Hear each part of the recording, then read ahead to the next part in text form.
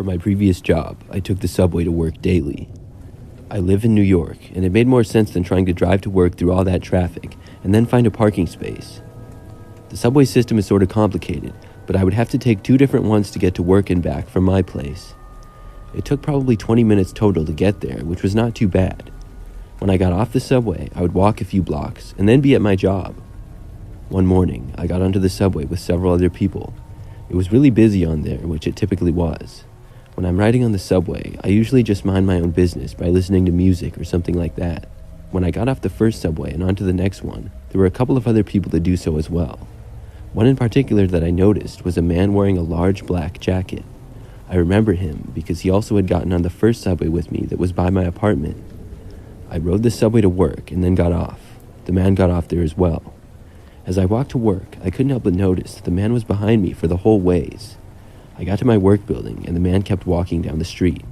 Then it was time for me to work. Throughout the day, I did many things and forgot all about the guy. It wasn't until the workday was over and I walked a few blocks to go down and wait for the subway that I remembered, and that's because I saw him again. There he was, wearing the same thing, waiting for the subway. I had never seen this guy before, but he probably just had another job there like I did. I got onto the subway when it arrived, and the man followed right behind me and then sat next to me. I didn't know why this particular person was bothering me so much, but I just had a really bad feeling. When the subway came to my stop, instead of getting off and boarding the other subway that I would take to go home, I decided to walk around for a bit. This would tell me for sure if the guy was following me or not. When I did, he did the same things as well. He walked behind me wherever I went. Then I went back to the subway to go home. I wasn't quite sure how I was going to get away from this guy. He maintained a distance from me of probably like 15 feet or so. We both waited for the subway, with him sitting on a bench about 20 feet away from the one that I was sitting on. The subway that I was taking to go home arrived, but I didn't want to get on. I knew that the guy would just follow me on, and I did not want him following me all the way to my apartment.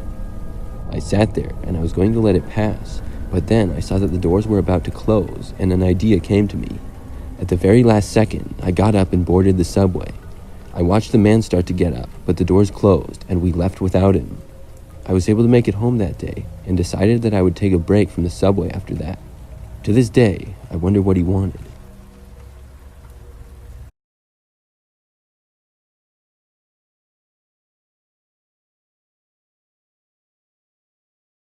I live by myself in a 2-story home a little bit out in the country. It's not in the middle of nowhere or anything, but the nearest city is at least 30 minutes away. I have a yard that's 2 acres in size and have a shed in the backyard behind my house. That's where I keep my lawnmower, golf clubs, and other sorts of items. My garage only fits 1 car, so there's not that much space for extra storage. Well, one day a few months ago, I realized that somebody tried to break into my shed. I was going to get my lawnmower, and I saw a bunch of scuffs on the door and at the sides of it. It looked like somebody tried to pry it open with a crowbar or something. I didn't know exactly what happened, but it wasn't good. And these weren't marks that I made or that could be left by an animal. I hadn't been to the shed in a few days, so I didn't know exactly when this had happened. I looked inside, and everything was still in place. I'd mowed my lawn, then locked up the shed again and went back inside afterwards. Fast forward to 2 nights later. It was probably around midnight. I was inside when I heard a sound coming from the back of my house and outside. I couldn't tell what it was at first, but I soon realized that somebody was trying to get in.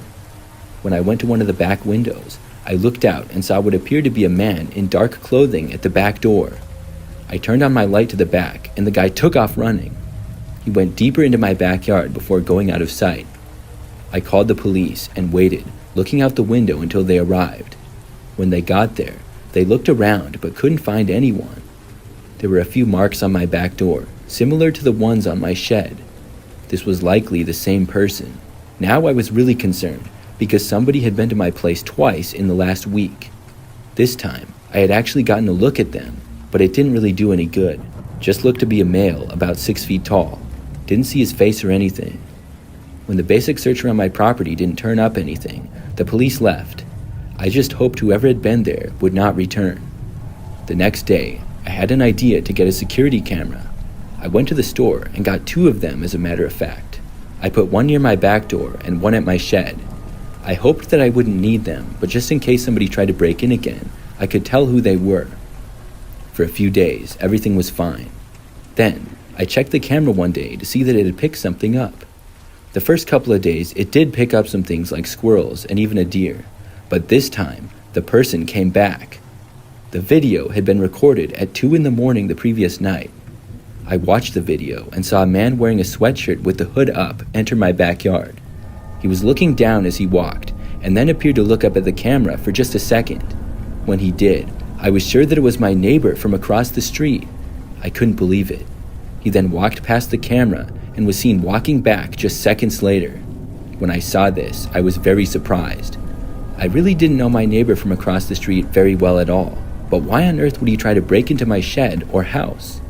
I watched the video several times and was about 90% sure that it was him. Because it was dark out and because the quality was not the best in the world, I wasn't 100% sure.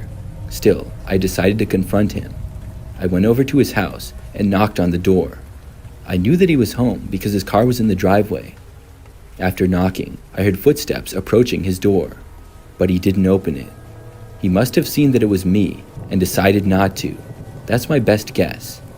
I knocked again and got no response, so then I returned to my house. After that day, my camera didn't pick up any more people. I checked it many times. Picked up a lot of animals, but no more people. I've also had no more attempted break-ins. I'm very sure that it was my neighbor, but I just don't know why. Why would he want to break into my shed, or my house for that matter? But since this, I've rarely seen my neighbor come out of his house. He still lives there, and this was a few months ago. It's kind of awkward when I see him, but I really don't know what to do. Hopefully, he doesn't do anything like that again.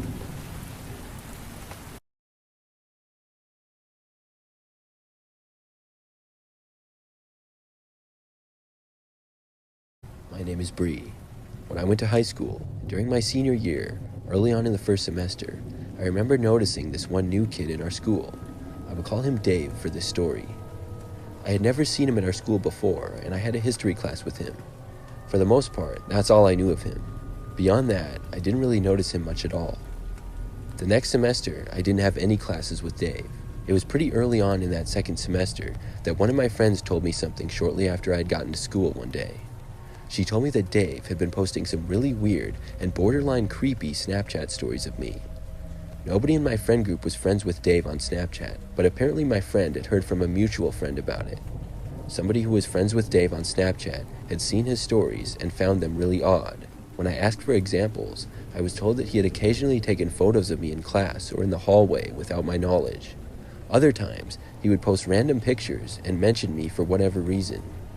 To me, this did seem pretty strange, and I felt like I should tell Dave to stop. But I knew this might be really awkward to do, or he might deny it altogether. I thought about it for a little while, but I never really saw Dave anymore anyways. I didn't have any classes with him anymore. Plus, I never saw him in the hallways in between classes either. Our school was pretty big, with about 2,000 students total. Over time, I just kind of ignored it.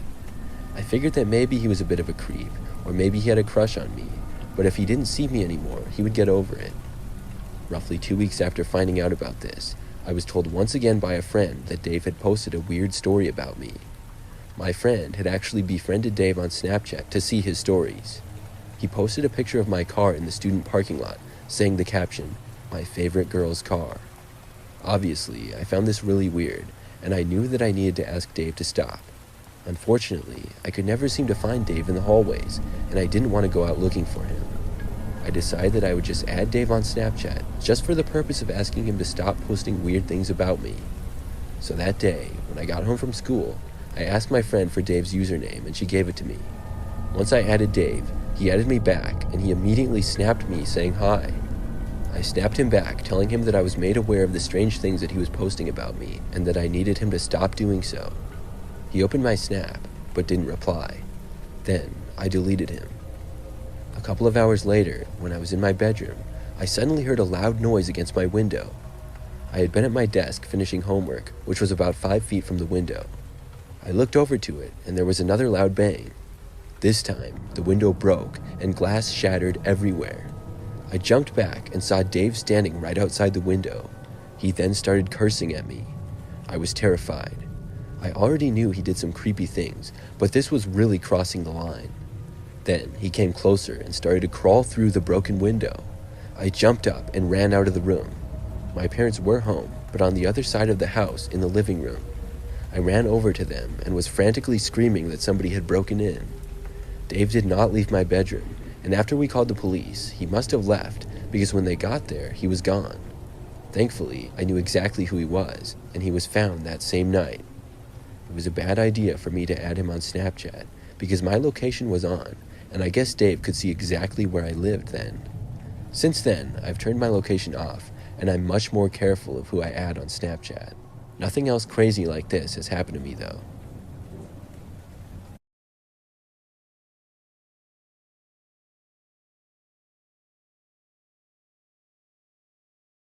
Around 5 years ago, I was in college and in the market for a new iPhone. The one I currently had at the time was pretty old and starting to have major problems. The biggest one was that no matter what charger I used, the phone wouldn't charge half the time. You had to unplug it and plug it back in about 10 different times before it might work. I wasn't making a whole lot of money at the time either, and I wanted to get the best deal that I could. I was in college at the time and a freshman. One day, I casually mentioned to my friend Alex that I needed a new phone. Alex was one of my college friends who I had a class with, and we sat next to each other. He told me that he knew a kid who was selling an iPhone, and he had asked Alex if he would buy it, but Alex didn't need one at the time. He told me the price that he was selling it for, and I was interested. I figured that this would be the cheapest cost that I could get the new iPhone for. Plus, it was the current generation phone, which I believe was the 7 or 8 at the time. I asked Alex who the kid was, and he said that it was a guy named Drew who used to go to his high school. Alex was from the same city that my college was in, by the way. Anyways, I asked him for Drew's number, and Alex didn't have it, but he told me that he would ask him the next time he saw him. Within a couple of days, Alex told me that Drew still had the phone for sale, and he was willing to sell it to me. He told me that he gave Drew my number, and he would text me about buying the phone. But he didn't text me that day. The following day, he did, asking if I wanted to buy the phone, and I said yes, then confirmed the price with him, and luckily it was still the same. Drew sent an address of a park and said that he would sell me the phone there and to come when he got off of work at about 9 p.m. that night. I went to an ATM and withdrew the money. Then Drew texted me shortly after 9 p.m. saying that he was done with work and to drive to the location. It was roughly a 10-minute drive to a quieter side of town. I arrived at the park, which was like a nature walking trail, and then had a park area for picnics and stuff. Nobody else was there, because it was now dark out, and I think that technically the park was closed. It was a little bit confusing, because the park seemed rather big, and had a couple of roads going through it, with several paths as well, but I thought that I was at the correct place. I texted Drew, telling him that I thought I was there.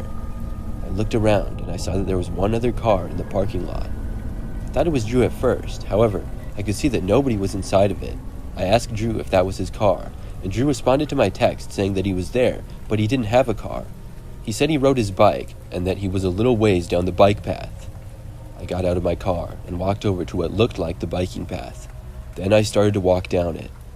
I made it a little ways down, but saw no sign of Drew. I even called out for him once, but I got no response. At that point, I decided to text him again.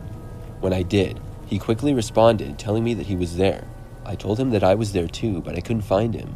He got kind of frustrated, it seemed, and texted me something like, "Dude, are you dumb? I'm right in front of your face." Now I was really confused, because I just wasn't seeing him. It was pretty dark out, and there wasn't that much lighting other than a couple of little street lights. I put my phone back into my pocket, and then yelled out to Drew. I said, "Drew, where are you? I'm right here." At first, there was nothing. Then I finally heard a voice. It was a man's voice saying, "Where are you?" I couldn't tell exactly where it was coming from, or if it was even on the path. Then the voice yelled out to me again. He said, "Put the cash and your phone on the ground now." I was really confused. "Why?" I asked. Drew responded, saying that he was in the woods and he could see me, and that he had a gun. I looked around, but couldn't immediately spot him. He yelled at me to stop looking around and do what he said, or he would shoot me. I wasn't even thinking about if he actually had a gun or not, but for some reason, I just decided to run. I sprinted back the way I had come from, and as I ran, I hoped that I wouldn't hear any gunshots. Thankfully, I didn't, and the farther I got away, the faster I ran. I could feel the adrenaline running through my body. At last, I made it back off the path and into the parking lot. I didn't stop sprinting until I had made it back inside my car and then screeched away out of there. I drove back to my college dorm and felt incredibly lucky to be alive. I also still had the cash and my phone as well. The next day, I found Alex and told him how his friend had tried to rob me at gunpoint. Alex couldn't believe what I was saying at first, but he admitted that he considered Drew to be a pretty shady character. He said that he and Drew were not that close of friends anyways. We agreed that it should be reported to the police, which I did, and Drew was apprehended for the incident. The next week, I got a new iPhone from the Apple store.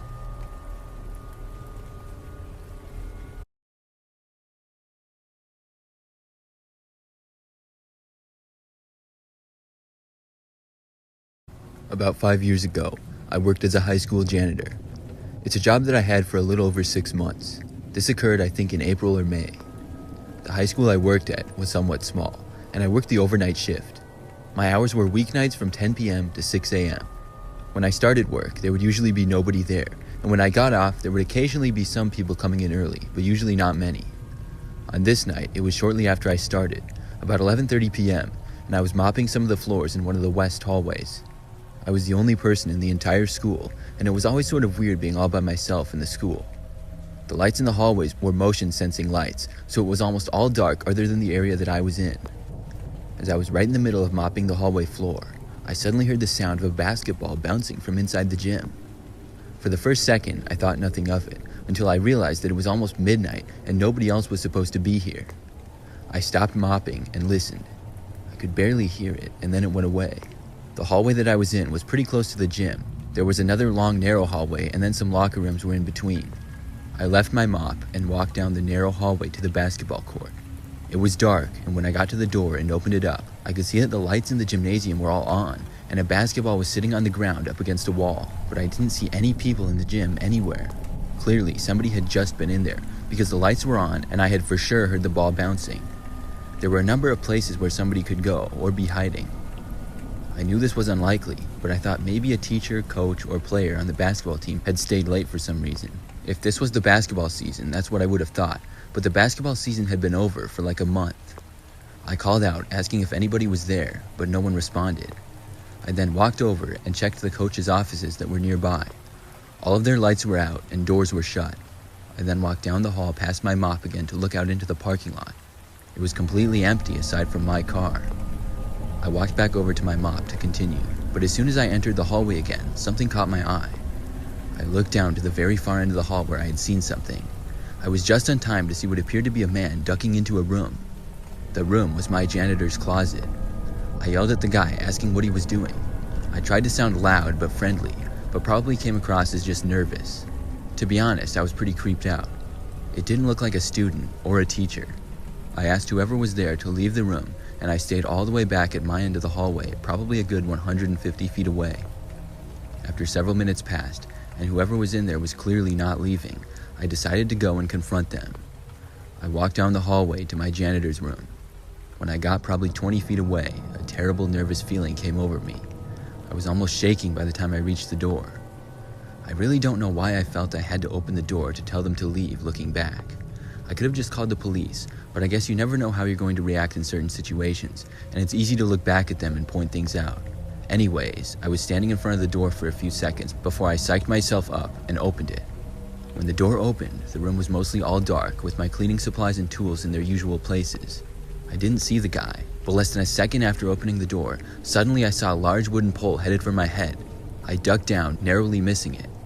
I backed out and slammed the door shut and sprinted away. It seemed as though whoever was in there swung the top end of a wooden broom right at me. I didn't stop running until I was actually out of the building, and then I called the police. It didn't take long at all for them to get there, maybe like 2 minutes. When they arrived, they entered the school, and no more than 5 minutes later came out with the guy. He was a creepy looking dude, and I honestly don't know when or how he got into the school. I'm also not sure why he tried to attack me, but that was enough to make me start looking for another job.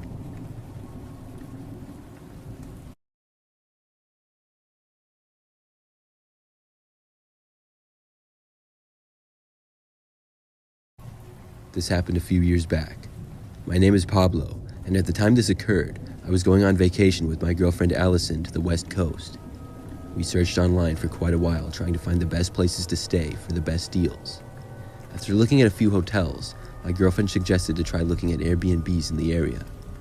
It didn't take long to find some that seemed great. Eventually, we both agreed on one that was all around the best. A couple of weeks later, we got there, and when we saw it in person, it was just like the photos online. The property was in what appeared to be a really nice neighborhood. The house was very new and had a small but very nice yard. As for the house itself, it was also small but very nice. There was 1 bedroom, 2 bathrooms, a living room, dining room, and kitchen. We got inside and checked out the place, but over the first day, we didn't spend much time there at all. We were mostly out in the nearby cities doing things. When things got strange was the second night though. It was late, probably almost midnight, and Allison and I were getting ready for bed. I was in the bathroom brushing my teeth, and I heard a noise coming from down the hall, which I assumed to be Allison. But like 10 seconds later, I went into the bedroom to see Allison laying in bed. I asked her if she had just been out in the hall, and she responded no. I felt a little bit odd when she said that, but I brushed it off. I was sure there was a logical explanation, and nothing strange was happening. I got into bed and closed my eyes, and at some point that night, I woke up. I sat up in bed. It was like 4 a.m. or something like that, and Allison was still fast asleep. I wasn't sure what had woke me up, but I looked around the dark room. I couldn't really see anything, but about 30 seconds after waking up, I heard a noise coming from what I assumed was the kitchen area. The noise was of someone walking, and I couldn't tell where they were going. It was brief, but I was sure that someone was inside the house now. I stayed there though and didn't hear anything. As I sat there, I wondered if it really was somebody inside, and eventually I convinced myself that I was probably just paranoid. But to be safe, I got out of bed and turned on the light. When I reached the hallway, I turned the light on there too. I saw nothing unusual. I didn't hear anything else either. Then I moved into the living room and turned on those lights. I could see basically the whole place from there, and then went into every single room. I didn't see anybody inside, or a trace of someone either. I went back to bed and was able to fall back asleep. The next day went on as normal for us. We were once again gone for most of the day, doing normal vacation stuff. The next night though, something similar happened. I was awoken in the night, this time by Allison. She told me that she heard something in the house. I got up again and was really confused as to what these noises were that we had been hearing. I did not turn on the lights this time. I wandered out into the hallway and looked off into the rest of the house. I was expecting to see nothing again, but this time though, I actually saw something. I saw at the corner of the dining room area, a closet door closing. I couldn't believe my eyes. I didn't see a person, but definitely saw the door close. I might have seen part of someone's arm closing it, but it was really dark. When I did, I wasn't sure how to react. Allison had left the bedroom, and I turned around to see her walking towards me. I told her to get back inside the bedroom, and I followed her. When we were both in there, I closed the door and locked it. She said that we should call the police, so we did. They said they would arrive within 15 minutes. During the time that we were waiting, I heard a noise again. It was the sound of a person walking inside the house. This time though, the footsteps were getting closer. They walked all the way to outside our bedroom door and then stopped. When they did, I couldn't help but yell to them that I had called the police.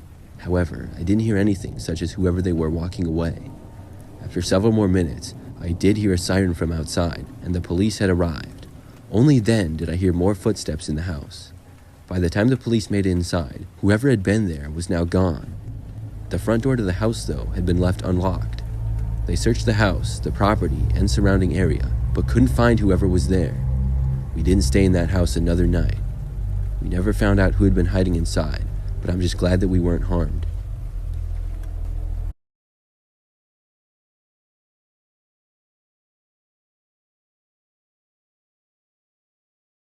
I'm currently a sophomore in college. This past year, I was living in the dorms and I had a room all to myself. The dorm building that I lived in is pretty old, but it's nice, and I lived on the 3rd floor. I really liked my room because it's the farthest room to the end of the hallway. Over the course of the semester, I got to know a good number of people that lived on my floor, and I ended up making some pretty good friends. But one night, after I got ready for bed, I turned off all my lights and tried to fall asleep. I was just starting to feel nice and relaxed when I started to hear a noise in the hallway off in the distance. Generally, our dorm building was pretty quiet, and I was trying to sleep, so it was slightly annoying. It sounded like someone's phone was doing text-to-speech in the hallway, and I could hear it getting closer towards my room. But as it got closer and closer, I could hear that the voice on the phone was not speaking English. I'm not sure what language it was, but I know it wasn't Spanish either, and I couldn't recognize what it was exactly. To be honest, it didn't really sound like a language at all. I heard it keep getting louder and louder until I could tell that it was right outside my door. This was kind of suspicious because I was the farthest room to the end of the hallway, and I knew it wasn't the guy who lived next to me, so I didn't know why somebody would be outside my door. I listened to try to hear what was going on, but I didn't know what it was. Then I remembered that I hadn't locked my doors. I know it's a bad habit, but I just rarely lock my door unless I'm leaving my dorm room for a long period of time. I started to panic, and then I thought I was going to have a heart attack when I heard the door slowly start to open and I saw light start to fill my room, which had been pitch black. I saw someone in the doorway, but they were mostly blocked from my view, with me being in my bed and the door being in the way. I just saw their arms sticking out beyond the door, pointed towards me, holding a phone, which is where the sound was coming from. It was still playing a robotic voice, speaking something that I couldn't understand at all. This continued for several seconds, until they took another step in my room, which revealed them to be what looked like a guy wearing a ski mask. They pointed their phone at me, and I asked what they wanted. They then slowly backed away and left the room. I quickly got up and shut my door and locked it. I had a really hard time falling asleep after that. I tried to tell myself that it was just a college kid pulling a prank, or maybe someone who was drunk, but I just had a strong feeling that it wasn't. I did my best to just forget about it, and eventually I fell asleep. The next day I got an email from the resident assistant of my dorm. It was sent to everyone on my floor with the subject, "Floor Incident." The email went on to say how a suspicious person was seen in the dorm who didn't live there and asked if we knew anything about it to contact them. I told them my story, but I never heard anything beyond that.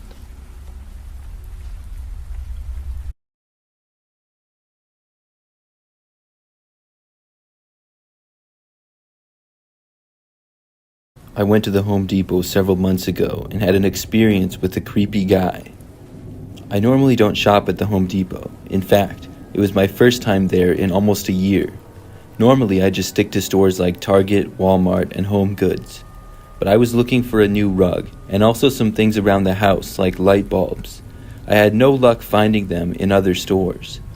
When I went to the Home Depot, it was probably a little bit after 8 p.m. and was dark outside. I had been to some other stores beforehand. Things were very quiet when I walked inside. As you know, the store is massive, but some coworkers and a few shoppers were around here and there. I decided not to find an employee and ask them for help, and instead look around on my own. I wasn't that familiar with the store and where everything was, but I could figure it out on my own.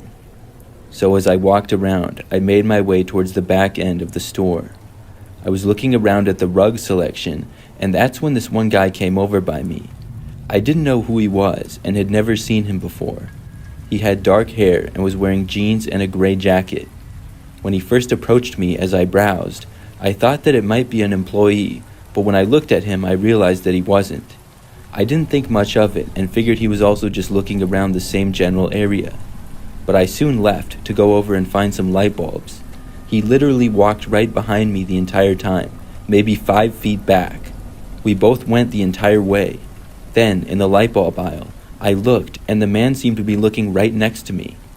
There was no way this was just a coincidence. It kind of seemed weird to me. I started walking away to another aisle, and when I did, the man followed.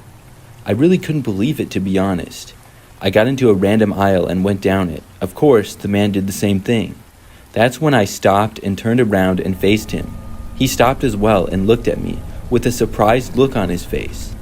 I asked him why he was following me all around the store. The man completely denied it. He said, "I'm just trying to shop." Then, he shook his head and started looking at a random item on the shelf. I was furious, but just walked away out of the aisle. When I did, the man stayed where he was. I knew that he was following me around, but I just didn't know why. Maybe he thought it was funny or was just trying to annoy me or something. He had finally stopped though, so I was happy to see that. I finished looking around and wasn't there for much longer. I probably spent another 10 minutes or so inside the store, all without seeing the guy at all. I'm not sure where he went, but I didn't care. I finished and went to check out. There, I paid for the few things that I got. I didn't end up getting a rug, but some other small items that I needed to get. Then I left the store and walked out to my car. I made it about halfway there when I just looked behind me. I'm not really sure why. I didn't hear footsteps or anything, but I guess it was just instincts. I saw the man once again, and he was walking towards me in the dark parking lot about 50 feet away. When I saw this, I went fast and unlocked my car. I didn't bother to look back again because I didn't want to know if the guy was running or anything. I just went as fast as I could to my driver's door, got inside, then put the car into drive and left. Luckily, nobody was in the parking space directly in front of me or anything. I could just peel away. I didn't see the man at all. I don't know if he had gotten closer to me or stopped going after me or what. When I made it out of the parking lot, I made sure that I wasn't followed home. Looking back, I don't know who that guy was and what he was doing. It was very obvious that he was following me around. For what reason, I still don't know. I haven't been back to the Home Depot since.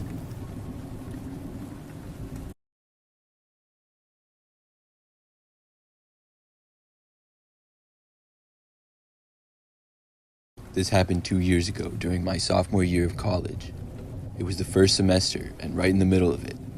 I had a pretty tough schedule and always had tons of homework to do. One night, I went to the study area in my dorm building, which was in the basement. I started my homework at like 7 p.m. and ended up staying there until almost 1 o'clock in the morning. I was able to finish all of my homework, but my roommate was asleep in our room and I was starving. There was a McDonald's right near campus, but it closed at midnight. I looked at my phone and what was open. I saw that there was a 24-hour McDonald's in the next city over, about a 10-minute drive away.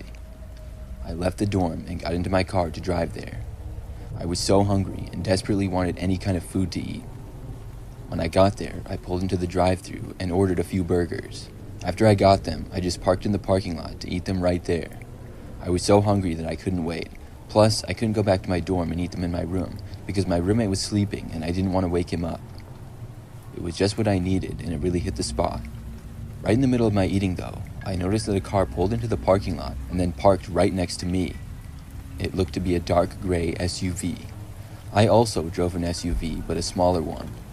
Of course, it's always strange when a car parks next to you in a parking lot that only has like 3 cars total in it. I couldn't see into the windows when I looked because there was like a shirt draped over the passenger's side window from the inside.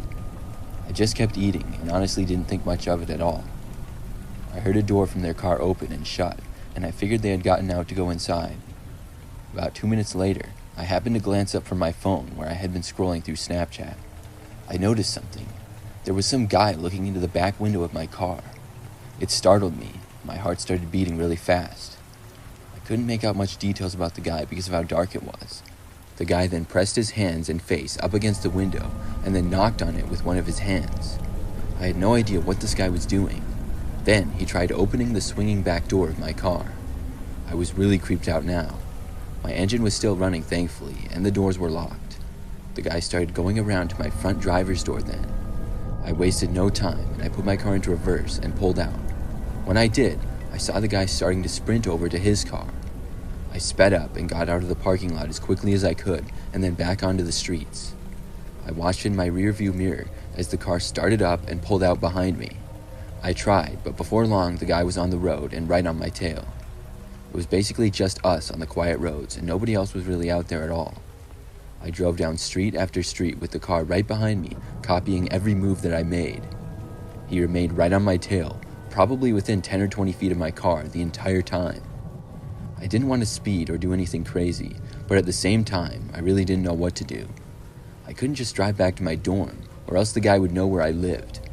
I got within maybe a mile of campus and then basically just started taking random turns. The car did each and every one of them with me. This went on in random neighborhoods and streets just off of campus for a good 10 minutes, I would say. Then I pulled onto a street where a police car happened to be driving down. As I approached the police car, I saw the guy behind me turn off onto another street and drive away. I thought about flagging down the police, but now that the guy was gone, I decided to just drive home. I kept going and very carefully drove back to campus after that. I made it back to my dorm safely and then went to bed. Luckily, I never saw the man or his car again. I've always wondered, though, what was he doing?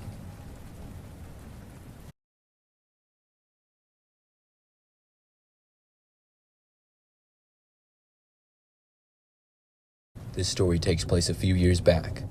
At the time, I was 21 years old and was working a job at an arcade not too far from where I lived. The arcade was a really popular spot for birthdays or anybody on weekends. There was a smaller bowling alley, some places to eat and get food, and then a massive arcade. At the time of this event, I had been working there for almost a whole year. I knew my way around the arcade really well by then, and had recently become one of the managers. Many nights, I would be in charge of locking up the place.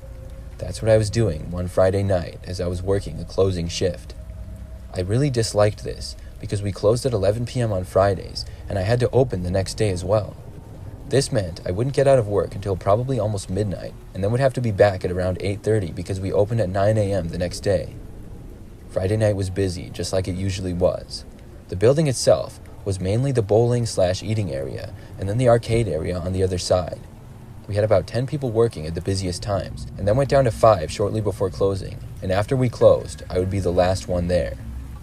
Things remained busy all the way until about 10:30, and finally started to quiet down. Then, at 11 p.m., we were closed, and I began my after-hours duties.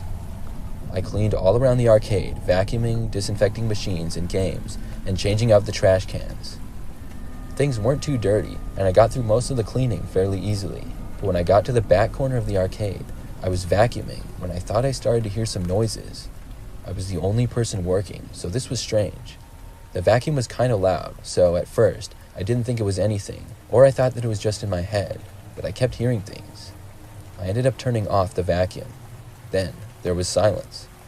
After I was done vacuuming, I was changing a trash can in the corner and thought I heard a noise again. The noises were all pretty small. I couldn't really make out what exactly they were, but I had a bad feeling. It was strange because I had worked all by myself after close several times before and never had anything like this happen. I decided to look all around the arcade to put my mind at ease. I went through the entire place, looking in every area and checking the bathrooms, but didn't see anybody or hear anything at all this time. When I was sure everything was good and I was done with my work, I locked the doors and headed home for the night. After getting home, I pretty much went straight to bed and then got up early the next morning and got ready for work. I got into work at about 8:20 and began getting the place ready to open. 4 other coworkers would be coming in at about 8:45 or 8:50 to get the place ready to open as well. We would generally not be all that busy for the first hour of being open, but then start to get really busy at about 10 a.m. on a Saturday. Right away when I got inside, I knew something wasn't right. A few of the chairs in the dining area were out of place. I knew that I had them all in order from the previous night. I instantly remembered the noises that I had been hearing the night before. Then, I heard them again. More noises coming from the arcade area. I looked, but still didn't see anything. I thought about just leaving and waiting in my car until the rest of my coworkers got there, but ultimately, I decided not to and chose to investigate. I walked into the arcade and to where I thought I heard the sounds coming from. I heard something once more. It was within probably 20 feet of me, but I couldn't tell exactly where it was coming from. I examined the area for a bit, and then I walked to the back wall. From there, I could see a different view. There was a basketball machine where you could shoot some hoops and it would count your score and stuff. Well, behind that machine, there was this hidden area just big enough for a person. I went and looked there and saw a man crouched down. As soon as I looked, he looked back up at me. He had long, messy hair and a scraggly beard. The guy locked eyes with me and just stared. I expected the guy to run away or something, but instead, he came out and stood up aggressively. He didn't charge at me, but I didn't even give him the chance. As soon as he stood up from behind the machine, I ran away. I ran all the way out of the arcade, screaming like a little kid. I got back to my car and locked the doors. I considered driving away, but after catching my breath, I realized that I needed to stay and call the police. I got out my phone and dialed. As I was speaking with the 911 operator, I kept my eye on the door, expecting the man to leave at any moment. He didn't though, and I waited in my car for about 10 minutes until the police arrived at the scene. When they got there and entered the arcade, several of my coworkers were arriving as well.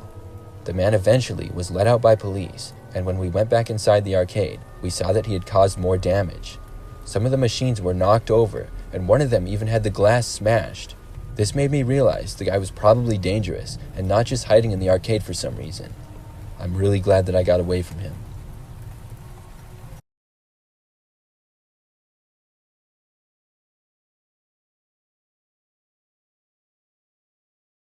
I'm going to tell you a story that happened back when I was in high school. This was during my junior year. My name is Kendall, and when I was in high school, I would describe myself as a pretty average student. I had a friend group of a few other people that I would talk to on a regular basis. The high school that I went to was relatively big. I'm not sure exactly how many students went there total, but it was probably over 1,000. Most of my classes, I would have at least one of my friends in it, but not quite all of them. I remember there was this one science class that I was in during the first semester of junior year, and I didn't really have any friends in it. This meant that when we did group projects, which we did a lot, I would just have to kind of join a group that I was sitting near. That's when I met this one guy named Ronnie. Ronnie was in a group that I was in with 3 other people. We were doing some science experiment, and I got to know everybody in the group a little better. Ronnie came across to me as a little strange. He would say things that were just plain weird or inappropriate. And I know a lot of high school kids are weird and inappropriate, but he kind of crossed the line a bit. He normally would sit right behind me in class, and after the group project, he would occasionally talk to me. For the most part, he was nice to me, and I was nice to him, but he would still say some strange things that I really didn't know how to respond to. I also noticed that he skipped class quite a bit. For the rest of the semester, though, everything was fine. I remember that towards the beginning of second semester, Ronnie followed me on Instagram and added me on Facebook. I no longer had any classes with him. Not long after adding me on social media, he started sending me messages.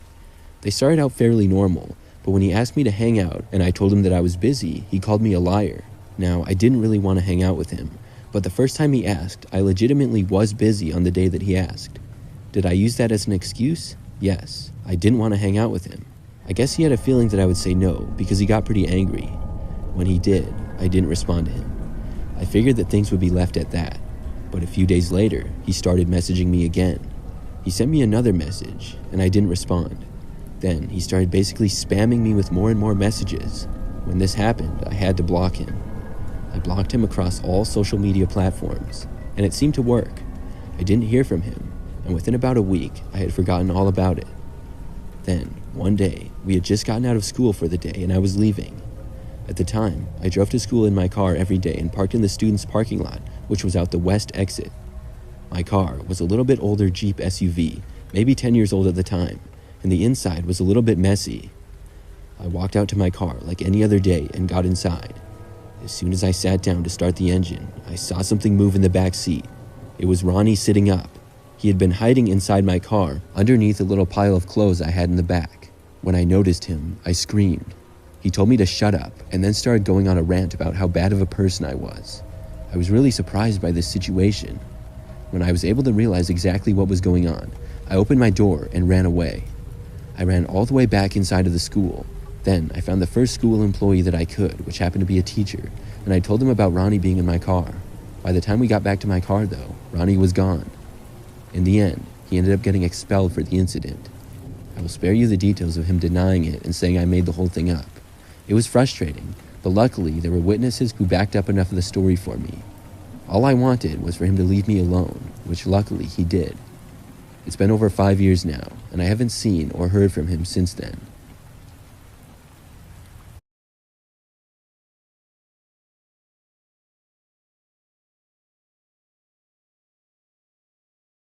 I used to work at Applebee's as a waitress a couple of years back when I was younger. I worked there in total for about 6 months. For the most part, I liked the job right up until the end, and I would make decent money in tips. The reason that I quit, though, has caused me to not want to work at a restaurant again. During the time that I worked there, I lived in a small apartment which had a door that opened right up to the outside.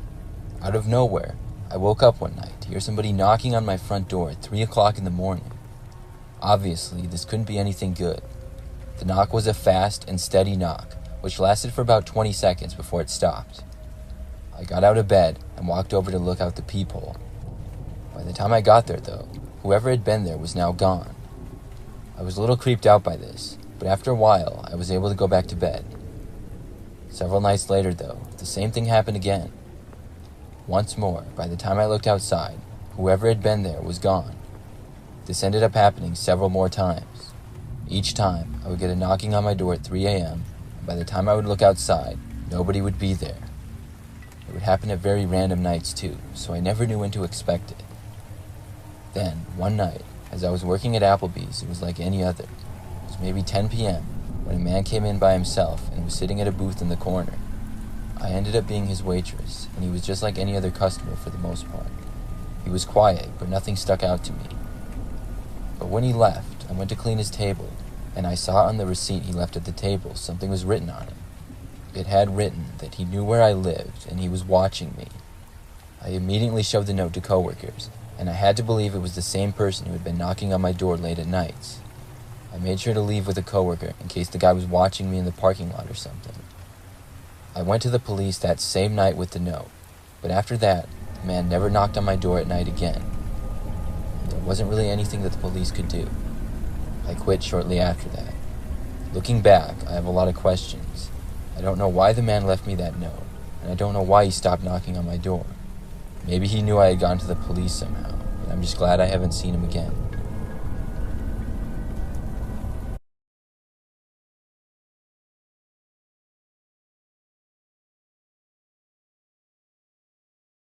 This happened roughly 5 years ago. I was at Baskin Robbins one night and went inside to get a shake. The location was about 10 minutes away from my house, in a little shopping area where I went all the time. I would guess it was about 8 p.m. or so. I know that it was nighttime, and not really anybody else was there. I ordered, and was standing inside waiting, when I noticed a man through the side of the window of the building. It looked like he was walking on the sidewalk and towards the front doors. I remember expecting him to come inside the doors, but instead, he just stopped and kind of pressed his head up against the window for a second and looked inside. Then he walked away. I thought it was a little bit weird. I could see that the guy had a long beard and wore sunglasses and kind of beat up clothes. It looked like he was homeless to me. I went on my phone after that for a minute or so. When I looked over again, the guy was gone completely. My shake was done within the next minute, and I picked it up and left. I walked out the door and was headed to my car, but immediately after exiting the building, I saw the homeless guy again. He was standing next to the building on the sidewalk, but farther down. He said hey to me and started walking in my direction. I looked over and waved, but really didn't want to talk to the guy. I just wanted to get to my car. The guy came up to me and I could see that he was limping. I kept on walking to my car and didn't stop. He basically followed me all the way over there. He said hi to me again and asked if he could talk to me for a minute. I asked him how I could help him, and he told me that he was homeless and had just sprained his ankle earlier that day. I said sorry and thought maybe he was going to ask me for money or something. Instead, the man asked if I would be nice enough to drive him to the McDonald's down the road. I looked and saw the McDonald's. It wasn't too far down the street at all. It was just across a busier street and then like 3 businesses down from where we were. I had a bad feeling about it, and I didn't know this guy. I just really didn't want to give him a ride. I wanted to help people, but something about this guy just seemed way too sketchy. I told him sorry, but no, I was really in a hurry and was going in the opposite direction. Of course, I made up the second part.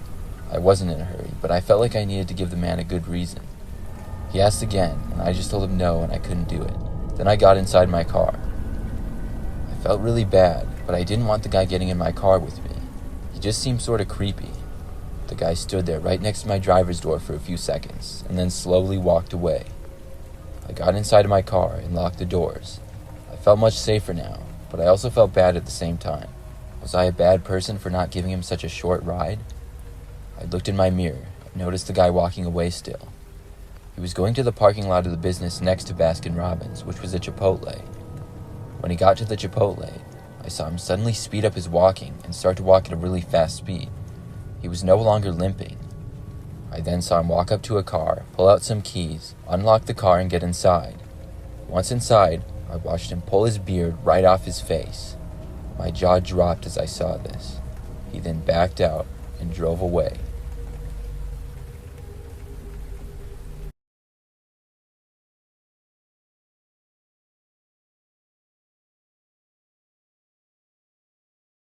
I remember this like it was yesterday.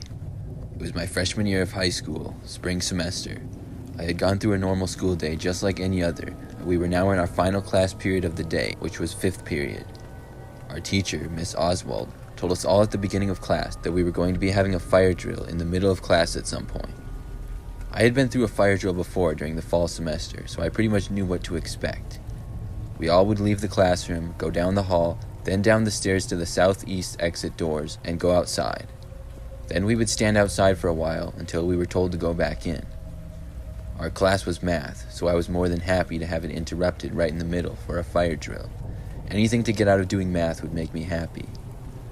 I remember Miss Oswald gave us some homework, and then basically gave the rest of the class period for us to work on it. About 20 minutes in or so, we suddenly started hearing the fire alarms. I saw the lights flashing that were on the walls, and we all got out from our desks and followed Miss Oswald.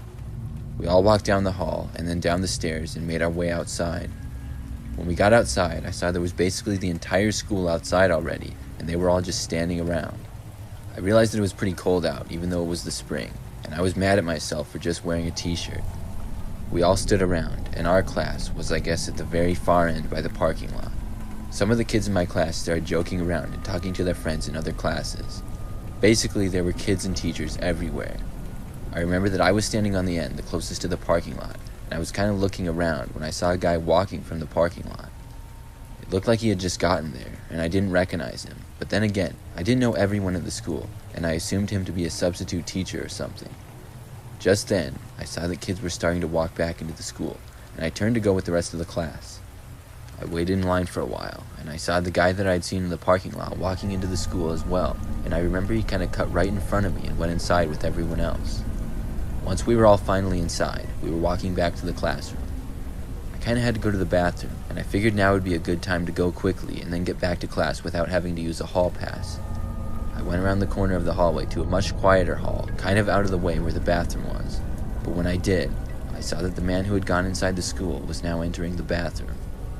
I took a few more steps toward it to go inside, but I just decided I would wait until after class.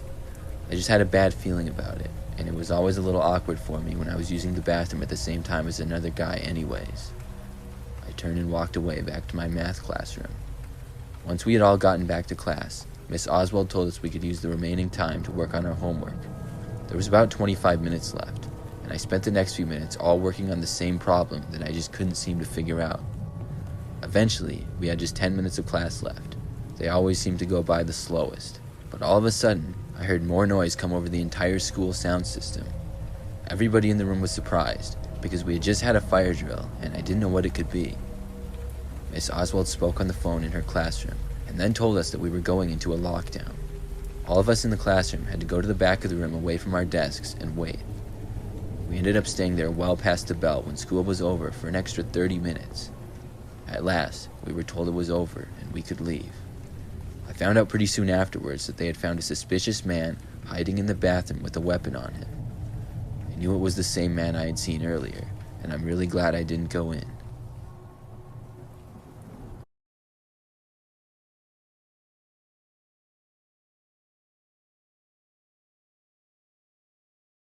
Last summer, I was traveling with my wife. We were going home from a wedding we attended about 4 states away from where we lived.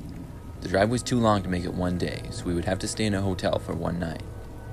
On the way there, we stayed in a pretty decent hotel, roughly halfway. We were hoping to stay there on the way back as well, but when we looked, the prices were much higher, and it had a lot less availability. I figured it wasn't a big deal, and there would be plenty of other nice hotels we could stay at on the way back. My wife and I took turns driving on the way back. I drove for a while, and then let my wife drive the next few hours. Then I returned to driving that night. At about 10 p.m., I started to get really sleepy. I looked over and saw that my wife was already fast asleep.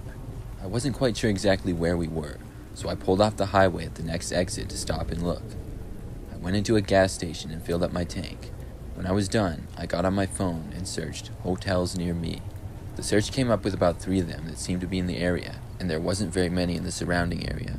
I clicked on the first one I saw, and the rates were pretty cheap. I then looked at the other 2. Unfortunately, none of them seemed all that nice, but it was late, and I really just wanted a place to sleep because I was getting more and more tired. I chose one and drove to it, which was only about 5 minutes away. When we arrived, my wife woke up. I asked her if this place looked alright to stay for the night, and she said yes, it seemed good enough. The place had an upper and lower level of rooms, and they all opened right up to the outside parking lot. There didn't seem to be many people there, because there wasn't very many cars in the parking lot. However, based on some of the older, rusty cars around the parking lot, I could tell it wasn't the nicest place in town. I got outside and went into the office. I got a room and then went back to our car, grabbed my suitcase, and then my wife and I went to our room, which was on the ground level. Once we got into the room, we weren't all too impressed, even after our expectations had been set low. The TV was still a box version, and the bathroom mirror had several noticeable smears on it. We were too tired to care though, and got to bed and fell asleep rather quickly. However, we were woken up not too long after that. I heard loud bangs coming from the door of our hotel. Our blinds were shut, so I couldn't see who was there when I woke up. I looked at the clock, and it was 2 a.m. Who could this be? I got up out of bed slowly, and the knocks continued. I got to the door and was going to open it, but decided to check the people instead. There were 2 large men standing outside the door. They both wore black jackets and did not look very friendly at all. They seemed to be angry for some reason. I watched the guy bang loudly on the door, just inches from where my eyes were looking at him on the other side. I did not want to open the door for him. I had a bad feeling about this. As they kept knocking, I was wondering what I should do. I kept looking out the peephole and saw the other man who was standing at the door walk over towards the window. He then started knocking on the window. This continued for several minutes before finally it stopped. I watched the men seemingly walk away down the sidewalk in front of the hotel. My wife asked me what that was all about. I told her that I had no idea. At this point, I decided to go outside and look around. I opened the door and looked. I didn't see anyone or anything, but I really didn't feel like going out any further. I didn't feel safe. I went back inside and decided to just go back to sleep. It took a while, but eventually we were able to. When we woke up the next morning, we were pretty much ready to leave right away. The hotel didn't have breakfast or anything like that, and we hadn't brought much inside. I showered, got dressed, and then we left. It was about 7 a.m. when we left the hotel room and brought our things out to the car. When we got to our car and were getting inside, I noticed another car parked against the back side of the parking lot facing us. I saw the 2 guys I had seen in the people the previous night. They were sitting in the front 2 seats of the car, and I recognized them as the ones who had been knocking on our door. I pointed them out to my wife. She was confused at first, until I explained to her those were the men that were knocking. As I was putting my suitcase in the trunk of our car, I saw the doors to the car that the men were in open up, and they began to walk towards us. We hurried to get inside the car, and as soon as I was able to, I started the engine. The men were parked pretty far away, so they were only about halfway to us by the time I started to drive away. We left and didn't look back. Luckily, we weren't followed or anything like that. To this day, I'm not sure what those men wanted or why they were watching us.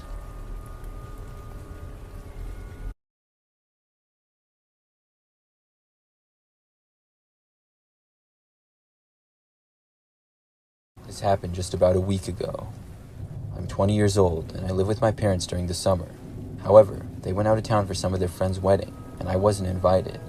This was fine with me though, because I didn't really know the people anyways, and it's kind of fun to have the whole house to myself. We have a split-level house, and my bedroom is at the front end of it, but on Friday night, I stayed up really late watching a movie in the living room. I like that TV better because it's much bigger than mine. The couch in the living room is also super comfortable, so I just decided to sleep there for the night. Anyways, I woke up Saturday morning, and it was still super dark in the house. In the living room, we had a sliding glass door that connects to the deck in the back. The blinds were covering most of it, and that's the main source of light, but there was maybe a 5-foot gap to look out, and I saw that it was raining. I then looked at the clock, and it was almost 9:30 a.m. I was just sitting there on the couch and turned on the TV, when all of a sudden I heard 2 knocks at the front door. They weren't really hard knocks, sort of light, and immediately my heart started pounding. I know it's not a big deal just to get knocks on the door, but we lived towards the end of a dead-end road, and our neighborhood was very quiet. It wasn't very big, and it was extremely rare for anybody to knock on our doors for any reason. Maybe it's also because I'm a shy person, but it made me really nervous for some reason. From where I was sitting on the couch, I was just barely around the corner, and I couldn't see the front door. And whoever was at the front door probably couldn't see me. At least I was hoping they couldn't see me. I was wondering who it could possibly be, especially in the middle of pouring rain. Then I remembered something. I had ordered an Amazon package and was expecting it today. Suddenly, I felt so much better and started to relax. I opened up my Amazon app on my phone and clicked on my orders, expecting to see that it was delivered. But when I looked, it said it wouldn't arrive until 5 p.m. that day. Suddenly, I went back to being super nervous. I decided to carefully look out and see if anyone was at the door. It had now been maybe a minute or two since they had originally knocked, and they hadn't knocked again since. I slowly moved to look out the window, and when I did, I saw that nobody was there now. This made me feel a little better now that they were gone, but right at that moment, I heard the noise of somebody walking up the stairs of our back deck. I couldn't see because of the blinds covering most of the sliding glass door, but I then heard footsteps on the deck. I started shaking, and the next thing I knew, I saw a man appear in the opening of the sliding glass door where you could see outside. He was staring right at me, but had no expression on his face. He was bald and wore a black jacket and black pants. The guy then tried sliding the door open. Thankfully, it was locked, but I knew if he really wanted to, he could probably break the glass between us. I ran away into the bathroom that was just down the hall. I had no idea who this guy was or what he was doing here. I had been right to be so nervous about this for seemingly no reason. As I closed the bathroom door and locked it, that's when I heard the first loud bang against the window, as if he was going to try to break it.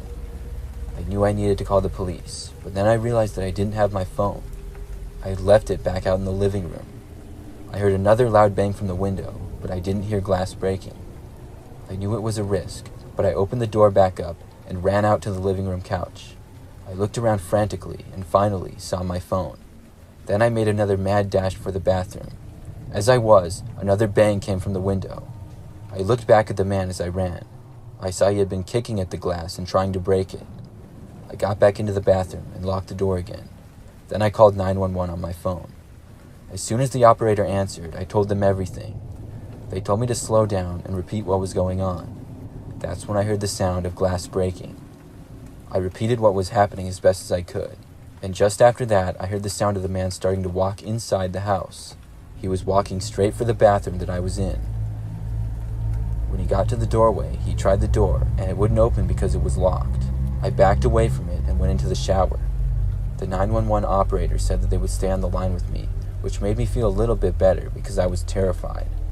The man then started to bang on the bathroom door, and my phone suddenly went silent. I looked at it and saw that it had died. I hadn't plugged it in the previous night. I figured the man was kicking on the door the same way he had been kicking on the sliding glass door, and I knew he would probably break this as well. I heard him walk away for a minute and then go down the stairs that we had. He was gone for maybe a full minute, and then I heard him return. There was another loud bang against the bathroom door, but this one sounded much harder. I think he had found one of the baseball bats we had in our house or something. This made me even more terrified than I already was. I grabbed the towels we had in the bathroom and covered myself. I then went into the small bathroom closet we had and closed that door. I just barely fit in there, but I had to do what I could. The guy hit at the door a few more times, and it really sounded like he was breaking it now. But that noise was interrupted by another one. It was the noise of a loud knock on the front door. I could barely hear someone shouting police. I hoped they would be able to get inside fast. And just after that, I heard the man walking away towards the back of the house where he had gotten in. I stayed hidden, and a short time later, I heard a bunch of shouting. Eventually, I heard someone yelling, "Put it down." When I finally heard the voice of multiple officers inside my house, I finally came out of the bathroom. They had literally gotten there just in the nick of time, and the man had been caught. I'm really lucky how fast the police were to arrive that day. This was very recent, and I'm still a little shook up about it, but I'm just happy to be okay.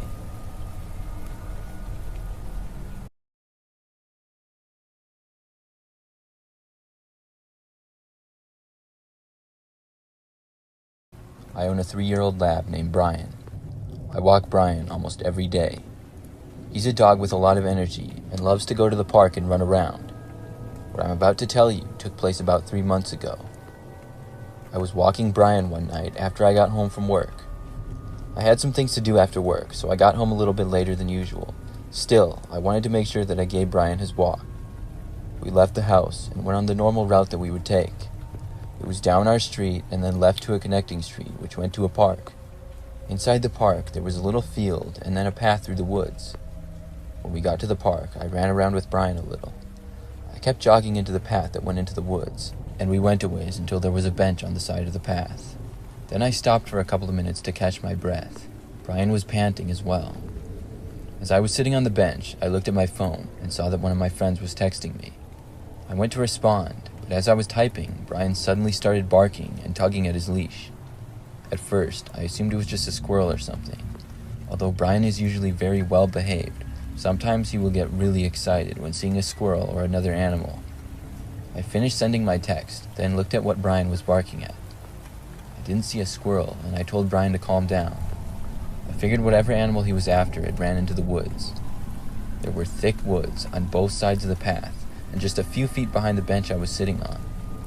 Brian kept barking though, and it seemed as though he was barking in the direction of a large tree just inside the woods. I stood up and walked over to it. I looked around the woods and listened. It was strange because it was very quiet and I didn't see or hear anything. I tried to help Brian calm down, but as I bent down to the ground and got to a lower angle, I now saw something. It was coming from the tree right in front of my face. There was a man ducked down, mostly behind the tree, looking at me. We were only about 5 feet away, and a creepy grin started to slowly fill his face. I jumped back and quickly stood up. Brian and I started walking away.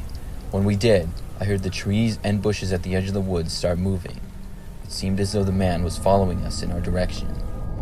I went back to a jog with Brian, and we ran all the way through the rest of the woods back to the park. The sun was almost completely set now, and it was getting dark. I didn't want to stop back and look at all to see if the guy was following us. On the rest of the way home, I didn't hear anything more behind us and was feeling better about things.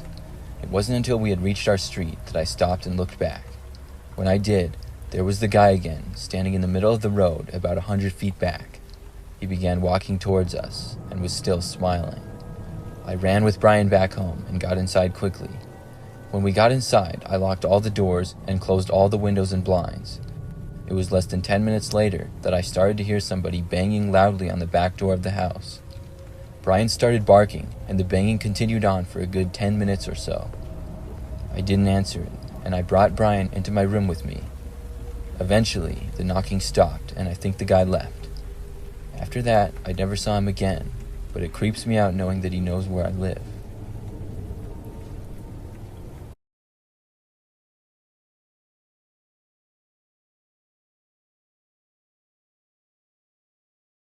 This story takes place a few years ago when I first started college as a freshman.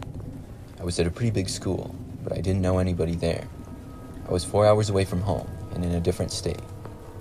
I lived on one of the freshman dorm buildings and on the 5th floor, which was the top floor. On what was the first week of classes, I got ready for bed one night to go to sleep. All of the lights were off in my room and it was pitch black. I had just set my alarm and closed my eyes to try to fall asleep when suddenly I heard my door open. I quickly opened my eyes and looked over my shoulder to the doorway. My room was still very dark, other than just a little bit of light now coming in because of the door being opened. I saw there was someone standing in the doorway, holding open the door. I couldn't tell at all who it was though, because of how dark it was. All I saw was just a figure. I didn't know anybody at this school yet, so I figured somebody must be here by accident. I called out asking them who they were, but they didn't answer me. I then said to them, "I think you have the wrong room." They still didn't answer me. Instead, I saw the figure suddenly move into my room instead of leaving, and then shut the door behind them and lock it. It was now completely dark once again, and I couldn't see anything at all. Everything went completely silent after that. Within a few seconds of this, I was beyond creeped out, and started reaching around for my phone, which I had placed on my desk to charge. As I was doing this, I suddenly felt my right arm being grabbed by someone. I jumped up and off my bed and yanked my arm away as fast as I could. I then yelled as loud as I could for them to get away from me. I ran for the direction of the door and slammed into it, banging my shoulder pretty hard. I felt around for the lock and then unlocked the door and opened it. I then ran out into the hallway and found my RA's room and knocked on their door. Luckily, they were still awake. I told them what had happened, and now that I wasn't alone, I felt better about going back to my room to confront whoever was there. We both walked there and then opened the door, ready for anything. I turned on the light, and we both saw that the room was now empty. I guess whoever had been in there somehow left. I don't know how they would have left though, because I was in the hallway the entire time. There was really nothing else to do at that point, other than to tell my story to the RA, who said he would inform the school. I always made sure my door was locked after that, and didn't have another problem. However, I always wonder who did that to me and why.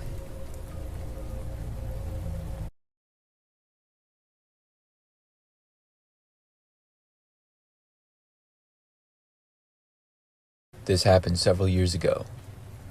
I happened to be driving in the city one night and was driving home afterwards. I lived about 40 minutes away from the city in a relatively quiet suburb. When I was driving back, I remember I had just left downtown and it was pretty late, almost midnight. I pulled up to a stoplight, which was red. As I was sitting there, I saw a car pull up beside mine and I could hear the loud engine. It sounded bad, like the car was going to break down at any moment. Because of this, it caused me to look over, and when I did, I saw the driver of the car was wearing a clown mask. He looked over at me, and then he pointed. It was kind of creepy with it being late at night and stuff, but I laughed it off. I smiled and waved at him, and a moment later, the light turned green, and he sped off in front of me. I drove home, mostly just taking this one long and busy highway that went all the way from the city, right near where my house was. At this time of night, the road was very quiet, and I didn't see many other cars at all. I was able to make it home faster than usual because of this. It was barely 30 minutes later when I had reached the exit of the highway that I would take to go home. But just before the exit, I noticed a car in front of me. It was the same car that the guy with the clown mask was in. I recognized it because of how old and beat up it was. He was turning at the same place where I would turn. I didn't even know he had still been on this road. He was driving slower now, and I caught up with him. My street was not all that long, and I hadn't seen this car before. I pulled onto the street behind him, and thankfully, he drove past my driveway and I pulled into it. I watched him keep driving down the street. I got out of my car and began to walk up to my house. As I had only made it a few feet away from my car though, I started to hear screeching down the road. I took a couple of steps back to look. Then, I watched as the car came roaring back down the street towards my house. I watched the car speed at an unusually fast pace down my street and pull right into my driveway. I scrambled to get inside and quickly got to my doorstep and unlocked the door. I heard the car come to a stop in my driveway and then the door open and slam shut. Finally, I was able to open my door and I got inside and locked it behind me. I didn't even want to look outside, but at the same time, I felt like I had to. I peeked out my living room window, hoping that I would not be visible from the outside. As I did, I watched the clown guy get out of his car and walk up to my front step. He then just stood there. He was just staring at my front door, about 10 feet away. I was frozen still, too afraid to move or let him out of my sight. I feared if I moved, he would see me, and I did not know if he currently knew where I was. I didn't think he did, because he never looked directly at me. He would occasionally look around, but never at me.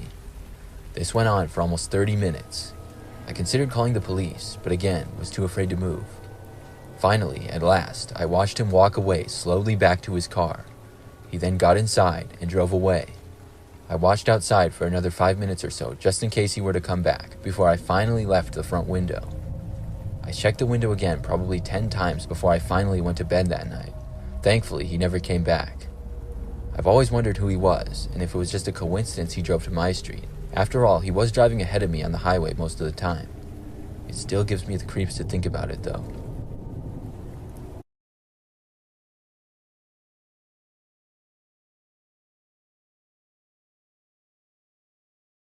Last year, I worked at Aldi for a period of about 6 months. Most of the hours that I worked were afternoon into the night. We closed at 8 p.m. every day, and while we were open, I would be a cashier, but also occasionally do other things. When we closed, I would sometimes stay after to clean the floors and straighten up the store a bit. Then, I would usually leave by about 9 p.m. or so. Other times, coworkers would stay after instead of me, but either way, there would only be one of us that stayed after close. One time, I was working from the evening to close, and then stayed after to clean. I remember that in the last few hours we were open, I was working mainly as a cashier. We were never really that busy other than maybe a couple of hours in the early evening, and the last hour was usually really quiet. My coworker David left when we closed, and I stayed after to clean the floors. We had already locked the doors and made sure nobody else was in the store, and I was hoping to not be there too much longer. Before I started, I walked all around the store, making sure that nothing was out of order. Everything seemed fine for the most part. I began my cleaning using the automatic floor scrubber that I would push around the store. It made it very easy to clean, and usually would only take about 30 minutes or so to clean the entire place. It was a little bit noisy, but not too bad. However, about 10 minutes in, I was sure that I heard footsteps coming from the other side of the store, as if somebody was walking around. I didn't believe it at first, and I kept working, but it became very obvious that that's what the noise was, so I shut off the machine that I was using and listened. Now it was completely quiet. I paused for a few seconds, and then went back to cleaning. After that, I didn't hear any more of the footsteps. I continued my work, going through each aisle. Eventually, I made it to the last aisle of the store. In this aisle was mainly different packaged foods stacked up against the wall. I made it about halfway down, and suddenly I noticed something. There were foods stacked up for sale, but hiding behind one of the stacks, I saw the face of a man looking at me. I froze when I saw it, and suddenly my heart started racing, and I immediately got hot and sweaty. I saw the man start to move out from his hiding place towards me. I turned and ran in the opposite direction, going back to the front of the store. When I made it back over to the registers, I didn't stop until I had made it to the bathroom.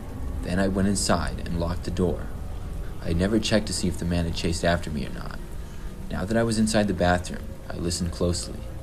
The store was silent, but I didn't hear any footsteps or movement.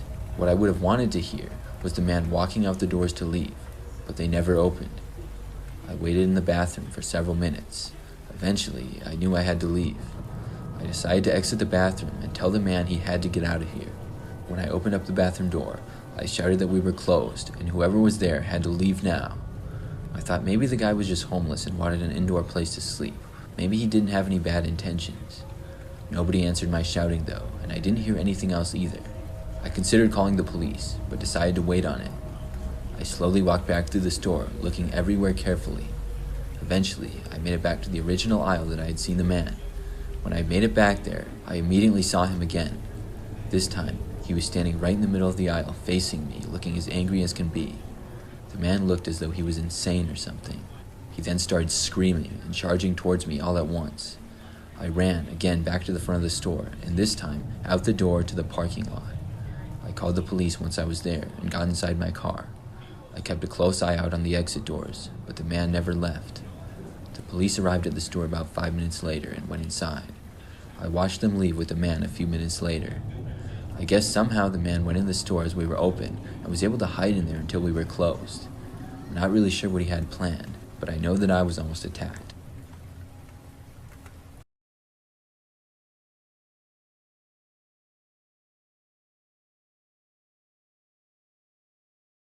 During a time when I was done with college and wasn't able to find a job right away, I took a job at a 7-Eleven because I needed money. I worked mostly late night and overnight shifts. What I liked about this was that there wasn't many people that came in, and I would have a lot of free time by myself to play on my phone or listen to podcasts. I was always a night owl, but I didn't really like staying up all night when I would have to work those hours. Anyways, I'd been working there for maybe about 2 months, and one night I was working by myself very late. It was probably 2 or 3 o'clock in the morning, but I don't remember the exact time. The location that our 7-Eleven is at is on a road just off the highway, and we're really busy during the day, but not so much at night. We got several customers early on, and for the first few hours, I had quite a bit to do actually. But now, we would get only like one person every 20 minutes or so, and I started to get bored. I noticed in the back corner of the store where we had the soda machine and icy machines, there was a spill on the floor. Seeing as though we didn't have any customers, I decided to go over and mop it up. I left the counter and walked over to the back near the bathrooms where we kept the mop, then over to the corner where the spill was. I saw the spill. Looked like Coca-Cola. Thankfully, the floor hadn't gotten all gross and sticky yet, and the mop was working well. As I was mopping, I suddenly heard the sound of the front door opening and somebody walk inside. Realizing I wasn't at my counter, I rested the mop against the wall and looked over to see who had entered our store. Where I was, you couldn't see the front door, and whoever was in the front door couldn't see me either. I could, however, just see the front counter. I saw somebody standing at the front counter with their back to me. They seemed to be looking around as though they were looking for someone who worked there. Realizing I needed to go back there, I took a couple of steps over to them, and as I did, I noticed them turn and their head went to the side.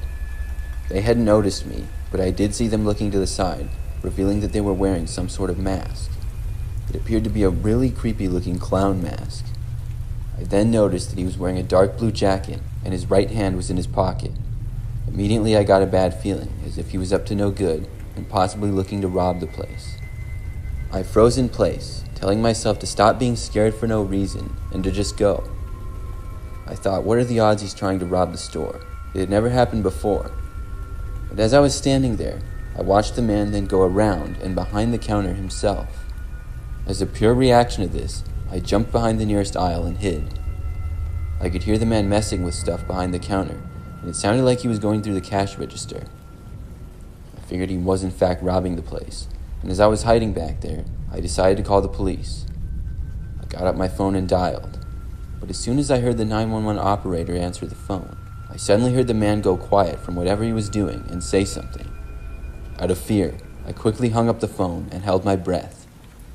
I heard the man shout from behind the counter, asking who was inside and to come out now. He spoke in a loud and demanding tone. I wasn't going to, though. I was way too scared to move. At this point, I just wanted to get out of there. I knew our store was being robbed, but they didn't pay me enough to try to stop this guy.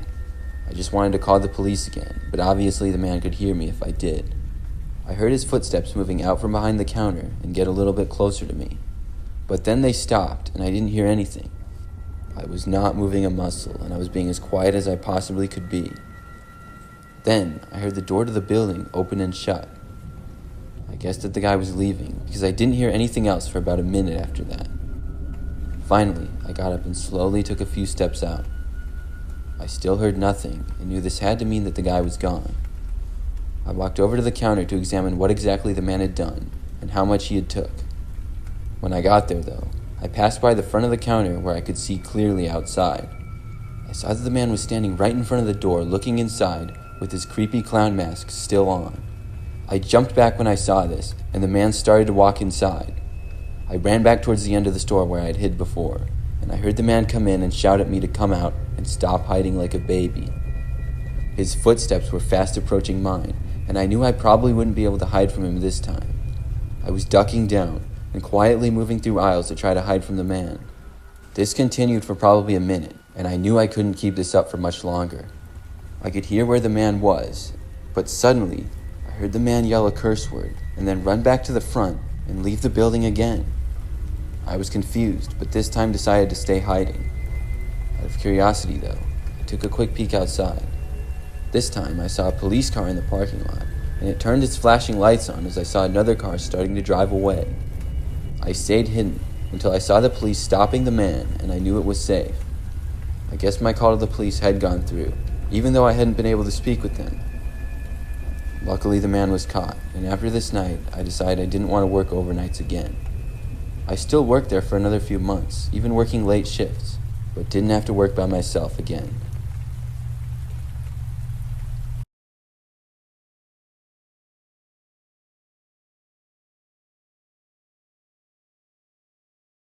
I'm a female and graduated from high school a few years ago. This story took place during my junior year. At the time, like most people, I used Snapchat to talk to most of my friends and would be on the app all the time. One day, I was back home from school and happened to be home alone. Both of my parents were out shopping, and my younger sister was at her friend's house. I was just doing homework in my room that I really needed to get done, and playing music from my phone, which I had at my desk with me. I would occasionally go on my phone to snap my friends, or change the song. As I was on Snapchat, I accidentally swiped over too far and went to the snap map. I was about to go back, but then noticed that according to my snap map, my friend Abby was right outside of my house. I hadn't heard a knock on the door or anything like that, and it seemed really strange, because Abby went to school with me and was in my grade, but it wasn't like we were good friends or anything. In fact, I don't think I had ever hung out with Abby outside of school. I knew she lived in my same city, but didn't live in my exact neighborhood. I decided to send her a snap and ask her what she was doing at my house. After I sent it, before I could even put my phone down, I saw that she had opened the snap, but as I waited for her to respond, she never did. It was really strange that my snap map was showing her currently outside of my house. I looked out my bedroom window, but didn't see her or anybody. Then, I decided to leave my bedroom and look outside the front door where I would have a better view. When I got to the living room, I wasn't hearing or seeing anything. I walked towards the front door, and it was then that I thought I heard some movement coming from the back end of the house outside. I looked back over to the back door where I heard the noise. There wasn't a good view from outside where I was, so I couldn't immediately see anything. I walked over to the back door and looked outside of it. When I did, I didn't see anything at all. I went out the back door and looked around. I even called out for Abby, but I got no response. I then walked all around the yard looking before going back inside. I looked at my phone once again and now saw that Abby showed as being a few blocks away. I guessed that she had left. I decided to call her because it seemed so strange to me, but when I did, she didn't answer me. The next day, when I got to school, I decided to find Abby and ask her what she was doing at my house. I knew sort of where her locker was, so before class, I approached her and asked. When I did, she looked confused. She told me that she hadn't been there, and after telling her I saw her on my Snap map, she was even more confused. She said that she had lost her phone the previous day and thought that somebody had stolen it from her. Suddenly, it became much more creepy to me. That hadn't been Abby in my house, but somebody else. I went right back on my phone to look at her location on Snapchat, but the location of her account was now off. When I got home from school that day, I told my parents about what had happened. We all kept a close eye outside for the next few days, but luckily never saw anybody.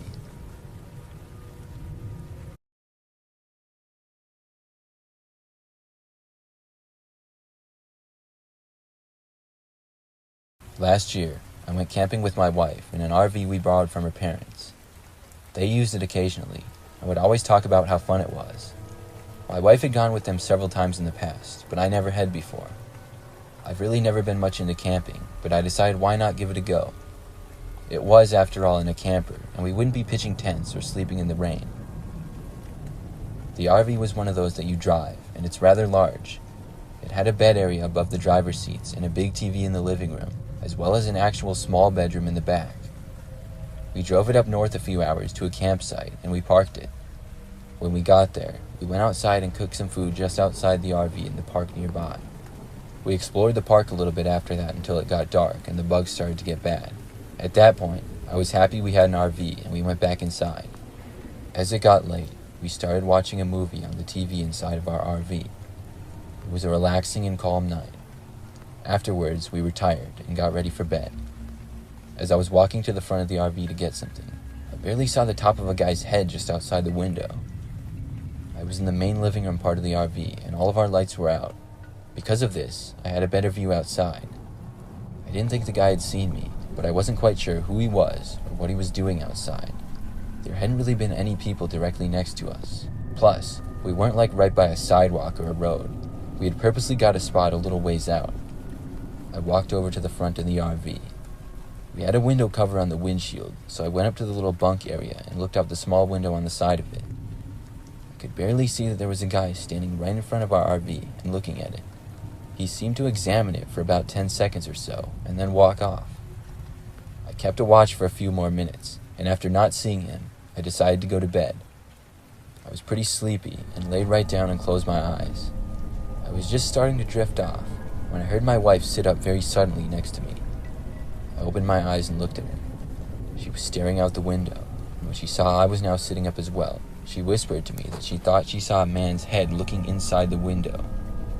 I looked to the window, and nobody was there now, but I then told my wife of how I had seen a man looking around near our RV not much earlier.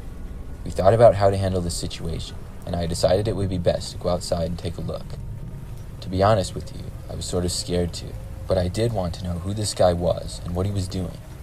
I walked forward to the front, and was going to the main side door, but before I could even make it within 5 feet of the door, I heard on the other side of it some movement, and then heard somebody try to open the door. I stopped right where I was and froze.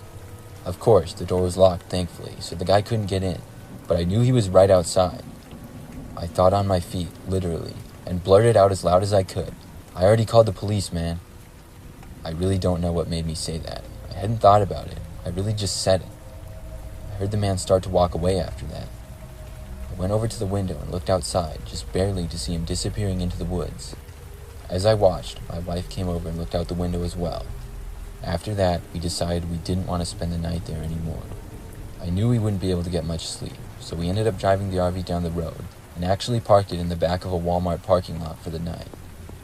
I'm still not sure what that guy wanted or who he was, but I don't care to find out.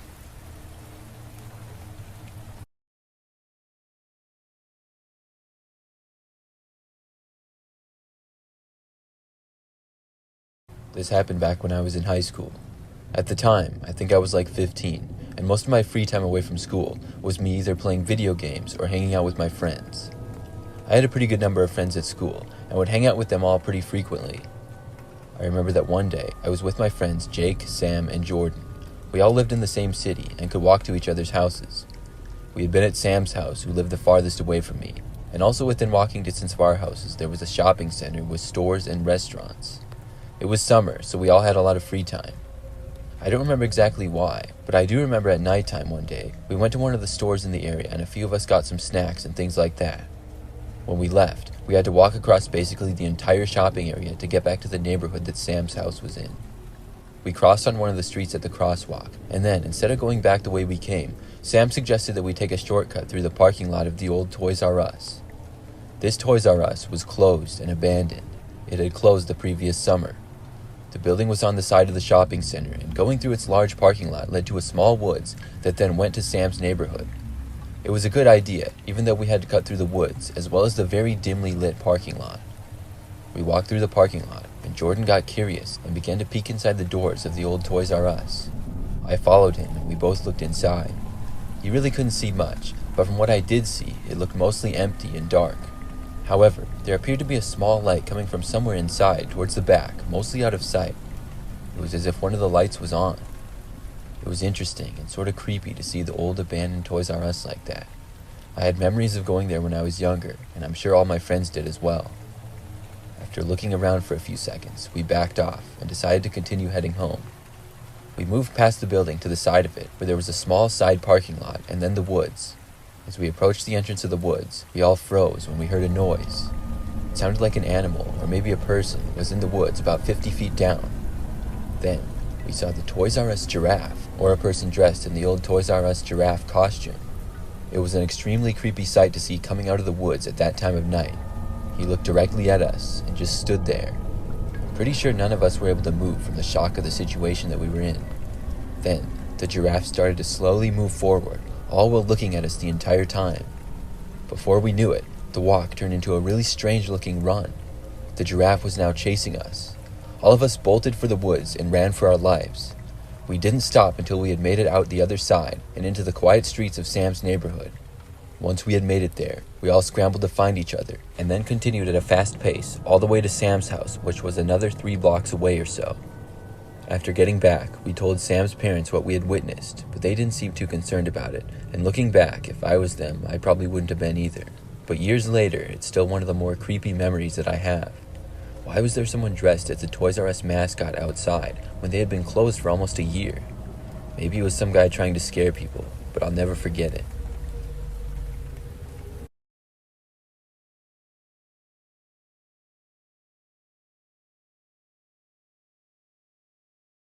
I'm a big sports fan. I often go to games, and last summer, I was at a Major League Baseball game in the city near where I live. I went with my friend Sean, who is also a big fan, and our seats were on the first level, sort of down by the first base line. They were really nice, and the stadium was pretty full with it being a nice summer night. I remember it was about the 7th inning when I checked my phone after I felt it vibrate in my pocket. It was an Airdrop request from another iPhone. The name of the phone just said iPhone. I was curious of what it could be, and I chose to accept the airdrop. It was a photo, and the photo turned out to be me. The photo looked really zoomed in, and it looked like it had been taken from the upper deck near the third base line. I thought it was funny, and I showed it to Sean, who also got a laugh out of it. We were wondering if someone who knew us was at the game and just joking around with us. I looked over to the upper deck area, but really couldn't see the people well with them being so far away. I went on Snapchat and looked at my snap maps, but nobody else that I knew was at the game. As the game went on, the next inning, I received another airdrop. This time, it was once again a photo of me zoomed in, but now there was a red X drawn over my face. I thought it was funny again, but also a little bit strange. The next inning, which was the 9th and the last inning of the game, I got another airdrop. It was a video of somebody zooming into me. This time, however, it appeared to be filmed from the same section that I was in and behind me, just about 20 feet or so. I looked around, but didn't see anything out of the ordinary. It could have been anyone, and with as many people at the game as there was no way of knowing. The game ended shortly after, and Sean and I walked through the dense crowd back to my car, which was in a nearby parking garage a few blocks away.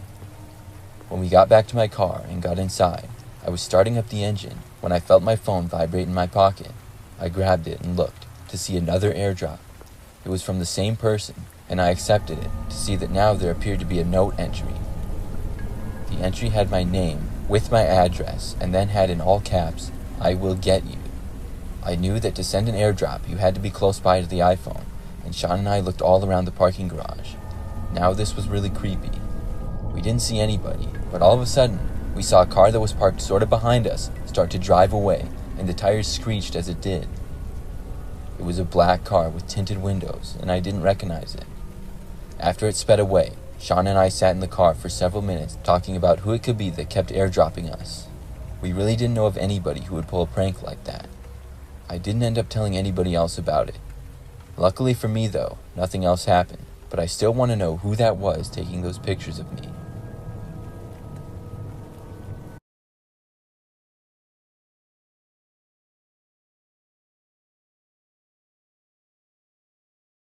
I'm a female, and last year I took my dog to the dog park. I have a little terrier named Zoe. We live just a few blocks away from a dog park, so I often walk over there with her and let her run around. I remember one day, it was a Saturday morning, and we left my apartment complex and went over to the dog park. I was going somewhere later that day, so I wanted Zoe to be able to get out and get some exercise. When we arrived, I saw that it was pretty busy, being a weekend and all. We got inside, and Zoe started running around. I sat down and watched her. The dog park was pretty big, and it was like one massive fenced-in area with some trees. I was just looking around enjoying the morning, and I took notice of some of the other dogs there, as well as owners. The longer I sat there, the more I noticed this one guy who was sitting at a bench a ways away from me. Every time I looked over in that direction, he was looking at me. At one point, he stood up and moved sort of out of my view. A few minutes went by, and not long after that, I all of a sudden saw the man approaching me. He sat down right next to me on the bench I was sitting on. He didn't say hi or anything, he was just sitting there. He was also wearing an almost winter jacket and a hat, even though it was very warm and sunny. I certainly didn't know him, and as we were both just sitting there looking around, things started to feel very awkward. I decided to try to make some friendly conversation with the man, and I turned and said hi. He said hi back to me, and I asked him which dog was his. The man paused for a few seconds, and then said it was running around somewhere. He seemed sort of sketchy to me, and I was wondering if he even had a dog here. We both kept sitting there in silence for a few more minutes. Out of the corner of my vision, it seemed like the man kept looking over at me and staring. It got too uncomfortable for me, and I got up and went over to get Zoe. As I walked over, I could sense the man staring at me still. I picked up Zoe, and we walked out of the dog park. As soon as I left, I saw the man walking out behind me. I was becoming more and more concerned about this guy. I didn't know who he was, but he was just really sketching me out. I walked through the parking lot they had in the entrance, and when I did, I noticed the guy get into a car. Sure enough, he didn't have a dog with him. I then left the parking lot and went to the sidewalk that I would take back to my apartment. I was hoping the guy would just drive away and leave, but when I was walking, I noticed his car start to approach us. He pulled over slightly in front and rolled down his window. Then he asked if I needed a ride. I told him no, I was fine and I didn't need one. He asked me where I was going, and I started walking away, pretending like I didn't hear the guy. As we walked on, I noticed he was driving his car slowly down the road at the same speed that I was walking. It was super creepy. At one point, he sped up a little bit and then pulled over again, but this time he was a good 50 feet ahead. When I saw this, I really didn't want to walk past him again, and I decided to just cross the road right then and there. Luckily, no other cars were coming at the exact moment, and I was able to. When I crossed the street, I immediately went around another corner, and from there, I was out of the man's sight. I quickly went back to my apartment after that. In the days that followed, I soon forgot all about the sketchy guy at the dog park. But less than a week later, I read on the internet that there had been an attempted abduction in the neighborhood, and when I read more into it, it was a short ways from the dog park, very close to where the man had been following me. I got the chills when reading about it. I realized how lucky I was, and that it was most likely the same guy.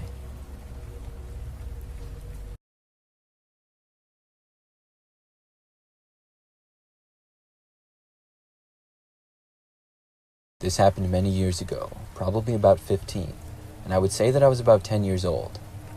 At the time, I lived with my parents and my older brother. I think it was a Friday, and I remember after getting home from school, my parents and brother were going to go shopping. They asked me if I wanted to come with, and I said no because I really wanted to play video games at that moment, and I wasn't really interested in going with. When they left, I figured they would be gone for maybe a couple of hours. I went upstairs to my room and started playing video games. It was kind of my after-school thing to do back then. I started it up, and my game hadn't even loaded yet when all of a sudden I heard a noise coming from the hallway. It was the upstairs hallway right outside my bedroom. This was really strange, and I remembered I listened, but I didn't hear anything for a few more seconds. Then there was another noise. It was definitely coming from right outside my bedroom door. My door was already open, but not all the way, maybe 3 feet or so I decided to look out. I walked over to the doorway and leaned my head just out and looked. As soon as I did, I saw a man climbing down the ladder that we had which led up to the attic. I pulled my head back into the room. He hadn't seen me because his back was facing me when he was climbing down, but I just hoped he hadn't heard me. At first, I was really confused. I knew our house wasn't being worked on, so why was there a guy coming down from our attic? I heard him begin to walk down the hallway towards my door. As quietly as I could, I got onto the ground and slid underneath my bed. The man walked right past my room and then headed down the stairs. I got as far underneath my bed as I could and hoped that the man wouldn't come back. I heard him move around a little bit downstairs, especially because my ear was up against the floor. I was too scared to get up or move. It felt like forever that I was laying there. I couldn't call the police because I didn't have a cell phone back then. We had a home phone, but that was downstairs. In my mind, my best bet was to just stay hidden. I kept laying there, and I really have no idea how long it was, but I remember eventually hearing him walking back up the stairs. I closed my eyes and held my breath when he got to the top of the stairs. He once again just walked right past my door, and then seemingly went back up into the attic when things were quiet once again. I thought about leaving my hiding place, but ultimately was too scared. I remained there until I heard our front door unlock, and then heard the voices of my parents and brother downstairs. At that time, I ran down as fast as I could and told them what had happened. At first, they didn't believe me, and my dad seemed to think it was funny. But eventually, when my dad went up into the attic, he said he immediately saw signs that someone had been up there. He didn't see the guy himself, but enough to know that there was somebody in there. He closed it, and we called the police. We went outside and waited, and eventually, when the police got there, they were able to catch the man. He had been living in our attic for several days. We rarely went up to our attic or used it back then. It was just really a storage place for us. I don't know how the man didn't hear me in my room at first, but I always feel lucky that he didn't.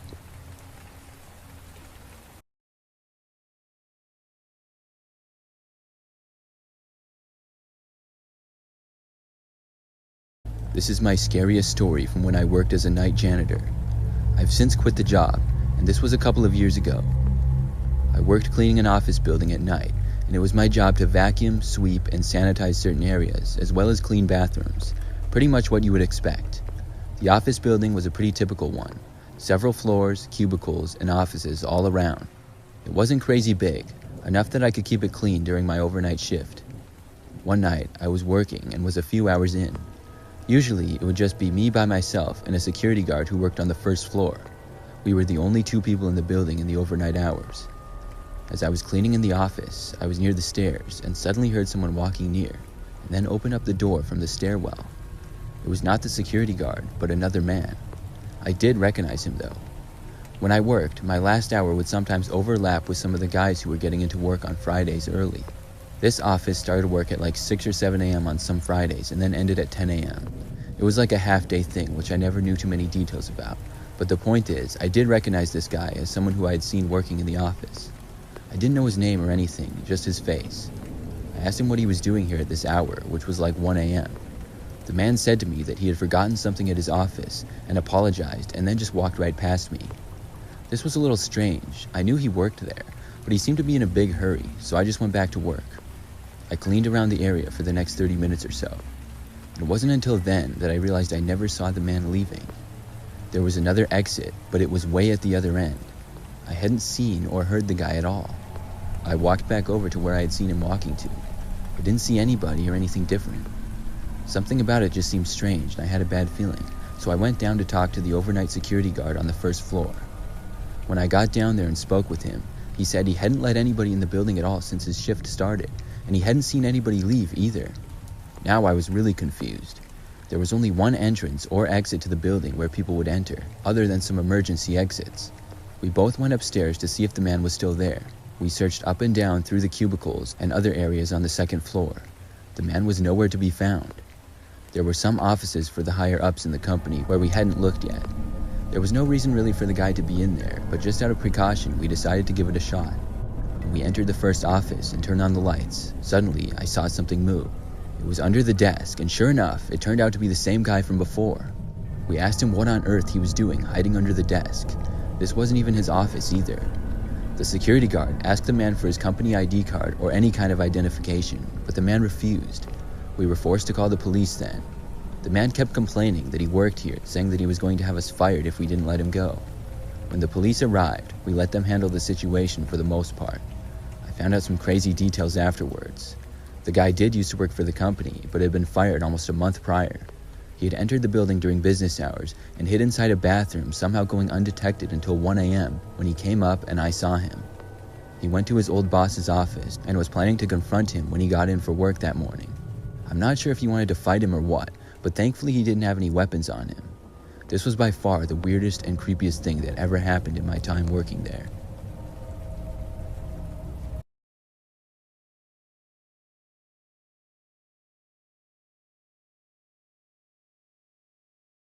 I'm going to tell you a very strange experience I had that happened just last year.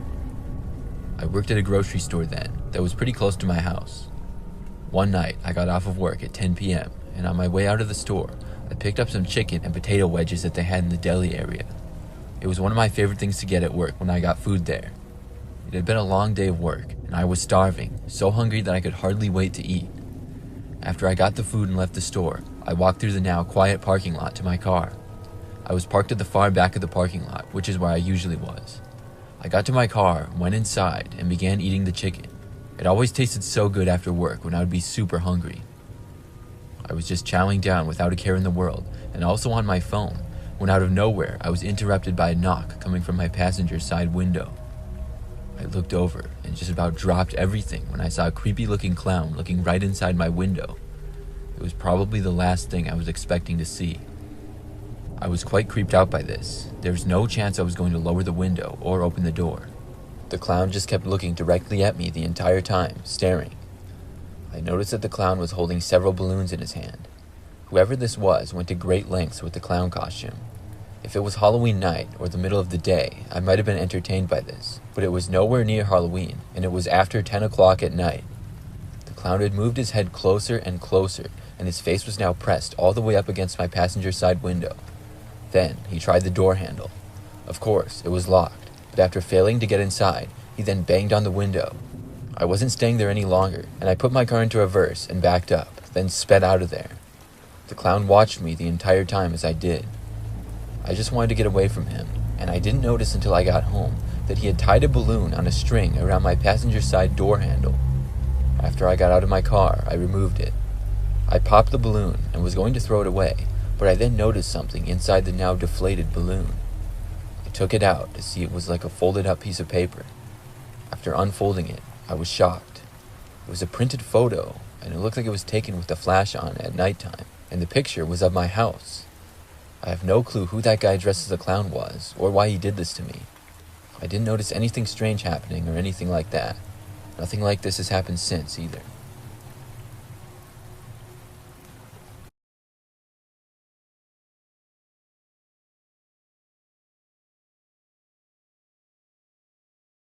This story occurred many years ago when I was a kid. I was probably about 8 years old, and I remember that one day I went with my mother to go to the post office. She had to send something in the mail, and I don't remember what it was exactly, but I think it was a bigger package, so we had to go to the post office to mail it. It was pretty rare for us to go to the post office, and I always thought it was kind of interesting. When we got there, I remember that it was really busy. We lived in the city, so the local post office usually had a line of people, and my mother and I got in the end of the line and began waiting. I waited in line with my mother for a while, but I got bored the longer we waited. Eventually, it was my mother's turn, and she began to talk with somebody at the front counter. It took a little longer than I thought it would, and I wandered off to look at some of the things around the post office. It was a pretty interesting one. They had sort of displays and a lot of posters on the wall of information and things like that, probably because it was so large and busy all the time. I went over to look at a cool stamp collection poster thing that they had. It was something that really interested me at the time. I was there for maybe 2 minutes when all of a sudden my wrist was grabbed and I was pulled away. I looked up and saw a woman who I did not know leading me towards the doorway of the post office. I had no idea who she was, and I was so confused I thought maybe she worked at the post office. But after looking at her, she clearly didn't. She wasn't even looking at me, but just walking towards the exit, grabbing my wrist. The place was pretty crowded, so nobody really seemed to notice. She had a tight grip around my wrist, and as we were almost at the door, I remember finally another woman asked her what she was doing. The woman then stopped and said that she was leaving with her son. The other woman turned to me and asked me if this was my mom, and I said no. The woman must have seen how suspicious this situation looked. The woman who had a hold of my arm then said that I was just being difficult and laughed a little. My mother was still over at the counter at the time, and the post office was so big and crowded that I could barely see her from where I was, and I'm sure she had no idea what was going on. After the woman who I was with claimed I was in fact her son, she began walking quickly out the doors. I heard the other woman say to wait, but we went out the doors without stopping. After we made it outside, the woman led me directly around to the side of the building and onto the sidewalk. We were walking along the street, and the further we got away from the post office, the more worried I became. We walked for probably about a minute, until I started to hear a little shouting coming from behind us. I could hear the woman who had been questioning me at the post office, and then I heard my mother's voice as well. The woman that I was with began running and telling me to run as well. We were being chased, but I didn't want to run. The woman tried picking me up, but in the process of running, tripped a little, and I fell to the ground. The woman stumbled after bumping into me and nearly fell. She ended up letting go of me at that point and running away while I stayed on the ground. My mother and the other woman from the post office caught up to me quickly and brought me back. The police got called to the post office after that.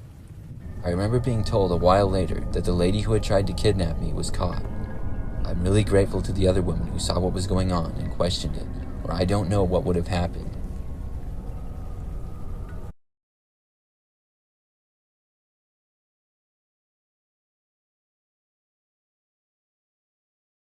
This happened about 5 years ago. I lived by myself at the time in the lower level of a one-bedroom townhouse. I'd been living there for a few months at the time. One night, like any other, after getting home from work, I had a pretty relaxing night at home and eventually fell asleep. The next morning when I woke up, the first thing I did was check my phone like I typically did. I saw right away that I had a bunch of missed calls. They all seemed to be from a number that I did not recognize. The calls had been between the hours of 3 and 4 a.m., and whoever it was didn't leave any voicemails. I had been fast asleep and was completely unaware. There had to be at least 7 or 8 calls. It seemed strange to me as to why some random number had called me so many times, but there were a number of fine and logical reasons. For the most part, I ignored it and went on with my day. I went to work once again and then returned after. I had forgotten all about the phone calls until it was nearly midnight. I was staying up later tonight because it was a Friday and I didn't have work the next day. I was watching TV on my couch when I felt my phone vibrating on the couch next to me. My phone was usually always on vibrate instead of having a ringtone, and I picked it up and looked. I didn't recognize the number, but instantly remembered the previous night and the phone calls from then.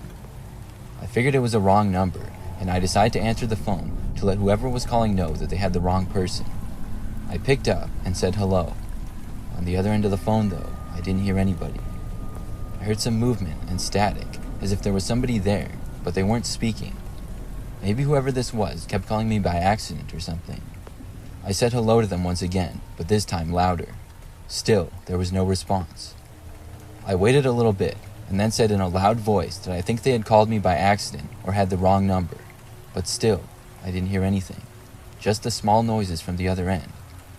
I decided to turn my phone onto speaker and turn the volume all the way up so that I could hear better. I listened closely. I could hear some breathing, and it sounded like whoever was there was maybe driving or something. I remained on the phone for several minutes, really curious as to who this was. Eventually, I figured this was a little bit ridiculous, and I decided I would just hang up on them. But literally right before I was about to press the red end call button, I heard somebody speak. They said, "I'm here," in a whispery voice that honestly gave me the creeps immediately. I was confused for a second, but then whoever was on the other end just hung up. I then heard a noise coming from outside, the sound of a car door shutting. Immediately, I got the chills. I turned off my TV and looked out the window. It was dark, and there wasn't much lighting out there, but I did see the figure of a man walking up to my front door. That was followed by a small couple of knocks on my front door, and then the door trying to be opened without giving me any time to answer. Obviously, I wasn't going to, and instead, I grabbed my phone and got ready to call the police. I waited and listened, but didn't hear whoever was there for a while. However, I hadn't seen them walk away.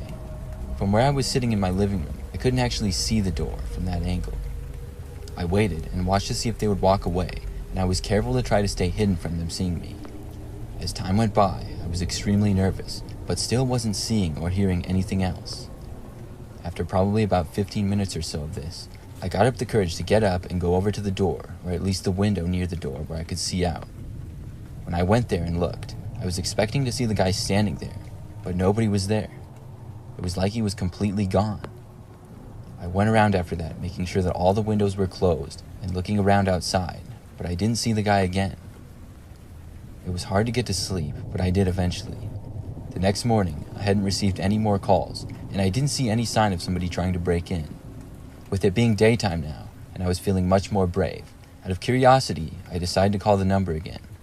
When I did though, it was as if the number didn't exist, just the recording message that I would have to hang up and dial again because the number was not in use.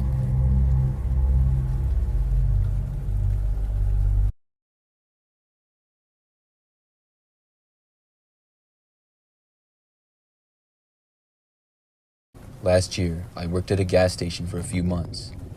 I worked inside the convenience store as a cashier and worked the night shift just about every weekday for the few months I was there.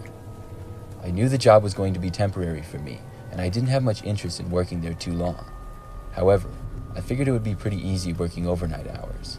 It wasn't that busy or populated of an area, so there was never many people coming in for gas or anything. The station was sort of off a highway, but not really in a town. It was kind of in the middle of nowhere. I lived almost 15 minutes away myself. This story takes place on one of my last nights working there, actually. I had already been there a couple of months and was familiar with the job. I mainly worked 10 p.m. to 6 a.m., and it would never really be that busy during my hours, but most of the people would come in early in my shift and then at the end. The middle hours would be pretty dead. I also worked by myself for basically the entire time, which was nice. All in all, it was a pretty easy job. It was maybe midnight, and things were really quiet when I saw a car pulling into the gas station. The road the gas station was on was also very quiet and wouldn't get many cars in the overnight hours. The car drove past all of our gas pumps and appeared to park on the side of the building, which was not visible to me. About a minute later, I saw the man walking up and enter the store. From what I saw, he was tall, wore dark clothing, and had his jacket hood up, so I couldn't really make out his face. He seemed to be looking in my direction, and then immediately walked to the back end of the store where I couldn't really see him. I figured he was going to use the bathroom or whatever. A short time later, he emerged in one of the closer aisles to me and then went out of sight again. Over time, the man just seemed to be walking around the store slowly, but he didn't have anything in his hands and didn't really seem to be looking at anything. Now, I wasn't just watching him the whole time, but he was the only person in the store, and it was hard not to notice. He was sort of lingering around the store, and before long, he was starting to look suspicious to me. I had seen many different types of people come in the store at all hours, but this guy I just didn't have a good feeling about. The longer he was in the store, the weirder it was seeming.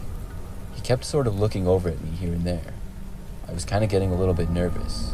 Then, thankfully, I saw another car pull up into the gas station. It made me feel just a little bit better. After the person outside got fuel, they came inside to enter the store. I helped them at the counter for a minute or two. It was another guy, and when he left, I forgot all about the other guy, and it wasn't until a couple of minutes later that I realized he must have left. I looked around and walked around the store just a little bit. I was really happy that he was gone, because that guy just gave me the creeps. I went back to what I usually did overnight. A little bit of cleaning, but mainly just sitting behind the counter, playing games on my phone and drinking coffee. The store was quiet over the next 3 hours, and nobody came in at all. Just 2 cars stopped for gas, then left. It was about 3 a.m., and I was still behind the counter when I heard a small noise from inside the store. I looked out into the aisles that I had a view of. I saw a small movement. Then I realized what it was. I could barely see, but that same creepy guy from before was still inside. I was sure that he had left, but he didn't. I guess I never did see him leave, but I just assumed he did. But what was he doing here? It was 3 hours later, and it appeared he had been hiding in the store. He was crouched down and hiding behind one of the aisles now. I ignored him and just hoped the guy would actually leave soon. Several minutes later, I saw him again. This time, he was closer. It appeared as though he was moving very slowly from aisle to aisle and sort of crawling to avoid making noise and being seen. I should mention that we only had 2 security cameras, one that showed the front door and another outside, so I couldn't see certain areas of the store no matter what. I'm not sure if the guy knew I realized he was there or not. I just barely saw him moving into the aisle that was the closest one from the counter. I decided to speak up and ask the guy what he was doing. When I did, I instantly regretted my decision. The man suddenly stood up and I could see him over the aisle. He then began to yell and pushed over an entire display of chips that we had. It was as if I had set him off into a rampage. The man was throwing things off the shelves and screaming. He then started towards me. I wasn't taking any chances, and I ran out from behind the counter and left the store entirely. The man remained inside, continuing to destroy things. I called the police from outside the building and was ready to run to my car if I had to. I did end up going inside my car to wait, and when the police arrived, the man was still inside. I didn't get out of my car until they had the man and it was safe again. There was quite a bit of damage done to the inside of the store, and we were closed for the next day. That experience was enough to make me quit the job a little earlier than I had planned to, and I certainly didn't miss it.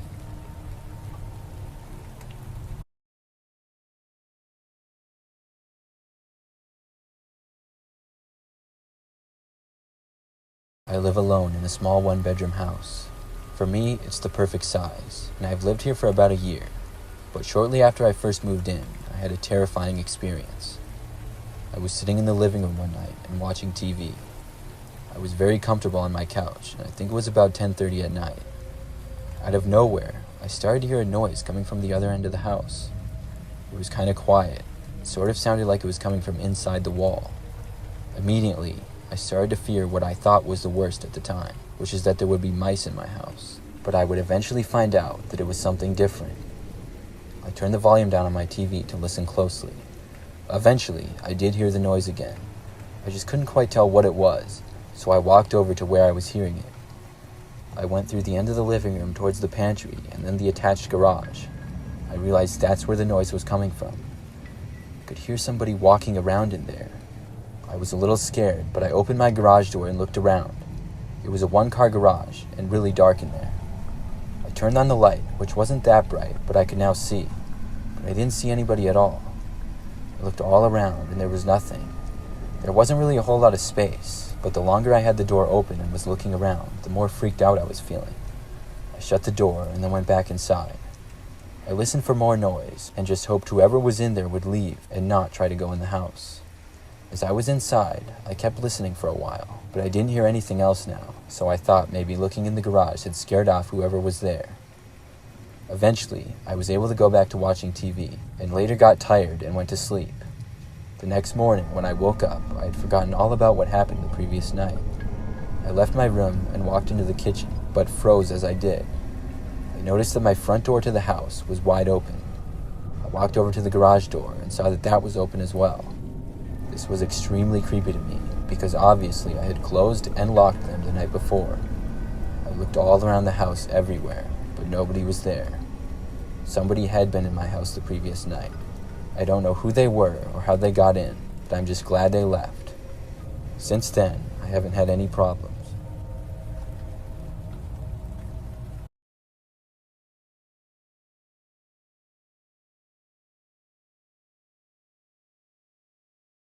I was driving home from work one night around 9 p.m. It was the middle of the week, so the roads were pretty quiet. As I was driving, I was going downhill, and I suddenly heard a noise that sounded like a jet engine roaring behind me. The next thing I knew, a car went flying past me at least twice the speed limit. It looked like a fairly old and crappy car from what I saw. The car then started to wobble around, and then one of the tires came flying off and rolled at speeds downhill while the car spun out and crashed.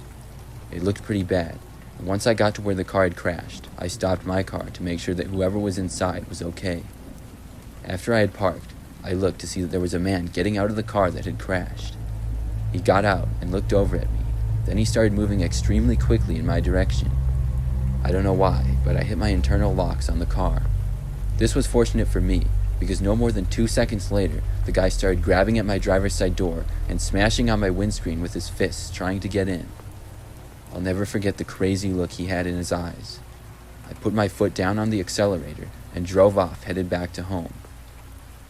After I had gotten back home, I decided to go back and see what had happened. When I arrived, I saw 2 fire trucks and about 4 police close to where the incident took place. They looked like they had it under control, and the guy was no longer there, so I decided to head home. The next day at work, I was bored and online reading the news when I saw an article that shocked me. The article was about a guy who had been in a police chase for an hour, and the police stopped chasing him because it was becoming too dangerous. Turns out, the guy was high on meth, had stolen a car an hour's drive away, and had been in a hot pursuit since. After crashing the car, the guy apparently crossed to the other side of the road and hailed the first car that appeared, which was a taxi. He got into the taxi and stole it. In the process, he pushed the driver out of the driver's side door, and the driver got stuck and dragged at speeds. The driver ended up dying from the incident. I called the police after this and had a detective assigned to me. He fingerprint checked my car and got a statement. I ended up having to testify in court, and the guy ended up getting 30 years for it.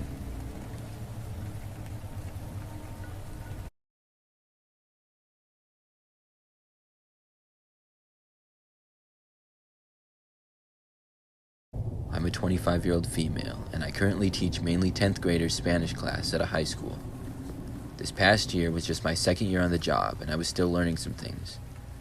During this past spring semester, I was checking my email one morning and saw that I had received an email from the school principal.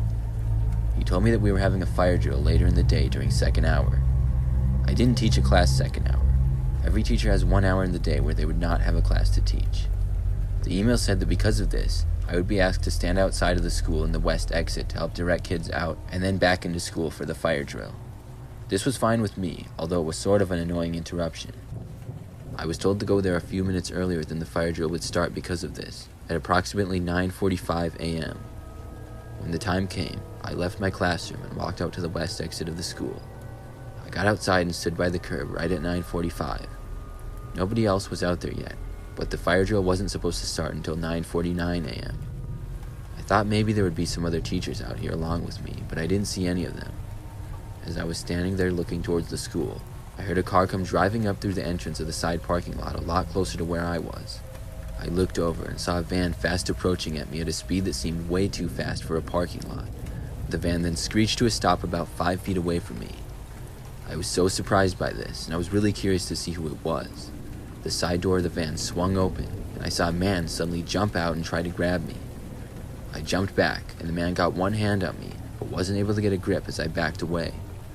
I ran back to the school immediately with the guy chasing me. I was able to make it inside the doors, but unfortunately, the guy was able to make it in too before they closed and locked. I could feel he was gaining on me as I ran inside the empty hallways. Just as I went around the corner to another hallway, I felt myself being grabbed from behind. But then, I was suddenly let go. I saw another teacher walking down the hallway about 40 feet away. He looked over at me, surprised.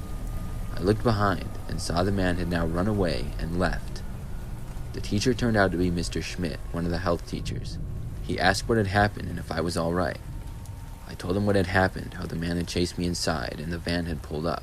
I even told him how I was outside because of the fire drill. Mr. Schmidt looked at me confused, and he told me he had no idea that there was supposed to be a fire drill today. He also didn't teach a class that hour, and after I told him about the email that I had received, he advised me to go talk to the principal about it. That's exactly what I did. What I eventually found out was that we did not have a fire drill, and the principal hadn't actually emailed me. The email I received came from another email account with the same name and profile picture as our principal, but in the actual email address, there was one letter that was different in the username. The police were contacted, and I told them all that I could. The scary thing is whoever sent me that email somehow knew not only our principal's email address, but his profile picture as well, which means they probably had or did have access to our school at one point.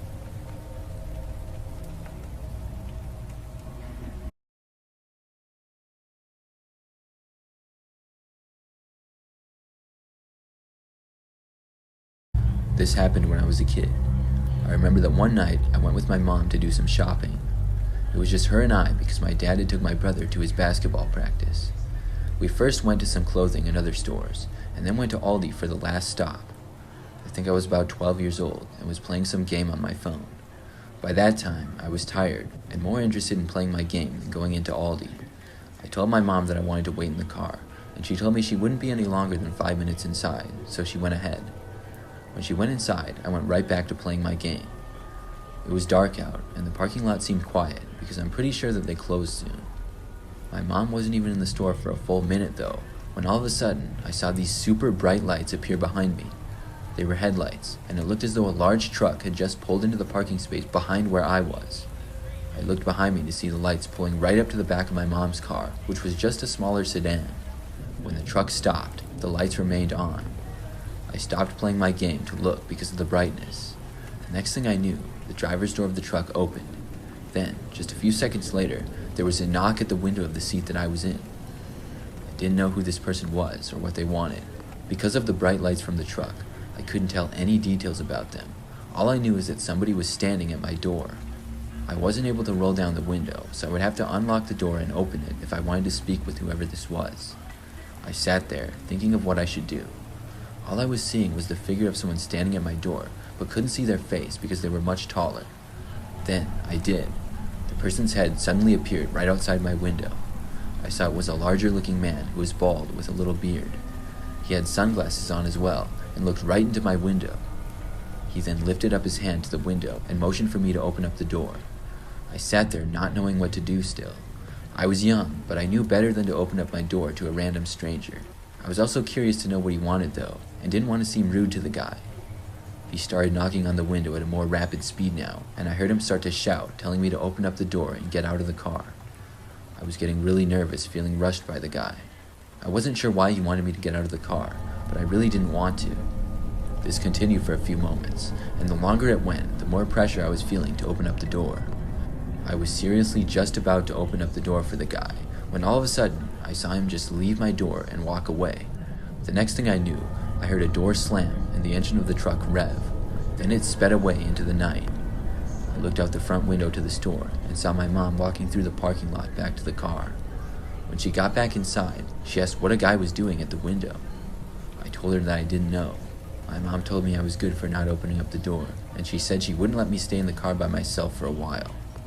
I believe that guy was going to try to kidnap me, and I'm so glad my mom came out of the store when she did, because I almost opened up the door for him.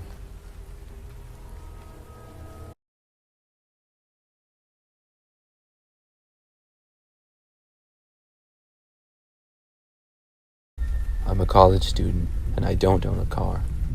Because of this, I walk everywhere around campus. I don't mind this though because it's good exercise, and the weather is pretty nice all year round in this part of the country. Last year, I worked at one of the buildings for my college job on campus, and one night after a shift, I was walking home from work at about 11 o'clock at night.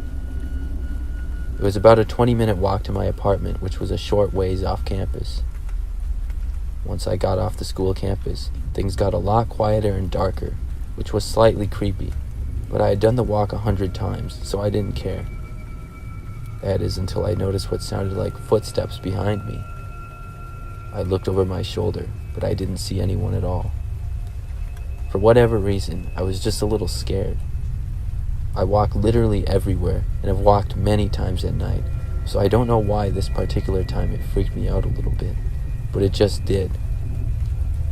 I continued my walk, and several other times I thought I heard footsteps behind me, but every time I looked, I never saw anyone. It was very dark out, however, so I didn't have a good view behind me, but nevertheless, I just kept walking. Finally, I made it to my place, which was an apartment, but had access to my door from the outside. I went to my door, unlocked it, and went inside. Then I locked my door and started walking to the bathroom to take a shower before bed. Just as I was walking into the bathroom, I heard the doorknob to my front door turn. I immediately got a terrible feeling. I lived alone and I wasn't expecting anybody, and it came to my mind how I felt like I was being followed all the way home. I didn't hear anything for a few seconds, so I slowly made my way over to the door and peeked out the window. I saw what appeared to be a man walking away, but he was pretty far off by that time. After about 20 minutes, I convinced myself he was gone, and I got ready for bed. I locked my bedroom door and went to sleep. The next morning, I woke up, and everything seemed normal until I opened my bedroom door to see that everything in the rest of my apartment was messed up. I immediately got back in my room and locked the door, then I called the police. I felt like an idiot for not calling them the night before. I stayed in my bedroom until they came, but whoever broke into my house was long gone. Somehow they were able to pry my front door open, and I didn't even notice in the night.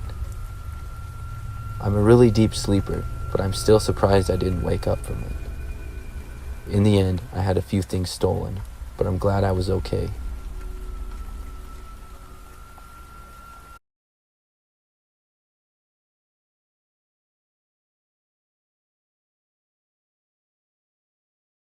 I used to work at a Baskin Robbins ice cream shop a few years ago. I was in high school at the time, and it was one of my first jobs. The scariest thing to ever happen to me there took place on like my third or fourth week working. I was still pretty new, and one night I was working with one other coworker, a girl named Caitlin. Our shop closed at 9 p.m., and at this time, I remember it was like 8:30 and not very many people were coming in at all. Caitlin and I were just standing around behind the counter talking and not really doing much.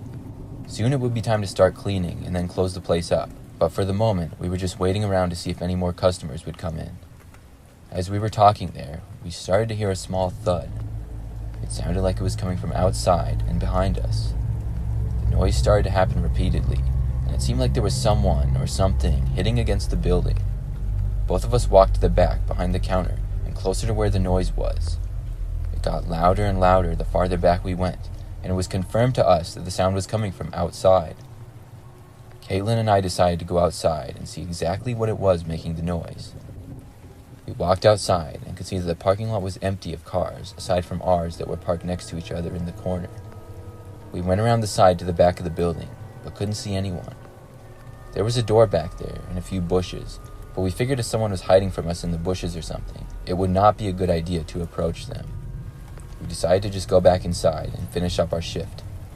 We agreed that I would do some cleaning around the small seating area that we had, and Caitlin would stay behind the counter in case we got any final customers. When not 1 minute after getting back inside, we heard noise again coming from the back, but this time, it sounded like it was coming from inside. We both decided to walk back and look. When we got back there, we didn't see anything at first. My eyes scanned the room a few times, and then I noticed something. I could see an arm sticking out from behind a box. I pointed at it and whispered to Caitlin. Somebody was definitely hiding back there. We both immediately ran away and out the doors. We went back to our cars and saw that whoever was in there did not follow us out. They were inside somewhere, and I called the police while sitting in my car. We waited in our cars the whole time until the police arrived, and we watched them enter the building.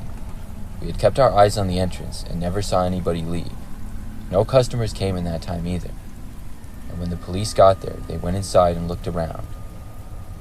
They ended up not finding anybody, but said that the door in the back was open. We went back to work after that, and the police stayed in the parking lot until we had finished cleaning and left.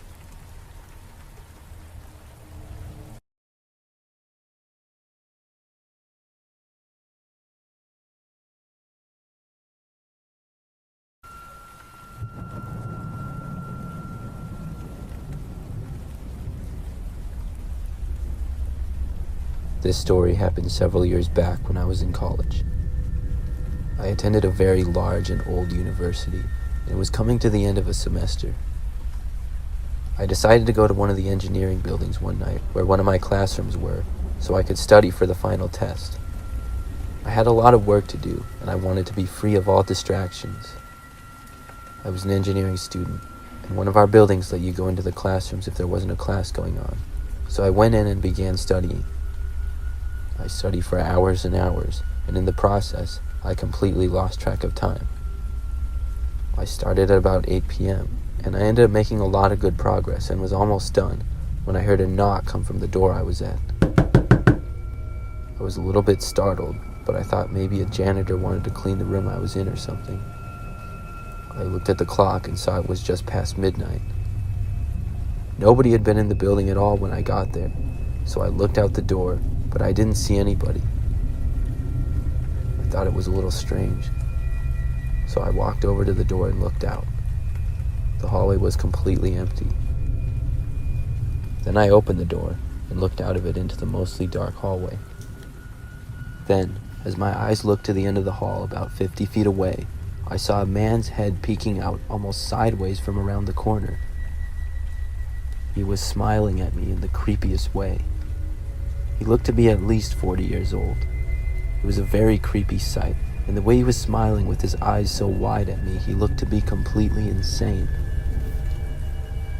Then, he slowly stuck his head out farther and farther from the corner, and I saw that he appeared to be wearing a suit and a tie. It just seemed so odd and creepy. He kept his eyes locked on mine for a good 5 to 10 seconds. Then, he suddenly jolted back behind the wall where he was. I had no interest in staying in that building any longer.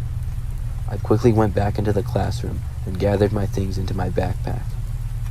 I walked out into the hall and made sure that the man wasn't there. I walked as fast as I could down the hallway and out of the building. Once I got outside, I felt much safer. I started walking quickly through campus to get back to my place, but before I got too far away from the building, I turned around and looked back at it. I saw on the second floor front window, the man was there. He was looking at me with the same creepy smile and wide eyes, and slowly waving at me. I turned and ran all the way back home.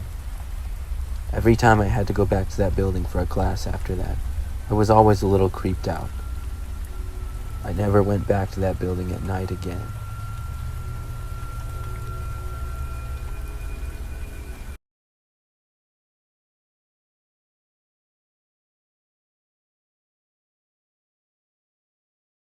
I'm a female. When I was in college, I worked at a Baskin Robbins. It was a summer job for me to make as much money as I could. I only worked there for one summer, but for the most part, I liked it. I would work all sorts of hours for my shifts, but usually on weekends, I worked earlier. Shortly after getting the job, though, some sort of strange things started happening to me. One day, there was a note on my car when I was done working. The note sounded like something a creepy stalker would write. At the time, I thought it was a joke from one of my friends, but none of them admitted it. Still, I had a feeling it might have been one of them, so I just shook it off. But later, things got worse. I was at home sleeping one night, and woke up in the middle of the night to hear the sound of a knock on my window. I freaked out and turned my light on, then pulled the cover back from my window, but nobody was there. After this, I was afraid somebody might have actually been stalking me. I talked with my coworkers about it. We suspected maybe it was a creepy customer. I couldn't be sure, but I kept my eyes out for anybody weird after that. We did get a lot of regular customers, so I guess it could have been just about anyone. On one Saturday, I worked from the time we opened at 6 a.m. until 12 p.m. It was just the morning, but this was one of the busiest times for us, especially on weekends. I was working most of the time that day with my coworkers Kevin and Amanda. I didn't know either of them all that well, and they were both older than me, but we got along good at work and could get things done. After a really busy morning of work, 12 o'clock finally came, and I clocked out and went home. It was really great to be done that early, and I was able to do a lot that day. I went out shopping and got food with some friends. That night, I was back at my parents' house, hanging out in my bedroom watching a movie. It was probably pretty close to midnight. I was tired, but I didn't work the next day, so I didn't mind staying up late. I was feeling really relaxed, until suddenly, I heard a sound coming from my window. Right away, I felt my heart start to race, and I got really nervous. I remembered the last time it had happened, and I looked over to the window, hoping that it was nothing. The window was partially covered with window covers, but they had a gap in the middle of them. I got up from my bed and pulled them back, but all of a sudden, I saw my coworker Kevin. He was standing there looking right at me. We made eye contact for a second, and then he suddenly ducked down and ran away. I screamed and immediately went to call the police. They ended up getting there only a few minutes later. That gave Kevin plenty of time to run away, but I knew exactly who he was and told everything to the police. He ended up getting caught and admitted to everything.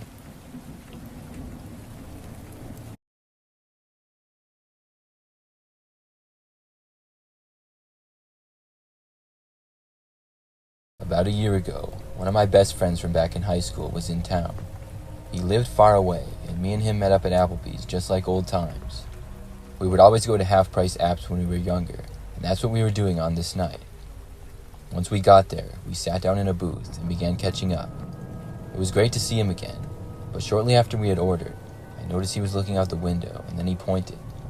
He said, "Hey, isn't that your car?" I looked out the window to where he was pointing at. From where we were sitting, you could see out into the parking lot, which didn't have too many cars in it. I noticed that there appeared to be a man standing on the other side of my car doing something to it. It looked as though maybe he was trying to break in, so I said I would be right back, and I got up. I then ran outside to the parking lot. By the time I got outside, I didn't see the man anymore. I walked over to my car and examined it. It was still locked, and nothing seemed to be different about it at all. I looked around the whole parking lot and the nearby surroundings. The man was definitely gone now. I went back inside the restaurant to my friend. He told me that as I was going out the door, which was at an angle that I couldn't see the parking lot really, the man looked over to the window and then ran off. It sort of creeped me out to hear that, but I was glad that he was now gone and my car was okay. Over time, I forgot all about it as we were talking and eating. Afterwards, we went back to our cars and went our separate ways.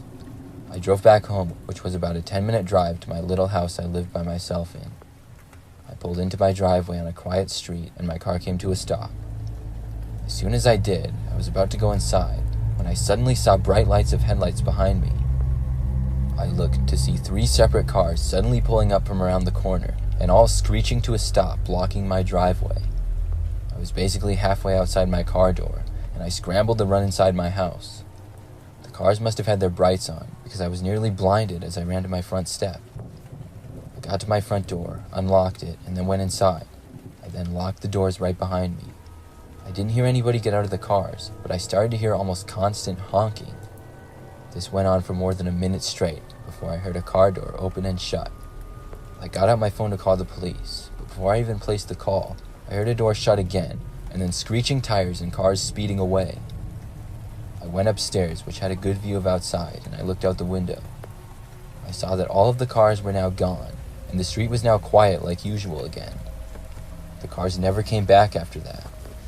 I think they might have been connected with the guy that was messing with my car in the parking lot earlier. But what was going on there, I have no idea.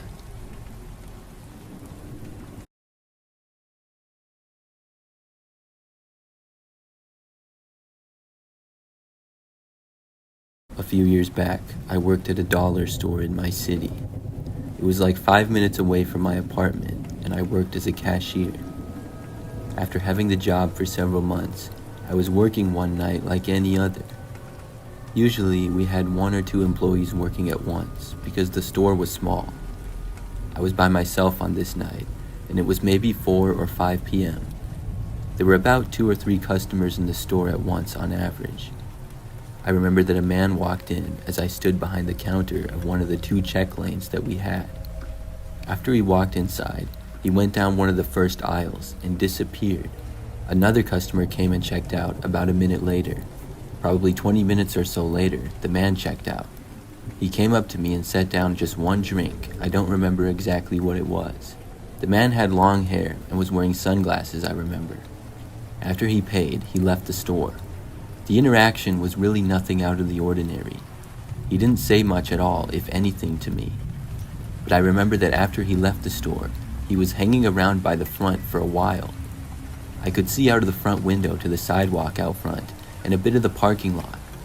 We were also connected to some other businesses as part of a strip mall. None of the businesses ever seemed to be all that busy though. So I kept working, and every now and then would see the guy. He was just kind of hanging out on the sidewalk out front. I didn't really think too much of it though. I checked out some more customers and people would come and go from the store, but the man remained out front. Eventually, hours went by. Soon it was nighttime and the store got even quieter. I noticed that the guy was still standing out front. What was he doing here for so long?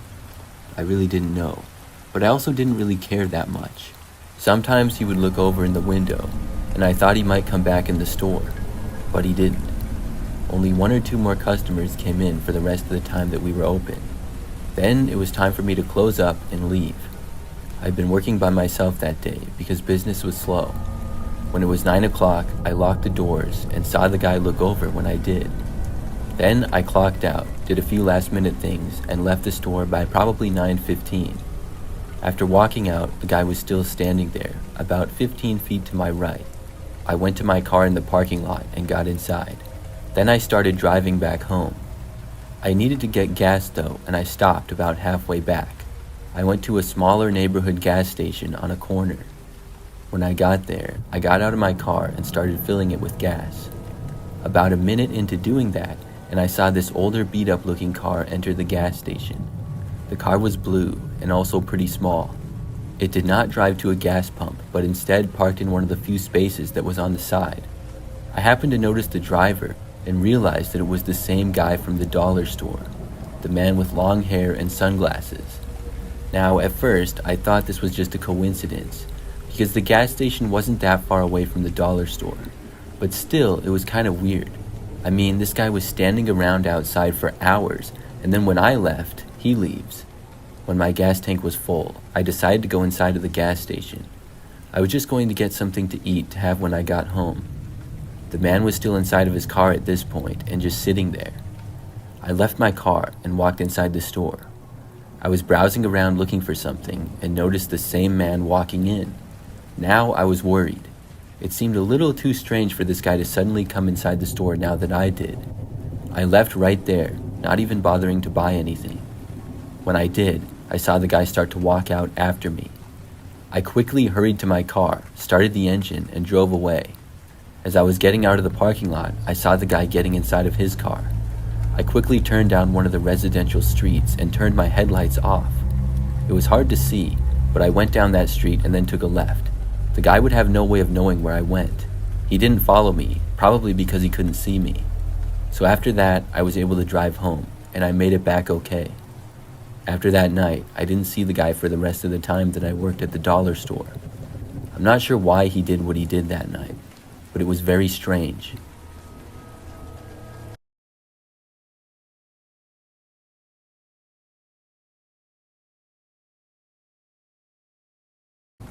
This happened 2 years ago now. I'm a female and live alone in an apartment building. Like many people, I have an Instagram page that I post on pretty regularly.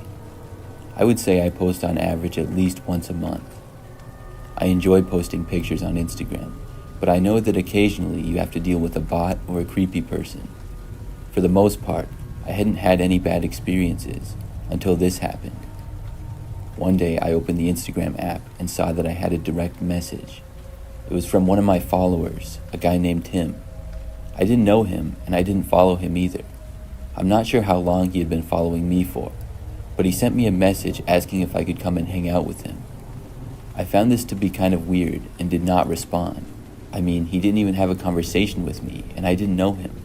He couldn't possibly expect me to just say yes. And based on his profile picture, I wasn't interested in him. I figured that he wouldn't message me again after that. But the next day, he sent me another message. He once more asked me to hang out with him and said that he could pick me up. This time, I responded and said, "No thanks, I appreciate the offer though." Now he had to understand that I wasn't interested. Tim then tried to convince me, but I ignored him. I didn't really know why he was sending me these messages seemingly out of nowhere. The next day, I didn't get any more messages from him. I figured that he would stop communicating with me at that point. The following night, I went grocery shopping after work. I would go shopping occasionally here and there whenever I needed to. I didn't have a particular routine or anything. I was inside of the store shopping for about 20 minutes. The time was probably about 8 p.m. or so. After I was done shopping, I headed out to my car in the parking lot. By now, it was mostly quiet, but there were a few people here and there. I got all the way to my vehicle, only to see that there was a car parked next to me. I started to take my groceries out of the cart and put them in my car. That's when the door opened to the car next to me and a guy got out. I did not recognize him. He just seemed like another guy going shopping, but he didn't walk to the store and instead headed straight for me. At first, I was confused, but he then said my name and asked me why I thought I could ignore him. I realized that it was Tim from Instagram, and I did recognize him from his picture at that point. I was too confused to say anything though. He said that he was here now, and we were together, so we may as well hang out. I finally spoke and asked him what he was doing and how he knew I would be here. He claimed that it was a coincidence. I finished putting my groceries in my car and said that I had to get home. I closed my trunk and then tried to walk around him to my driver's door, but he stopped me by grabbing my arm. He told me to come on and go with him. I asked him to let me go and said that he was hurting my arm, but he started to pull me away towards his car. He was a lot stronger than I was, and we started moving towards his vehicle. Then I started yelling as loud as I could. I was yelling help and telling him to let me go. There were luckily a few people that were walking to their cars in the parking lot a ways away. They took notice of what was going on though, and when Tim saw this, he let me go and told me to shut up. I instantly ran around my car for the driver's door and got inside. Tim followed me, but I locked the door before he could get in. I didn't waste any time, and I drove out of there. Tim had to run back to his car, and I left the parking lot extremely fast. By the time he started his car, I had already left. I went around another nearby store that was out of his sight. Then I took some random residential roads until I was sure he wasn't following me. After that, I drove home. I was so focused on not letting him follow me that I forgot to call the police for a while, but eventually I did. I told him everything that happened, but when I got to my Instagram page, his account was gone. I think he deleted it. Still, after that night, I never saw Tim or heard from him again.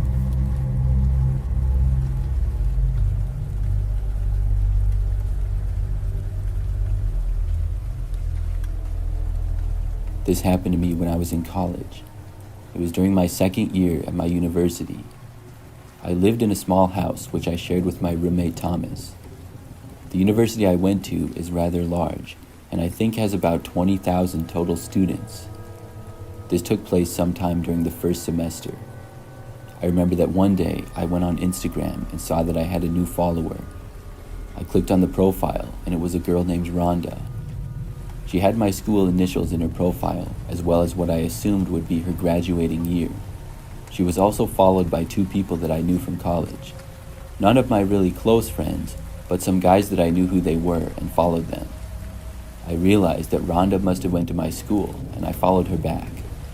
On her profile, she didn't have too many pictures, a few selfies and some pictures of her dog. That was about it.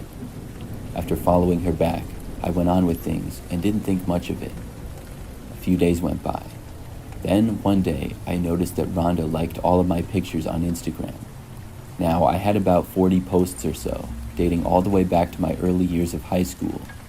She liked every single photo, and I found that nice, but also a little bit random and odd. I thought that maybe she liked me or something. She didn't comment on anything or send me any messages though. Now, several more days went by after this. Then one night, Thomas was studying at a classroom and I was at home by myself. There was then a knock on the door. It was probably about 9 o'clock at night, and I wasn't expecting anybody and had no clue as to who it was.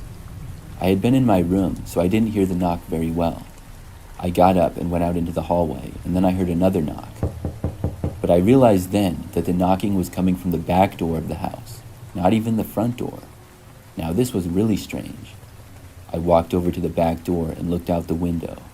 When I did, I saw a girl standing there. It was Rhonda, but at first I didn't recognize her because I had only seen some selfies of her on Instagram. I don't think that I had ever seen her in person before. As I was standing by the door, she tried opening it up. Then I opened up the back door and said hi to her. I then asked her what she was doing here. She asked me if she could come inside. I had a bad feeling about it. Something about her was sort of creeping me out. Maybe it was the fact that she showed up unannounced to my back door at 9 o'clock at night. And by the way, she had no way of knowing where I lived. I asked her how she knew where my house was. She just asked to come inside again. I really didn't want her to. So instead, I told her that I was really busy with homework and I had to get back to it. She just stood there for a moment looking disappointed. Then she said that she was just going to go and walked off sort of angrily. I was glad that she was going, but more confused than anything. After she left, I went back inside and went into my room. Then I blocked Rhonda on Instagram. I felt that she had crossed the line by showing up unannounced like that. When Thomas got back home, I asked him if he knew Rhonda at all. He said no. I showed him her picture, and he still didn't recognize her. I told him what happened, and he was just as confused as I was. I was hoping that maybe he had known Rhonda, and she asked him for the address or something. But the fact that he didn't made it that much more creepy and weird. The very next night, I was pulling a late-night session of homework. I had some stuff due at 11:59 p.m. I was trying to get it done at the last moment. It was probably like 11:30, and I was almost done, when I heard Thomas call me from the living room. He was in there watching TV, and I asked him what he wanted. Then he told me that there was a girl standing at the front door. I knew who it was. I got up and walked out into the living room. I looked out the front door to see Rhonda just standing there, but she didn't knock on the door or anything. She appeared to look over and notice me. Then she turned and ran off. It was the creepiest thing ever. I went back and finished my homework and then joined Thomas watching TV in the living room. We kept glancing out the windows to see if she would come back, but luckily she didn't. After that, I never saw her again. I remember I asked Thomas to look her up on Instagram months later in the school year. She had a few more pictures then and appeared to still attend our university. I still don't know what she was doing. It was really creepy behavior though.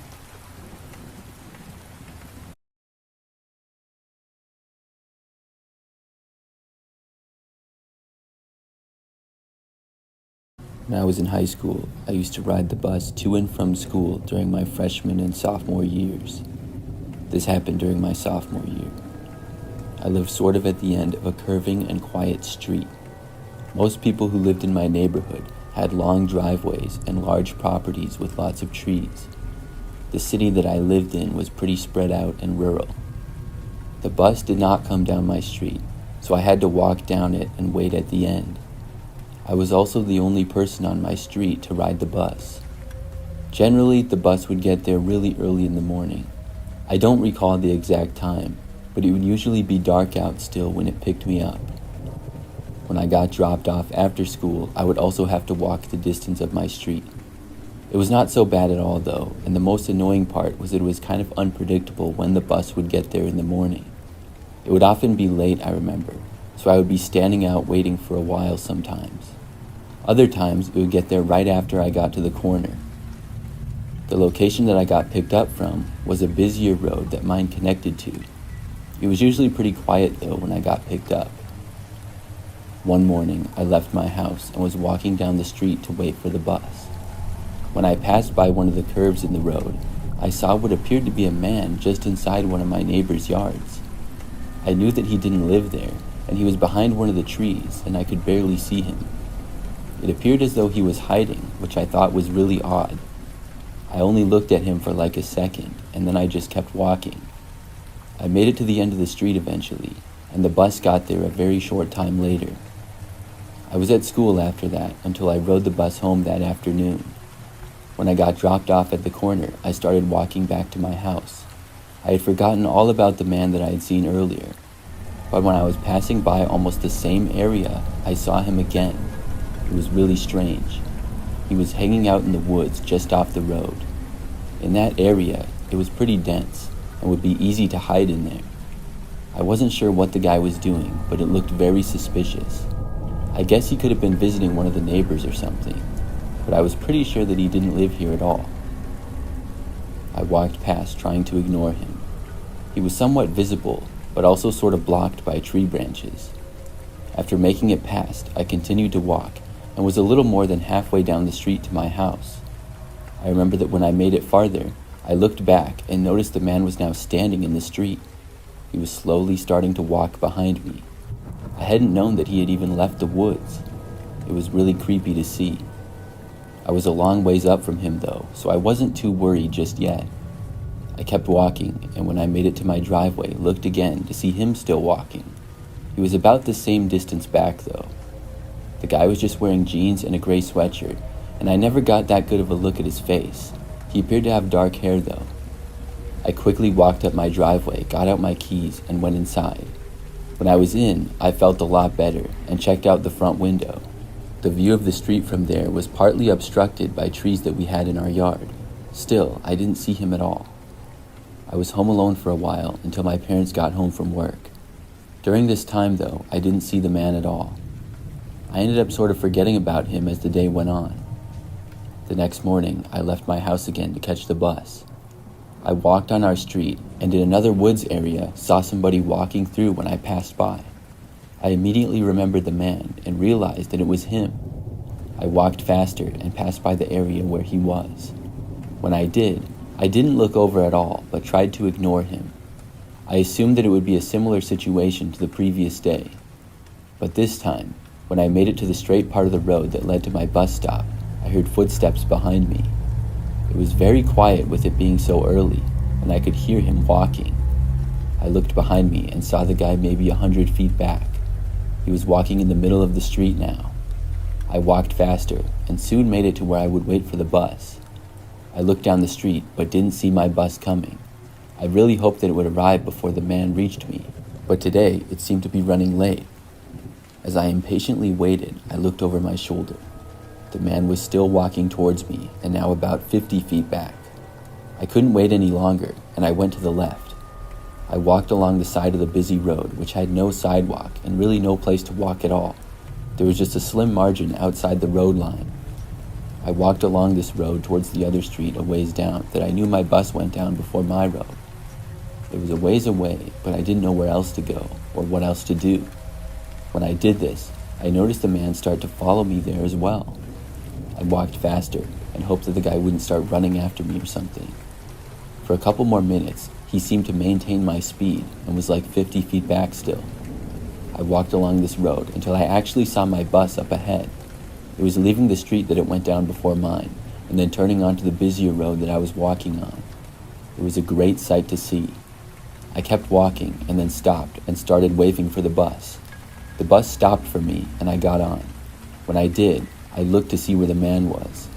He was in the ditch and disappeared into the woods, which was about 30 or 40 feet off the road. My bus driver looked confused, but I told him what happened. The man was gone now, but my driver agreed to drop me off in front of my house after school instead of at the corner. So after school, I was dropped off right in front of my driveway. As we drove down my street, I didn't notice the guy anyplace, but he could have easily been hiding in the woods again. I was able to make it inside safely. When my parents got home, I told them about it.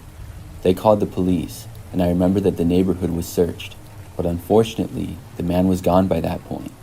None of the neighbors knew who he was either. After that, my bus would pick me up in front of my driveway and drop me off in front of it as well. Luckily, I never saw the guy again after that.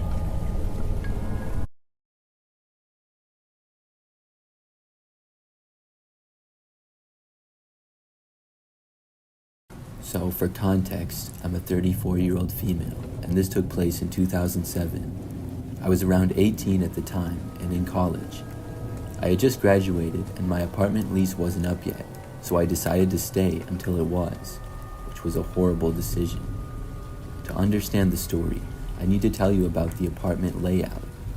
When you walk through the front door, there's a flight of stairs leading to the actual main floor of my apartment, and once you go up those stairs, you have a full view of my living room and the balcony door. And if you were to go out of the balcony door, there's a wooden divider on the left-hand side that separates my balcony from my neighbors. My neighbors were an old couple that had been there longer than I had. I never really interacted with them, so I had no clue what was to come. It started on the night that I had just bought my new car. I was standing outside on my balcony reading the owner's manual while on the phone with my mom, and it was snowing slightly. I suddenly felt a warm breeze of air and a wicked smell of whiskey. I turned my head only to be face to face with a man leaning over the wooden divider that separates me from my neighbors.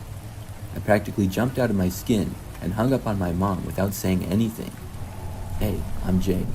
The man was holding out his hand to mine. Hi," I said. "So what are you doing out here in the cold?" he replied. "Oh, just reading a book," I said with a forced smile. Then, as suddenly as he appeared, he vanished. I immediately grabbed my phone and book and went inside. That was that for the night. Then the next day, I was getting ready for work and then went outside to get the mail. When I did, I saw a note sticking out of my mailbox. I pulled it out and it said something along the lines of, "You are very beautiful. Can I take you out on a date?"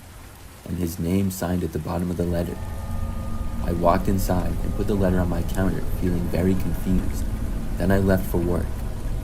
Later that night, I was in my room reading a book until I heard screaming coming from my neighbor's apartment. They were all yelling at each other, and then I heard Jake say to his mom that he would slit her throat. A chill went down my spine as I heard this, and then I heard my neighbor's sliding glass door slam shut and footsteps on their balcony. Mind you, my bedroom wall is right next to their balcony, and I can hear everything. Then I could smell the smell of cigarettes and whiskey again. I somehow fell asleep eventually, but then woke up to use the bathroom. I sat up and began to walk out of my bedroom door. After you do, you have to walk past the sliding glass door, and then the bathroom is right across from the door. So anyways, as I'm walking towards the bathroom, he yells at me, "Get back in bed, Birdie." When he called me Birdie, it made me want to leave the apartment and never come back. I rushed into the bathroom, then a few minutes later came back out and practically ran to my bed. I was only 18 and wasn't the smartest when it came to choices like this, so I ended up going to sleep, then woke up early the next day and felt a cold breeze. I immediately shot up and my eyes darted around the room looking for the source. I didn't find anything, so I walked out into my kitchen/living room and saw it. The balcony door was wide open and there was a note on my kitchen counter. I shut the door and saw that the lock was missing from the door handle, but that was the least of my worries because my apartment had just been broken into. I picked up the note with shaky hands and read it. It was a whole paragraph about how I should go on a date with him, and at the bottom of the paper it said, "P.S. I promise you won't regret it." The rest of the day, I was paranoid that he would come back and do something. Later that night, I was once again on the phone with my mom, and then I suddenly heard running and pounding on my walls. That creep was running down the hallway and pounding on my walls and doors. I told my mom that on the phone, and she told me not to answer it. Then I walked towards my door and just stood there as he pounded and yelled from the other side. A few minutes went by, and then it stopped. I told my mom I had to go, and then I walked back to my living room and froze at what I saw. There he was, standing in the middle of the room, staring at me. "Why didn't you answer the door?" he said in a cold tone. "I was in the shower," I said back, clearly lying. "Okay." Then he climbed around the divider and left, and I never saw him again.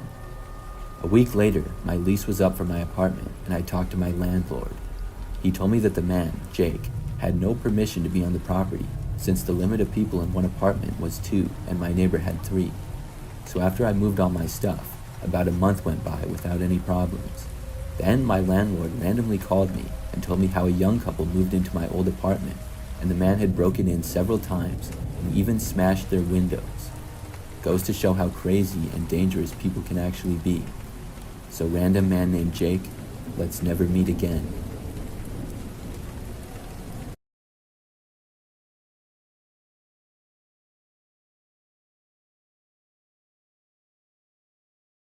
This happened just a few months ago.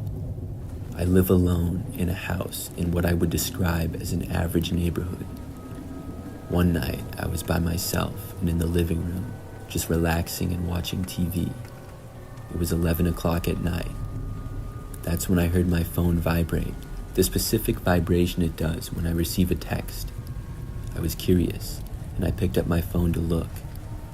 When I did, I saw that a new number that I didn't know had texted me. The text said, "Hey, I'm outside." This seemed bizarre right off the bat. I figured right away that it was a wrong number, and I thought about replying, but I didn't end up doing it.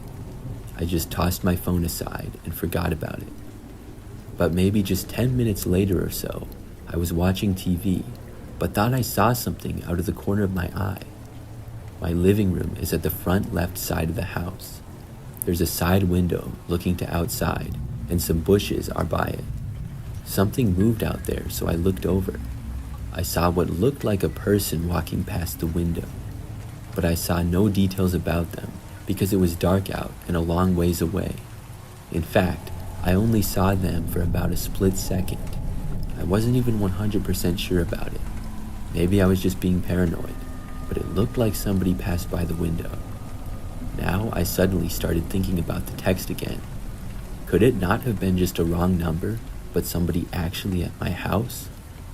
Who would be here though, and why? I had no clue. I decided then to text the number back and ask them who they were. When I did, they responded rather quickly, probably less than a minute later. This text said, "Come outside and see." Now I was really creeped out. I had a feeling that somebody was outside of my house for some reason. I got up from the couch and looked out of the front window. My front yard appeared empty. I closed the shades. Then I went all around to different windows in the house. I went to the sides and the back as well, but everywhere I looked, I saw nothing. Of course, there were several places around the yard where somebody could hide without being seen. I had no idea where this person was. I walked back into my living room, and just as I did, heard a knock coming from one of the back windows. Instantly, I had a bad feeling about it. I walked back over to the dining room, where a window that looked out to the backyard was. Whoever had knocked on the window was now gone. I looked all around back there, but saw nothing. I then went back into the living room and texted the person back, asking them why they were at my house. The person texted back quickly once again. This time they said, "Come outside and I will show you, or do I have to break in?" I texted back saying that I was calling the police. Then I proceeded to do so. I told the 911 operator that somebody was threatening to break into my house, and I had reason to believe that they were on my property. I was told that officers would be there in a few minutes. Then I just waited and hoped that the person wouldn't actually try to break in. Meanwhile, I wasn't getting any more texts from the number. I thought about texting them again, but decided not to. Only like 5 minutes later, the police arrived.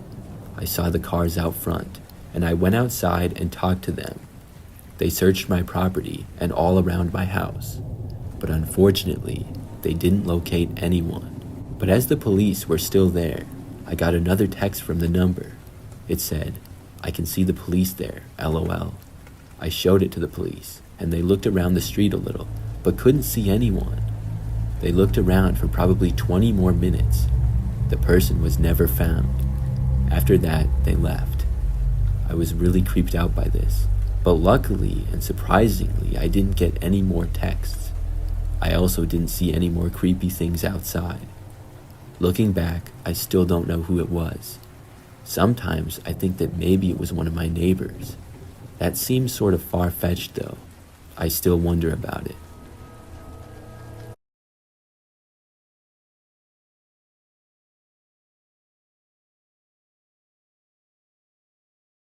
I used to be a janitor for a high school.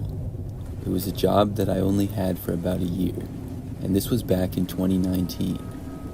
The job was not too bad, but I moved on to other things later. For the most part, when I worked as a janitor, I would work overnights in the high school, and typically was all by myself. I would start at 9 o'clock at night and get off at 5 o'clock in the morning. The high school was large, but not so big that I couldn't manage it. With all that time and the whole place to myself, I could clean everything that I was supposed to. A few times, due to events on the school campus, there were some people there around the time I started, but they would usually be gone within an hour or two. I would do the things that you would expect: mop floors, vacuum, sweep, and maintain the bathrooms.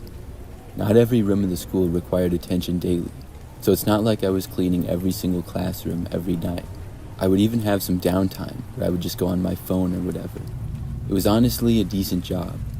The only downside was that I had to be nocturnal and work overnights and sleep during the day. The other downside was that I was all by myself all night in a school, which sometimes felt sort of creepy. Most of the lights would be off, and a lot of them were motion-detected lights, so they would turn on when I went near them. One night, I was working in a random hallway cleaning the floors. It was probably about midnight or 1 a.m. I remember that I thought I heard footsteps coming from not that far away.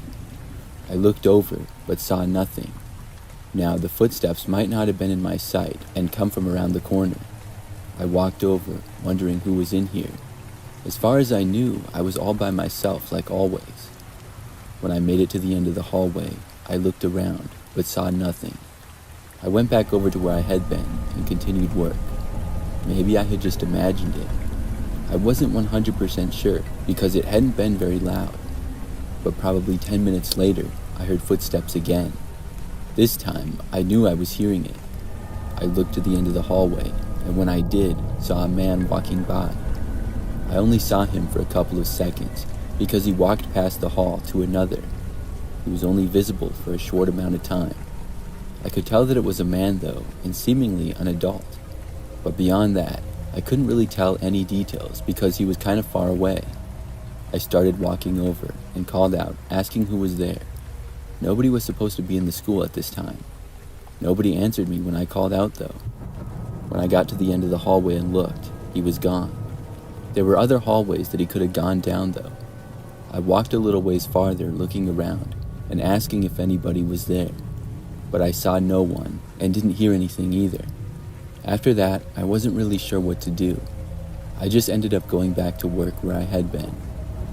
Some time went by, and eventually I moved into another hallway. Probably 3 hours or so after the last time I saw the guy, something else happened. This time, I was facing the end of the hallway, and out of nowhere, I heard this noise behind me. I couldn't really tell what it was. I turned around and looked back and saw a basketball rolling right in my direction. It went past me and hit a locker. When I looked up to where it had been rolling from, I didn't see anybody. I suspected that whoever was in the building stood at the end of the hallway that I was in and rolled the ball towards me. Then they moved away out of my sight, but why they did it, I had no idea.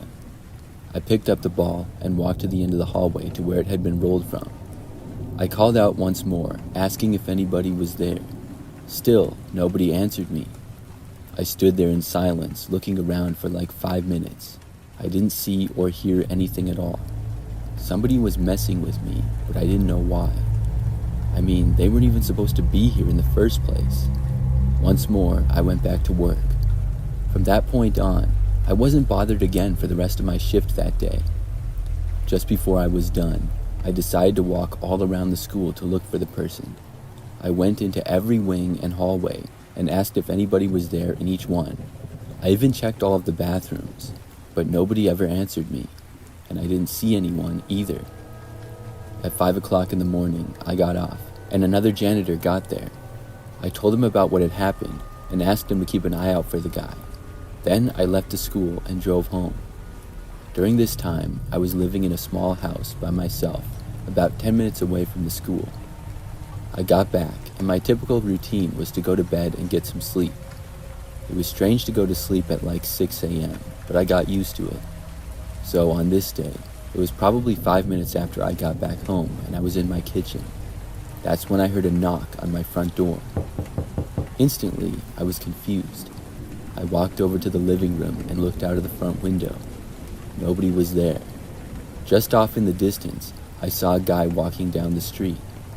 I saw him for just a second or two before he went out of my sight.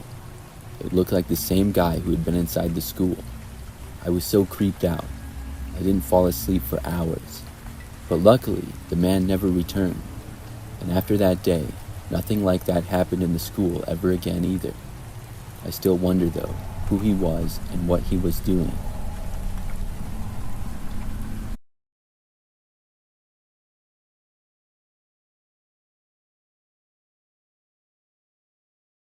This occurred several months ago. It was a cool spring night and I was fast asleep in my house. I'm a female and live with my husband. However, he was out of town for the weekend on business. I was suddenly woken up in the middle of the night, a little past 1 a.m. I had no idea what woke me, but I was suddenly wide awake. I sat up in bed and looked around the room. It was mostly dark as all the lights were off. Then my eyes wandered to the bedroom window. That's where I saw a clown face looking right at me. Not a guy with a clown mask, but a guy who had literally painted his face to look like a clown. And he did a pretty good job too. I immediately screamed. When I saw him, he quickly disappeared and ran away. He was now out of my sight, but I was terrified. I grabbed my phone and called my husband. Luckily, he answered. He told me to call the police. As I was still on the phone with him, I got up and walked over to the window and looked outside. The clown guy was gone by now, and I couldn't see him at all through the window. But as I was still looking around our front yard out the window, I heard the sound of glass breaking at the opposite end of the house. I got a terrible feeling. After hearing this, I ended my call with my husband to call the police. Then I ran as fast as I could to my bedroom door and closed it and locked it. I then started to hear movement inside the house on the other end. This was followed by the sound of a man laughing hysterically. It was one of the creepiest moments ever. I was on the phone with the police telling them to please hurry. They said they would be there as fast as they could, and I stayed on the line with them. I heard the clown walking through the house and slowly getting closer. As he did, his creepy laugh continued. I was dreading the moment he would reach my bedroom door, and eventually he got to the hallway. I think he went to the other bedroom first, but then about a minute later, I heard the footsteps reach the end of the hallway and go right outside the bedroom I was in. It was silent, and then I heard his creepy laugh right outside the door. I moved quietly as far away from the door as I could possibly get. Then I saw the knob turn and thankfully stop. The door was locked, and I then heard 3 calm knocks, followed by a quieter laugh. Then things got quiet for a few seconds. I was holding my breath, and then he started banging on the door, seemingly as hard as he could. This guy had to be insane or something. I was told the police were within a minute away, and I was just hoping they would get there faster. The guy was banging on the door, and I didn't think it would last too long. Then, out of the window, I thought I finally saw the police lights. Sure enough, it was them, and the sound of a siren soon got louder and louder. The banging on the door stopped, and things got quiet again. The police were at the house a very short time later, and they were able to get inside, and I finally left the room. However, the clown man was gone. He had left out the back door and left it wide open. The police searched the area, but couldn't find him. The only thing found was his red rubber nose in our backyard. My husband got home the next day, thankfully, and the next time he went out of town, I went with him. It's been a few months, but I still get scared that the clown might come back sometime.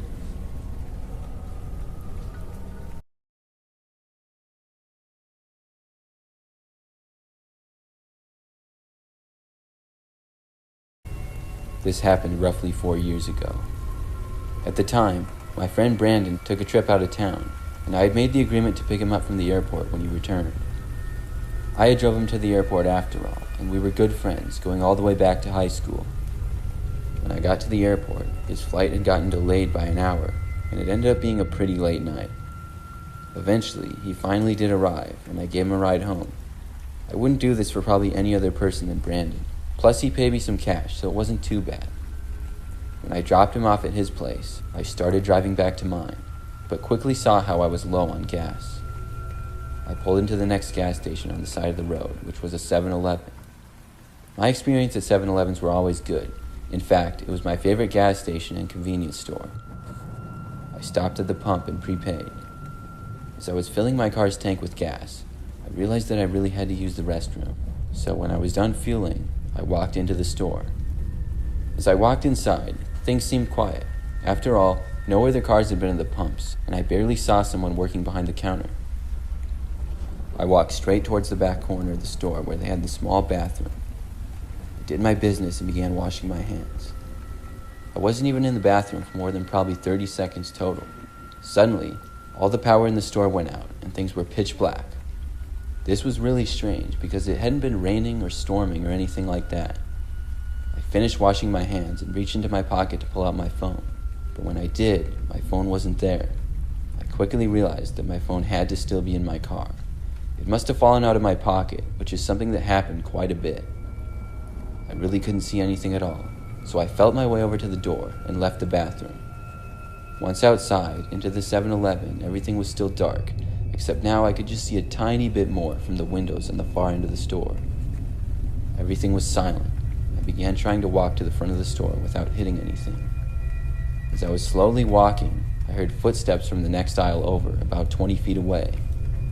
I said out loud something about the power being out, trying to make conversation with the person. But whoever was there didn't say anything back to me. I already felt a little creeped out from being in the dark late at night, but now with a person in there who wasn't talking to me just made it a little weirder. I kept moving and eventually found the front counter. I looked over it and could see a little bit over due to the moonlight shining through the window next to it. It appeared as though nobody was behind the counter at all. In fact, I said hi and didn't get a response. After this, I went back and started towards the front door. I could actually see it and went a couple of steps over to it when suddenly I felt somebody grab my right arm and yank me back. I fell to the ground after losing my balance. Then, I felt myself start to be dragged backwards. It was terrifying, and I was desperate.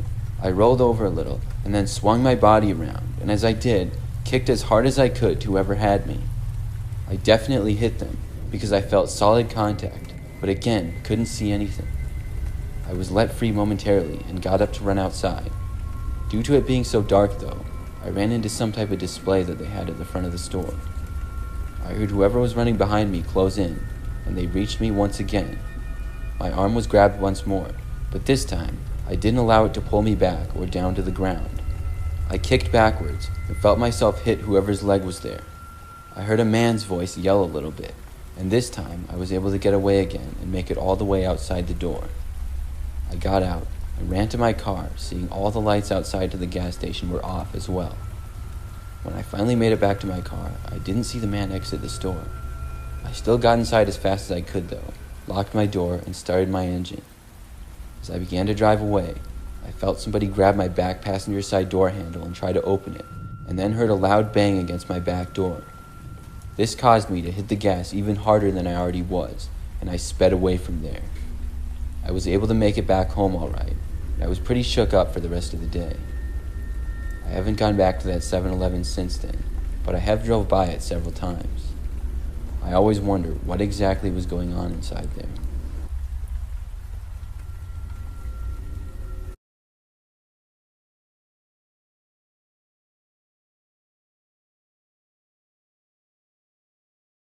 I take my dog for a walk on most days.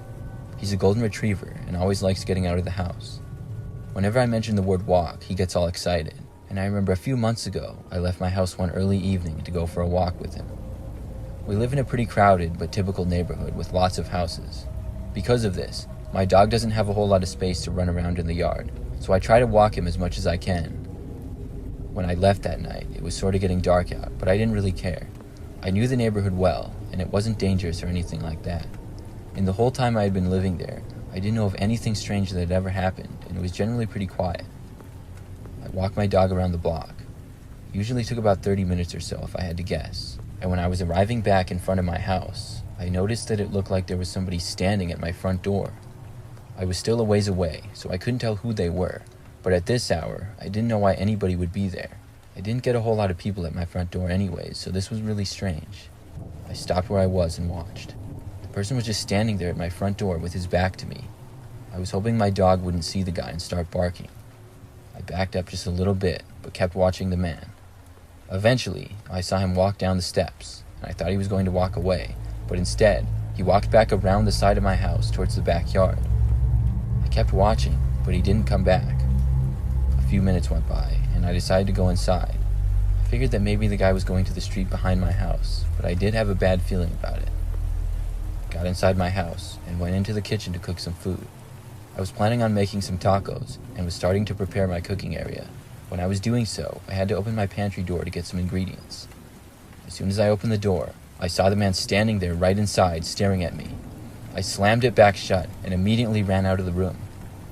I grabbed my dog by the collar as I ran through the living room, and we went into the bathroom down the hall. When we got inside, I locked the door immediately. I listened and heard the guy walking around the house. I wanted to call the police, but I didn't have my phone. I had left it laying on the countertop. I felt horrible when I realized that. I had no idea what I was going to do and just hoped that this guy wasn't dangerous. I heard him walk around and occasionally make some noises. Eventually, his footsteps got closer. He ended up walking past the bathroom I was in the hallway and going to where my bedroom was. When he did, I picked up my dog and ran out to the kitchen area. When I got there, I realized the guy had taken my phone though, because it was gone. I opened the back door and ran out with my dog all the way to my neighbor's house. I knocked on their door, and thankfully they answered. I told them everything, and they were nice enough to call the police for me. We waited on their front porch, and when the police arrived, they searched my house, but never found the guy anywhere. When I went back in, a few things were missing, including my phone. I had to buy a new one after that, but all in all, my dog and I were just fine.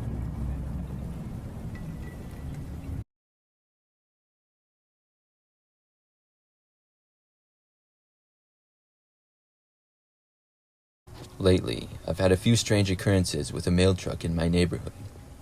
This all started just about 2 weeks ago.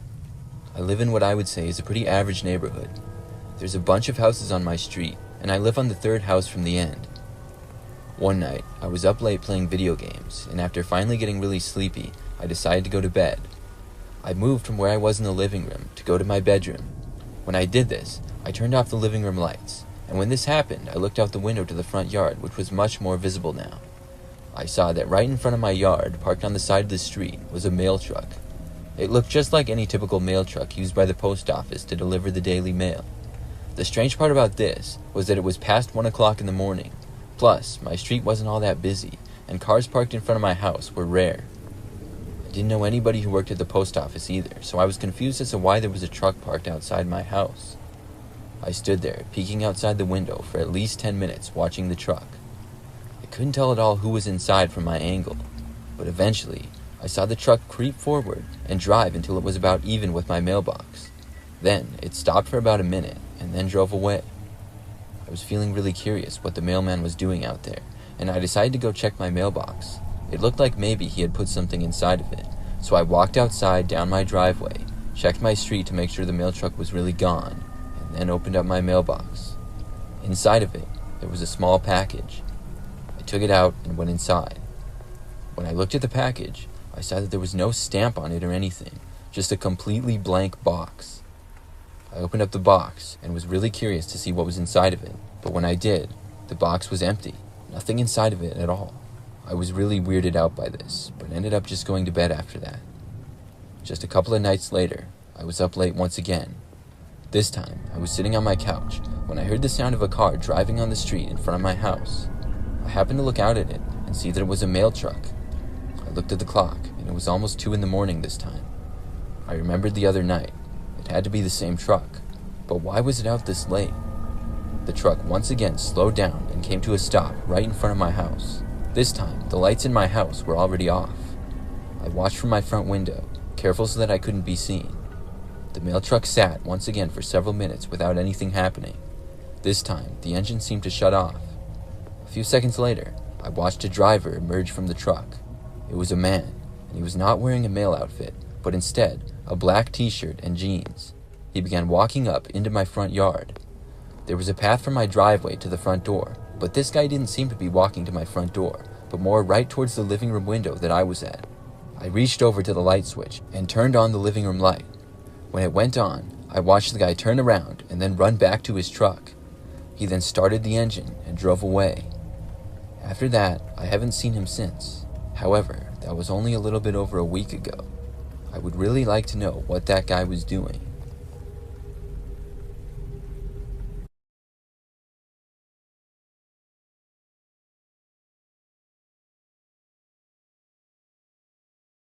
I had a really weird experience when I used to work at a dollar store.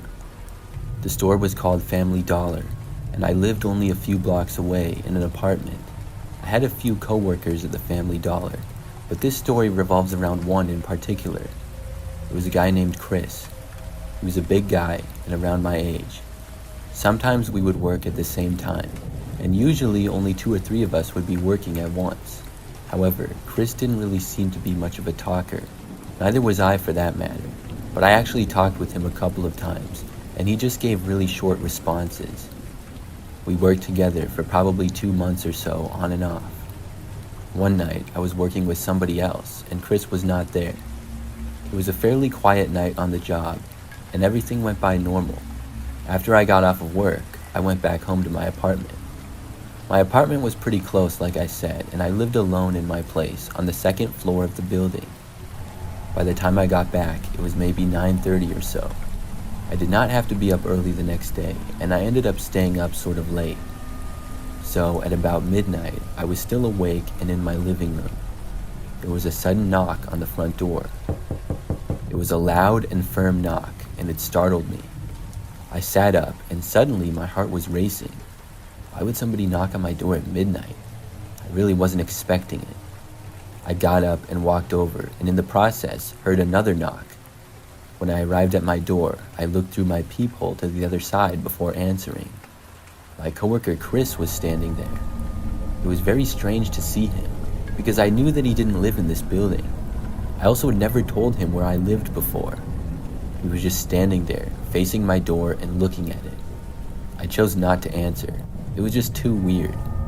I kept watching though, and he stood there for maybe 5 minutes at least. Then, finally, he left and walked away, disappearing down the hallway.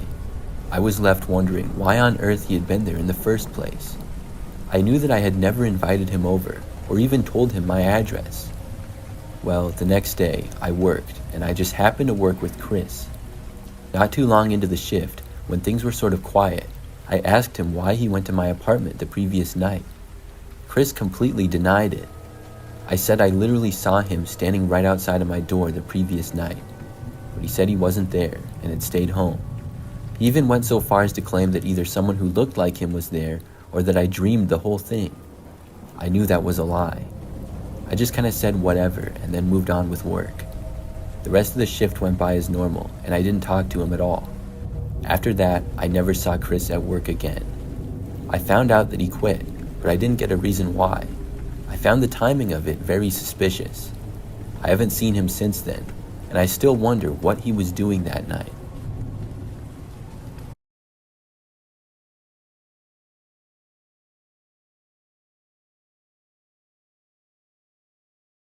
When I was in high school, I considered myself to be a pretty easygoing guy.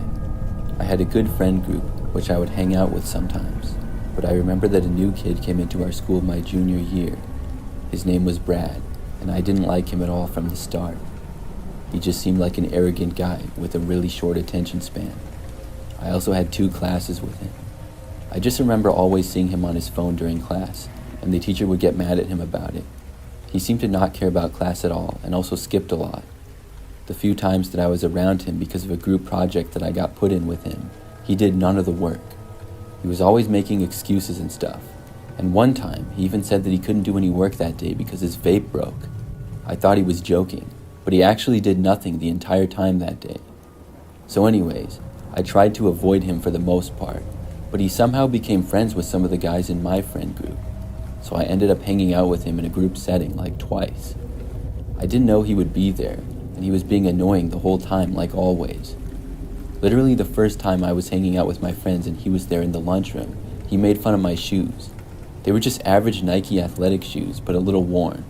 I didn't care what he thought, but it seemed like he was just trying to roast me to impress my friends or something. So clearly we didn't get along. Then we ended up actually getting into it a little bit during gym class one day. We were playing floor hockey and I was the goalie and he was on the other team. He basically picked up the goal and moved it to try to score. So then I picked up the goal and I threw it, and then he started getting in my face and some other kids held him back. It was more about the fact that we didn't like each other than we really cared about a gym class game. But I remember not long after this incident, one of my friends told me that Brad really hated me.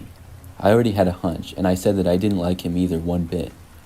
I tried to stay away from him, but sometimes it was hard with us having classes together and mutual friends. I didn't know why any of my friends spent time with him anyways. But one night, I was at home when one of my friends, Jamie, texted me saying he needed a ride. He told me that he was at the high school and told me to come to Lower Lot. I didn't really want to go at first, but he told me he would buy me Taco Bell if I did. The school was a little less than 10 minutes away, so it wasn't that big of a deal. I told my parents I had to give Jamie a ride home, and then I left. I think it was about 8:30 p.m. or maybe 9 at this point. I drove to Lower Lot, which was sort of far from the school, but you didn't need a pass to park there. I pulled in and saw one other car in the parking lot. After parking in one of the spaces, I didn't see Jamie anywhere though. I texted him asking where he was. When I did this, I heard someone talking from my left. I looked over and saw Brad there. He was telling me to get out of my car. I was so annoyed to see him, but I wanted to know what he wanted, so I got out of my car. After I was out, his tone changed even more. He walked up really fast and got in my face. It was clear that he wanted to fight me, and he pushed me a little. I told Brad I didn't want to fight him, I was just there to pick up my friend. But after he shoved me, I pushed him back a little. Right after that though, I saw somebody else emerge from behind what I assumed was Brad's car. It was the only other car in the parking lot. I had no idea who this guy was, but I gathered that he was a friend of Brad. He didn't go to our school though.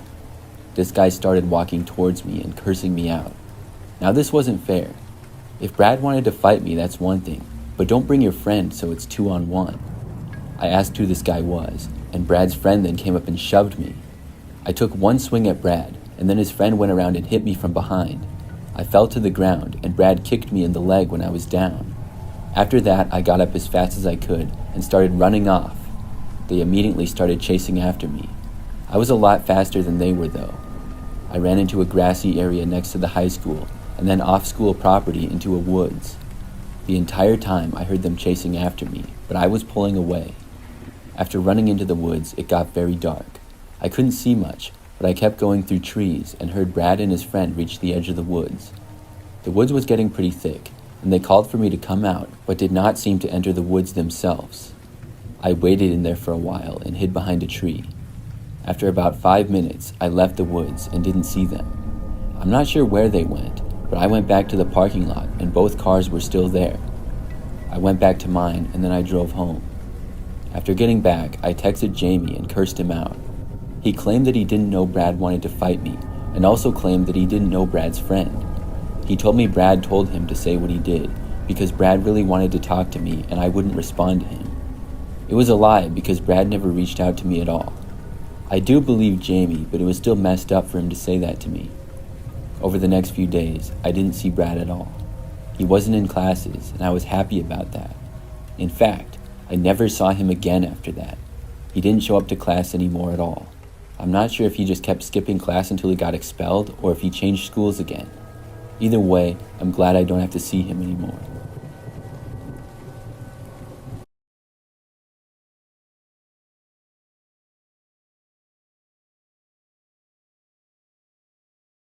This story takes place about 5 years ago. I was in college at the time, and during summers when I was back home, I had a group of high school friends that I would hang out with.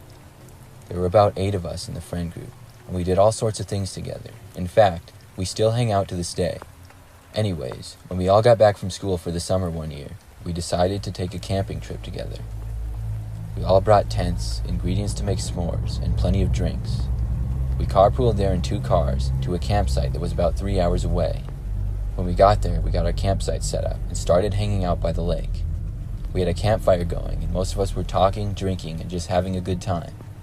We were going late into the night, and in the immediate area, we didn't see any other people at all.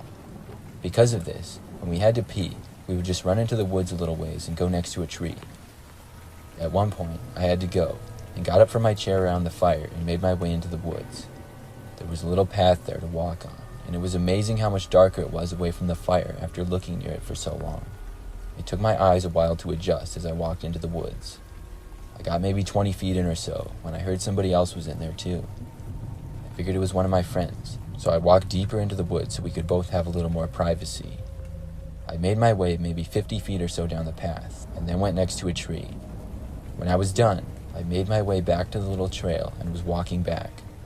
I started to hear more noises as I did. The noises were coming from in the woods off the path and to the left side. I really didn't think it was one of my friends because I didn't know why they would go this far in. I thought maybe it could be an animal and feared it was possibly a bear. I picked up my pace of walking when all of a sudden I heard a very loud sound of a tree branch cracking. I then saw a giant section of a tree falling right behind me on the path about 5 feet away. I was lucky I had sped up or I could have been crushed by it. And when I say this tree branch was large, it was massive. I didn't know of anybody or anything that could break a piece of tree off like that. It wasn't raining or storming either, so I wasn't sure how it happened. I was terrified, and then heard more loud noises in the woods, as if something was running. I looked behind me into the woods where the noise was. I saw for a brief second a large dark figure darting between trees and then disappear deeper into the woods. It was moving so fast and strange, like nothing I had ever seen before. At that point, I turned and sprinted all the way back to the fire. When I got back, my friends saw how shaken up I looked and asked me what was wrong. I told them they would never believe me, but I tried my best to explain. Some of my friends mentioned how they did hear a noise of a tree breaking just in the woods and wondered what exactly it was. That made me feel a little bit better, but regardless, I was pretty rattled the rest of the night. If I hadn't been with such a large group of friends, I would have gotten no sleep at all that night. Luckily, after that, the rest of the camping trip was fine, but I'll never forget whatever that was I saw out in the woods.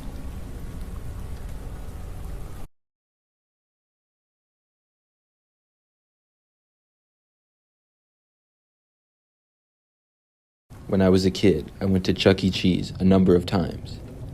It was pretty popular back then for kids to go to for birthday parties or for whatever reason.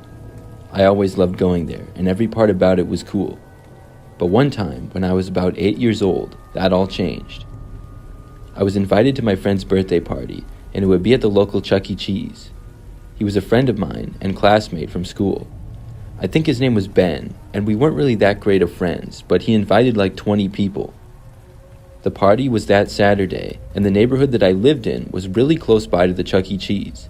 In fact, I could walk there if I wanted to. So, on Saturday, my parents actually did in fact let me walk there. It took me under 10 minutes, and our neighborhood was very safe that I was aware of. I don't remember any crime happening or ever feeling scared to leave my house. I got to the Chuck E. Cheese and was one of the first kids there. I talked to Ben, and pretty quickly a bunch of other kids started showing up. After that, I don't remember a whole lot. We were just playing arcade games, eating pizza, and drinking soda. It was a pretty fun time, just like any other experience that I had at Chuck E. Cheese as a kid. There were other people there too, but for my friend's party, they had rented off a little room of space. He had cake as well, and the party lasted for probably 2 or 3 hours. Then, when people started to leave, I decided to go home. I remember I told Ben's parents that I was going to walk home, and they offered to give me a ride. I told them how close I lived, and they made sure that my parents knew I was walking home, but they said it was okay. So then I left. I was happy to walk back by myself because it made me feel older than I actually was. And when I walked home on that day, everything was fine. I took the sidewalk past the Chuck E. Cheese and behind it. That led right into the residential neighborhood that I lived in. Then I just walked a few blocks and only had to turn once. It was still daytime and just seemed like a regular Saturday to me.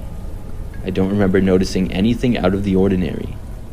I made it home, and after getting there, I don't really remember what I did for the rest of the day. Probably just the typical stuff of watching TV or playing video games.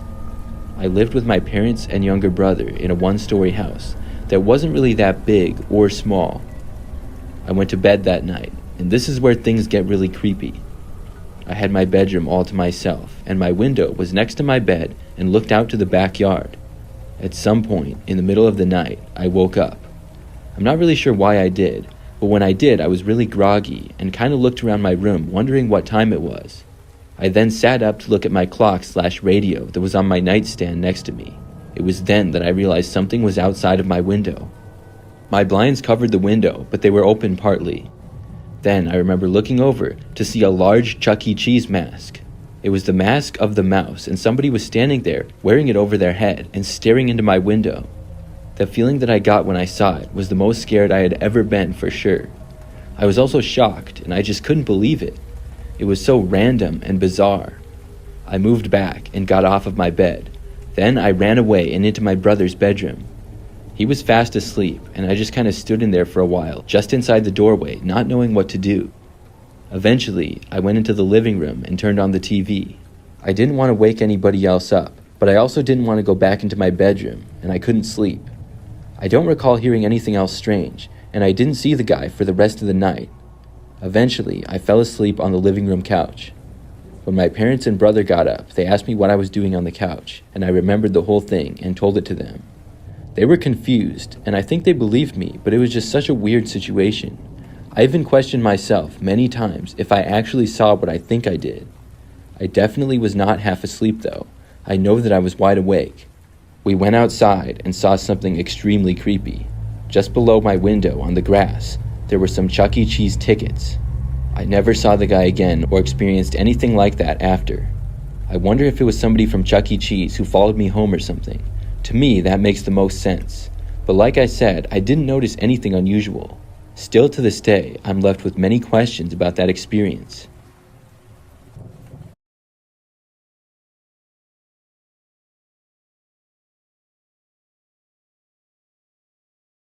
I remember that when I was a kid, Toys R Us was my favorite store to go to. I wouldn't get to go there all that often, but when I did, it was just amazing how there was an entire big store just for toys. When I was probably like 10 years old, I went with my mother one day. It was my sister's birthday later that week, and my mother was looking to get her some presents. Of course, I was happy to go with, but when we got there, we went over to the girls section, which didn't really interest me. I wanted to go over to the race cars and the action figures and stuff like that, or better yet, the video games. I knew where my mother would be, and I didn't see a big deal in going to the other end of the store while she looked. However, I only had to go a few aisles over to find some things that interested me more.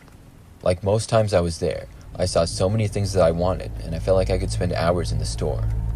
I came across the Lego aisle, and I saw some of the cool displays they had. That was another thing that I really liked about Toys R Us, is how they would have little displays everywhere throughout the store. Anyways, I was just looking around, and picked up a couple of the Lego people in the display just to look at them, when suddenly, I was grabbed from behind out of nowhere. I hardly noticed anybody else in the area at all that I had been there. I was really startled and looked up to see a guy with grayish hair and a blue jacket on. I then noticed his Toys R Us employee tag. He told me I wasn't supposed to touch the display and that I was in big trouble. I told the guy sorry, and he asked me where my mother was. I said she was a few aisles over and pointed. I expected the man to walk me back over to her, but instead, the guy started walking in the opposite direction, all while gripping onto my arm tightly. I told the guy I was sorry and I wouldn't do it again, but he said that it was too late. We walked up to the front area of the store, and now I was getting nervous. I thought I was in some serious trouble, and I didn't know it was really that bad. I hadn't broken anything. Then, we walked past the registers and headed out of the store for the parking lot. When we started to leave, that's when I got a really bad feeling. It wasn't until that point that it occurred to me that maybe this guy didn't work at Toys R Us at all. The problem was, now we were out of the store, and my mother was still inside. His grip got tighter on my arm as we walked through the parking lot. The store wasn't too busy, and there really weren't that many cars in the parking lot. When we reached what appeared to be the man's car, I noticed there was a car parked a few rows across with a mother and another kid getting out. I waved to the kid out of kind of desperation and said hi to him. The kid waved at me, and I remember the mom seemed to look over and saw how the guy was sort of pulling on my arm. The guy must have noticed this, and to look less suspicious, let my arm go, and he now pushed on my arm instead of grabbing it. He was trying to lead me into his car, and as soon as his grip was gone, though, I took off running over to the store as fast as I could. No doubt I was much faster than that guy. At first, he tried running after me, and I was really scared, but once I had made it about 20 feet, I knew he wouldn't be able to catch up with me. I had a great feeling of relief as I crossed the doorway back inside the store, and then ran to find my mother, who was now standing near the front end. She looked concerned and asked me where I had gone. I told her, and it led to a whole big thing. The police came down to the store, and the manager and several other employees gathered around. I didn't realize just how big of a deal it was at the time, and how lucky I was to have gotten away from the man, but now I'll never forget it.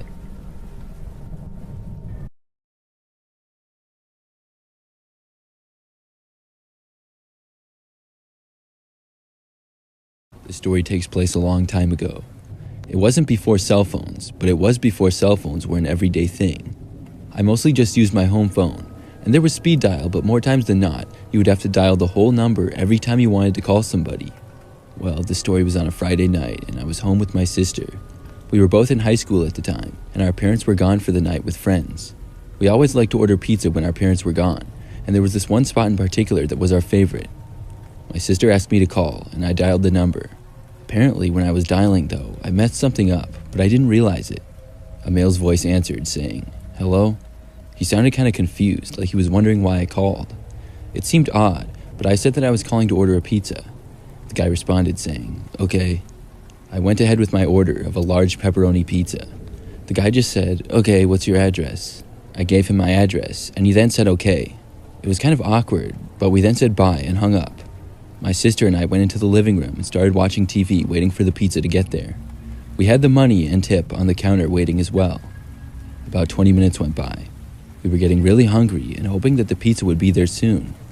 I happened to go over and look out the window, just out of curiosity. Then I saw a car coming down the street, very slowly.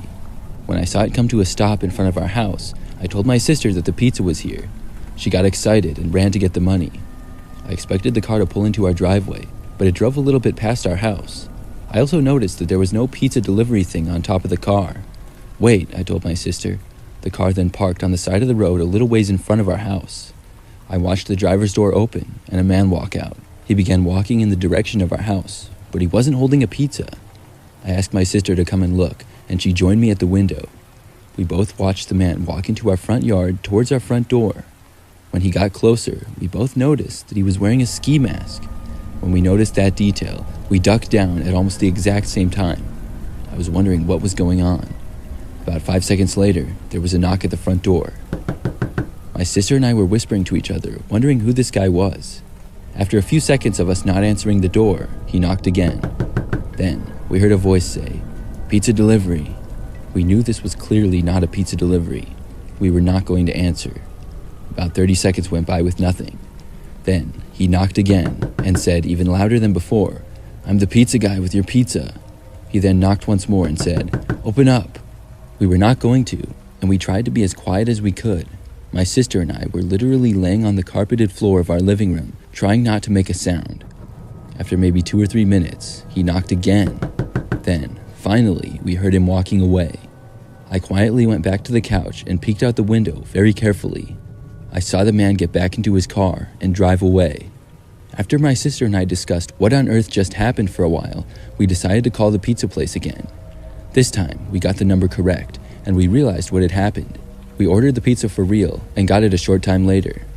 I'm not sure what number exactly I called the first time, but whoever I called decided to pretend to be a pizza delivery man with a ski mask on. To this day, I still wonder what his intentions were. What would have happened if my sister or I opened the front door? I'm really glad that we didn't.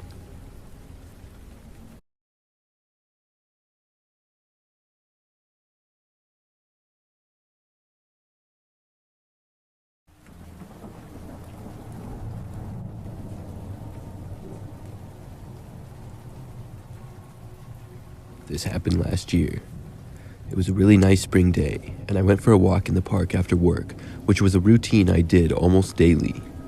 During my job, I would sit at a desk all day, so it felt great to get up and move around afterwards. I have an apartment on the edge of the city, and the park is just a couple of blocks away. On this one particular day, with it being so nice out, I walked a little bit farther than usual and walked in a couple of city streets. Finally, I circled back around through the park and back to my place. There were quite a few other people out walking and such. I was probably out for about an hour or so total. When I had made it maybe 5 blocks within my apartment, somebody tapped me on the shoulder from behind. I looked back, and there was a man standing there who was tall and thin and appeared to be around my age. He said to me that he wasn't sure if I was aware or not, but somebody had been following me. Then he mentioned to me that the guy had just walked away, but had seemingly been following me for almost 20 minutes. I was completely unaware of this. I asked the man who the person was who had been following me, and the guy said that he was short with dark brown hair and wearing a white shirt. I told the guy that I didn't know about it, and I asked him where the guy had gone who had been following me. I was told he went in the opposite direction. Then I said thanks and continued walking home. I really hadn't been paying very good attention, I guessed. As I was walking the rest of the way home, I wondered who it had been who was following me and why they would do that. I also paid much closer attention and looked around, but I did not see the man who had been described to me. I got back to my apartment, and several more times throughout the night, I wondered who it was who had been following me. I decided that I would take a break from walking after that. But the very next night, something else happened. My apartment was on the ground level, and I had a little patio outside. There wasn't a whole lot of space, but it was nice for me to have. It was probably 10 p.m., and I was moving into my living room, which opens out to the patio. As I did, I saw a figure of what appeared to be a man moving away from the window. It looked as though the guy had been right next to the window. However, with it being dark out and me just seeing him walking away, I couldn't tell much. I hadn't gotten a look at his face or anything. It made me remember the man who had allegedly followed me home, and I became worried that somebody was stalking me. I went over to the window and looked out, but by the time I got there, the man was gone. I just hoped at that point that he wouldn't come back, and for that night, he didn't. 2 nights later, though, I was home alone again, and this time, already in my living room. It was a little bit later, about 11 p.m., and I was on the couch using my laptop. That's when I looked up, and out of the corner of my eye, saw what looked like a person outside for a second. Now, I was already in the room and much closer to the window. This really surprised me, and I sat up and turned on the back patio light. When the light turned on, the man who was walking towards the window became exposed. Then I got a clear look at him. He was tall and thin, and I recognized him. It was the same guy who had told me that I had been followed. When the guy saw me, he quickly turned around and ran away. I stayed up really late that night, unable to sleep. I did not want the man to come back. Thankfully, he didn't.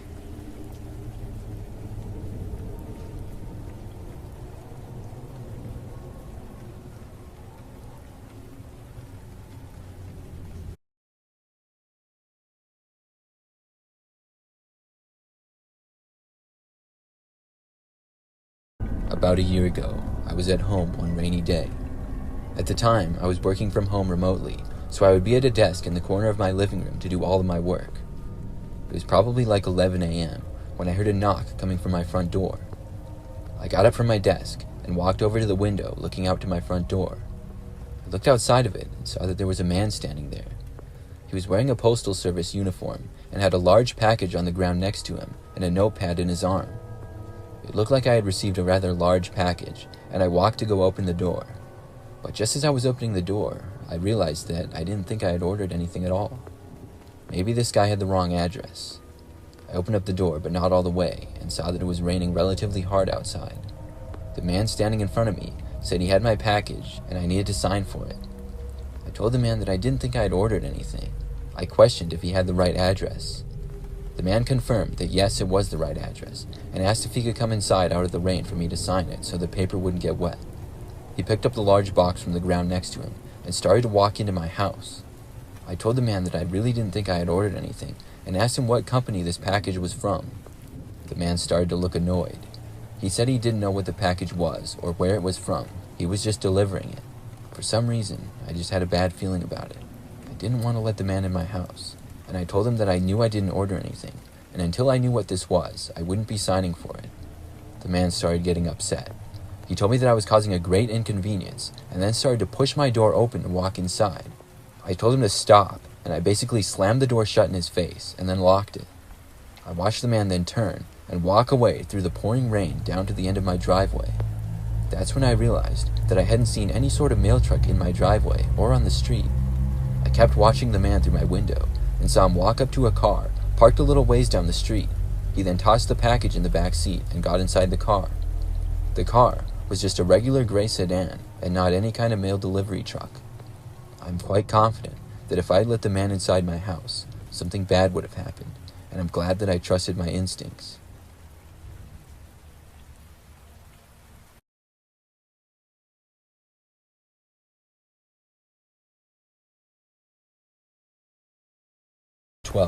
My mom took my best friend and I to go camping. She set us up with an air mattress in the back of her car while she slept outside in a tent. Everything was going fine at first. We just stayed up talking, making jokes, listening to music, and eating snacks. At about 3 or 4 a.m. though, things started to get weird. We were still awake, and I was looking out the window on my friend's side. When I did, something caught my eye. Something slid up to the window, and its hands pressed up against it. It had an all-white, completely circular head, and a thin black stripe going down the middle. It also had an unnaturally stick-thin body and hands that resembled mittens rather than human hands. Just as it locked eyes with me, it slid away as quickly as it had appeared. At first, I thought I was hallucinating out of my delirium, so I started to laugh and told my friend. Her eyes widened, and she asked me, "You saw it too?" I asked her to describe what she had seen in case she was pranking me, and she described the exact same thing I had seen. We scrambled to make sure all the doors were locked, and although we were secure in the car, it was safe to say we didn't get any sleep for the rest of the night.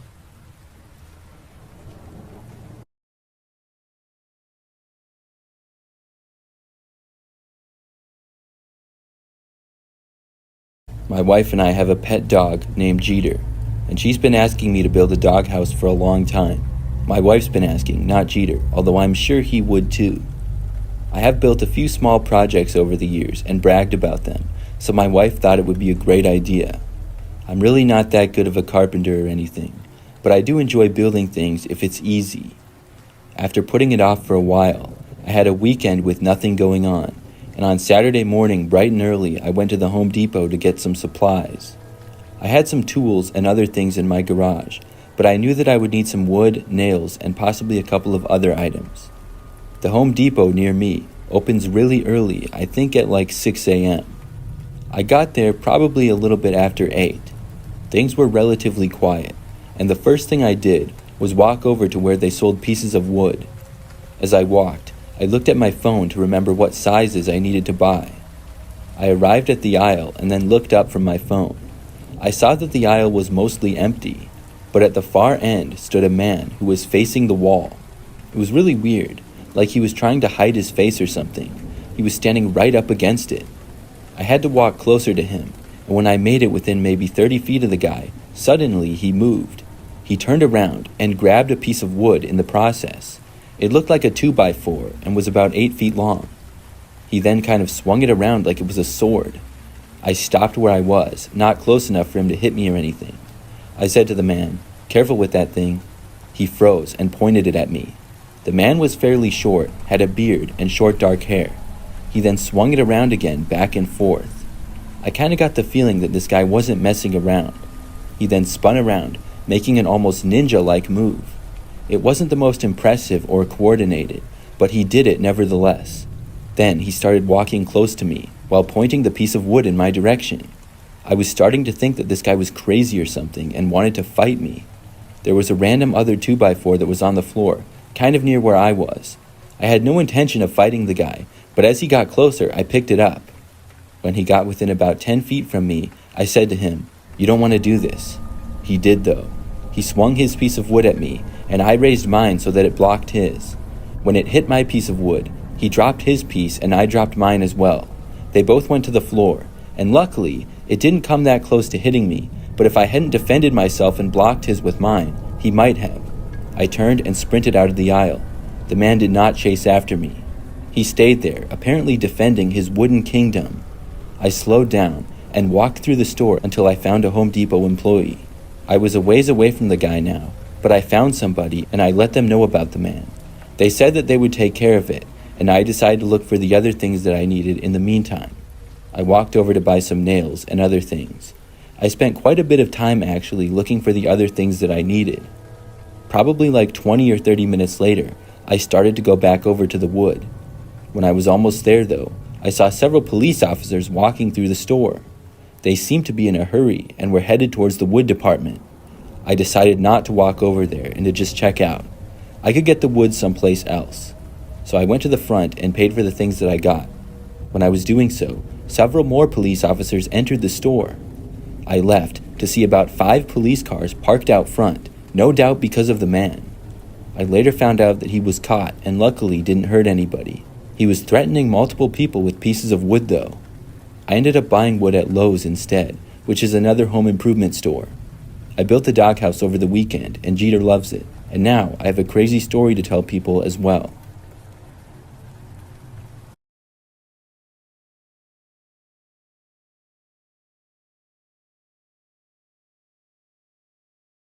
Last year, I was driving on a road trip and was going to be gone for a few days. On the second night, I was sort of in the middle of nowhere. I didn't know where I would stay for the night, but I was hoping to find a hotel. But the more I was driving, the less it seemed I was near any kind of a city. The coverage on my phone was also going in and out all night. Finally, at probably 11 o'clock, I pulled into a rest area and looked up hotels in the nearby area. The closest one was a motel that was 12 miles down the road. I decided that that would be just fine with me. I was really tired, and then I left the rest stop to head for the motel. It took maybe 10 minutes to get there, and it was about a mile off the highway. It was in a very small town that really didn't have much of anything. The motel looked quite creepy, to be honest with you. It was old, small, and had a little office connected to the side of the building. There was just one level of rooms, with maybe 10 or 12 total. I pulled into the parking lot, which was nearly empty. Normally, I wouldn't want to stay here, but it was just for a quick night's rest. I would be out of there by 6 or 7 in the morning, and the rates for the night were just $29, which was honestly overpriced. So after parking, I walked to the office to get my room. When I walked in, a man with a longer beard sat behind the counter. He sat up in his chair and asked me what I wanted. I told him I would like a room and then gave him the $29. He then handed me a key and told me my room number. Then he leaned back in his chair again. I left his office and walked down to my room. When I got to my room, I went inside, and it was about what I expected. Not very clean, and old, outdated furniture in the room. The TV was a box TV, but I was lucky that they had one at all. I pretty much just got ready for bed and then tried falling asleep. After laying down in the bed, I was there for maybe 2 or 3 minutes and starting to doze off. That's when I got this weird feeling. I opened my eyes and turned over in bed. When I turned over, I faced the window. That's when I saw somebody moving away from the window. It wasn't like they were walking by though. It was like they had been looking in. I saw it for just a split second and couldn't tell who they were at all. I got up from my bed and closed the curtains, which had been open, but that didn't really do much good. They were cheap and didn't reach all the way. Plus, the curtains were so thin that you could sort of see through them, but it was the best that I could do. I looked out the window as well, but didn't see anything. Whoever looked inside was gone now. I got back in bed and laid down. I tried falling asleep again, but that kind of ruined it for me. Now I wasn't as relaxed as before. I was still tired though, and after maybe 10 minutes, I was finally able to feel relaxed once more. But then I got the feeling again, like I was being watched or something. I was facing the window laying down this time, so I opened my eyes and looked to the window.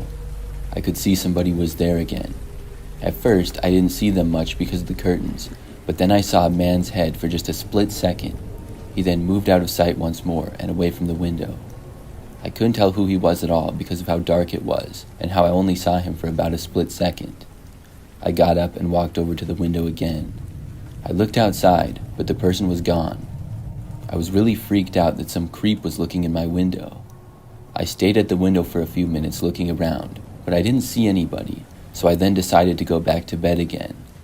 My door was locked and I covered the window as best as I could. So all I could do now was try to go back to sleep. I got back in bed and closed my eyes again. This time it took even longer. Maybe 20 minutes later, I was finally able to sleep. I don't know how long I was sleeping for, but I do know that I woke up sometime later. What I remember was hearing the sound of my door opening up.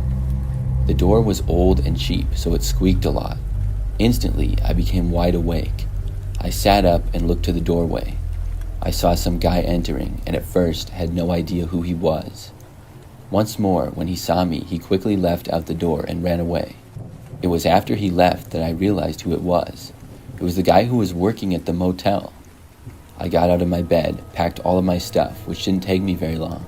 Then I left the motel and got into my car.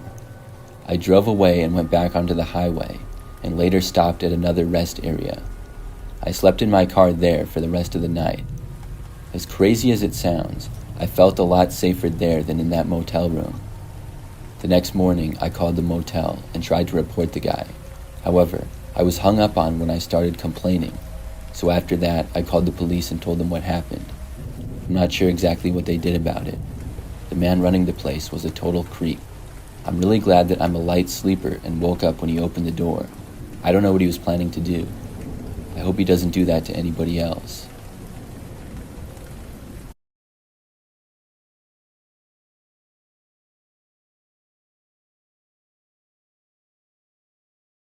I'm a female employee of a small shop in a decent-sized mall near where I live.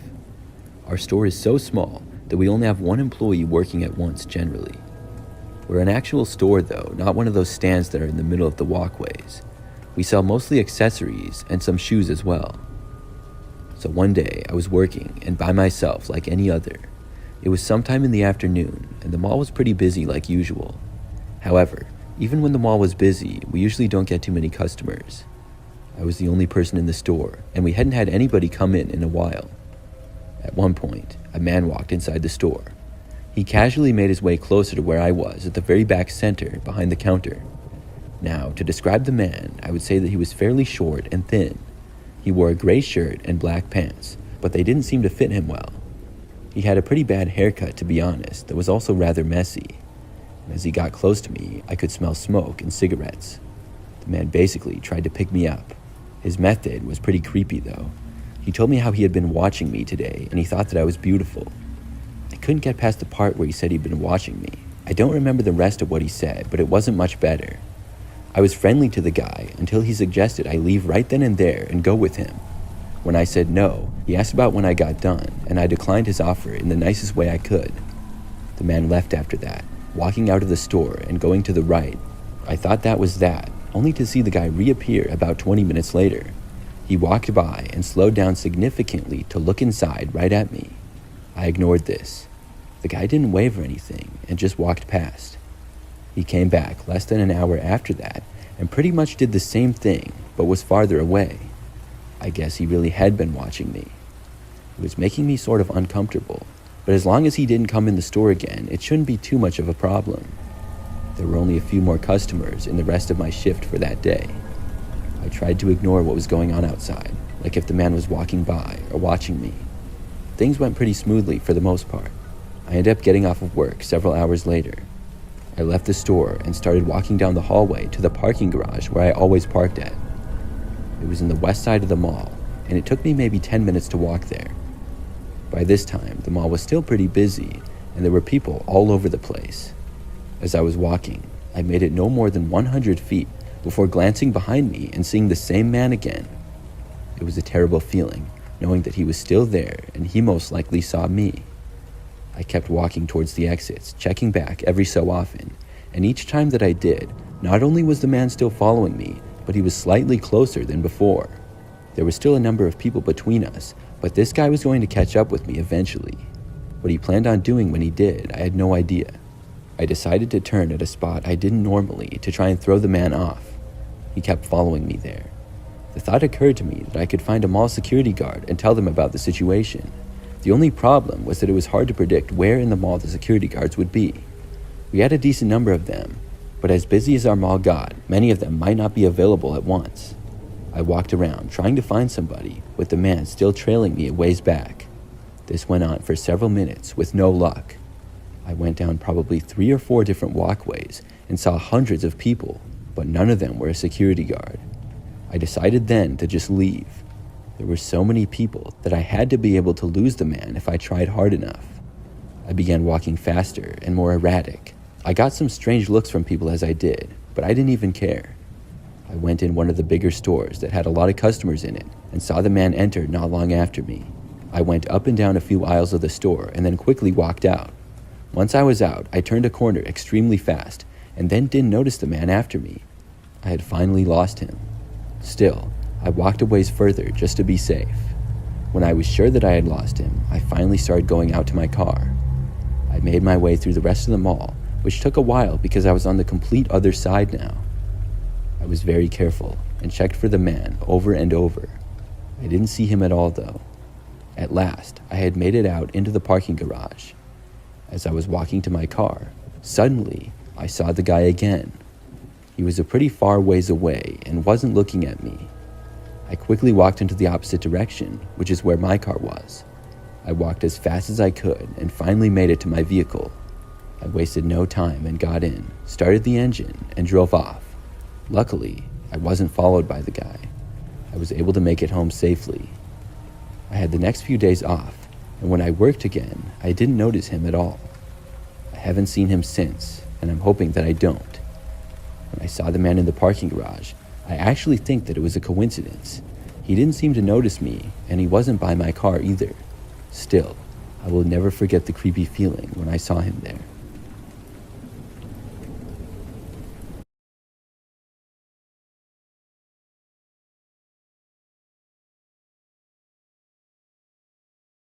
I worked at Aldi a little less than a year ago. When I was still pretty new to the job, I had my scariest experience there. It was nighttime, not too long before we closed. At the time, it was just me and one other coworker named Joe.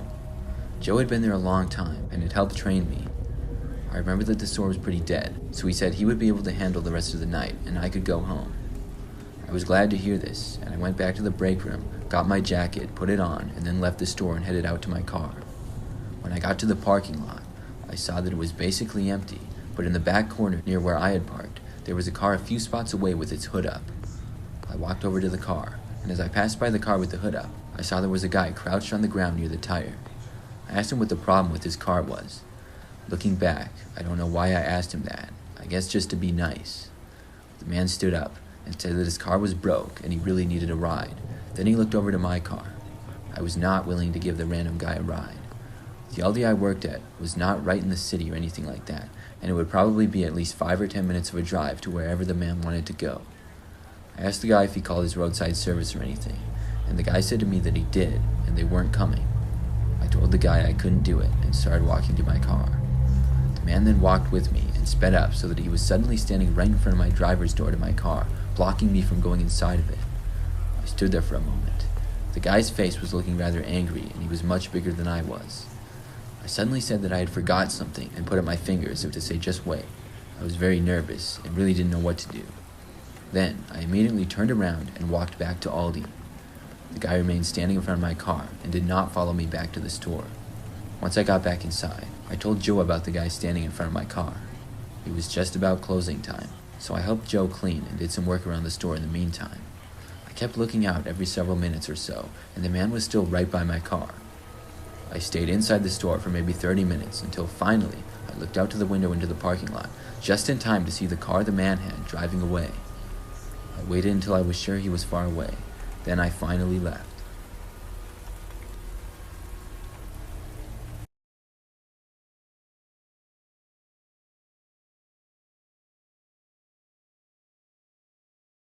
I'm a female, and I used to go to Applebee's all the time with my friend group. It was sort of our hangout spot to go to, especially late at night. I remember that for a while we were going on pretty much a weekly basis, and sometimes even more than that. I probably had just about everything on the menu. When we would go there, we would always seem to have the same server, which was a guy with blonde hair and glasses. He would often make small conversation with me, and my friends would always give me a hard time that he liked me. To me, though, he came off as a bit of a creep, and I'm not sure if it was the things that he said or what, but he gave me a bad feeling for sure. After a while, we didn't go to the Applebee's for a length of time. There was no particular reason why, other than some of my friends were just really busy at the time, and we didn't hang out as much. One day, I was shopping at the store when a guy came up to me. I turned around and looked and saw it was the same guy who worked at Applebee's. I didn't recognize him at first in this setting, but he said hi to me and explained who he was. He then said it was funny to run into me here. He told me that he hadn't seen me at Applebee's in a while and asked why. I told him that we haven't been there much recently and that my friends were busy and stuff. He then asked me if I would like to join him in his shopping. I told him no, I was just leaving, and then I left the store. But as I walked out to my car, I was almost there when I happened to look behind me. I saw that the guy was leaving the store too. After I got to my car and got inside, I watched the man get to his car and then sit inside of it. He was way on the other side of the parking lot, but I could still see the car pretty clearly, and I could just barely see him inside of it. He seemed to be just sitting in the car and looking in my direction. This went on for about 5 minutes, and I thought it was really weird. I thought he had a lot of shopping to do, and he was now just sitting in his car watching me. I was getting even more creeped out by this guy, and I backed out and left the store. As I reached the end of the parking lot, I looked in my mirror, and I saw that he was leaving too. For the whole drive back home, I was looking behind me to make sure he wasn't following me. I never saw him, so thankfully I don't believe he did. Fast forward a couple of days after that, though. I was leaving my house to go to the gym when I walked outside. I happened to see a car parked on the side of the road with someone inside of it. The same guy was sitting inside his car and looking at me. As soon as he saw me, he started up his engine and drove away. Since then, I haven't seen him. But I do believe that that man had been stalking me, and stalking me for a while at that. I think he didn't follow me home that day because he already knew where I lived. It really creeps me out, and I hope he hasn't still been stalking me. We haven't been back to that Applebee's lately because of this, and instead, go to one on the other side of town.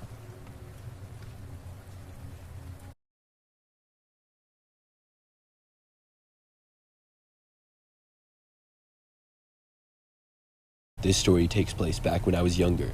I was 13 at the time, and the year was 2013. For my birthday, I received a brand new iPad from my parents. This was probably one of the greatest gifts I've ever gotten, and I was really excited about it. I set it up and then immediately began downloading all the fun and cool apps that were popular back then. A lot of games and social media apps. I was also brand new to social media in general at the time, and had just recently created an Instagram, Snapchat, as well as a Facebook. One of the apps that I got on the iPad was the Kik app, which was really popular for instant messaging back then. I got it mainly to chat with my friends and things like that, because back in the day, Snapchat didn't have a chat function, and Instagram didn't have direct messages either. I would say that about 2 weeks or so after receiving my new iPad, I was using it all the time and having lots of fun. It was summer vacation from school, so I had plenty of time on my hands. But one night, as I was on Kik, I got a message from a user that I didn't know. I don't remember exactly what the username was, but the profile image was like a cartoon guy's face. I remember they started out by saying hi, and their name was Bob. I responded, and we began chatting. At the time, I was just bored and would chat with anybody on the app. It was the internet, and I was fairly new to it all. I remember that I chatted on and off with Bob for probably 2 days or so. It was very basic at first, and I think we would just talk about what we were doing and how our days were going.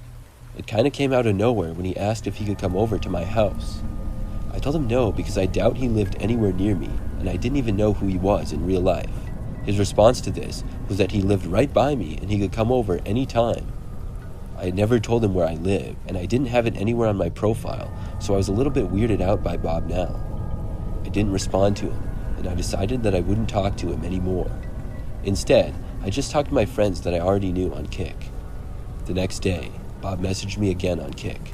He asked me what I was doing and if I wanted to hang out today.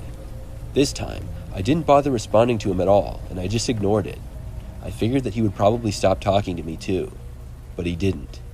That night, I was up really late playing on my iPad in my bedroom. It was the summer, so I didn't have to be up early the next morning or anything. It was probably like midnight, and I saw a notification that I had a message on Kik. It was Bob sending me yet another message. I clicked on it to see what he said this time. He said that he was at my house and asked if he could come inside. I figured that he had to be joking, and this was a pretty crazy thing for him to say to me. "What?" I texted back to him with a bunch of question marks. He replied very quickly, saying that he was at my house and I should come outside so that I could meet him. I responded saying that I didn't believe him. Just then, I heard the sound of a knock coming from my bedroom window. I jumped up when I heard it. My bedroom window was mostly covered by blinds, but I could partially see out of it, and from what I saw, I could see a hand and part of an arm. I texted Bob to go away and leave. He didn't reply to my text on Kik. Instead, he knocked again. I walked over and looked to see who exactly it was. I pulled the blinds back a little and saw that Bob was some random guy who was much older than me. He was short and sort of big. He was waving at me and signaling me to open my window. Instead of doing that, I jumped back and closed my blinds up. Then I ran away. I ran out of my room to my parents' bedroom and woke them up. Long story short, by the time my parents got up and knew what was going on, Bob was already gone. As a result of this, we had to go to the police, and my parents did not let me use the Kik app or any social media for a while. I remember my parents saying that the Bob guy deleted his account after the incident, and I don't know if he was ever found.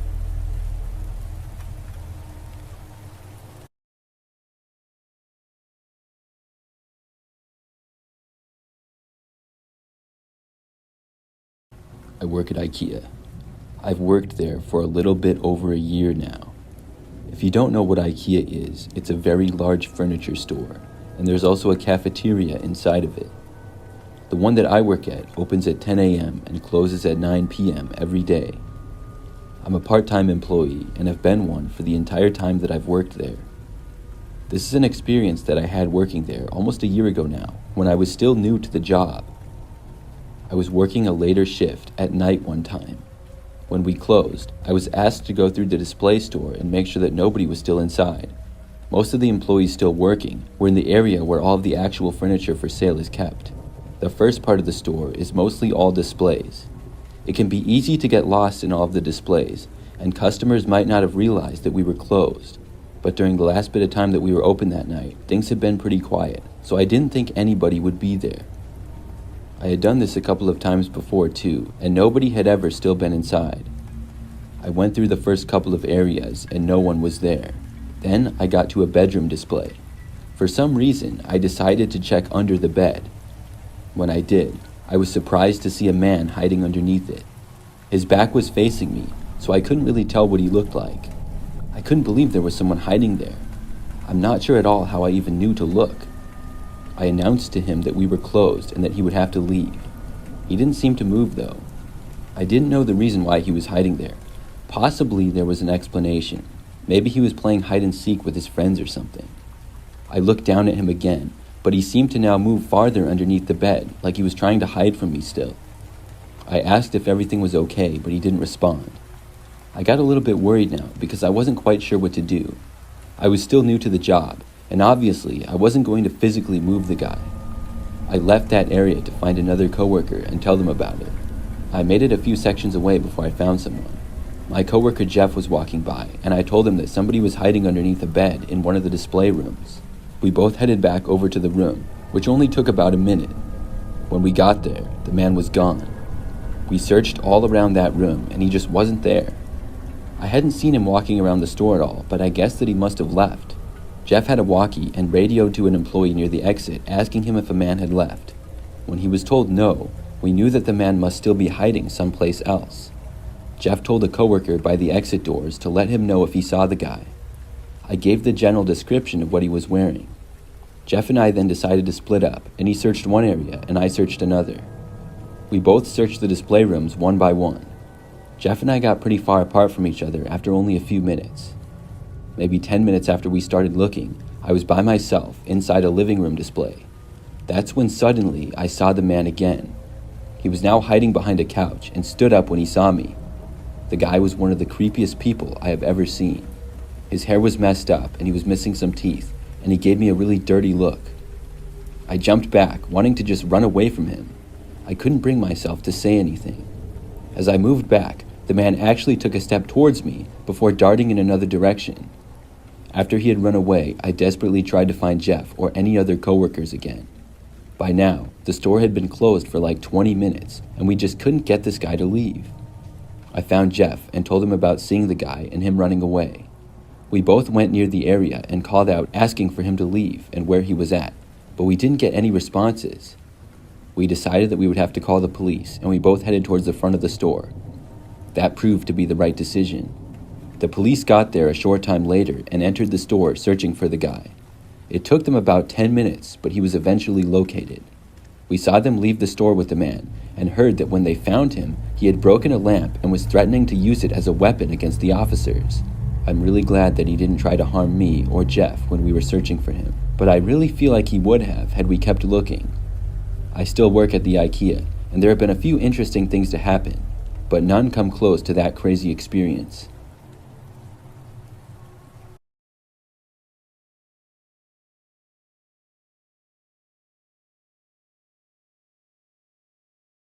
I used to work the front desk in a hotel.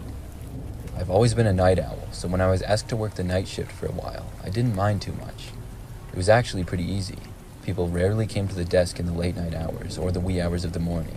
I still had tasks to do, but without me having to deal with people, it made it a more simple job. On one quiet night, I remember that it was almost 2 a.m. I was behind the front desk, and I heard somebody walking in from the hallway around the corner near where the breakfast area was. I saw a man approaching the desk. He was tall and thin and wore a black t-shirt and jeans. He had dark brown hair and glasses. When he got to me, I greeted him, and he told me that he had just been locked out of his room. I asked the man if he needed a new key and asked him for his room number, but he interrupted me and said that he had the key, but it wasn't working. He motioned for me to follow him. I got out from the desk and followed the man down the hallway. He led me to a room at the back end of the first floor hallway. He showed me the door and said he thought the key reader wasn't working. I went to the door and began to examine it. I asked him to see the key, when suddenly the door opened right in front of me, and the man behind me shoved me inside. I fell forward into the room, and then the door slammed shut behind me. Suddenly, I was on the ground, and it was pitch black in there. I got up and tried opening the door, but it wouldn't move. I think the guy was holding it shut. I went to my pocket for my phone, but I then remembered that it was still plugged in and charging at the front desk. I was stuck in this room with no light, and for some reason they wouldn't let me out. I remained by the door, but now I heard movement coming from the back of the room. There was somebody else in there with me. It seemed as though they were slowly walking closer and closer to me. I had no idea what I was going to do. I asked who they were and why I was in here. Nobody answered me. I was beginning to panic as whoever was in there got within 10 feet of me. I tried the door again, and this time it actually opened. I burst out the door back into the hallway. The man was nowhere to be seen now. I ran all the way back to the front desk and found my phone. I grabbed it and dialed 911. After that, I stayed hidden behind the front desk, ready for anything. But the entire time, nobody came back. The police arrived and looked around, but nobody was in the room. I decided to look and see who was in that room. When I did, it showed that nobody had rented that room and it was vacant. Whoever was in there was long gone now. I have no clue how I was able to get away, why the guy left the door, or who was inside the room with me. So many questions, but I guess they don't need to be answered. All I know is that I'm okay.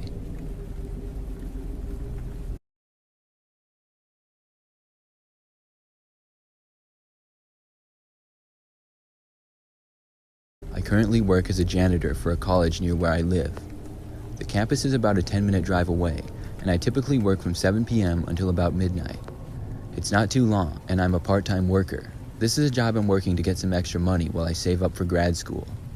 I work in the school's athletics building. All in all, it's a pretty easy job. Just typical cleaning of bathrooms, locker rooms, changing garbage cans, mopping, all that stuff. The building is nice, but the school is pretty small, only about 1,500 students, so it's nothing massive or anything like that. This was just this past spring, and the building, which closed at 11, was now empty aside from me. I was changing garbage down at one end of the building, near the south entrance. As I was doing this, I noticed the window right next to the doors. There was a man standing there looking in, right at me. This guy was smiling in the creepiest possible smile that he could have. I almost jumped back when I saw him. I looked at the guy, and his eyes were locked onto mine. I had to look away. The building was closed, and I don't know if this guy was wanting to get inside or just weird. He remained there, and I went back to work, trying to ignore him, as hard as that was to do. A few moments later, I looked back, and he was now gone. I was happy to see that. I continued with my work, and about 20 minutes later, when I was on the complete opposite end of the building, I saw the man again. His head was peeking in the window, and he had that same creepy smile on his face. I knew this guy had to be playing some kind of creepy joke on me. He had grayish hair and a slight beard, but other than that, all I noticed was how insane and creepy he looked. Then, he suddenly disappeared, only to reappear again at another window a few minutes later. The guy was starting to annoy me, and I was tired of him doing this. I saw him again a little bit later near one of the large windows at the other side of the building. It's like he followed me wherever I went in the building and went to a window nearby just to stare at me. This time, I had it and began walking over to the door to ask this guy what his problem was. As soon as I started to walk over there, though, he ran away. I stopped and figured that it wasn't worth my time. I should just do my job and ignore this creepy guy. He was probably harmless. But just as I was returning to my work, I heard the sound of glass breaking behind me. I turned around to see what appeared to be a large rock crashing through the window and glass going everywhere.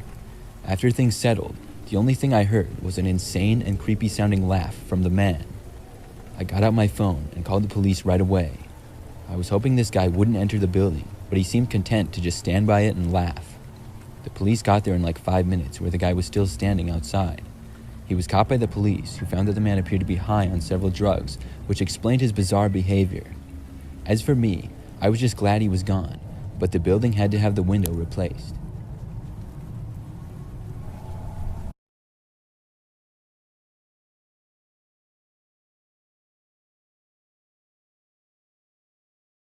When I had just graduated from high school, I worked at a McDonald's for the summer before college. My name is Jess, and this took place probably almost 10 years ago now.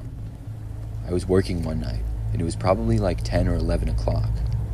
I got off a short time after that, and at that point, I'd been working there for maybe 2 months total. Things were really quiet, and had been for the past few hours. I was working in the drive-thru, and I'd been doing that a lot at the time. A car pulled in, which was the first one in at least 5 minutes. When they stopped at the intercom, I spoke and asked to take their order. There appeared to be a man driving, and instead of ordering, he just asked, "Is this Jess speaking?" It caught me off guard. Was this somebody that I knew? I didn't recognize him. How could he know my name? I paused before saying, "Why are you asking?" He responded by saying that he knew it was me and he recognized my voice. I asked the man if I knew him because I was 90% sure that I didn't. He responded by saying no, I didn't know him. I asked the man if he was going to order anything, and he paused, and then he said he would just see me later tonight, and then drove off. He sped through the rest of the drive-thru area after that. It was an extremely weird thing to happen, and I hoped that the man was just joking. I worked for maybe only 30 minutes or so after that, and then I was off for the night. I lived at my parents' house back then, which was about a little under a 10-minute drive from the McDonald's that I worked at. Afterwards, I drove home. My neighborhood was pretty typical. But when I pulled onto my street, I drove down to my house, which was the 5th one down from the end. I saw a car parked out right in front of my driveway, but to the side between my house and my neighbor's. I had never seen it before. My heart started to race. I realized that it was the same car that had been in the drive-thru. I guessed this guy was serious when he said he would see me later. But who was he, and how did he know where I lived? I pulled into my driveway, which is something that I instantly regretted. I saw the car start, and then begin going into reverse. It parked so that it was completely blocking me in my driveway. I got out of the car right then and there and sprinted for the front door of my house. When I got there, it was locked. I started banging on it and trying to open it frantically. My keys were somewhere in my pockets, and I guess I was just so panicked that I didn't think to grab them. After probably 10 seconds, which felt like an hour, my mom opened up the door. I got inside, slammed the door shut, and then locked it. Then I explained to my parents what had happened. We looked outside, and the car was still there. My dad then took a step outside. I'm not sure if he was going to confront the man, or just get a better look, but as soon as he did, the car sped off. It didn't come back that night, and the next day, I told my manager at McDonald's about it. Unfortunately, there's not really much anybody could do. The problem was, the car the guy drove was really typical, just a black four-door sedan, and looked maybe 5 to 10 years old or so. I'm not even sure what make it was. I personally don't think I ever encountered the guy again, and luckily, I didn't work at the McDonald's much longer after that.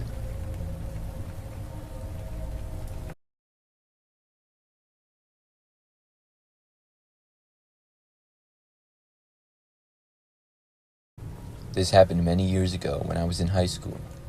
At the time, my younger brother was about 14 years old and played in a soccer league.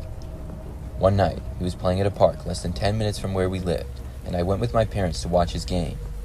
They had a small bleachers set up, and some other parents brought their own chairs to sit on and watch the game. I went to most of my brother's games because my parents did, and I enjoyed it for the most part, but at times, it would get a little bit boring for me. On this night, it was nice out and the sun was setting. I was sort of bored with the game and got up to walk around. I went around to the other side of the field, which had some trees and a really thick woods nearby. There was an open area around the corner from the woods, and I went there and was just sort of walking around.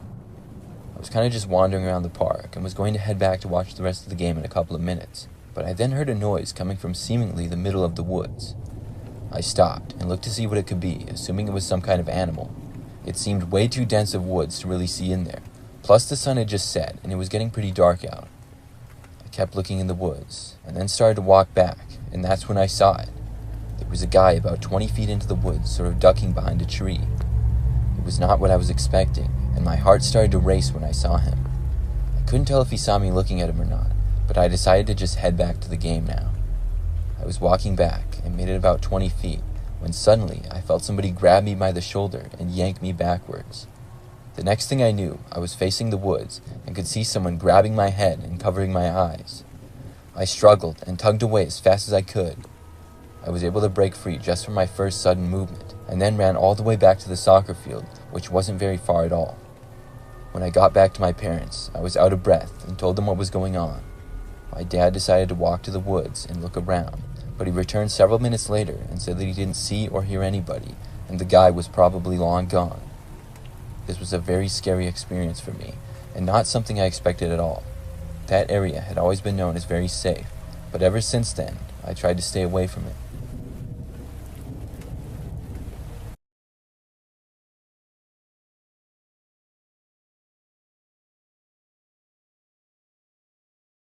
Lately on Snapchat, there seems to be a lot of bots. I used to be added by spam accounts every once in a while, but not very often. Within the last few months, though, it seems to be happening much more than before. I'm not sure if that's how it's been for everyone else or just me. But anyways, a couple of weeks ago, I was on my phone and on Instagram while bored in between classes. I'm in college and have a gap in between classes during Mondays and Wednesdays. As I was on Instagram, I saw a notification come on the top of my screen that somebody had added me on Snapchat. I didn't recognize the name, and it sounded fake to me, so I figured it was definitely a bot. I was so sure of this that I didn't even bother to go to Snapchat. I just stayed on Instagram. After my class was over, I then went home. I live off of campus in a sort of older college house with 2 other guys as my roommates. When I got back home, I was the only one there and went up to my room. I noticed that the bot account that had added me on Snapchat had sent me a snap. I then went on Snapchat to block and delete the account and was expecting to see the normal spam chat that the bots would send me. But when I got to Instagram, I saw that I hadn't been sent a chat, but instead a purple square as though it was a video. I debated even opening it, but out of curiosity, I decided to. After I clicked on it, I was surprised by what I saw. It was a video of a dark room being lit up only by the light of a camera, as if the person's phone had the flash on. They were walking around a dark room, and I occasionally saw their feet and part of their legs as they were walking. It appeared to be an unfinished basement that they were in. I then started to hear a creepy laughing noise. As the videos went on, the camera began to show more around the basement, and I realized that it looked an awful lot like our basement. I then noticed the TV box that we had down there, and that's when I knew for sure.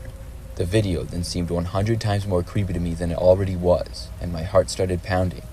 The person in the video kept walking around and laughing, and then the camera turned to face the person. It was a man smiling with really long and messy hair. I had no idea who he was. The video then abruptly ended when it seemed like he was about to say something. I immediately left my bedroom and walked down the stairs to the basement door. I put my ear up to it and listened closely.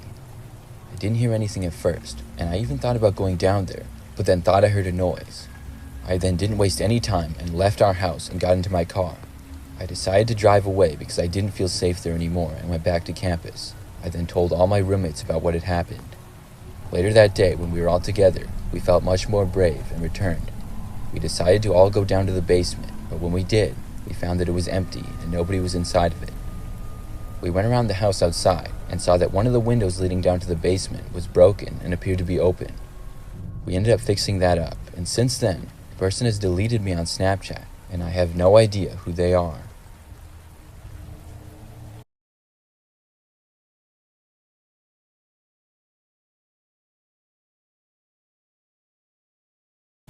Last summer, my girlfriend and I went camping for a weekend. Camping is not something that we do a lot, but we do like the outdoors, so we were looking forward to it. We went to a little spot near the woods and seemed to be the only ones camping in that area. When we got there, we had a tent to set up, which took a lot longer than I thought it would take, but once it was up, it made for a nice shelter, and it was a good thing we had it too, because on the first night, shortly after the sun set, it started to rain outside. We hurried to get inside the tent, and decided to just go to bed early, seeing as we wouldn't be able to make a campfire or anything like that with it raining. It wasn't like a pouring rain, but it was steady, and there would occasionally be a little crack of thunder off in the distance. The sound of the rain hitting the tent was a nice relaxing sound. My girlfriend fell asleep not too long after, but it was only like 9 p.m., and I wasn't used to going to bed quite that early. I just wasn't tired yet, and I couldn't sleep. I stayed up and watched YouTube videos on my phone for a while. I did, surprisingly, have pretty good service out there, which was nice.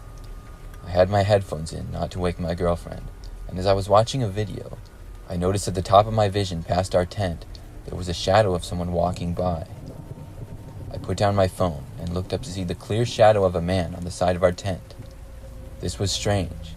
We hadn't seen anyone else near us, and this guy seemed to be within a couple feet of our tent facing us. Plus, it was raining a lot outside, and I didn't know why somebody would be out walking. I watched the man slowly walk around to our tent to the other side of it. I removed one of my earbuds and felt my heart start to pound harder and harder. The man walked around to the side of the tent that was near the woods. He then went right by where I was, and I heard a small scraping as if he was running his hand along the side of the tent. I moved back suddenly when I heard this.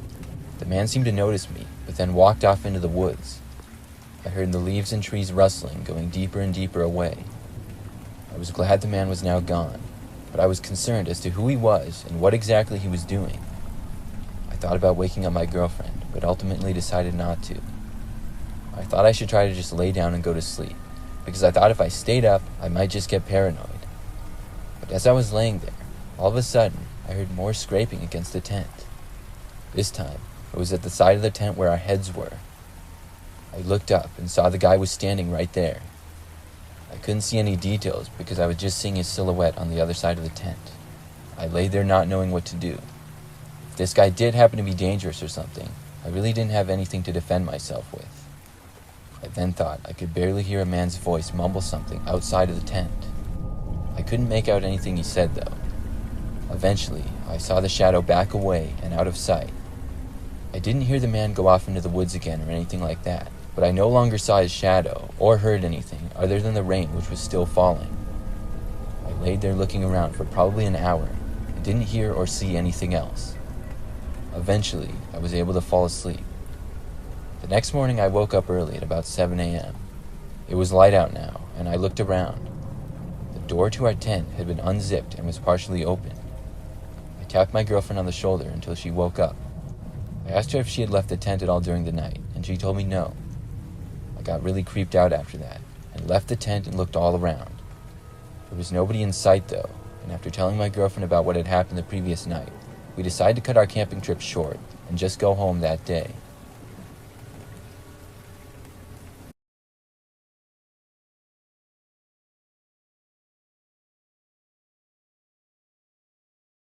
I used to work at Toys R Us years ago when I was younger.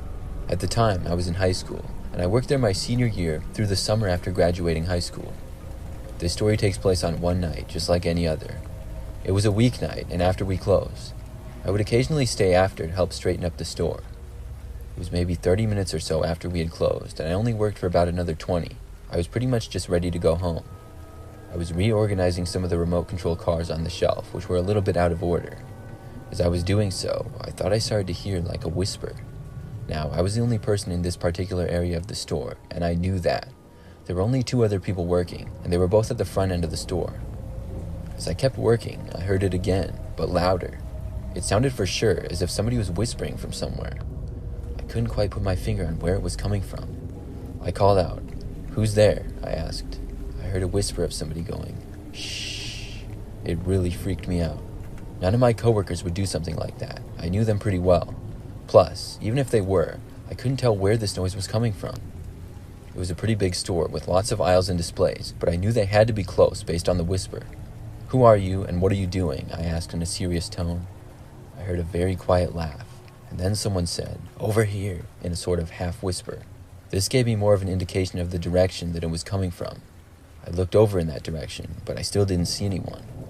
I kept on looking there. My eyes were drawn to that area, as if I knew that somebody was there someplace. And then I noticed it. We had one of those small model houses that little kids can play in, and it was on display. I saw through one of the windows somebody was looking back at me. It was a crazy-looking man. When we made eye contact, I heard him whisper for me to come over to him. Instead, I ran in the opposite direction to try and get as far away from him as I could. I sprinted to the front end of the store where my coworkers were. When I got there, they saw how distraught I was and asked me what was going on. When I told them what had happened, they both went to look, but when we went back there, we couldn't find the man. He had left the house, and after calling out to him, and even using the store speakers, we couldn't find him or get him to leave. Eventually, we had to call the police. After they showed up, they found the man hiding in one of the back corners of the store.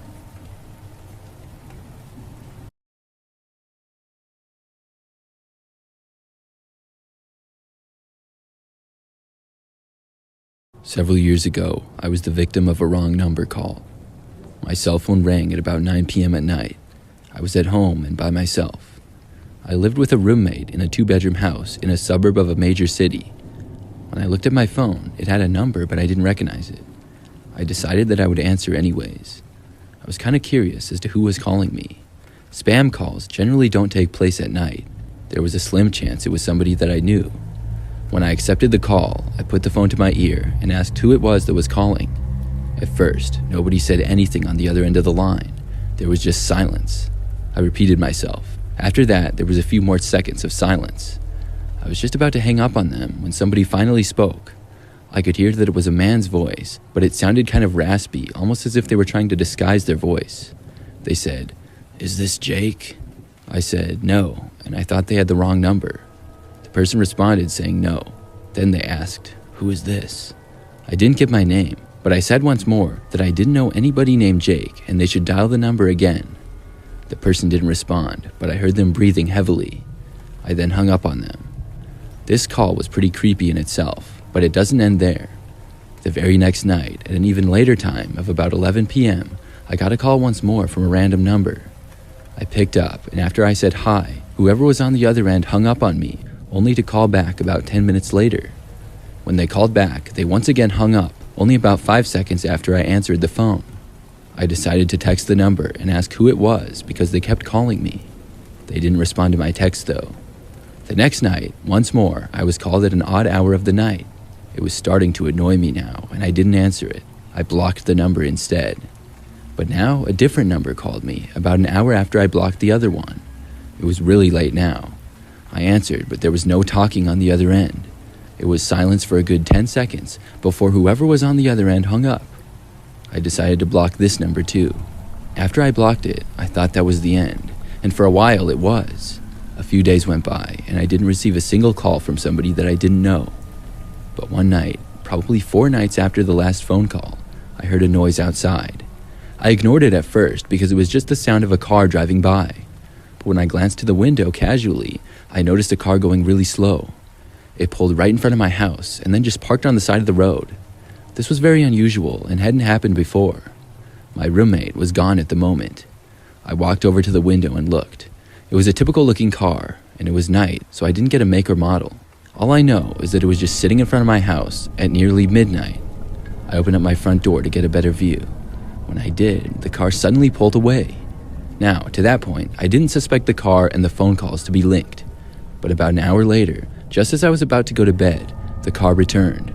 It pulled in once more to the exact same spot. It parked right in front of my house with the engine still running. I watched it out the window for a good 20 minutes. Nobody got out, and the car did not turn off. It just kept sitting there. I didn't want to go to bed with the car parked there like that. I also didn't think I could call the police for a car just parked on the street. I walked over and opened my front door again. Looking back, I don't know what I was going to do. I certainly did not want to approach them. But when I opened up the front door, the car sped away again. Some time went by, and I didn't see the car again, so I went to sleep. After that night, I never noticed the car parking in front of my house after that, and I never got another call either. I still think it was the same person, but what they were doing, I don't know.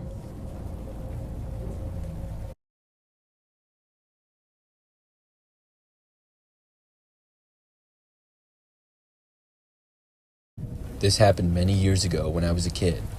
At the time, I think I was about 9 years old. When I was a kid, I played baseball every spring and summer. That year, I was on a Little League team, and it was early in the season. I don't remember why, but we had one of our practices at a batting cage, which was connected to this arcade place. It was probably bad weather outside or something, but our whole team of about 12 kids met at the arcade and all took turns hitting in one of the 5 batting cages they had. This place was mostly known as an arcade, but they had batting cages as well that kids could use to practice, and we hit for maybe like an hour and then the practice was over. My dad took me, and I remember I wanted to hit one more time for some reason, and so I ended up being the last person on my team there. When I hit my final round, we started to leave, but my dad ran into somebody that he knew right before we got to the exit doors, and they started talking. I got bored within seconds, and I wandered off into the arcade area. The arcade was kind of closed off with a wall separating it from the batting area, and then there was a spot for mini golf too. I walked into the arcade and saw kids playing on the many machines that they had. I wanted to win some tickets, but I didn't have any money. I started walking around the arcade, just looking at what they had. When I was near this one Pac-Man game that was against the wall, I saw that there was a couple of tokens on the floor. They were really hard to see, and somebody must have dropped them sometime earlier. I went over and picked them up. Now I had a chance to play a few games and win some tickets. I walked around looking for what games I thought would win me the most. I went over and played one of those games where you whack the moles as they come out of the ground, and they're spinning around. If you get your timing just right, you can get a really high score. After I played that, I got a good number of tickets, and then decided to take a risk with my last coin, and play one of those games where you drop a ball and hope it lands in the highest scoring spot. Unfortunately, I didn't win, but overall, I still had enough tickets to get something from the prize area. I started to walk over there, but then I saw a man walking towards me from the other side. I stopped to see what he wanted. The guy came up to me and said that he saw me find those tokens on the ground. I was nervous at first, thinking maybe those tokens were his or his kids or something. The guy, I remember, was bald, but he had a bit of a beard. He said that he thought it was cool and asked me if I wanted more coins. He said his kid went off to play mini golf and he had a bunch left over. I was excited by this, and I followed the guy to the end of the room. He opened the door into what I thought was one of the party rooms. I actually had been to a birthday party at this arcade once, and I knew they had some private rooms for people to have cake and stuff on the edges of the building. So I followed the guy out the door, but then realized that we were not in the arcade anymore. We were in like a random hallway that led to the outside. I felt really stupid immediately. How was I so dumb to believe this guy? I turned back, but the man yelled at me to stop. He then started to walk over to me. As I was near the door though, I thought I could hear yelling coming from the other side. The guy came closer, but the yelling from the other side of the door got louder. We both paused, and I turned, and then saw that the guy that led me out there was now walking quickly by himself to the exit door and leaving. I walked back to the door to the arcade and opened it to see my dad like 2 steps away. He saw me, and then went out into the hall and asked me what on earth I was doing. The guy who told me to go there was gone by now, though. I explained the whole situation to my dad, and overall he was just happy that I was okay, but reminded me not to talk to adults that I didn't know unless he was there. Looking back at that, I'm really glad my dad was there, because I think I possibly would have been abducted.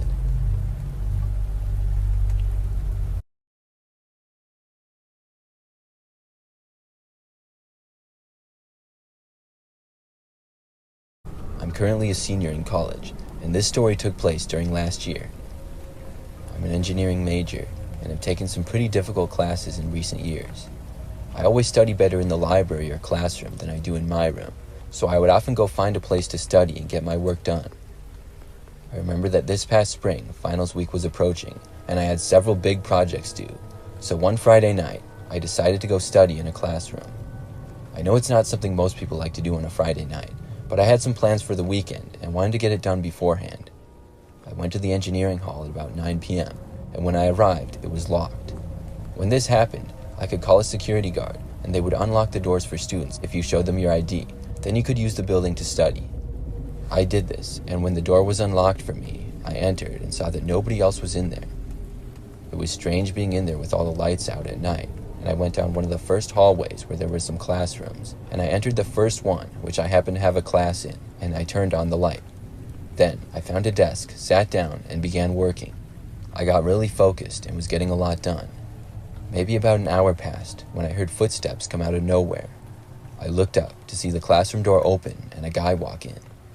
The man was wearing a red sweatshirt, jeans, and a baseball cap. He stood in the doorway and asked me if I minded if he studied in there as well. I was sort of annoyed by this, because there were plenty of other classrooms he could go to, and nobody else was here. I didn't even know who this guy was. I told him sure though, because I didn't want to seem like a jerk. He had a backpack, and set it down at the first desk in the front of the room. Then he sat down at the desk. I went back to work at my desk, which was more towards the back of the room. I sat at that one, because that was where my seat was in class, and I was just more comfortable there. After several minutes, I glanced up at the guy, and I noticed something strange. His backpack was still on the ground next to his desk, and he hadn't taken anything out of it. He was just sitting there in his desk, staring straight forward, it seemed. He wasn't even on his phone. I went back to work, and over time, looked over to him a few more times, and nothing changed. The guy was just making me uncomfortable, and I was losing my focus. Plus, it was getting late, almost 11 p.m., so I decided I would pack it up and leave. I closed my laptop and put it in my backpack, along with my book. I then got up and walked to the door.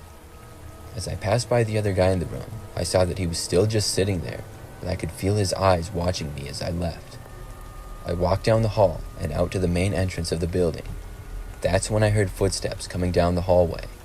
I just knew it was the guy, and he was leaving now. Nobody else had been in there. I was getting suspicious of him, and I picked up my pace in walking. I left the building and went out to my car in the parking lot. When I got outside, I noticed there was just one other car in the parking lot, and sure enough, I saw the guy come out the doors and was headed for the car. I drove off to go back to my apartment. It was only about a 5-minute drive, and I lived just a few blocks outside of campus. I drove there with the guy tailing me in his car. I parked in my parking space and got out to go inside. I noticed that the car the guy was in parked a few spaces away from mine, but the guy stayed inside the car. This made me feel a little better for some reason, although I still didn't know what he was doing. But I went inside my apartment and then went up to my window to watch. I knew the guy didn't live here because there were only 8 units, and I had seen everyone else who lived there over the course of the year. Plus, I had never seen his car before. The guy stayed sitting in his car with the lights on for quite some time. So long that even when I was in bed about to fall asleep, I looked out and saw that he was still there. By then, it had to be about 2 a.m. Eventually, I fell asleep. The next morning, I woke up, and when I looked out the window, the guy was not there anymore, thankfully. I went outside, and when I did, I noticed that on the outside of my front door, near where the lock was, as well as on the side of the door near where it opened, there were noticeable scratches and small dents that hadn't been there before. I think that guy had tried to break into my apartment during the night while I was asleep. I always wondered who he was and why he did this.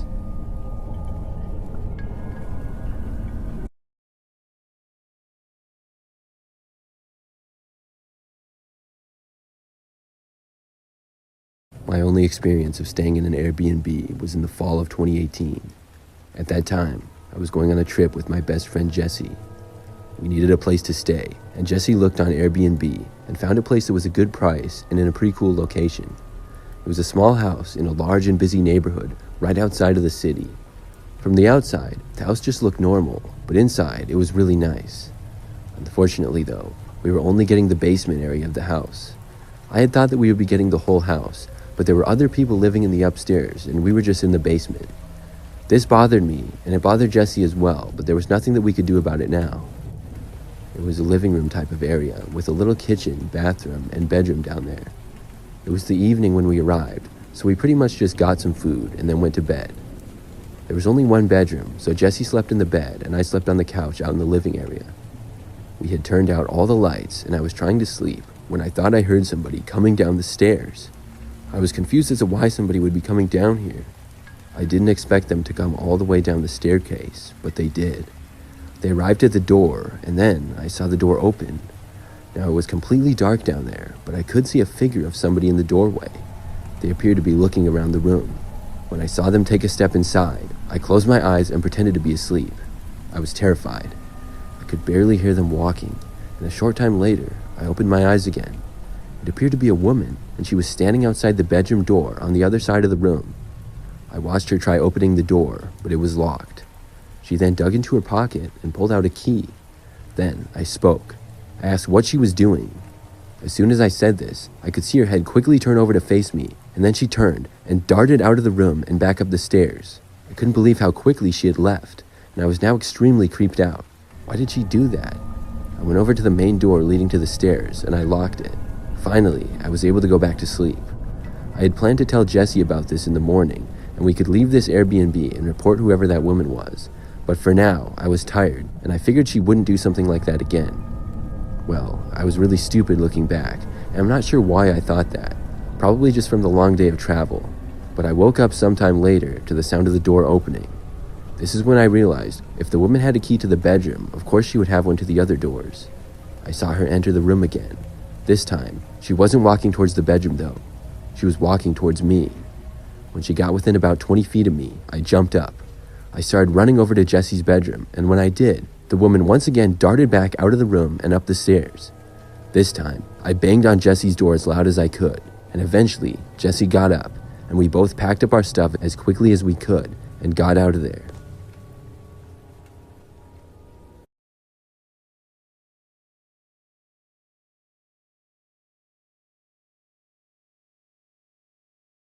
I'm a female and recently moved into a new apartment. It's not too far from where I previously lived, so I know the city well. I really like my place and live in a one-bedroom unit on the second floor of the building. When I first moved in, about 3 weeks ago now, I didn't have much furniture. Where I lived in the past, I had roommates who owned a lot of the bigger things, like couches, tables, and lamps. After getting into my apartment and bringing all of my things inside, I realized that I needed to go shopping for some furniture badly. Over the next few days, I looked at countless websites online. I knew what I wanted for most of the things and did get a couple online, but I found that there was a lot of good furniture at Ikea. The Ikea store was a little bit outside of the city and about 15 minutes from my apartment. So on Saturday morning, I got in my car and headed to Ikea for some basic furniture and decorations. I had been there a couple of times before and knew what to expect. The place is massive and you could easily spend hours in there. I probably got there at like 10 a.m. and sure enough was there for about 2 hours. I looked at so many different things and ended up getting a decent amount of furniture and objects. The time that I was there, the store started out relatively quiet but picked up as the day went on. When I was just about done, things were pretty busy. I saw a lot of different people, and when I finally left, loaded up my car and headed home. I was excited to get back and finally decorate my apartment. It took me a couple of trips to bring everything up, but once I was in, I started the job of building a few pieces of furniture. I furnished my apartment for most of the day, taking breaks here and there. That night though, as I was hanging some artwork on the wall, there was a knock on my apartment door. I had no idea who it would be. It was like 10 p.m., so kind of late. I walked over to the door and looked through the little peephole, but nobody was there. This was strange, because I hadn't really met any of my neighbors yet, and none of my friends were coming to visit me or anything. I I opened up my door and stepped out into the hallway to look around. However, I didn't see anyone. After that, I just went back inside and continued on what I was doing. I finally finished for the night about 10 minutes later. Then I sat down on my couch and relaxed by watching something on TV. But it was then that my cell phone started to ring. It was on the couch next to me and I felt it vibrating. I picked it up to see that there was a call coming in from an unknown number. I had a terrible feeling instantly. I didn't bother to answer it because I had no clue who it was, although I somehow felt like it was connected to the random knocking at my front door. Whoever called me did not leave a voicemail. For the rest of that night, they didn't call back, whoever it was. I went to bed maybe an hour later. But that very same night, I woke up sometime at about 3 a.m. or so. At first, after waking up, I just rolled over to my other side and closed my eyes to go back to sleep. I was not wide awake or anything, still pretty sleepy. But that's when I thought I heard the sound of somebody trying to enter my apartment. It was the doorknob turning, but it didn't open because of the door being locked. After hearing that, I was now wide awake. I wasn't sure what to do, but I didn't hear any noise for a few minutes. I decided to get up and go investigate. Without turning any lights on, I quietly walked over to my front door. When I looked through the peephole this time, there was nobody there again. I did not go out into the hallway to look though. I was too scared to do that this time. I just walked back into my bedroom and attempted to go back to sleep, but it took me a little while. Eventually though, I did. A couple of more strange occurrences like this happened over the course of the next several days. None of them were as eventful as the first night, but 2 days later, I got another phone call from an unknown number late at night. Then, the very next night, there was just 2 knocks on my front door. It was a little bit earlier this time, at like 8 p.m. When I went over to look out, once again, nobody was there. The next night is when I started to figure out some things though. I got another random knock on the door late at night. And when I looked through the peephole again, like always, I couldn't see anything. I just saw white when I looked through. I was very hesitant to open my door. I was afraid that somebody would be right there or something, so I decided not to go out. But about an hour later, I hadn't heard anything more that strange, so I decided to go out and look. When I opened up my door, no one was there in the hallway or anything, but I saw that somebody had taped a white envelope to my door right over the peephole. I grabbed it and then went inside. When I opened it up, there was a handwritten letter. It was very creepy to say the least. The letter seemed like it was from a sort of cryptic stalker. The person described how they had seen me the other day. They said they regretted not talking to me and asked if they had gotten my attention now. They also asked me why I hadn't answered their calls.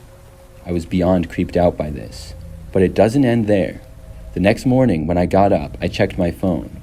I had a text message from a new number. The texts were just a few pictures and videos.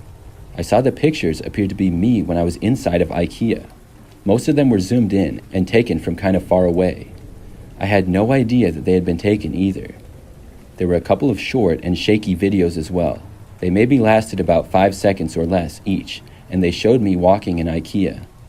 I realized now where this person had probably first seen me.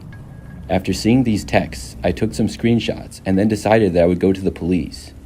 That very same day, I went and reported everything.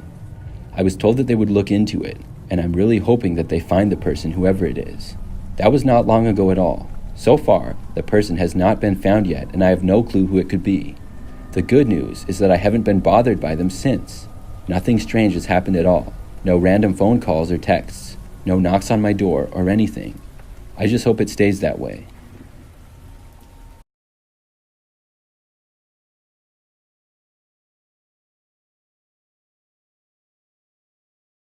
Like most people, I've been to McDonald's probably over 100 times.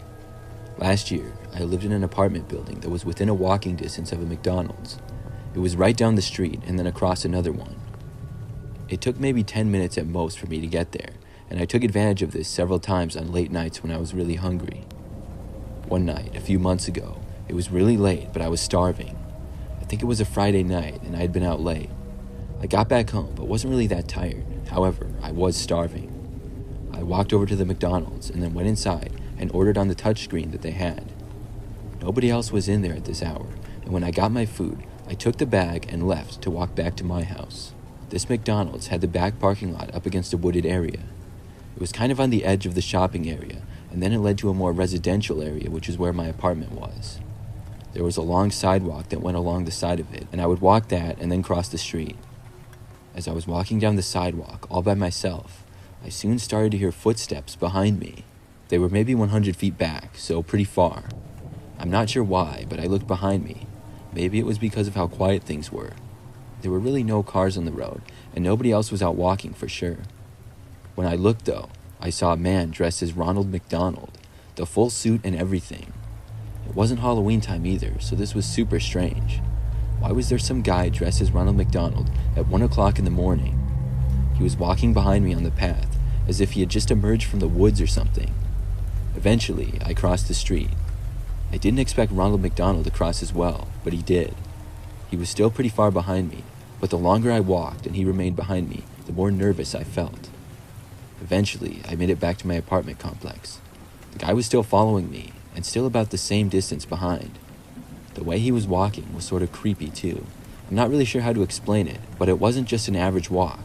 It was sort of slow and robotic almost. I was in a hurry now to get inside, and I got to my apartment building and went in. I got up to my unit, which was on the 4th floor, and went inside. I felt so much better to be off the streets with that weirdo. I wasn't really sure where he ended up going, because I hadn't cared to look behind me. I went into my bedroom in my apartment and looked outside. When I did, I saw the Ronald McDonald guy standing in the parking lot, staring right up at my window at me. He was expressionless and didn't move. I was super creeped out by this now. I closed the blinds to my window, and then closed the blinds to every other window that I had. I did my best to ignore the whole situation after that, and the next day, he was gone. I'm not sure who the guy was or why he followed me, and looking back, that was a super creepy thing for the guy to do, whoever he was.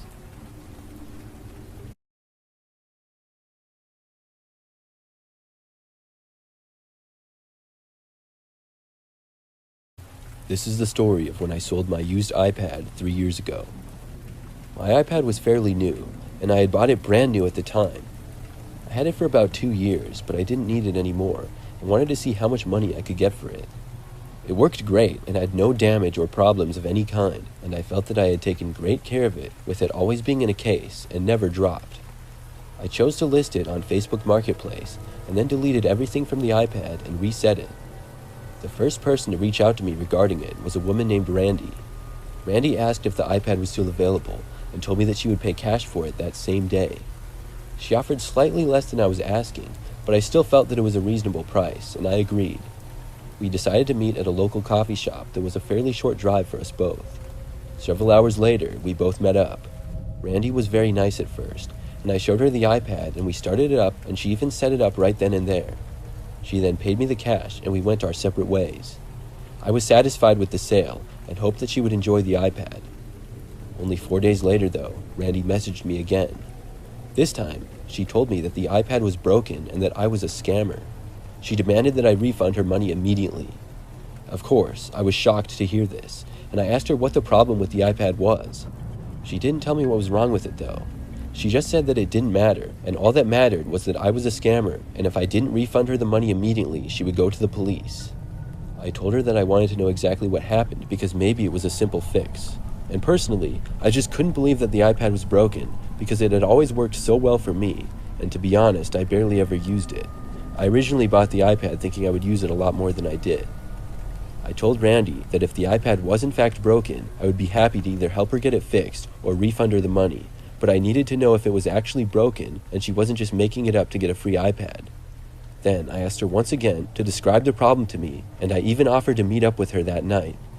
She got really mad at this, and she only told me that it wouldn't turn on and that she wanted me to Venmo her. Then she sent me her Venmo username. I was now really starting to suspect that she was just trying to con me, and there was nothing wrong with the iPad at all. We went back and forth for a little bit, with me wanting to meet up with her so she could show me the problem, and her not wanting to meet and me to just Venmo her. In the end, I told her that I was not going to refund her unless she proved to me that the iPad didn't work. She refused and then threatened me, saying that she knew where I lived. She then said that she had followed me home after I sold her the iPad. I had no clue that she had done this, but I couldn't think of why she would do this unless she was up to no good. At that point, I blocked her and decided to take a break from Facebook. This wasn't the end of it though. That night, at almost 11 p.m., there was a pounding at my front door. I walked over to the front of my house and looked outside. I was expecting to see Randy, but it wasn't. There was some guy standing there. He was a bigger guy wearing a hood, and I really couldn't see his face. He was pounding on the door extremely loud. This went on for probably 10 minutes straight. Eventually, I couldn't take it anymore. I called the police and then screamed to the guy that I had called the police and I wasn't going to answer the door. He didn't leave though and stayed there. Eventually, the police did arrive and were able to sort out the whole thing. The guy was Randy's boyfriend. They were in fact trying to scam me into giving them the money back, and there was nothing wrong with the iPad at all. I feel lucky that I didn't end up giving them a refund, and I can't believe the lengths that they went to try to get a free iPad.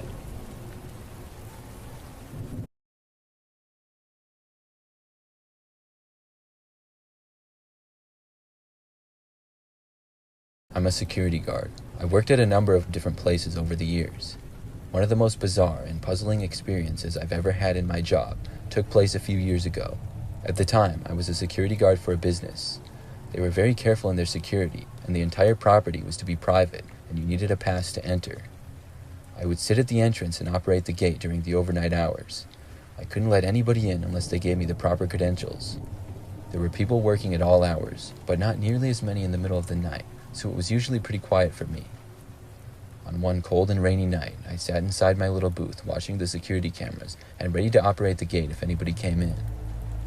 At just after 2 a.m., I noticed a car pulling down the drive and making its way over to my gate. I sat up in my chair ready to talk to them. I did not recognize the car as anybody who worked there though, and I was not expecting anybody else, so I was a little bit confused. The car was black with really dark tinted windows. When it pulled up to the gate, I opened the window of my booth and leaned out. The car window did not open. I couldn't see inside because of how dark the tint was. I waited, but nothing happened. I reached out and motioned for the driver to roll down their window or to open the door. Whoever was in there didn't do either. I then knocked on the window, but there was still nothing. I was a little confused, but then the lights inside my booth started to dim and my screen started bugging out. All of a sudden, the gates opened. I had no clue how this was happening. I radioed in to let the other guys know what was going on. The car then sped inside. There were a couple of other security guards on the inside that should be able to see it now. After the car was out of my sight, I went back and looked at the security footage. The time the car went through the gate though, things went black. Then it came back when the car was already through. About 5 seconds after this, I heard screeching tires and watched a car coming back towards the gate at full speed. To avoid a collision, I raised the gate and the car sped out. It had to be going at least 70 miles per hour on the way out. After that, I never saw the car again. I have no idea who it was or what they were doing. Maybe they had some device that opened the gate and messed up all the electronics or something. Either way, it was pretty creepy.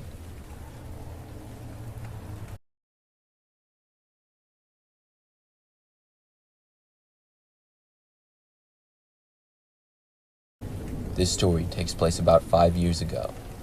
At the time, I was a senior in high school. It was the spring semester, and it had finally gotten warm outside after the winter.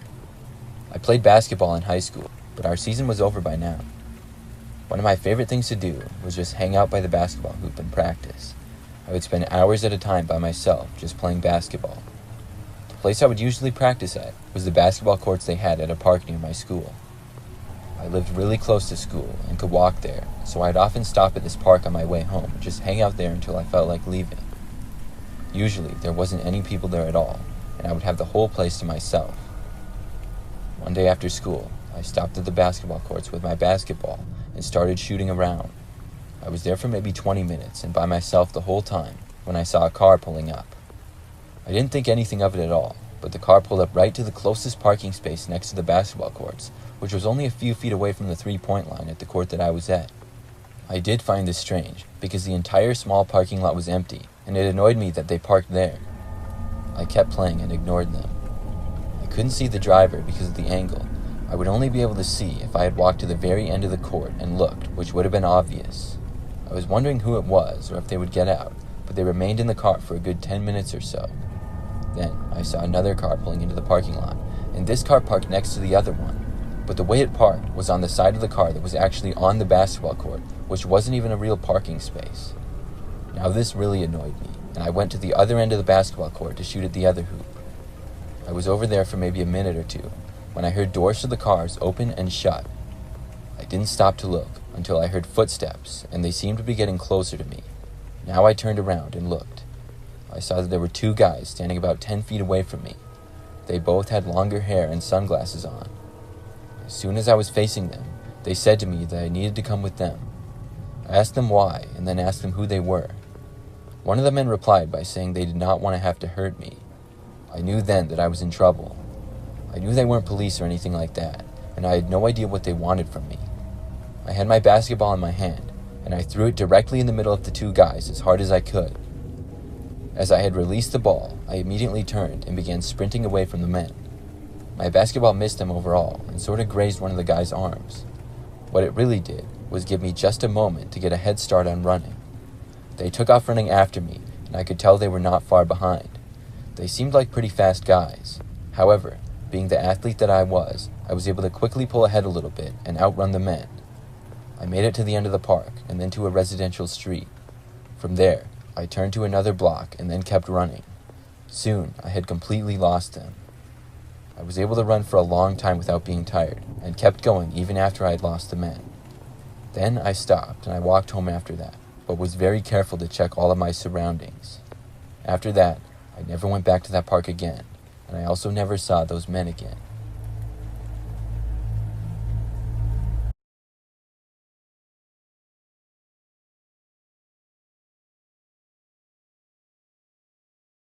Several months ago, I sat at a mall food court by myself. I was taking a break from shopping to have something to eat. The mall was very busy, and so was the food court, but I had a lot of shopping to do. I was looking at my phone as I was eating, and out of nowhere, I received a text message. It was not from anyone in my contacts, and the message said, "Hey." I figured that it was a wrong number, and I ignored it.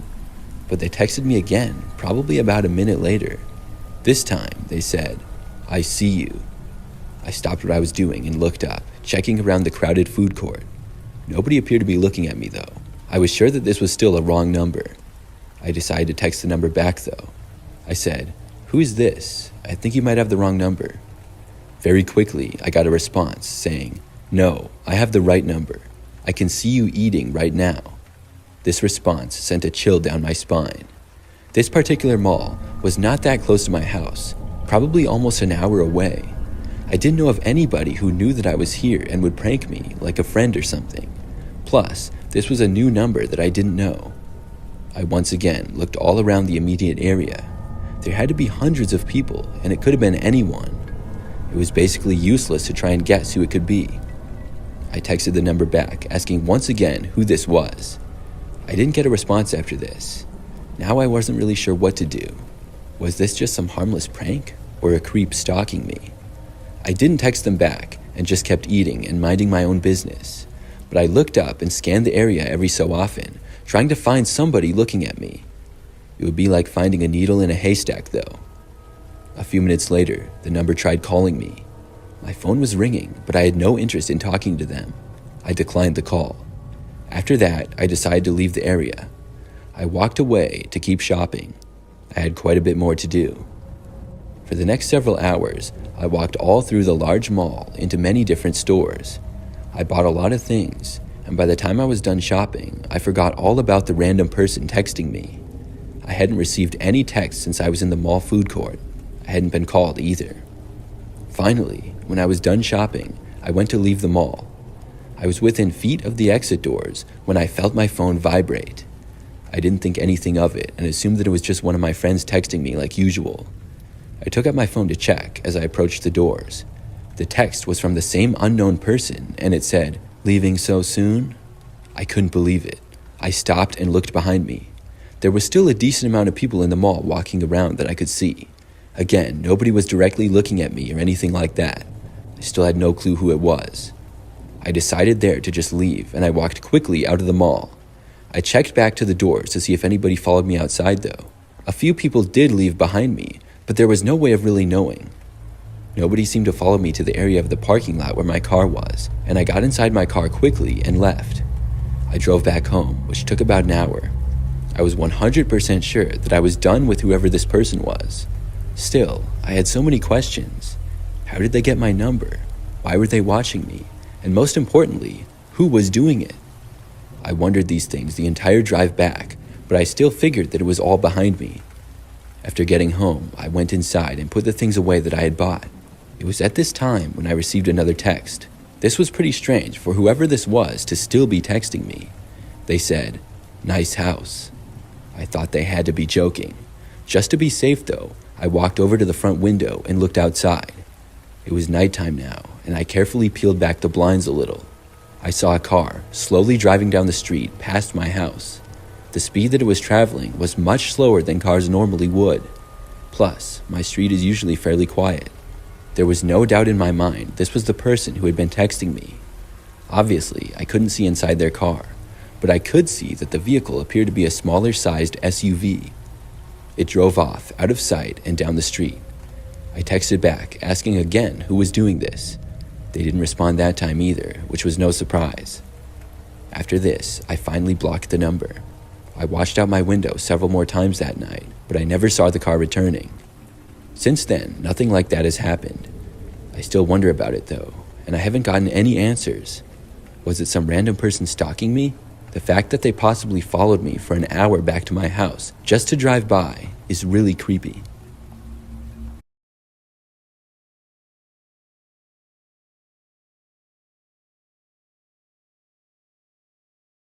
This occurred several months ago when I was shopping at a dollar store. I had gone to the local dollar store by my house just to get a few items.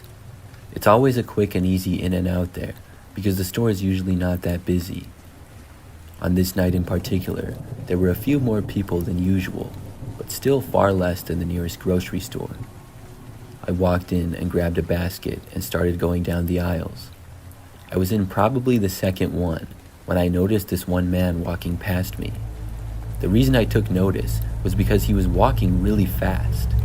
He too was holding a shopping basket and it had several items in it. The man looked sort of dirty. He had a very short haircut, but was wearing old baggy jeans and a t-shirt that was ripped. He was also wearing socks with flip-flops. He whizzed past me, and then I heard him go into the next aisle. I looked to my left and soon saw him zoom past and go into another aisle. It seemed like the guy was trying to speed run a shopping trip through the entire store. I just went back to my shopping and didn't notice him for several minutes. I think that I was in the next aisle when I heard the man approaching again.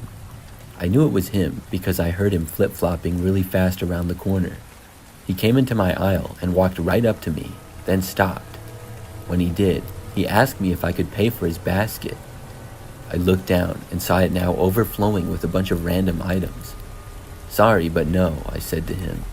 Then he turned and zoomed off, going away from me. I heard him go into the next aisle over and ask the same question to somebody else.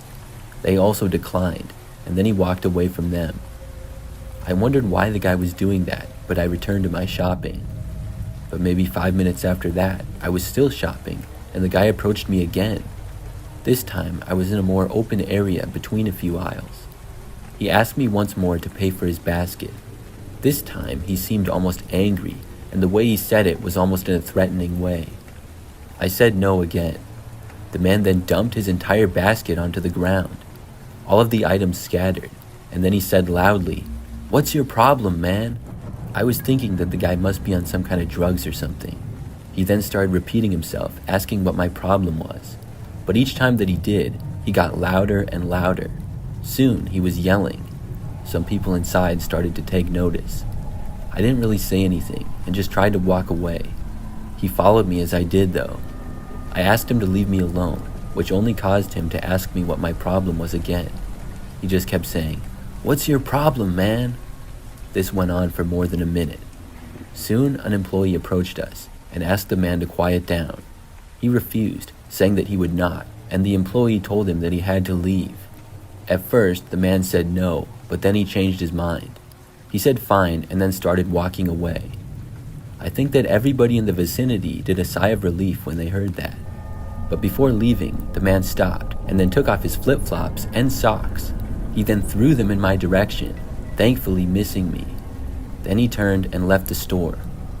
After he was gone, somebody said to call the police. The guy was gone now though, so I don't think anybody did. I finished my shopping, checked out, and left. Luckily, I didn't see the guy again after that. It made for my craziest trip to the dollar store by far.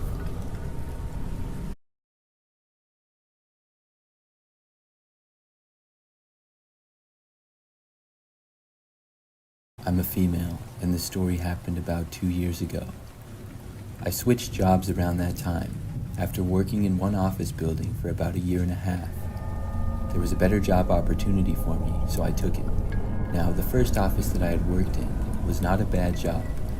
I liked most of my coworkers, and there were quite a few people that were in the building. When I started my new job, though, I liked it even more. But not long after starting, one day I got a text from one of my old coworkers. It was a man named Jeremy. Jeremy worked in the office and occasionally would talk to me, but not a whole lot. I always thought that he was a little bit weird and creepy. Several other people around the office did too. It was just based on his personality and some of the things that he would say or do. So he texted me asking me to hang out. It was kind of out of nowhere, and I didn't know why he would do that. I wasn't sure how to respond. Before I did though, he texted me again. I guess I took too long to reply, and he accused me of ignoring him because I had seen the text but not yet responded. It had only been like 2 hours. I finally responded and told him that I would not be available to hang out with him. He asked me why not, and I said that I was just really busy with work and stuff. He didn't respond to me for a few days after that. I forgot about it and didn't think that he would text me again. But then he called me on my cell phone. I was not expecting it and didn't answer. The call was sometime at night, but not that late. After he called me, he left a message. I remember when I played it, I got really creeped out. In the message, he was talking to me about how he knew I wasn't too busy to hang out with him. He said that he knew I didn't even work the previous day and didn't go anywhere. And he was right. I didn't have work and hadn't gone anywhere. But how did he know that? I realized that he must have somehow drove to my house or something. So I texted him, asking him how he knew that I had stayed home the previous day.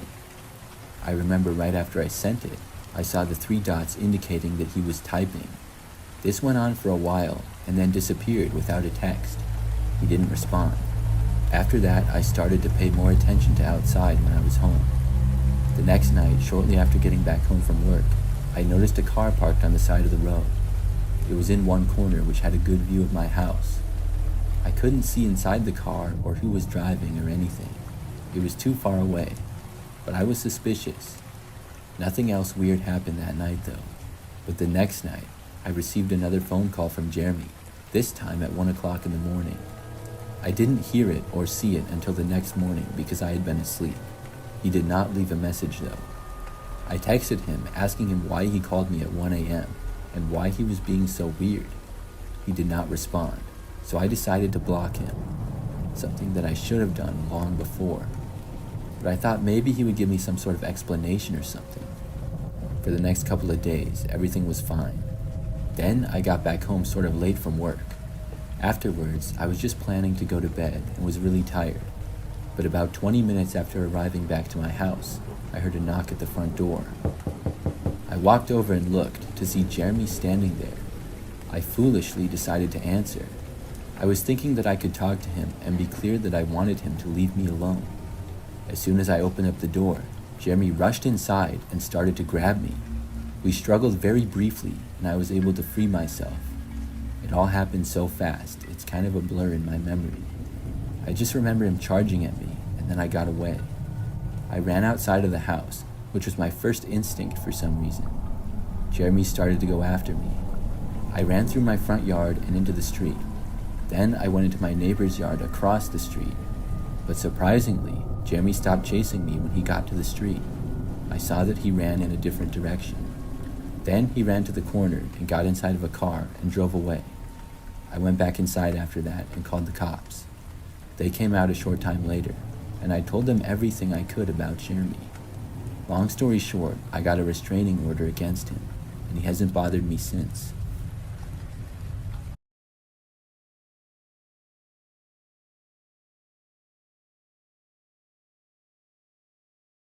I was in high school. Some classes I liked, and some classes I really hated. One of the classes that I found especially boring was economics. Part of it was the teacher that I had. He was nice, but a really boring guy to listen to. Plus, he would often give us packets to work on instead of more interesting ways to learn. Because of this, I would occasionally go for longer bathroom breaks during class. It was my final class of the day, so at that point, I was struggling to just stay awake, and I couldn't wait to get home. I remember that one day, it was in the fall, and I got to econ class and was extra tired. It was Friday, and it had been a long week, so about 15 minutes into class, I asked if I could use the restroom. The answer was yes, which is what it typically was, and I walked out and into the hallways. I always felt good leaving a classroom when class was going on. I walked down to the nearest bathrooms and went inside. Nobody else was in there, and I went inside one of the stalls. As I was in there, I took out my headphones and put them in. Then I started playing some music on my phone and scrolled through Instagram. I would say about 5 minutes later, I got up and left the bathroom. When I got out into the hallway, I paused my music and took out my headphones. Then I walked the rest of the way back to class. When I got back to my classroom, the door was locked. I tried opening it a few times and then knocked on the door. I saw my teacher, Mr. Phelps, look out at me from the window. Then he opened up the door and let me in. When I got inside, I saw everybody in the class was sitting on the floor at the back of the room. They all looked at me as I walked in. Mr. Phelps told me to sit on the floor with the rest of the students and that we were under a lockdown. When I got to the back of the class and sat down, I asked if it was a drill. The kids around me were shaking their heads and saying no. Somebody asked me if I had seen anything. I told them no and explained that I had just went to the bathroom and I didn't see anything at all. We all stayed sitting on the floor in the back of the classroom for probably like 40 minutes or so. I don't know exactly how long it was, but it sure felt like a really long time. None of us knew exactly what the lockdown was for, and we didn't hear anything out in the hallway either. There were a few times when somebody asked Mr. Phelps if he knew what was going on, but he always told us no. At last, the lockdown finally ended, and we were allowed to go home. Everybody wanted to find out why we had been under a lockdown in the first place, and within a few hours, everybody knew. But it hit me harder than most. The lockdown had been caused by a suspicious man breaking into the school. He was seen very shortly after entering, and when questioned by a teacher as to who he was, he ran. That caused the school to go under a lockdown, and the authorities were called. When police arrived and searched the school, it took a while, but eventually the man was found. He was found hiding inside of the bathroom, the same one that I had been in just before. I was clueless that there even had been a lockdown going on because I had my headphones in. I'm glad that I was, though, because I probably would have been scared about it. I do wonder how long after I had left the bathroom the man got there, though.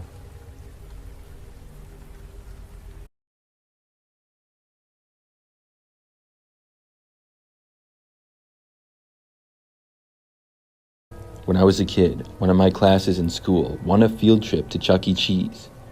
I don't remember at all how or why we won it, but I know that we were all very excited. I had only been to Chuck E. Cheese one previous time, and I think I was about 10 years old back then. When it was time for class that day, we all met in the classroom and then walked out to the bus.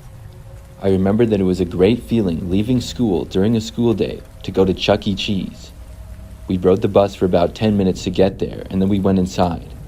This Chuck E. Cheese was located near a strip mall at the local shopping area for our city. It wasn't very busy being a weekday during the daytime, and there was probably about 20 or 30 of us kids total. We all got a number of tokens to play the games, and there were a few pizzas for us as well. We all started running around playing the arcade games and stuff. It was turning out to be one of the best school days of my life to that point. But I remember that about 30 minutes in or so, I was looking for a new game to play. I just kind of wandered off to the corner by myself just to see everything that was over there. That particular area didn't have a whole lot, and there was nobody else really in that area. I walked past a couple of those car racing game machines, I think. Well, between them and another game, I saw a grown man crouched down like he was hiding. He was really hard to see, and I'm surprised that I even saw him at all, to be honest. When I did, I first started to walk past, but I realized I saw somebody and I stopped. Then I went closer to examine and see if there actually was a man there. When I did, I got within about 50 feet of the guy, and he turned and looked at me. I gave him probably a confused look, but didn't say anything. He then smiled and put his finger up to his mouth, signaling me to be quiet. I guess this guy was playing hide and seek with maybe a kid or something. It seemed really weird, but I didn't think too much of it. I kind of nodded back to him and then left him alone. I kept moving, trying to decide which game that I would play next. After not finding anything in that corner that I wanted to play, I started to move back over to the other games. But not far from that area, I found a game and started to play it. I was at that game for maybe 5 minutes or so. At one point of being there, I happened to look over to the quiet corner that I had been at before. I don't know why, but I just did. It was near where I had seen the man who had been hiding. But now I saw the guy again. He was standing up and with a girl who was not in my class. She appeared to be younger than me, and at first I figured that she was his daughter. But I noticed that they were walking towards the emergency exit, and the way the guy looked, I just had a bad feeling. Something just wasn't right, and I decided to walk over. I had no plan and didn't know what I was going to do or say. I started walking straight for the guy, and he then saw me. What happened next was really surprising. He had been holding on to the little girl's hand, and then he let her go. Then he walked towards the exit door and left. The girl remained inside, standing there. I guess it wasn't an emergency exit, because no kind of alarm or anything went off, but the guy was now gone. I walked over to the girl and asked her if she knew that guy. She didn't say anything to me, but shook her head no. After that, I walked with her back over to my teacher and told her about what had happened. The man was long gone, though. I'm not really sure what else was done, because I went back over to the arcade, and I don't remember a whole lot of details after. But I'm glad that I saw the man both times. Something about him just seemed suspicious from the start. I trusted my instincts, and my instincts were right.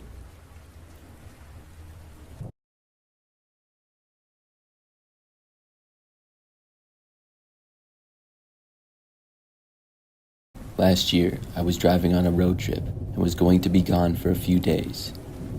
On the second night, I was sort of in the middle of nowhere. I didn't know where I would stay for the night, but I was hoping to find a hotel. But the more I was driving, the less it seemed I was near any kind of a city. The coverage on my phone was also going in and out all night. Finally, at probably 11 o'clock, I pulled into a rest area and looked up hotels in the nearby area. The closest one was a motel that was 12 miles down the road. I decided that that would be just fine with me.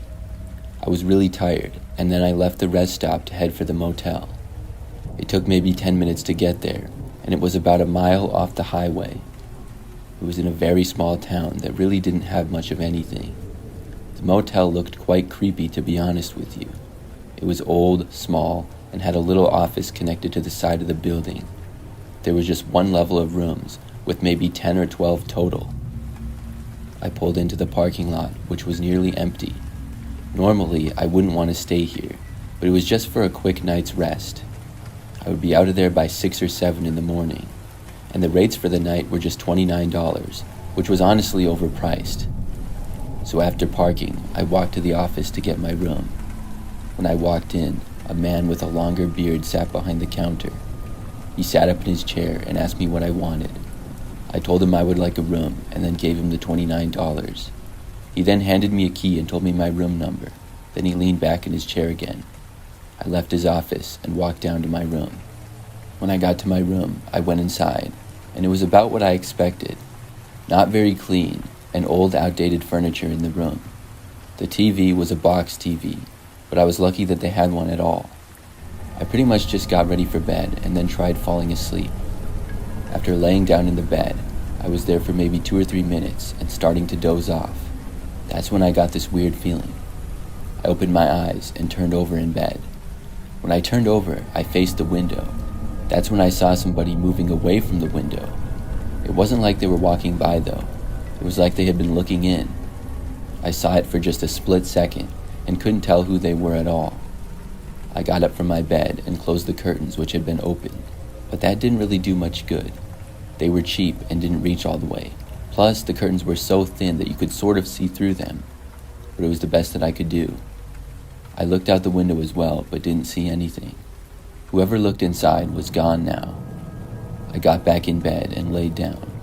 I tried falling asleep again, but that kind of ruined it for me. Now I wasn't as relaxed as before. I was still tired though, and after maybe 10 minutes, I was finally able to feel relaxed once more. But then I got the feeling again, like I was being watched or something.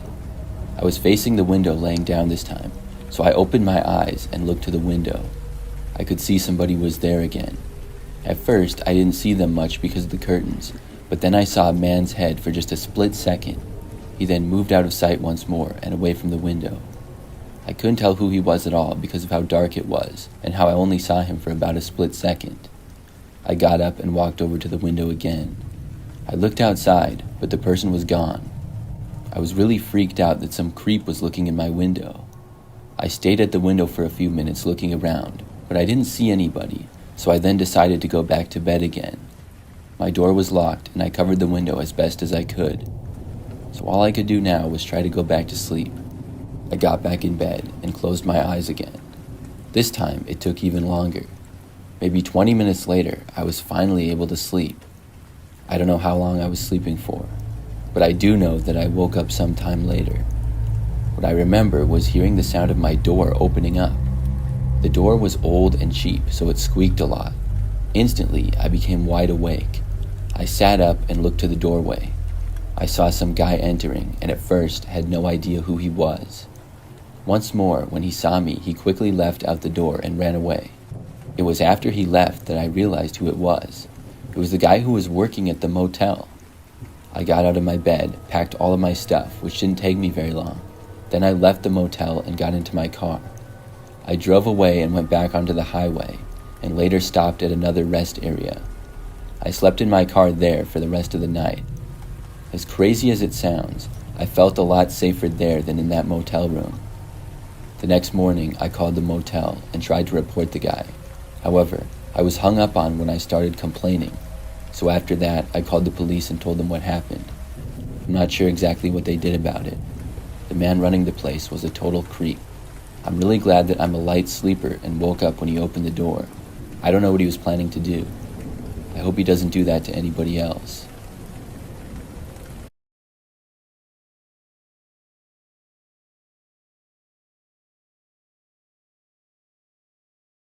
I don't go shopping at malls or things like that very often, but when I do, I tend to buy a lot of things. Clothes, electronics, whatever. There's a decent-sized mall that's maybe 10 minutes away from where I live, and I go there occasionally. The mall has quite a few popular stores, and just about anything you could want to buy. I went there one weekend, and only had a couple of things that I wanted to get for sure. I was open to buying other things, though. As the day went on, I ended up finding quite a few things. I basically shopped all day, and by the time I was done, my arms were full with bags. I stayed at the mall until some of the stores were closing, and then I decided to finally call it a day. I walked back to my car, which I had parked at the top level of the parking garage attached to the mall. When I got inside of the parking garage, things were significantly less busy. There were far less cars, and when I got to the top level where I had parked, I didn't see any other cars at all. In fact, it appeared that my car was the only one parked there. I walked over to it, but when I got within maybe 75 feet, I heard a noise. The car was sort of around a corner, and the noises were coming from out of my view. I kept walking, and when I was maybe 50 feet away, whoever had been making those noises came into view. I saw about 4 or 5 people come around the corner. They walked sort of in front of my car, blocking it. One of the men started walking towards me at that point, and I had a terrible feeling. I knew there were no other cars parked up here, so the men were probably up to no good. Plus, most of them wore dark clothing and sweatshirts with the hoods up. Some of them, I could barely see their face. It was like they were trying to conceal their identities. One of the men held something in his hand, and I couldn't quite tell what it was. With all of my bags in my hands, I turned around and immediately started sprinting for the mall. I ran as fast as I possibly could. One of the men shouted something at me, but I'm not sure what it was because there was a bad echo in there. I don't think they chased me, but I didn't look back to check. I was able to make it back inside the mall, and when I did, I kept walking quickly inside of it. I looked back several times, but I didn't see any of the men. I don't think they followed me into the mall. When I made it back towards the center of the mall, I finally felt safe. There were a few people here and there, although most of the stores inside were closed. I waited there until there was basically nobody else left. Then I decided that I would try to go to my car once more. I made it there, and luckily this time, the men were gone. I still left as quickly as possible. Looking back at that day, I'm sure that they were going to try to rob me for all that I had bought. Probably my money too. I reported the incident on the mall website, but haven't heard back.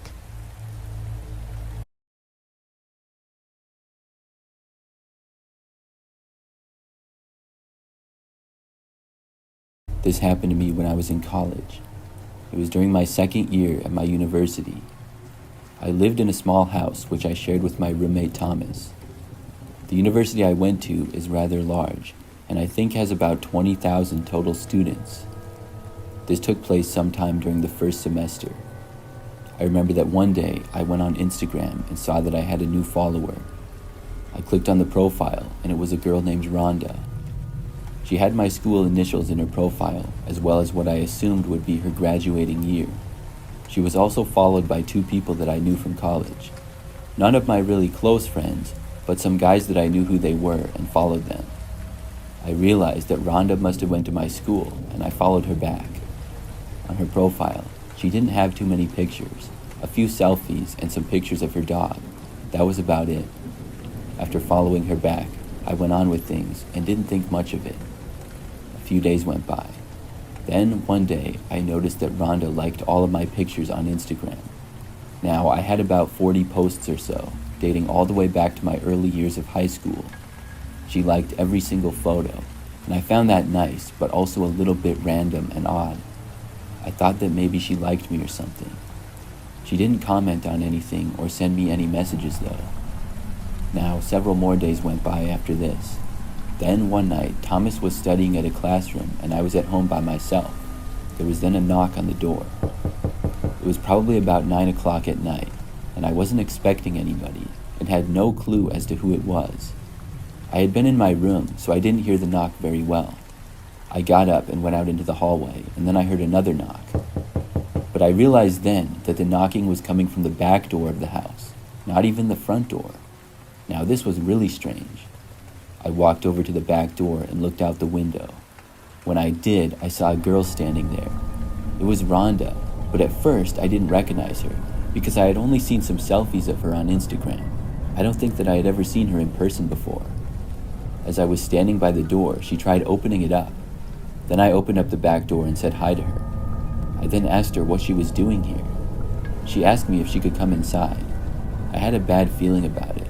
Something about her was sort of creeping me out. Maybe it was the fact that she showed up unannounced to my back door at 9 o'clock at night. And by the way, she had no way of knowing where I lived. I asked her how she knew where my house was. She just asked to come inside again. I really didn't want her to. So instead, I told her that I was really busy with homework and I had to get back to it. She just stood there for a moment looking disappointed. Then she said that she was just going to go and walked off sort of angrily. I was glad that she was going, but more confused than anything. After she left, I went back inside and went into my room. Then I blocked Rhonda on Instagram. I felt that she had crossed the line by showing up unannounced like that. When Thomas got back home, I asked him if he knew Rhonda at all. He said no.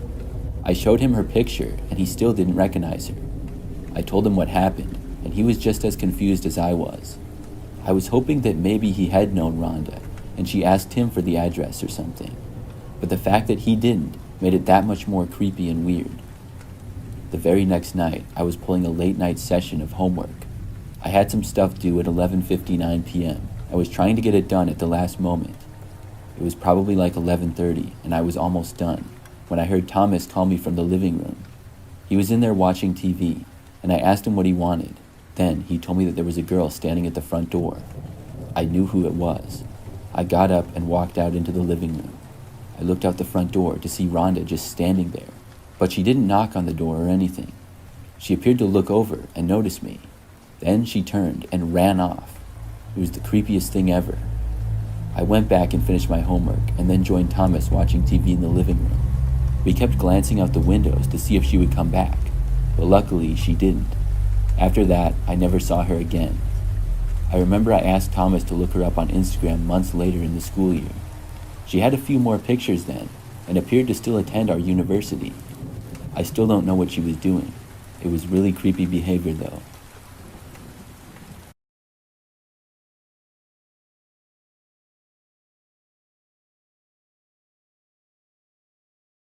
When I was in high school, I considered myself to be a pretty easygoing guy. I had a good friend group, which I would hang out with sometimes, but I remember that a new kid came into our school my junior year. His name was Brad, and I didn't like him at all from the start. He just seemed like an arrogant guy with a really short attention span. I also had 2 classes with him. I just remember always seeing him on his phone during class, and the teacher would get mad at him about it. He seemed to not care about class at all, and also skipped a lot. The few times that I was around him because of a group project that I got put in with him, he did none of the work. He was always making excuses and stuff, and one time he even said that he couldn't do any work that day because his vape broke. I thought he was joking, but he actually did nothing the entire time that day. So anyways, I tried to avoid him for the most part, but he somehow became friends with some of the guys in my friend group, so I ended up hanging out with him in a group setting like twice. I didn't know he would be there, and he was being annoying the whole time like always. Literally the first time I was hanging out with my friends and he was there in the lunchroom, he made fun of my shoes. They were just average Nike athletic shoes, but a little worn. I didn't care what he thought, but it seemed like he was just trying to roast me to impress my friends or something. So clearly we didn't get along. Then we ended up actually getting into it a little bit during gym class one day. We were playing floor hockey, and I was the goalie and he was on the other team. He basically picked up the goal and moved it to try to score. So then I picked up the goal and I threw it, and then he started getting in my face and some other kids held him back. It was more about the fact that we didn't like each other than we really cared about a gym class game. But I remember not long after this incident, one of my friends told me that Brad really hated me. I already had a hunch, and I said that I didn't like him either one bit. I tried to stay away from him, but sometimes it was hard with us having classes together and mutual friends. I didn't know why any of my friends spent time with him anyways. But one night, I was at home when one of my friends, Jamie, texted me saying he needed a ride. He told me that he was at the high school and told me to come to Lower Law.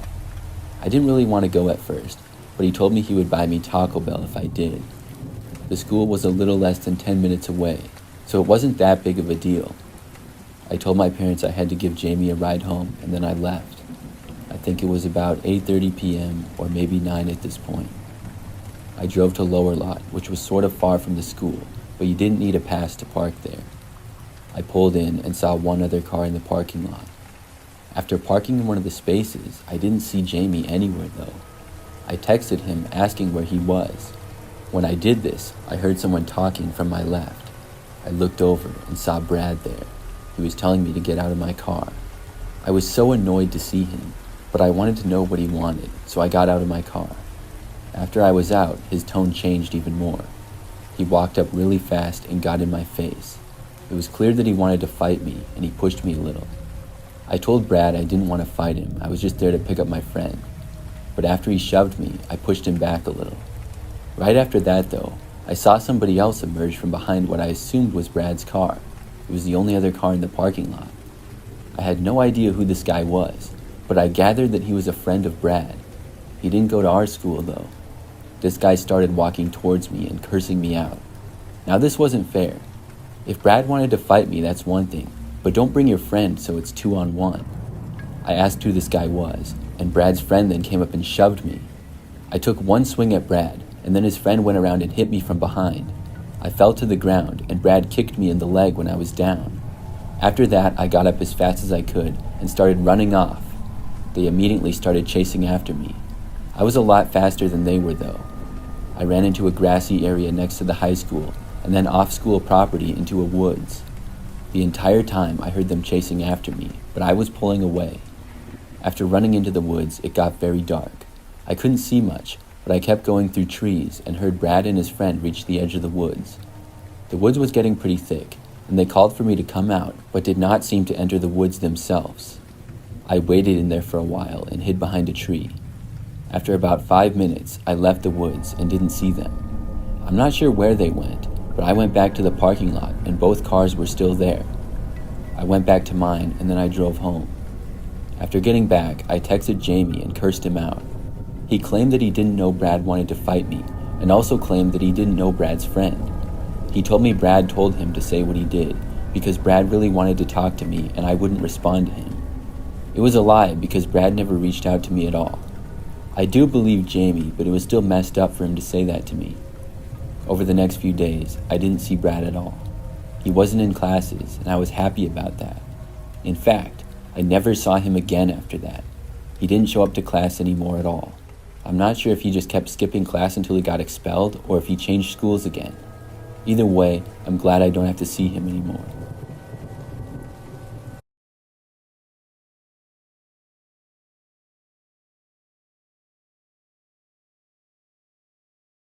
Just last week, I tried to call my friend Alex, but got the wrong number.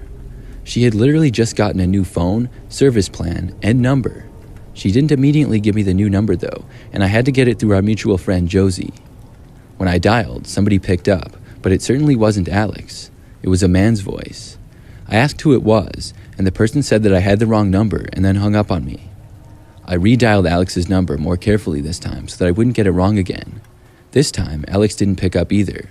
Nobody did, and I left her a message letting her know that it was me who called her and for her to add me to her new phone. About an hour later, she texted me back. We texted back and forth for a little while, and Alex asked me if she could come over to my place the next night. I said sure, and it would work out fine because I didn't have anything going on the next night. When the next night arrived, Alex texted me saying that she was coming over. Then I didn't hear from her for a while. I was just sitting on my couch watching TV as I waited for her to get there. At last, she texted me.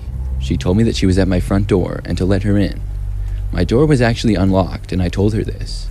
A few seconds after sending the text, the door opened. I looked over from the couch and saw somebody walking in, but it wasn't Alex. It was a taller, larger man who was wearing a baseball cap and had glasses on. He closed the door behind him and then started walking towards me. I was obviously really surprised. I didn't say anything to this guy though. I just went with my initial reaction to run away. He was maybe 30 feet away from me, and I was close to my bedroom, so I jumped off the couch and ran inside my room. I then shut the door and locked it. Within 5 seconds, he was at the door on the other side. He tried opening it, and when it wouldn't open, he started saying my name. "Maya, open the door." I screamed that I was calling the police. The guy tried opening the door again and then started pressing on it. I began dialing 911. I didn't care if he heard what I was doing, but he seemed desperate to try to stop me. He then walked away from the door, and I was hoping that he was leaving. I began speaking with the 911 operator, letting them know what was going on. But only a few moments later, the man returned, and I started hearing loud bangs on my door. He must have been trying to break the door down. I of course mentioned this on the phone, and I was not going to hang up the call until the police arrived. As the bangs on the door got louder, I moved into the back corner of my bedroom and into the closet. Luckily, my closet had a door on it, and it was big enough for me to go inside. The door didn't lock though, but it still made me feel a lot safer. I could still hear the guy, and he wasn't letting up. I was sure that he was going to break the door down. At last, I stopped hearing the banging, and I heard some commotion in the main part of my apartment. The police must have arrived. I couldn't hear all that well because I was still hidden in my closet. I was surprised by how fast the police got there. It was probably like 3 or 4 minutes total. I finally emerged to see several officers in my room and others in my apartment. They had arrested the guy, and I saw that my bedroom door was heavily damaged. Thankfully, it held up just enough.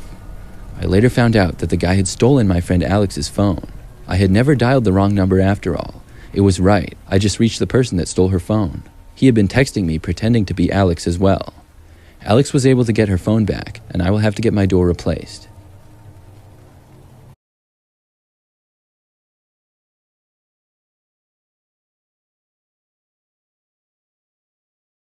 I used to work at Home Depot. When I worked there, I was a cashier, and it was a job that I didn't like all that much. I'm not really into home improvement. My coworkers were nice, and I needed the job at the time, but I moved on when I found something else. I only worked there for 2 months, and was only there because out of 3 jobs I applied to, they were the only one to get back to me. The creepiest thing to ever happen there happened to me just a couple of weeks before I quit. I was part-time and would work a few times a week, mostly at night. But one time, when I was at home, later at night, there was a knock on the front door. I think it was about 8 o'clock. It wasn't all that late, but still an odd time. I saw a man at the door and didn't know who he was. It made me nervous because it didn't look like he was a salesman or anything. He remained at my door for probably 2 or 3 minutes before walking away. It was so dark, so I didn't get a great look at him, but he just seemed to be average height and weight and darker hair. So a few days later, I was working at the Home Depot. A guy came to my register to check out. I don't remember what exactly he was buying, but it wasn't very much, maybe 1 or 2 small things. It was a typical interaction to start out. I asked him if he found everything okay and how he was doing. He said yes, and then he asked me why I didn't answer my door for him. I was caught off guard. It took me a few seconds to realize what it was that he was referring to. I asked him what he was talking about. He told me that he was at my house and had knocked on my front door. I realized this was the same guy. I'm not the best at remembering people. I see so many different people at work, so sometimes I don't recall faces very well. When he said this, I just said back to him, "Oh, that was you?" Then I asked him why he was at my front door. He said that he wanted to talk to me and maybe hang out. He was coming across as creepy to me. He also sounded like he might be drunk or something. His speech was a little bit slurred. I asked him how he knew where I lived, and he said that he had followed me home. I asked him why he did that, and he said because he wanted to. The man then asked if I wanted to hang out after I got done with work. I told him no and that I was busy. Then I told him not to follow me home or go to my house again. He kind of just walked away after that and didn't really say anything. Then he left the store. I was left feeling very creeped out by him. I couldn't believe that he had followed me to my house. What if he did it again? Things were pretty quiet in the store, and I found my manager to tell him about it. I felt like I had to talk to somebody. He told me to let him know if I saw the guy again or if the guy did anything else. After a little more of a conversation, I returned to work. I had a few hours left and was going to be working at the register for the rest of the night. About an hour went by, and things were still pretty quiet for the most part. I helped a few customers, but soon I saw the man come into the store again. He started to approach my register almost immediately after entering the store. I called for my manager when I saw him. The man walked up to me and asked me what I was doing. I told him that I was working. Within seconds, I heard my manager walking over. He asked me if this was the guy, and I told him yes. My manager then proceeded to ask him if he had followed me home. The man admitted it, and my manager then started to chew him out. He threatened to call the police and have him banned from the store. When he was done, the guy said that he didn't want to cause any trouble and walked away. I felt better afterwards, but only time would tell if the man didn't show up at my house again. Luckily, he didn't. I haven't seen the man since that night. I didn't work at Home Depot for very long after, and I'm grateful to my manager for helping out.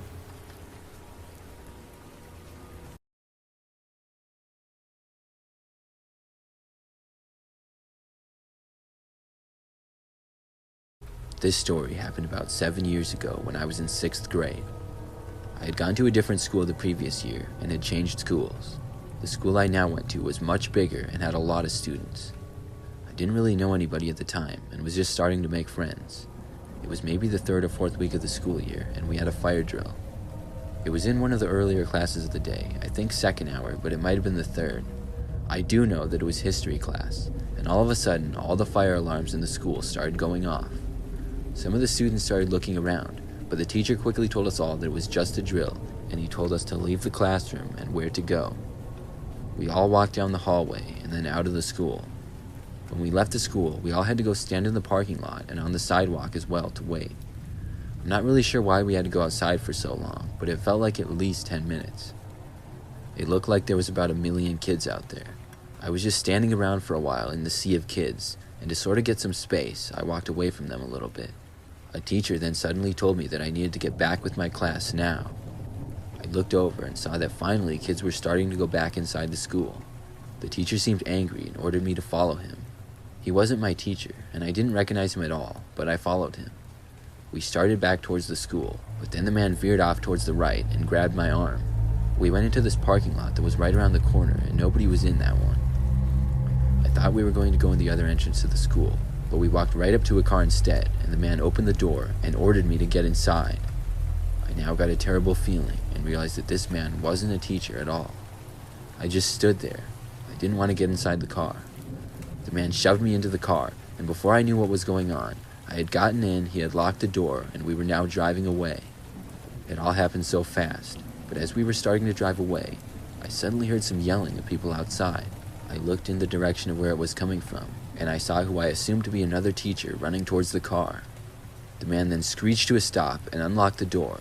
Then he yelled at me to get out. He gave me a push, and I quickly got out of the car and ran away as the man sped off. There was a woman who I did recognize as one of the teachers in the school. She came running up to me and asked me if I was okay. I was okay, thankfully, but the man had gotten away. It ended up being a whole big deal, and I stayed out of school for a few days after that.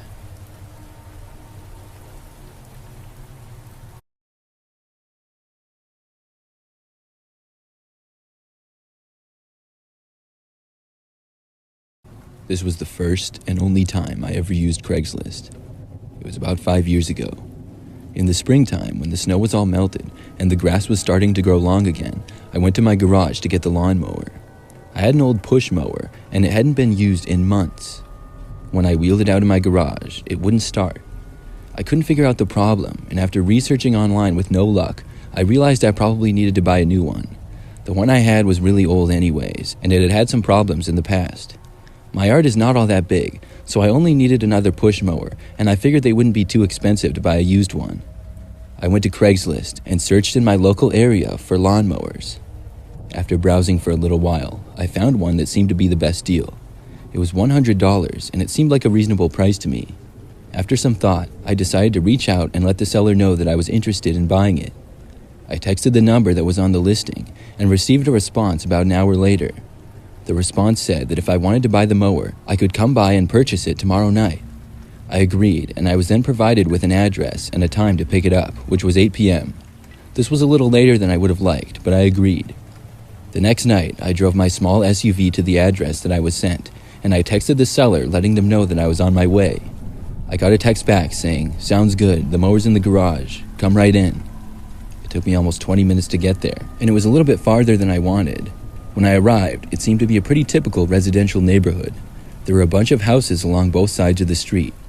I saw the address of the house that I was going to. The garage door was open, and I parked my car on the side of the street. I texted the seller that I had arrived. I waited in my car until I got a response. It took about a minute, but the seller said, "Come on up." I got out of my car, walked across the street, and then up the driveway.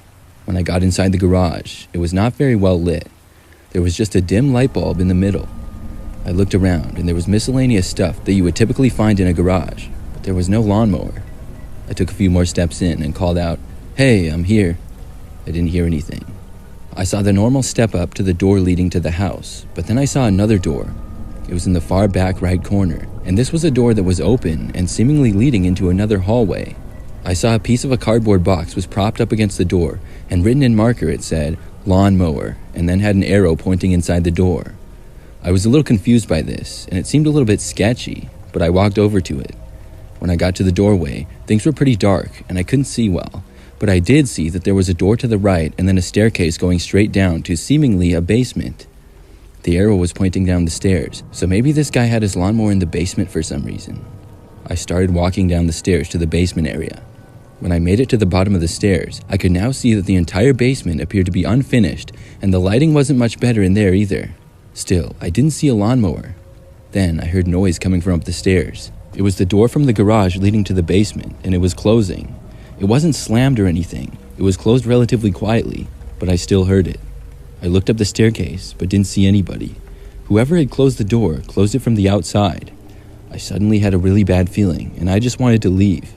I walked back up the stairs as quickly as I could. As I was making it to the top of the stairs, I heard another door close, and then footsteps. Somebody else was in the house. It sounded like they had gone in the other door leading from the garage. I tried opening the door to the garage, but it was somehow locked from the outside. I couldn't open it. Then I tried the other door leading to inside the house. That one was already open a crack. When I made it inside the rest of the house, I saw that I was in some sort of hallway.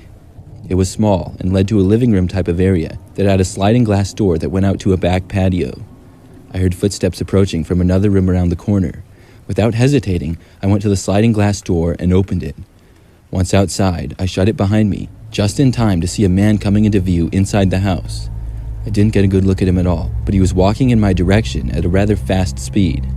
I bolted out of there, sprinting all the way from the backyard to around the house and garage and all the way back to my car. When I made it inside my vehicle, I started the engine and immediately left. I drove all the way back home, and then I blocked the number just because I didn't want anything to do with that guy. I reported my experience on the Craigslist website and then decided to buy a new lawnmower from the store. Since then, I haven't used Craigslist. I'm not sure if I'll use it again sometime. Maybe things have changed. All I know is I will never forget that experience I had, and I hope to never have one like that again.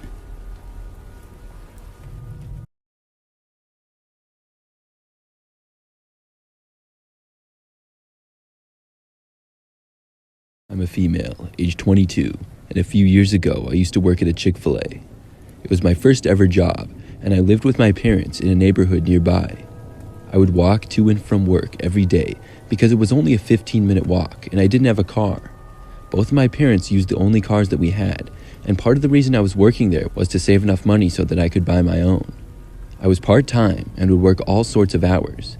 Mainly, I would work in the afternoons and nights on weekdays and earlier on the weekends. On one night, probably 4 months or so after getting the job, I was working pretty late. I think I got off at like 10 p.m. and then I left the restaurant to walk home. This wasn't uncommon at all, and by now the restaurant and the area were pretty quiet. This particular Chick-fil-A was near a few larger stores and a couple of other restaurants. I would take the sidewalk to the residential area less than a mile away, and my house was back there. As I left that night and started to walk on the sidewalk, I saw this one guy that was standing out in the Chick-fil-A parking lot. Before I had started walking 10 feet, the guy began approaching me. I had never seen him before, and I didn't know what he wanted. I was still wearing my Chick-fil-A clothes, and I had clearly just left the building, so I thought maybe he had a question about Chick-fil-A. I guess that's what I was hoping, because I had a bad feeling. The man walked closer, and then he reached me. I was sort of nervous, but I tried to act calm. When he got to me, he said hi in a friendly tone.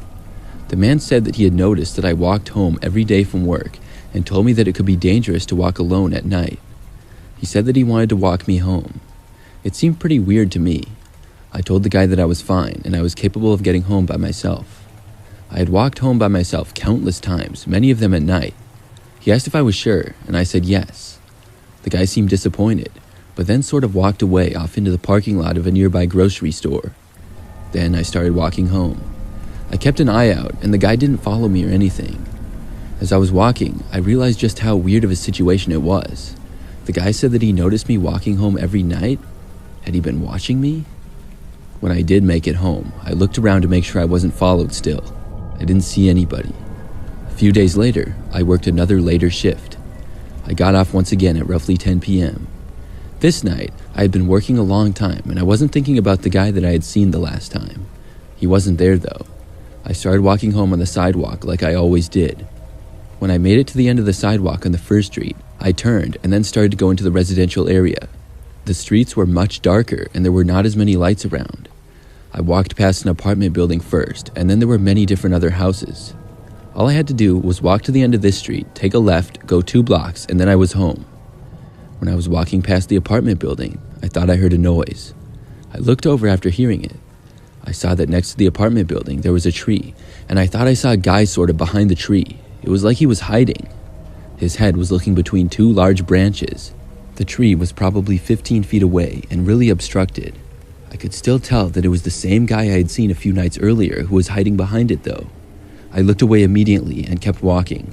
When I did, I was really worried that I would hear him walk on the sidewalk behind me. Luckily, I didn't though. I walked as fast as I could back home. When I was back, I told my parents about the situation. They agreed to drive me to and from work after that. Only a few weeks later, I finally had enough money to buy a car, and from then on, I drove to and from work. I never walked to work again, and I never saw the guy again after that either. If I had to guess, I would say that he lived in those apartment buildings. That must have been how he had seen me walking home from work every single night. It really creeps me out that he probably saw me walk home many times without me knowing, especially the way that he was hiding behind the tree watching me.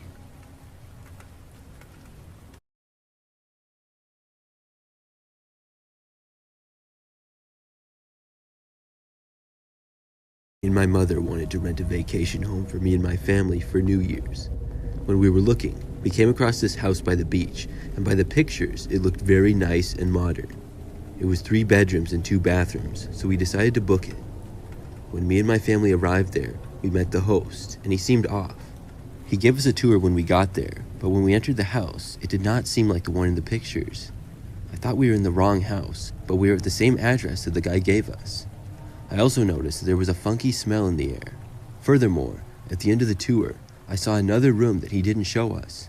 He told us not to go back there and that it was off limits. I thought okay, but I was still kind of sussed out about the room being off limits and in the serious and quick tone that he said it. And to top it off, he looked like he had some interest in my mother and was kind of flirting with her, which of course I thought was really sick. After that guy/host left the house, I took note in the car that he left in, and we went on with our day. Fast forward a couple of hours later, I was on my way to one of the bedrooms, and I had an instinct to look to the closed-off room. I saw there was a light on in that room, and I knew it was not on before, so I was kind of worried. I went over and let my dad know about it, but when he went to go check, the light was now off. Now, this got me really scared, and it took me a while to fall asleep after that. Right when I was about to fall asleep, I saw what appeared to be a man run from across the yard. When I saw this, I was spooked out. I sat there in the bed thinking about that for a good 15 minutes, but then I was finally able to fall asleep. When I woke up, I saw that it was morning, and I went into the living area. I looked outside and saw what looked like the host walking into that extra room that he told us was off limits. I looked to the other window to make it look like I wasn't looking at him, but then I saw the host's car parked on the other side of the road. Then I started to put the pieces together. I think that the host was sleeping in the garage while he was renting to us.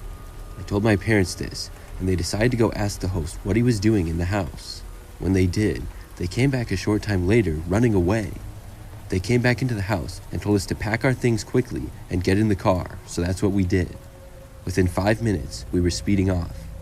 I asked my mom why we were leaving, and she said that the guy had what appeared to be a gun.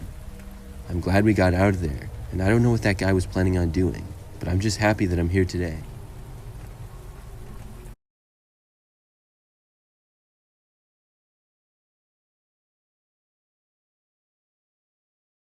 A couple of weeks ago, I was shopping at the Dollar Tree.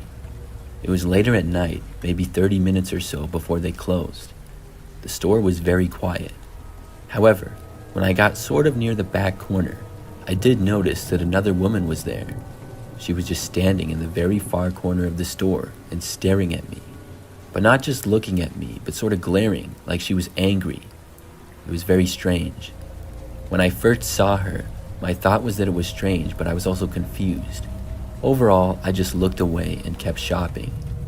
I went to another area, but had to go back past the woman.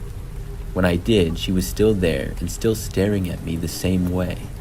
It was so creepy. I made sure not to go near that part of the store again. I finished my shopping and was inside the store for maybe 10 more minutes. I didn't see the woman at all for the rest of the time that I was in there. Then I checked out and left. After walking out, I was going to my car in the parking lot. It was very quiet and dark out there.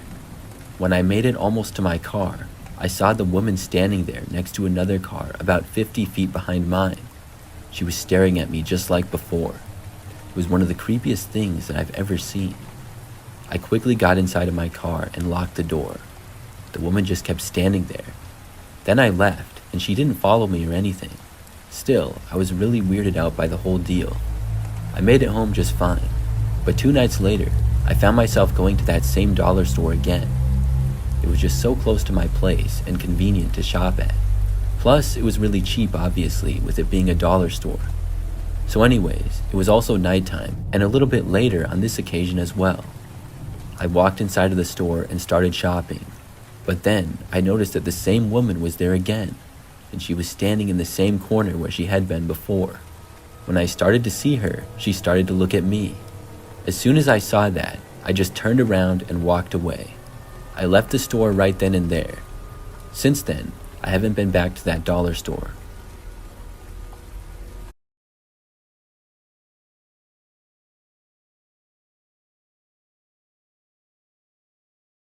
Trucker for several years. This was a while ago now, but I will never forget this experience.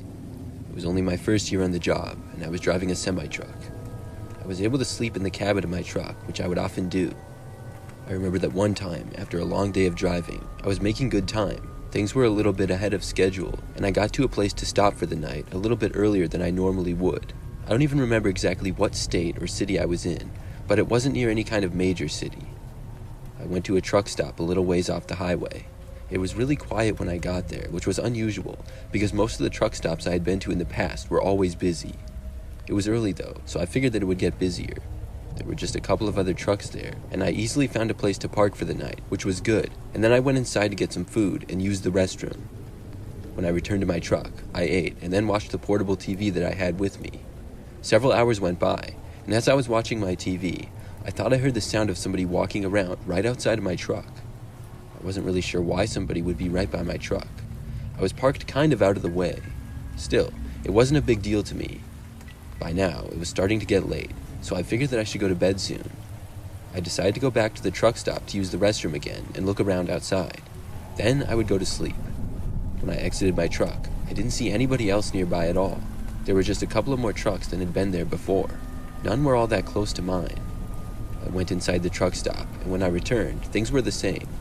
I got back inside of my truck and got ready for bed. I was pretty tired, and I fell asleep quickly. However, I woke up sometime in the night. When I woke up, I was sleeping on my side, facing the back of my truck. The first thing I noticed was that I heard a noise coming from inside of my truck. I couldn't believe it. Somebody was inside there with me. I would have to roll over to see them, and I couldn't bring myself to do it immediately. It sounded like somebody was going through my things inside. I kept lying there, pretending to be asleep. A couple of minutes went by. Things got quiet for a while, but then I heard the noises again. I slowly turned over, just my head, and looked. I just barely saw that there was somebody inside of my truck with me. They were not facing me, and I couldn't tell who they were.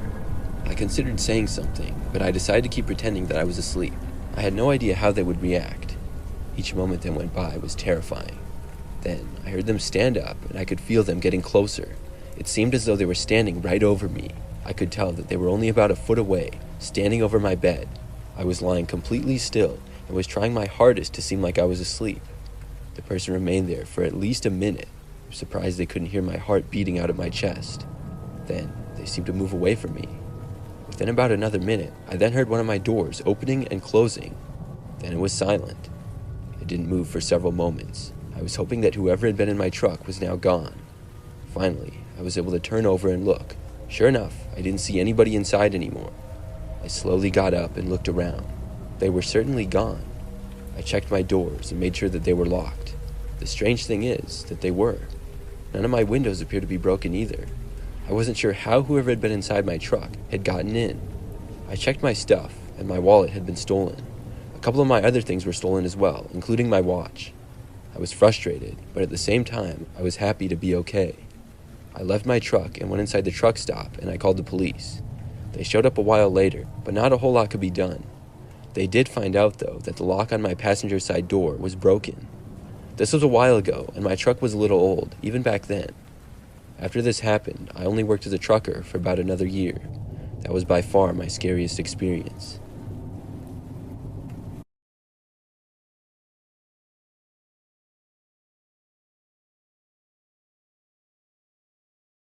This happened back when I was a kid. I was 7 years old at the time, and the year was 2005. It was summertime, and my family and I went on a small vacation to visit my cousins, aunt, and uncle who lived a few states away. I remember that my cousin Matt and I would hang out whenever we were in each other's city because we were around the same age. We also had many of the same interests, so I was excited to hang out with him.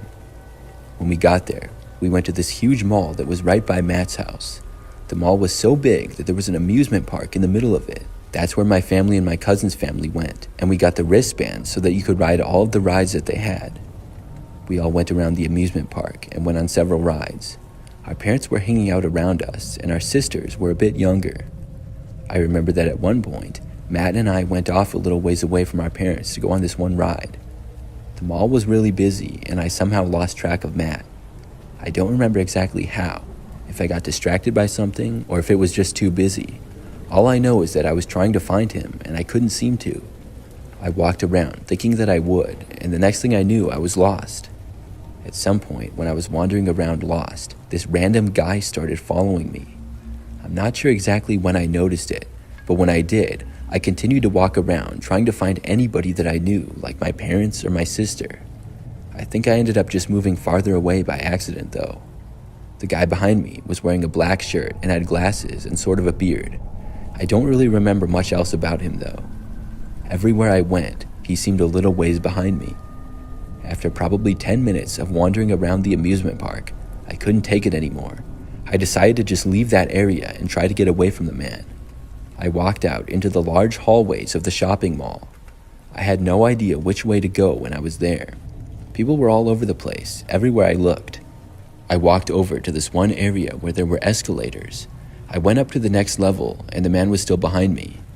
Once I was up there, I just kind of wandered around. I think I went into a store or two and then back out, but I wasn't able to lose the guy. After walking around on the second level for a while, I didn't think it was working, so I decided to go back down.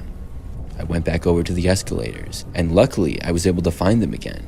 When I made it there, I went back down and then into the amusement park again. I looked back and saw the guy still behind me.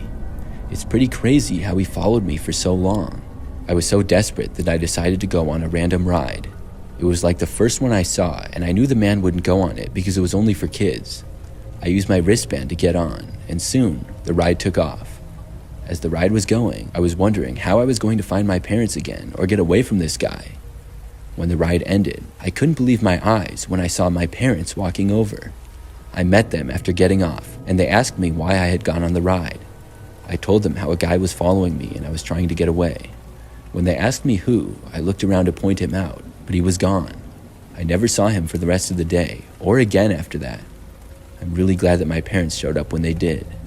I don't know what that man was planning to do.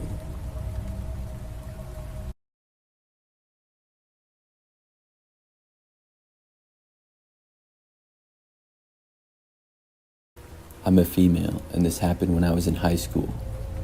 My friends and I used to like to go to the high school football games on Friday nights. We would watch our friends play in the game, and there was a really large student section in the bleachers. It was always a good time, and then I would often hang out with my friends afterwards. One time, I went with two of my friends to a high school football home game. Where I'm from, the high school football games are always a huge deal. Just about the entire city shows up, and it's always packed. Plus, our team is usually pretty good. We got there early and went into the student section. During the game, we mostly stayed there, but a couple of times we got up and walked around. It was very crowded. After the game, we hung around for a little while, and then we were going to leave to go to one of my friends' houses. Then we were going to spend the night there. She lived about 10 minutes away from the school. I was driving, so we got into my car and then started to leave. There was a lot of traffic and a big traffic jam. It took probably 10 minutes just to get off of the main street. Once we were, though, it was smooth sailing, but we noticed that there was a car driving right behind us. When we turned, the car turned after us. We automatically assumed that it was one of our friends from school being funny. None of us could tell who it was, though, because it was dark out. We were trying to guess, but I honestly didn't recognize the car at all. It was just a normal sedan, but kind of small and was black. It stayed behind us for a while, and then we turned, and it turned right after us. It continued to stay right on our tail until we arrived on my friend's street. I drove to her house and pulled over on the side of the road in front of it. The car pulled over behind us. I was actually really surprised that the car followed us all the way back. We were all still convinced at this point that it was a classmate, though. High school kids will do some crazy things sometimes just for a laugh or whatever. So after we parked, we started to get out of the car. I remember getting out and starting to walk over to the car to see who it was. But then the driver's door opened, and I saw a man start to get out. He was no high school kid. This guy was at least 30, and I had never seen him before. Suddenly, I had a really bad feeling, and I think the rest of my friends did too. Instead of trying to run inside or anything, all three of us got back in my car at once. The guy was still walking towards us. I locked all the doors, and the man arrived at one of the back doors and tried opening it. When he did, I slammed my foot on the gas and drove away. My friends told me that he was going back to his car and to hurry. I drove about as fast as I could on that residential road. I went around a corner, and then there was this park with a path through it. I slammed on my brakes, slowed down, and then turned onto the path. It was not a street, and cars were not supposed to go on it, but it was wide enough that one could. I don't know how I got this idea, but I just did, and I drove down the path. The park was not very big, and obviously nobody was there with it being late at night. I cut through this path to the other side where it connected to a street in another nearby neighborhood. Then I took a left, and we could no longer see the guy. He would have no idea of where we were going at that point. I drove back to my house after that, and we hung out there for a little while until finally we went back to my friend's place. That made for the craziest high school football game experience I ever had.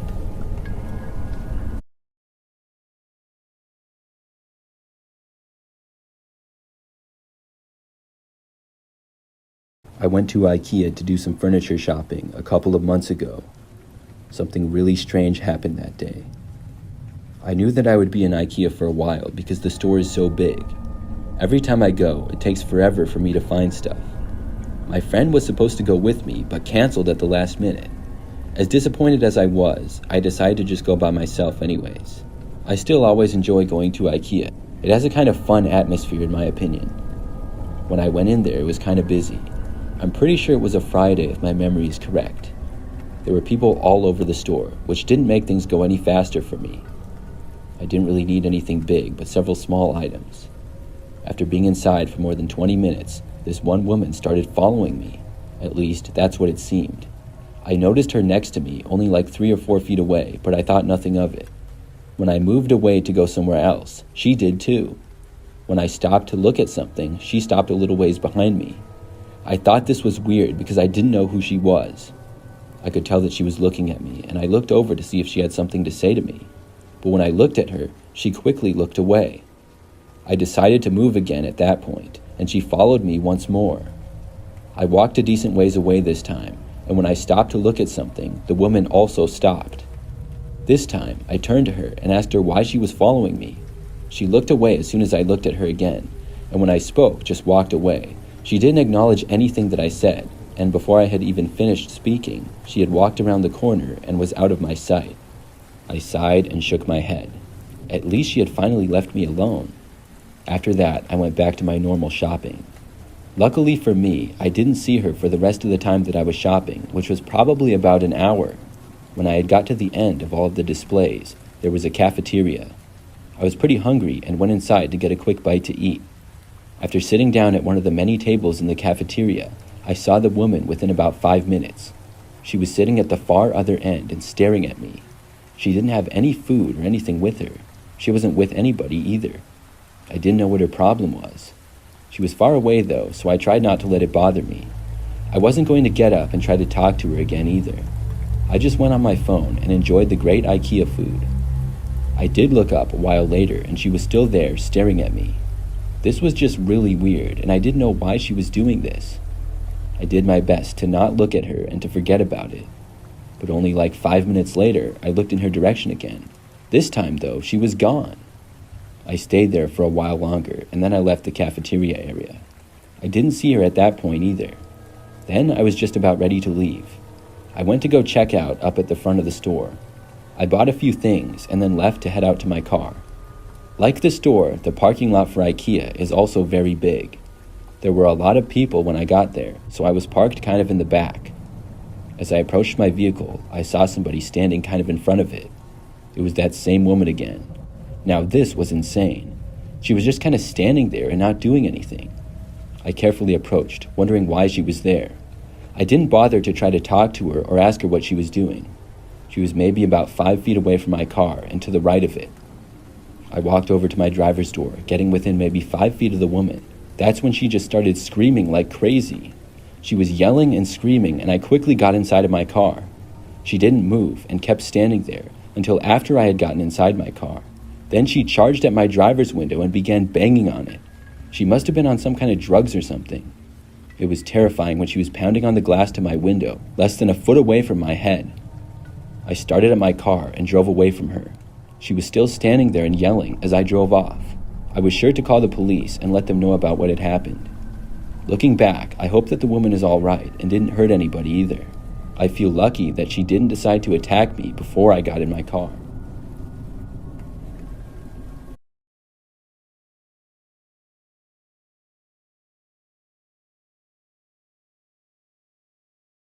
Last year, I broke my leg and was unable to do a lot of things that I typically do. I live alone in a smaller house, and my friends and family were really nice in helping me out when I first got the crutches. Soon after, though, I realized that I would have to do yard work, and I didn't want to ask family or friends to do it. Everybody in my neighborhood takes great pride in their yards. The lawns are all very green and trimmed often. There's generally nice flowers in most as well. I have a typical garden, just some basic flowers by the house, and then most of my front yard is just grass that I cut weekly. I decided to go on Craigslist to find somebody to keep up my yard for a few weeks until I would be able to again. There was only 3 weeks until I would be able to do yard work, and I didn't want to hire a company because I knew that would be really expensive. I found an ad on Craigslist that said, Male, just graduated from high school, looking to earn money doing odd jobs during summer. He even listed yard work in the ad, and I figured this would be a good person to go with. I contacted the kid, whose name was Michael. He responded saying that he was excited to have a job for a few weeks, and I told him he would come over once a week. The job would be cutting the grass and watering the flowers, also cutting down weeds if there were any, and picking up sticks in the yard. Probably would only take an hour or two each week. The next week, Michael arrived at my house, and I went outside to greet him. Right away, though, things seemed strange. Michael did not appear to be in high school at all. He had a full beard for starters, and I know some high schoolers can grow full beards, but he just didn't look 18 or 19, more like 29 or 30. Right away, I said to Michael that I thought he said he had just graduated high school. He looked confused for a moment, and then said that he looks a little older than he actually is. He admitted that he hadn't just graduated, but claimed he forgot to change his ad for a few years. More like 10 years, I thought. Still, he looked capable of doing the work, and he was already here, so I gave him the information that he needed, and he started working. I went inside and went over some work stuff. I was working part-time at home and part-time in the office at the time. Occasionally, I would glance out the window to see what Michael was doing. The first day went pretty well. He did all of the maintenance work in about an hour, and then I paid him, and he left. The next week was a bit different. There was the same amount of work to be done, if not less, but he was there for almost 3 hours. I wasn't quite sure why he took so long, because I wasn't paying him by the hour. But finally, he finished, I paid him, and he left. The next week, which was the last one, he was there for a lengthy amount of time again, and this time, I noticed him poking around some of the windows and areas of my house from the outside. I really didn't know what he was doing. Cleaning the windows was not part of the job. That's seemingly what he was doing, though. I was careful not to let him notice me when I watched him work, but seeing this was a little confusing. At last, he was done, and I paid him for the final time, and he left. I was glad to be done working with Michael. He was a little strange and definitely misrepresented himself. But that same night, at about midnight, I was still awake and on my phone in my bedroom. I'm a bit of a night owl, and I frequently stay up past midnight. I heard the sound of a window opening at the opposite end of my house. Immediately, I knew what was happening. I just knew it had to be Michael. Looking back, I could have been wrong, but I had more than a hunch. I didn't know what he wanted or what he was trying to do, but when I suddenly heard footsteps coming into the house, I knew I had to do something. I stepped out into my hallway, just a couple of steps. Then, I shouted as loud as I could that I knew it was Michael and I had a gun. I didn't have a gun, but I wanted to scare him off. It actually worked, and I heard footsteps moving back until I heard noises around the window again. I left my room and walked into the living room to see an open window. I went to the front of my house and saw what sure enough appeared to be Michael running out of the front yard and onto the street. I made sure that all of my windows and doors were closed, then I went back to bed. The next day, I went to the police with all of my information. It was not difficult at all for them to find Michael, because his ad was still on Craigslist. I'm glad I was awake that night when he tried breaking in, or I'm not sure what would have happened.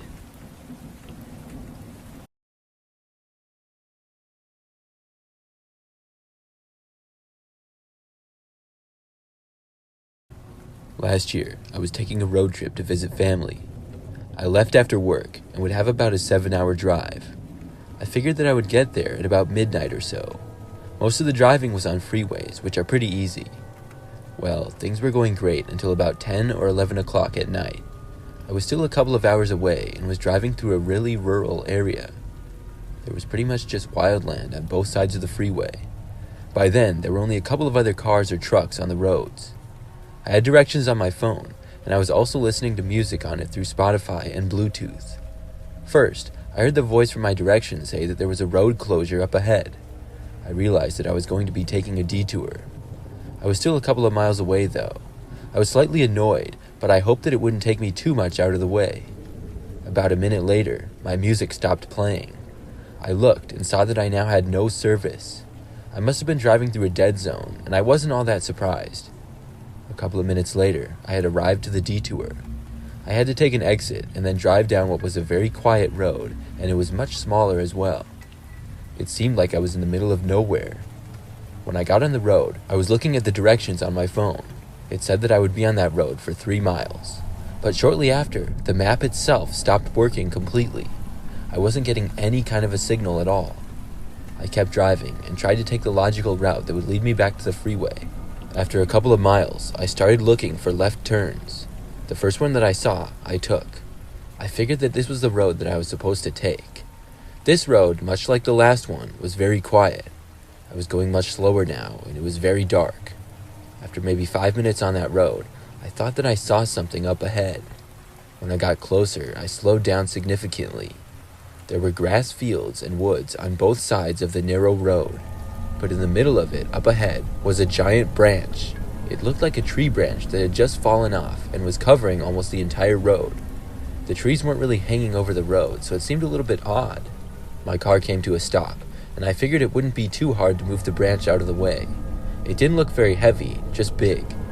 When my car stopped, I was right about to open the door when I saw something. For whatever reason, I looked over to the right. When I did, I saw a man emerging from the woods about 30 feet away. He was walking towards my car.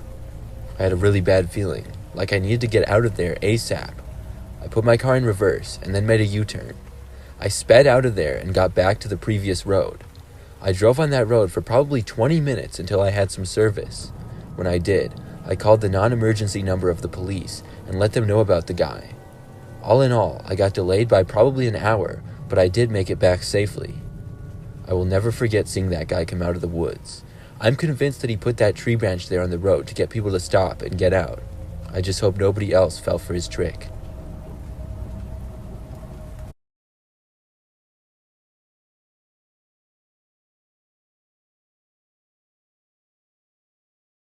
Last year, I was at a mall near where I live. I was doing some shopping, and it was in the morning, not too long after the mall had opened. In fact, there weren't too many people there yet at all. This was nice because I could get my shopping done faster and easier.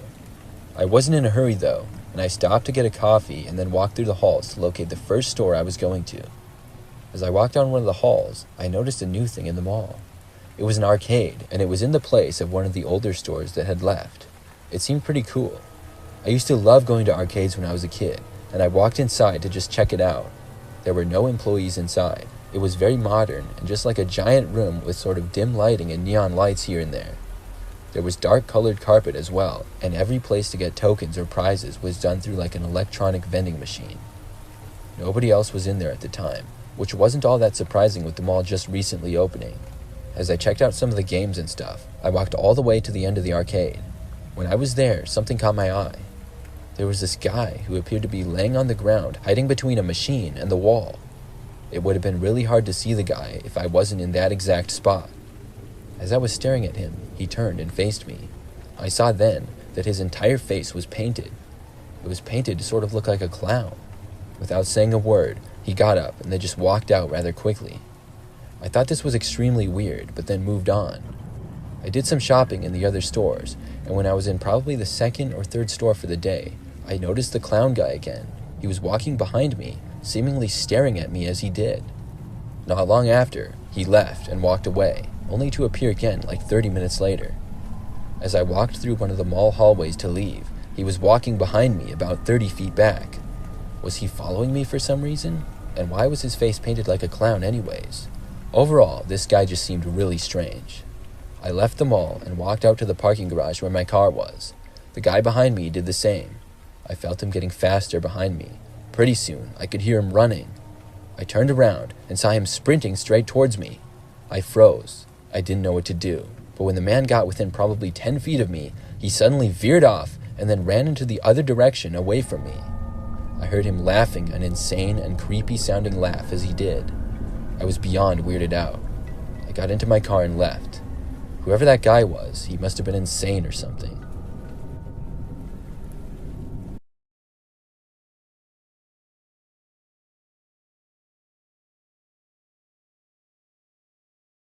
This happened back when I was like 16 and in high school. At the time, my older sister had just graduated high school and had been accepted into several different colleges. We lived up north, and she was looking to go to school in the south.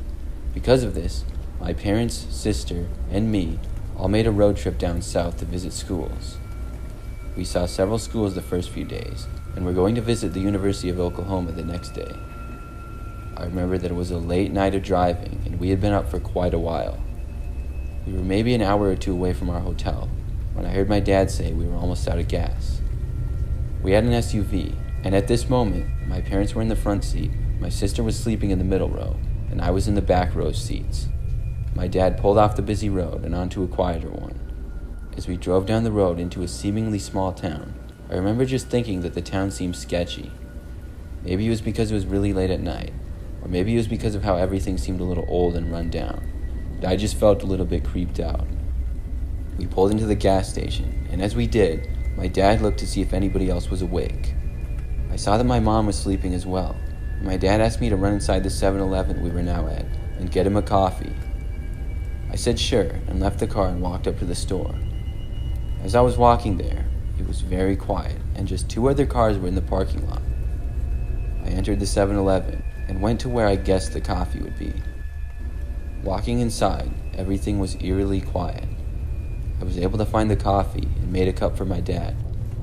As I was finishing up, I heard footsteps coming near me. I looked over and saw a man coming around the corner of one of the aisles, walking slowly towards me. The man was short and wore sunglasses, a black jacket, and I could see he had a longer beard. He was looking right at me as he was walking.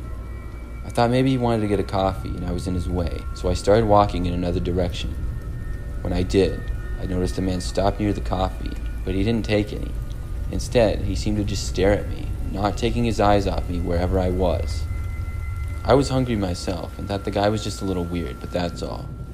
I tried to shake my feeling of being creeped out and went down to the snack aisle to see what they had. But not long after this, I was looking at some licorice and I heard some noise at the end of the aisle. I saw the man once again just standing there, leaning into the aisle and staring at me. I decided at this point that the man was a complete creep, and I grabbed a snack and headed towards the counter. I wanted to just get out of there. I checked out, buying a snack, some water, and my dad's coffee. As I was paying, I casually turned around and saw the same guy staring at me again. It didn't surprise me, and once I had checked out, I quickly walked out of the 7-Eleven and back to our SUV at the other side of the parking lot. When I got there, I saw my dad had finished getting gas and was sitting in the front seat of the SUV looking at his phone. When I had almost reached our car, I looked behind us. There was a bit of grass next to the parking lot to the 7-Eleven, and I saw some random guy also wearing sunglasses oddly, walking towards us. I then looked over to the 7-Eleven and saw the guy that had been watching me walking past one of the cars in the parking lot, going straight for ours. I quickly got inside our car, handed my dad his coffee, and then carefully went to my spot in the back seat without waking up my sister. Now that I was in the back seat, I felt safer, but saw that my dad was still on his phone, not really paying attention to what was going on outside. He didn't seem to be in a quick hurry to leave, and I looked out the windows and now saw 2 more random guys in sunglasses walking towards us. The same guy from the gas station was there as well, and he was now just about 20 feet away. There was 4 people, all walking towards us, and I now yelled to my dad to leave because there were people coming to us. My dad looked around, confused. Luckily, our engine was already running, and once my dad realized what was going on, he saw it just in time when the men had almost reached us. My dad sped out of there and back onto the road, and quickly made it back onto the freeway where we had been before. I have no idea who those guys were or what they wanted, but they sure were suspicious. I'm glad we got away before they reached us.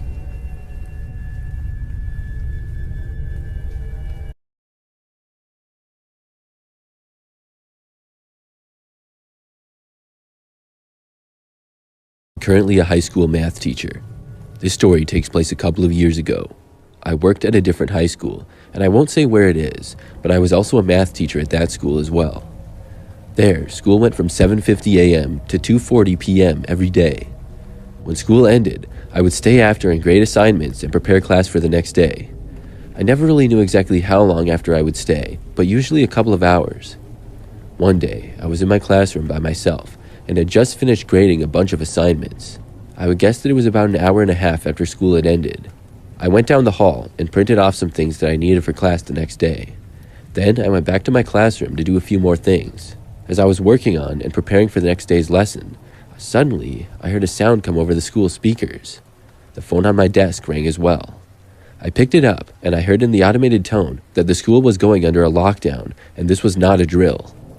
This was unusual, and I had never experienced a lockdown before. School was not going on, but there were still many teachers there and some students who were involved in after-school activities. I went over to the door, locked it, and then turned the lights out in the classroom. Then I went back to my desk. Of course, I was very curious why there was a lockdown going on, and I texted another teacher who I was friends with.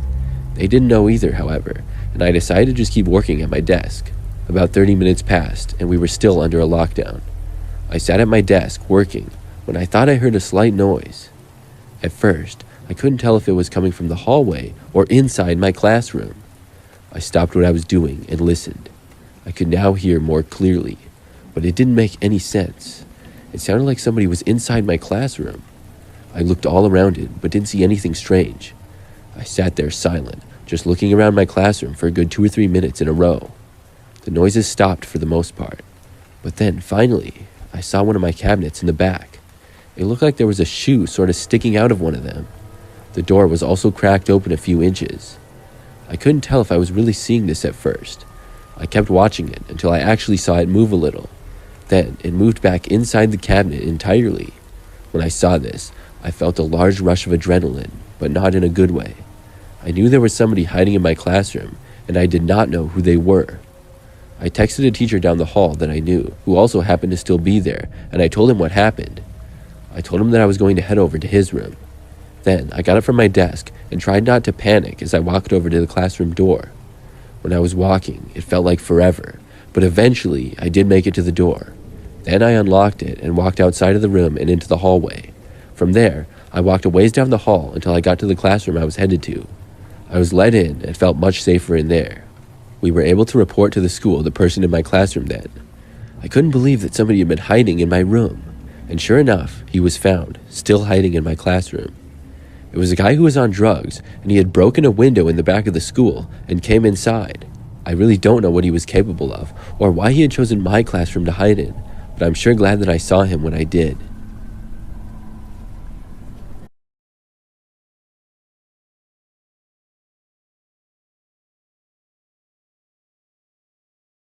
I'm a 20-year-old female who works at a bigger clothing store in a large-sized mall. I've been working there for almost 2 years now, and I enjoy the job. I'm working there during my time in college, and I'm going into my junior year. This is something that took place last year, and nothing like it has happened ever since. It all started on a Friday. I worked that day, and I took the bus to and from work at the time. My apartment is not that far, but not close enough to walk. I have a car now, but didn't when the story takes place. So on this Friday, I was working and maybe 3 hours into my shift. I did a bit of everything from cashier to organizing areas of the store to dealing with returns. At this time, I was working near one of the displays, reorganizing things that had gotten out of order. The store was average as far as busyness goes. There were people all over, but it wasn't overwhelming. I spent maybe 10 minutes in this one spot and happened to catch this one guy staring at me when I was there. It wasn't a big deal, but it happened again less than a minute later. Maybe he thought he recognized me. I certainly didn't recognize him. I kept working, and only a few minutes later, there was a tap on my shoulder from behind. It startled me. I didn't know anybody was behind me. I looked and saw the same guy. He said hi to me, and I said hi. I asked if he needed help finding anything, and the guy just said no, and kept staring at me. I wasn't really sure how to respond. I just said, "Okay, let me know if you need anything." The guy just said, "Okay," and remained there, like 2 feet away from me. He was short, had really short blonde hair, and was sort of heavy set. He was also older than me by probably 20 years at least. I kept working with the guy standing right next to me. I could feel him just staring at me as I did. There was something off about him for sure. I finished work in that area, and then I decided to move to a different spot of the store after that, for obvious reasons. I didn't see the man over there, and a while later, it was time for my break. We had a break room, but on this day in particular, I decided to go into the mall to get some food. I had forgotten to pack anything for myself to eat, and we had a lot of food options in our mall. I left the store and walked towards the food court. It took probably between 5 and 10 minutes to get there because the mall is pretty big. As I was arriving in the food court, I spotted the same man from earlier. He was walking a ways away and looking at me once again. I was really hoping this was just a coincidence. I got in one of the lines to order and noticed the man get in the same line a few people behind me. I ignored it. After I got the food and sat down, The man went to a table a little ways away from mine. However, I caught him staring at me several more times. Also, he didn't have any food, so I guess he didn't order anything. Now, I felt pretty confident that he was following me. I was pretty creeped out by now. I took the food and decided to finish eating in our break room. When I was walking back to our store, I noticed the man walking behind me. I wasn't surprised by this, and I went into the store and headed straight for the break room. Luckily, once I was inside the break room, the guy would not be able to go in. I was able to eat in peace, and when I returned to work, thought I would find the guy inside somewhere, but I didn't. For the rest of my shift, I didn't notice the man inside the store at all. After work, I left and rode the bus home, all without seeing him. It seemed as though he had finally decided to leave me alone. I had to work again the very next day on Saturday. I remember as I was getting ready for work, thinking how nice it would be to not have that creep staring at me all day today. I left my place, rode the bus to work, and then got to the store. It's funny because only like 10 minutes after I started work, I saw the man again. I couldn't believe it at first, but sure enough, he was there. I was working at the registers, ringing people up. The guy was standing on the other side of the store. I didn't catch him staring at me initially, but that didn't take long. About 20 minutes later, he was still there, and I happened to glance up and notice him staring.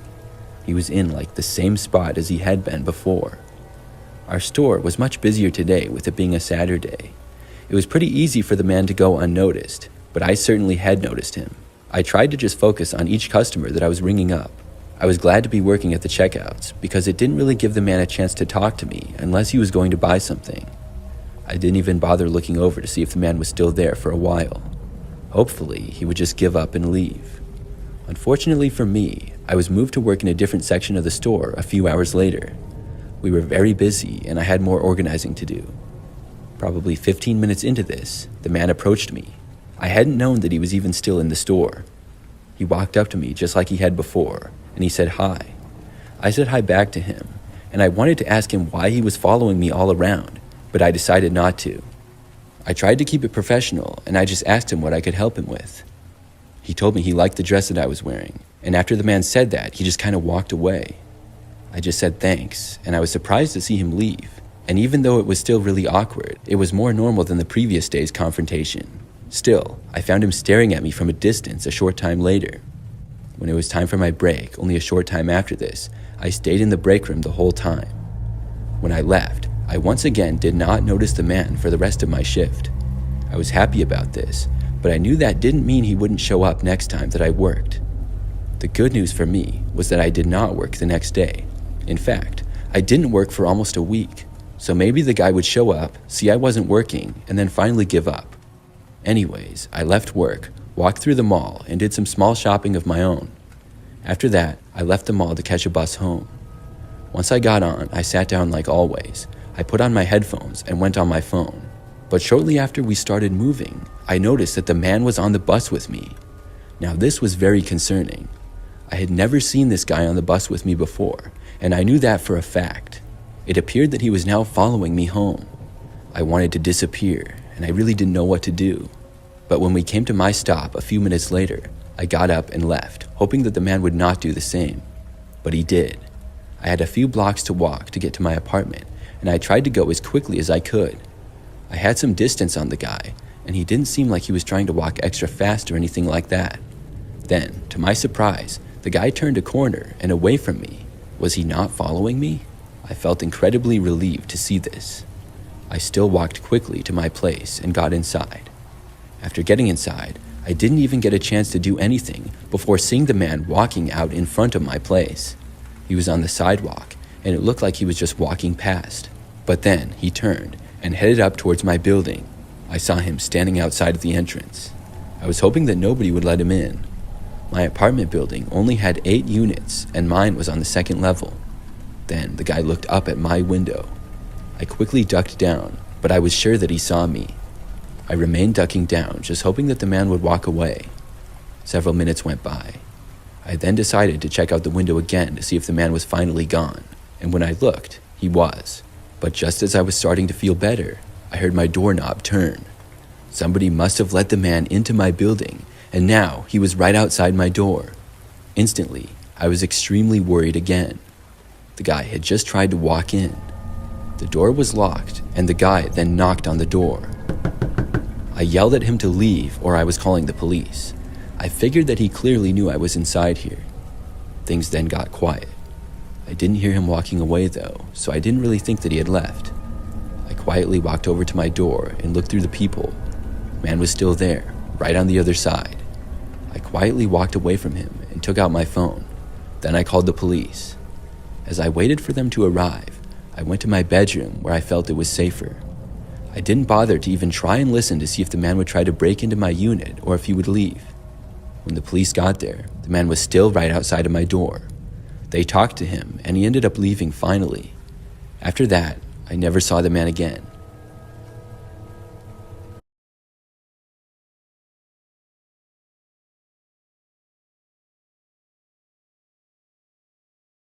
This happened when I was a teenager, many years ago. I was with my best friend Tony, and we were at my house.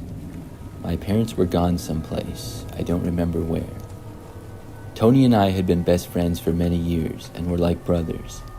We liked to prank our friends a lot, and things like that. On this night that we were hanging out, Tony had the idea to prank phone call one of our friends. This was back before everybody had smartphones. Cell phones were around, but didn't have the capabilities that they do today. So we were going to call our friend Adam, and Tony had a whole joke that he was going to say to him. I don't remember exactly what it was, but it was probably really stupid.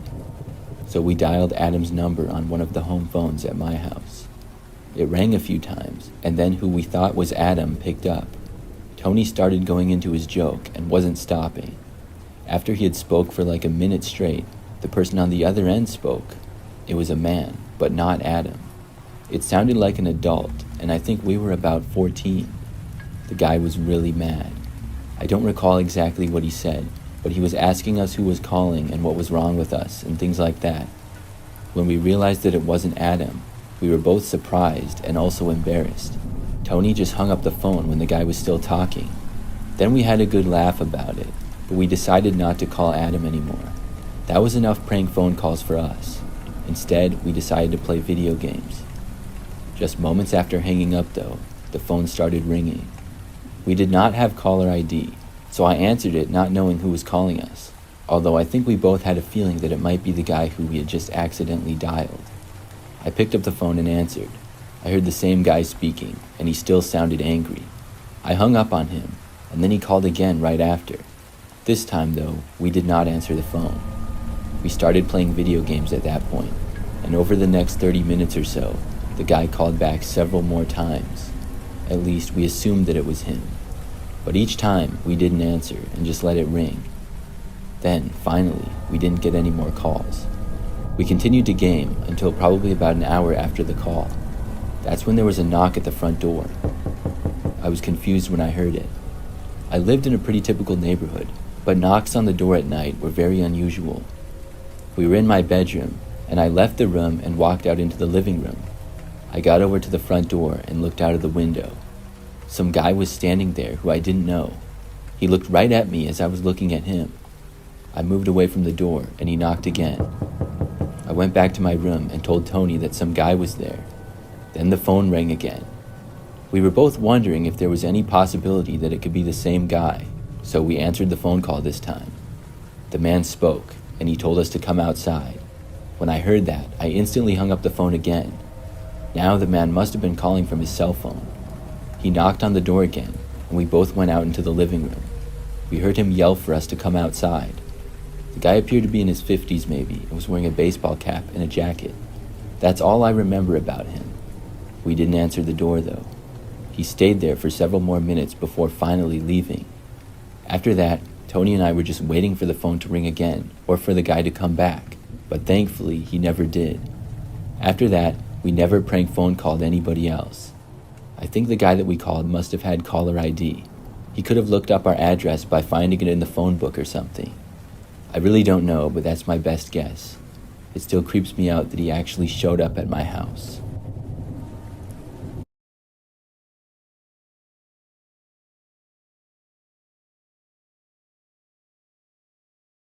Something that happened almost 10 years ago now. It was 2015, and at the time, I was a divorced mother of a 10-year-old boy.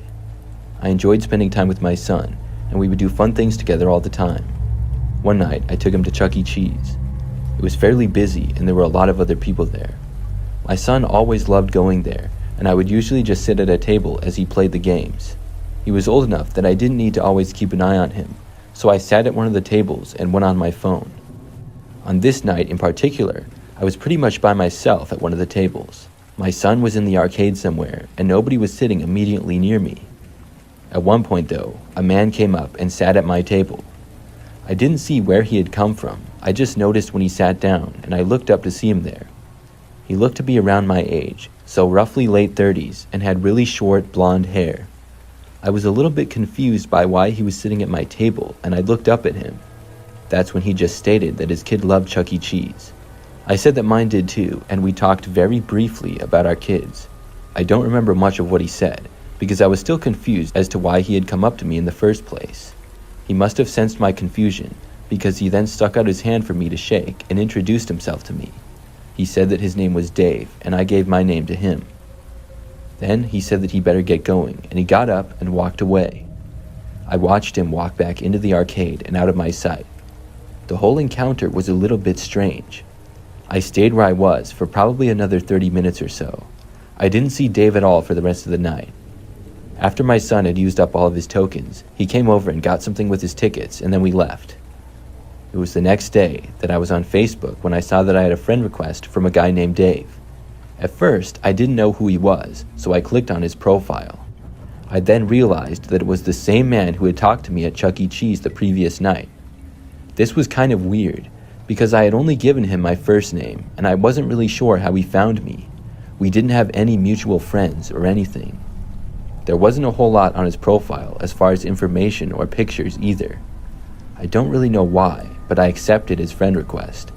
Unless it was obviously a robot or something, I would kind of automatically accept everyone. But that proved to be a mistake, as only about an hour later he started sending me messages. He started out by saying hi and asking what I was doing. I wasn't interested in talking to him, to be honest, and I didn't respond. He kept sending me messages though. By the next day, there was about 10 more unread messages that I had from him.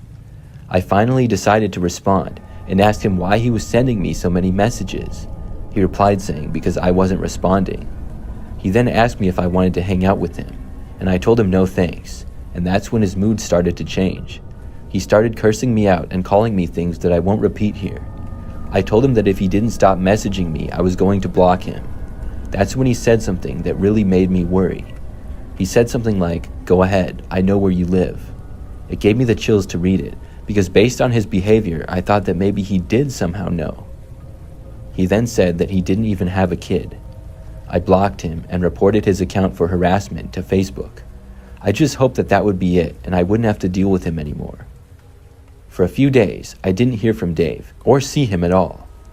But then, one night, he came to my house. Luckily, my son wasn't home at the time and was at a friend's house. It was probably about 8 or 9 p.m. and I would be leaving to pick up my son soon.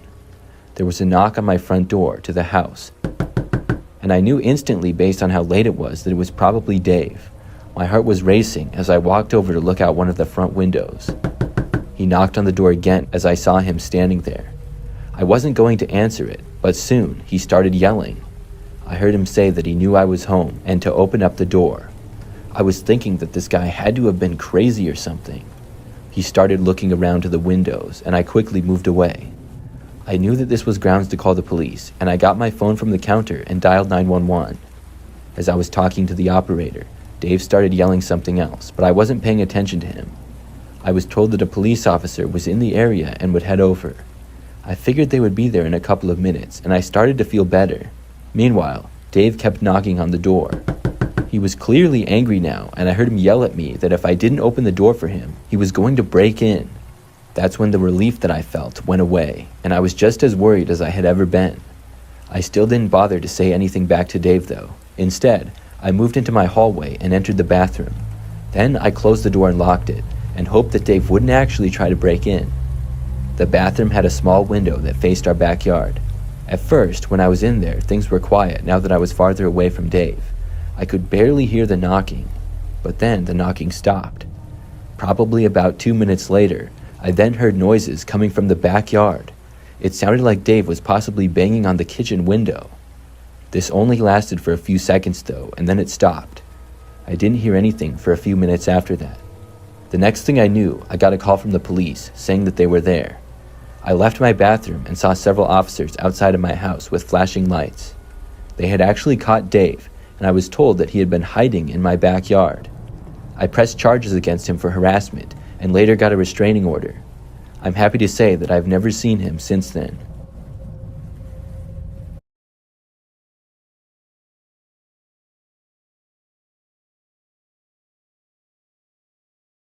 Last summer, I traveled on a train for the first time ever. I had to travel a couple of states away, and after looking at flight tickets, I realized that actually taking a train would be better.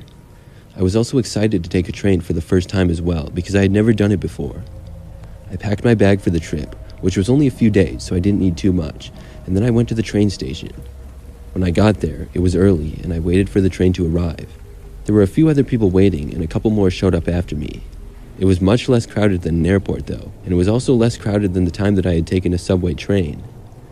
When the train arrived, all of us that were taking it boarded and got to our seats. Inside the train, it was pretty much what I expected, and I sat next to a window in about the middle. About 20 minutes after leaving, I started getting strange texts, though. It was a new number that I had never texted before. They said something like, "Hey, I'm on the train with you." Before I could respond, there was another text. This one said, "You better watch your back." I asked who it was. They didn't answer me though, and sent several more texts sort of rambling on. The texts were making less and less sense. I got annoyed and I blocked the number. This seemed to work, and I was unbothered for the rest of the train ride. After the train ride, I got off and looked around wondering who had been texting me. Obviously, I had no way of knowing though. Nobody was staring at me or doing anything strange. When I arrived at my destination, I took a taxi from the train station to my hotel. I got inside and unpacked, and when I was done with that, I saw that I had several missed calls on my phone. I didn't know this number either. Then I saw that I had several text messages as well. It was obviously from the same person. They said that they knew what hotel I was staying at and then mentioned it. I responded to this number asking who this was, but that may as well have been useless. I then blocked that number and hoped that this would be the end of the harassment. After that, I was in my hotel room and about 30 minutes later got a knock at my door. When this happened, my heart started racing. Sure, it could have been anybody, but I just had a bad feeling. I walked over to the door and carefully looked out the peephole. There was nobody there. I went back to doing what I was doing, and then there was another knocking. This time, I ran over to the door, and whoever did it was gone again though. They must have ran away really quickly. When that happened, I packed up all my stuff and contacted the hotel staff. After discussing the situation, I decided that I would stay at another hotel. That's exactly what I did. I did get another text from a new number, but I immediately blocked it. Once I was at the new hotel, I was no longer bothered at all. I never found out who the person was that was stalking me though, and I also wonder why they were doing it.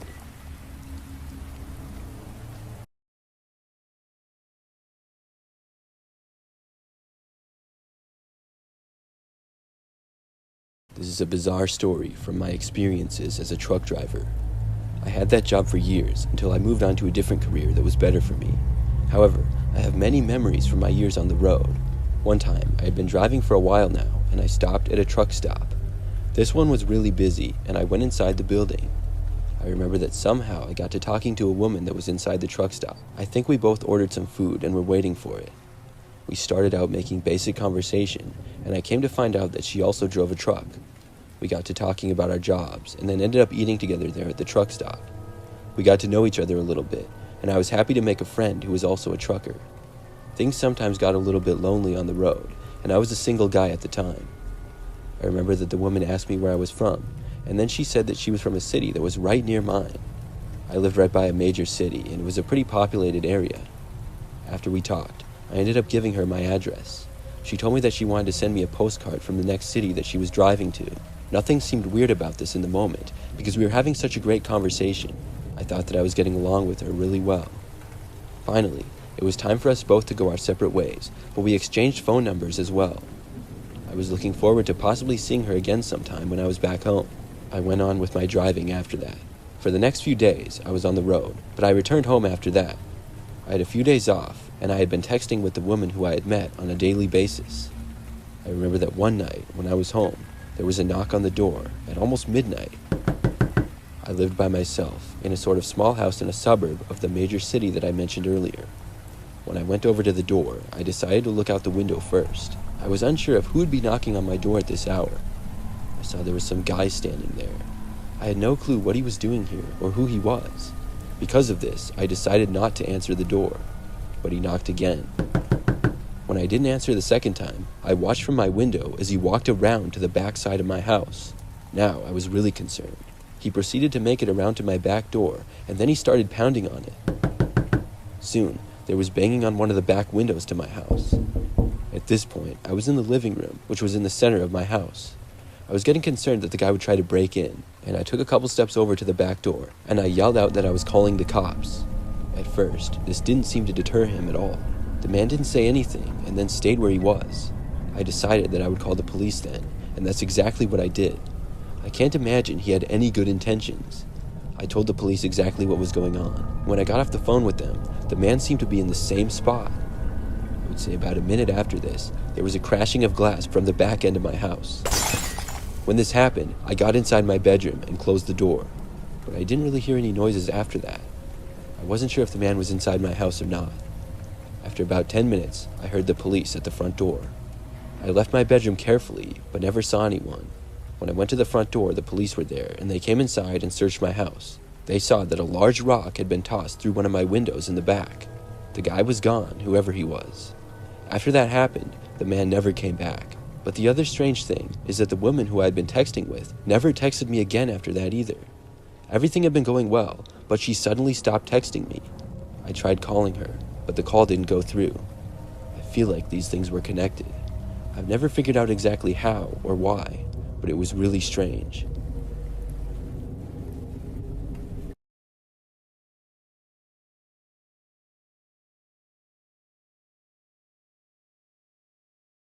A couple of years ago, I went on a road trip to the Grand Canyon with my best friend Samantha.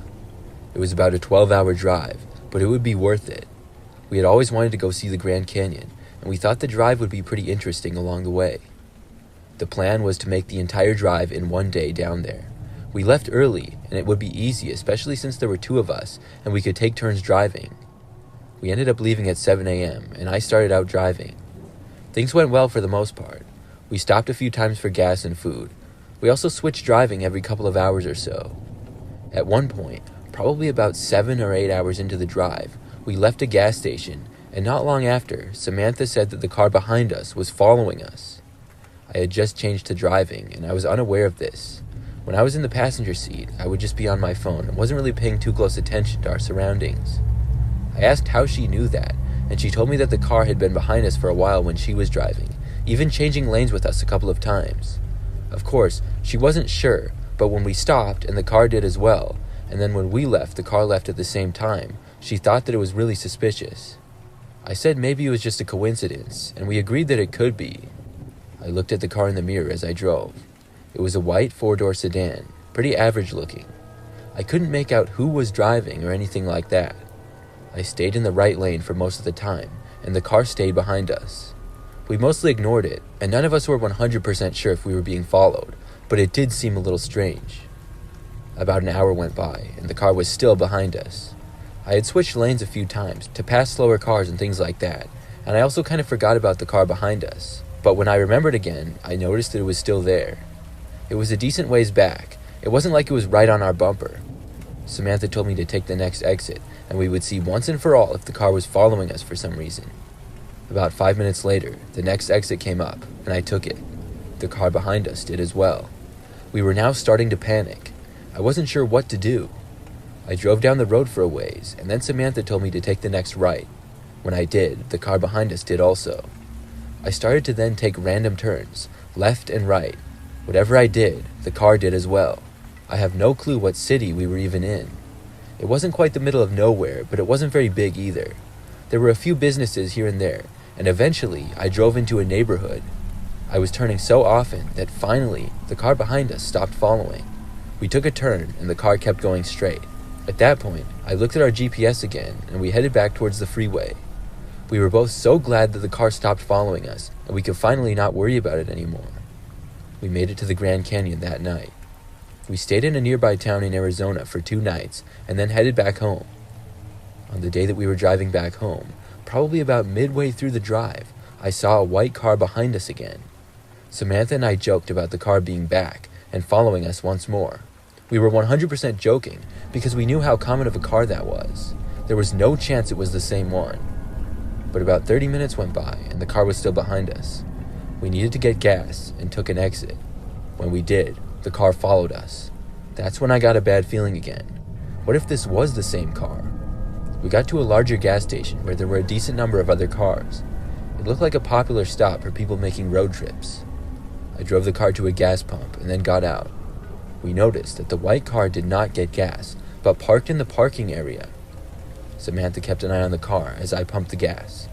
When I was done, I got back inside, and Samantha told me that nobody had gotten out of the car. We both kind of had to use the bathroom, and decided to get out and use the bathroom in the gas station. But as we were walking inside, we heard a car door open and shut behind us, and looked to see a man stepping out of the white car. Both at the same time, Samantha and I ran back for our car and got inside. We saw the man start to return to his car as well. I got in the driver's seat, started the engine, and then drove out of the parking lot as fast as I could. The white car behind in the parking lot had a farther distance to go to take the exit that we were taking. The guy had to wait for a semi-truck that was entering, and we were able to get away.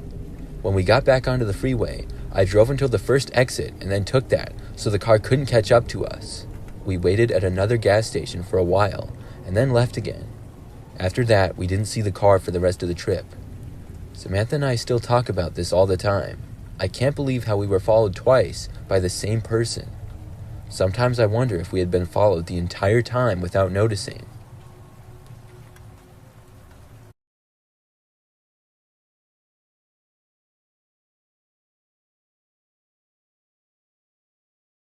I go to the Home Depot all the time.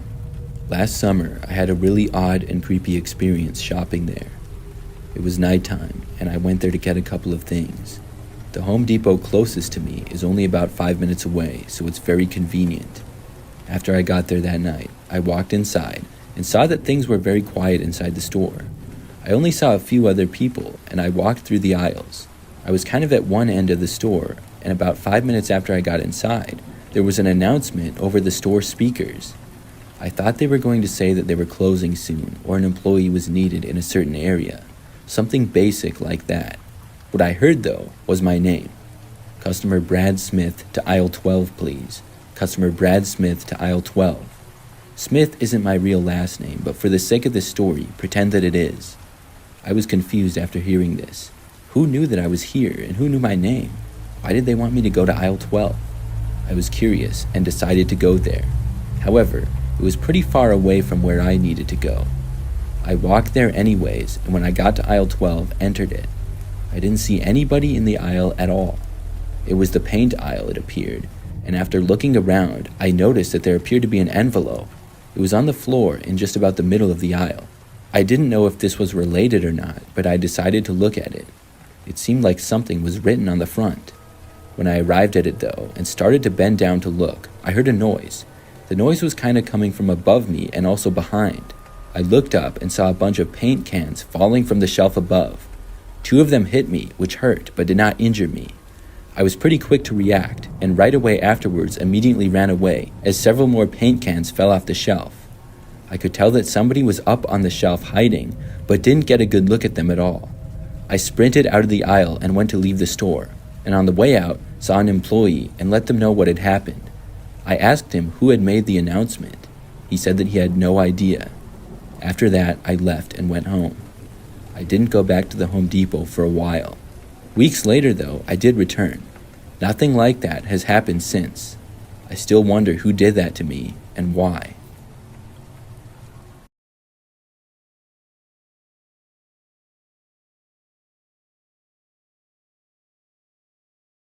I used to work at a Chuck E. Cheese. I worked there in high school when I was a senior, and a little bit in the summer after I graduated. Most of the time that I worked, it was at nights, especially if it was during the week. I liked the job and made several friends in my time working there. I even still talk to a couple of them. Anyways, on this night, I was working until close. Sometimes a few of us would have to stay for a while after closing, cleaning and stuff. This was one of those nights, and I stayed until probably almost 10 p.m. Finally, I was able to go home. The Chuck E. Cheese parking lot connected to a few other businesses' parking lots in the area. Most of them were closed by now, though. It was very dark and quiet. I remember that when I got into my car, I started it up. As soon as I did, though, I saw a bunch of headlights coming from the side of the Chuck E. Cheese building. They all started slowly driving towards me. I was really confused. When they got closer, they stopped. They all parked close to me, and I had no clue why. They were all different kinds of cars, most seeming relatively old. One was really small with just 2 doors, the other had 4 doors, and another was like an old Ford Taurus. I didn't really get a good look at the other one. It seemed really sketchy to me, so I started to drive away.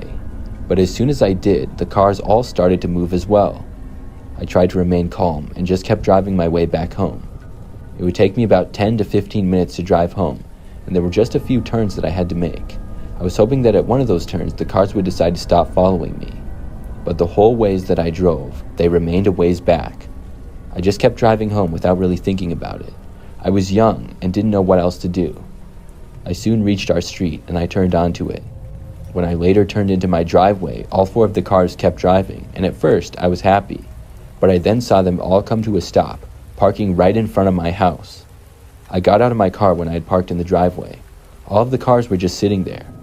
I walked to the front door pretty quickly, keeping my eyes on the cars. They didn't move, and nobody got out. Once I was inside my house, I felt much safer. But still, I didn't know what was going on and was afraid that I might potentially be in danger. I looked around for my parents inside to tell them about the situation. Unfortunately, though, they had both gone to bed already because it was sort of late. This was bad news for me because I had no idea what I was supposed to do. I just kept watching out the window and hoping that the cars would leave. Their engines turned off and lights turned off, but the cars remained there. For about 10 minutes, nothing happened. I don't think that anybody got out of the cars because I thought I would have heard a car door open or close, and I didn't see them either. We lived in a quiet neighborhood with not very many streetlights, so I couldn't really see much. I remained at the window watching, but I was careful so that they wouldn't be able to see me if they looked in. I kept most of the lights in the house off. As this went on, I got increasingly curious as to what they were doing. Then, all of a sudden, all of the cars seemed to start within a couple of seconds of each other. Just a few seconds after that, they all drove away. It was the strangest thing ever. I stayed up until almost 1 o'clock in the morning, and the cars never came back. After that, I never saw them again. I worked at Chuck E. Cheese for a couple of more months, and never experienced anything else strange like that.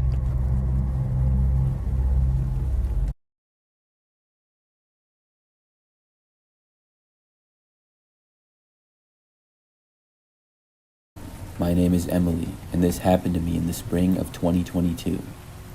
I was living by myself at the time in an apartment, and I worked in the city. I have an Instagram page that has a few thousand followers.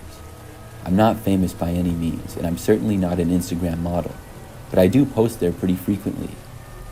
One night, I got a text message from one of my friends.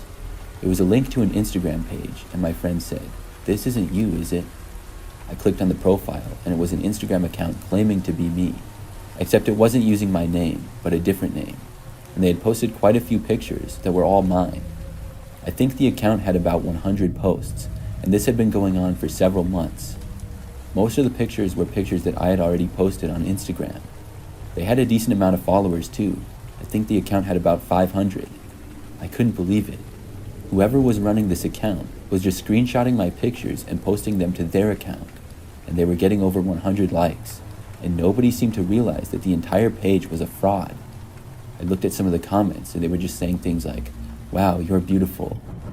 As I scrolled through and looked at more pictures though, I noticed something strange. Some of the pictures of me that they posted were not from my Instagram page. They were pictures that I had of myself, but had never posted. These photos were on my phone, and I don't know how the person had them. The pictures weren't bad or anything, but I just had no clue how they got a hold of them. I sent a direct message to the page, asking who they were and why they were stealing my identity. Then I reported the page. Not long after I had sent the message to the page, though, they blocked me. I told a few of my friends about it, and they said that they would report the page as well. Within a couple of days, the page ended up getting shut down. I was glad that it was now gone, but I still wondered who had done it. Well, a few days after the page was taken down, I left my apartment one morning. There was a note on my front door. It was folded on a piece of paper and taped to my front door, and when I looked at it, I realized that it was from whoever had been running the Instagram page. The note talked about how this person could get any information from me that they wanted. They also rambled about how I thought I must be so cool because I was popular and some other stuff. When I got this, I went straight to the police. Whoever this was knew where I lived and seemed to be able to hack into some of my accounts. After telling the police all the information that I could, I created new accounts for almost everything that I had and changed all of my passwords. Luckily for me, I moved out of that apartment just a few weeks later because my lease was up. Since that experience, nothing else strange has happened, but I still don't know who was doing that. My theory is that it could have possibly been an old high school classmate who didn't like me or something. Or it could have been somebody totally random. I really don't know.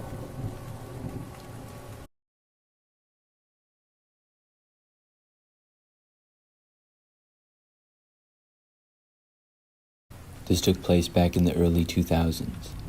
I'm a female and lived alone in my apartment at the time. I was home by myself one night and received a phone call. I picked it up and answered, but at first didn't hear anything on the other end. I asked if anybody was there, and for a couple of seconds there was still nothing. Then finally a man spoke. I did not recognize the voice as anybody that I knew. He said that he must have the wrong number, and then he hung up. After that, I didn't think much of it. Occasionally phone calls for the wrong number were made. It was certainly a lot more common than it is nowadays. So a few days went by, and then once more, I received a call late at night. I picked up the phone saying hello, and I heard nothing. I said hello several more times. Nobody spoke on the other end at all, and I was then hung up on by whoever had called me. The very next night after that, it happened again. By now, I was getting really suspicious. I didn't know what was going on, but it was strange that it kept happening. They would call, and I would answer, and then they wouldn't say anything. It always seemed to happen later at night. It was honestly creeping me out, and I was wondering what was going on. I didn't get any more calls for the rest of that night, though. The next strange thing to happen was not a phone call. I left for work the next morning after the previous call. My drive to work usually took about 15 minutes. Now, I was followed the entire way there. I know that because the street that my apartment was on was really quiet. The next few streets that I would drive on were also usually quiet. So I noticed a car driving behind me, although I couldn't tell who was driving the car. When I got to the highway, I sort of forgot about it and figured that it wasn't going to follow me anymore. The highway had a lot more vehicles on it. I thought maybe it was a coincidence to that point. When I took my exit for work, I noticed the car taking the exit behind me. I drove down a couple more streets, and the car did the same. This had never happened before, and I had a really strong feeling that they were following me intentionally. Now I was getting worried. But literally right before my turn for work, the car went in another direction. I really didn't know what to think about it. After work that night, I drove back home and wasn't followed. That night, I didn't get any phone calls. But the very next night after that, I did. This time, I remember that it was probably about 11 o'clock. The phone rang, and I walked over and picked it up. After answering, I heard a man's voice. He told me that he was my neighbor down the hallway and asked if I could come over real quick. He said he needed some help. Something about it just seemed fishy. I thought that I recognized the voice, but not as a neighbor. And also, I was pretty sure that whoever this was supposed to be did not have my telephone number. I went to the door and looked through my peephole out of curiosity. When I did, I saw a man standing right there on the other side. I was not sure who he was, but I did think he was probably the one behind the strange occurrences. So instead, I dialed 911 and told the police that there was a suspicious man at my apartment. I then got another call from the guy claiming to be my neighbor. I answered it, asking who this neighbor was. He made up some name like Steve or something, I remember. He just kept telling me to come out of my apartment and that it was urgent. I went back over to the door and looked out, and the guy was still there. I told him that I called the cops. When I said this, I watched him turn and then walk away. After that, he didn't come back. The police got there a little while later, and I told them everything that the man had done. Unfortunately, there was not a lot that they could do about it. I decided to change my phone number though. After that, I didn't receive any more calls. I also wasn't followed, and nobody came to my apartment, although I only lived in that apartment for about another month. I never found out who had done it or why. Every time the phone would ring late at night for months, I would worry that it was that man calling. I'm really glad that he didn't though.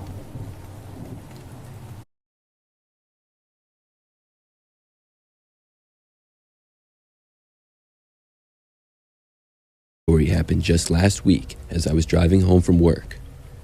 I work in a really busy city, and my drive to and from work can be quite frustrating sometimes. I often get stuck in traffic for much longer than I would like. The drive to work would only take me about 10 to 15 minutes, but usually winds up being about 30 to 40 instead, just because of traffic. Last week, I was on my way home from work, and it was a warmer day.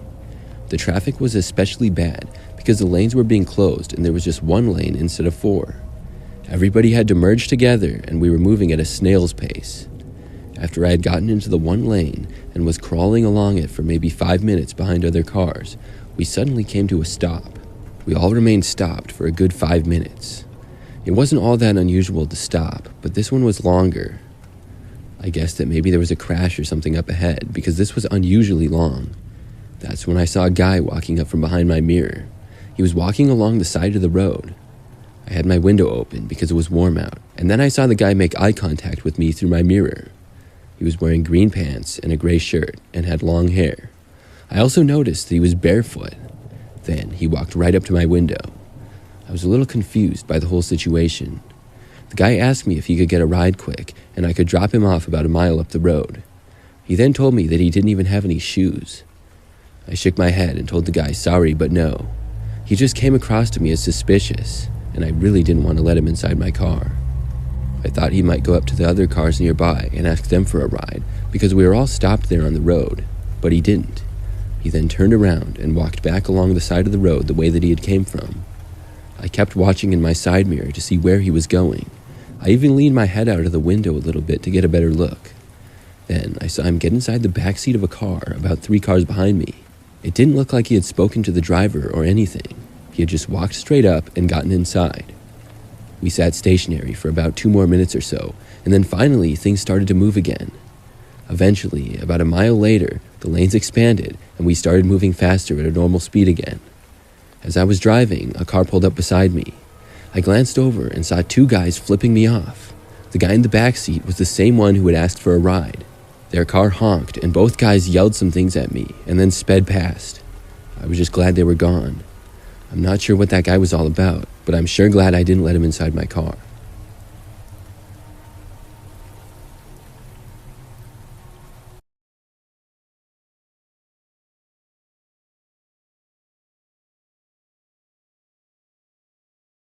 When I was in high school, I was really into sports. I played on the football, basketball, and baseball teams. This took place during my senior year and after a basketball game one night. I loved weightlifting and would work out in the school weight room all the time. I remember we had a basketball game at 7 that night, which ended at about 9 p.m. After the game, my coach would always stick around for a while in his office. On this night, we went back to the locker room and coach talked to us like always. I remember that we won the game, and after coach was done, the guys started changing and leaving. I told coach that I was going to go lift, and he said that was fine. So I left the locker room and then went over to the weight room. It was kind of on the other side of the school though, in another wing. The weight room was kind of tucked away, and you had to walk past these janitor's closets to get there. So I went inside the weight room and started lifting. It was nice because it was just me all by myself in there. I was really focused on getting in as good of shape as I could at that point, because I was going to be playing football in college the next year. So I worked out in there for probably 40 minutes or so. Then I was going to go back to the locker room, shower, and drive home. By now, everybody in the school was gone except for my coach and the night janitors. I believe there was 2 overnight janitors, and I knew who both of them were because of my many late nights at the school. After exiting the weight room, I passed by one of the janitor's closets. I'm not sure why, but I looked in. I saw what appeared to be a man hiding inside, sort of behind some stuff. After passing it, I stopped where I was and was thinking, did I really just see that? I almost went back to look, but realized whoever this guy was would know that I saw him then, so I decided to just keep walking instead. I was going to find one of the night janitors and let them know that I saw a guy hiding in one of their closets. The locker room was still a ways away, which was also where the coach's office was. But before I was even out of the first hallway, I heard footsteps behind me. I knew it was the guy who I had seen, but I had no clue as to who he was. The school was completely silent by this time, so I easily heard the guy walking behind me. I reached the end of that hallway and then took a right. Then when I was going down that hallway, I continued to hear the guy behind me. I couldn't seem to find any of the janitors, and whoever was following me was starting to get closer. At that point, I decided to just leave. I walked down another hallway to the closest exit. When I got there, I left the school. After making it outside, the man behind me did not follow. I had to walk all the way around the school to the side door, but that was also locked. Luckily, I had my phone, and I called my coach and told him what happened. He came to the side doors and let me in. Then I was able to get back to the locker room and change and get my stuff. My coach told me he would go to see who the guy was in the school and that I should just go home. So I left. After that, though, I never heard what ended up happening. Maybe the guy left the school as well. I'm not sure what he was doing in there. Or why he was following me.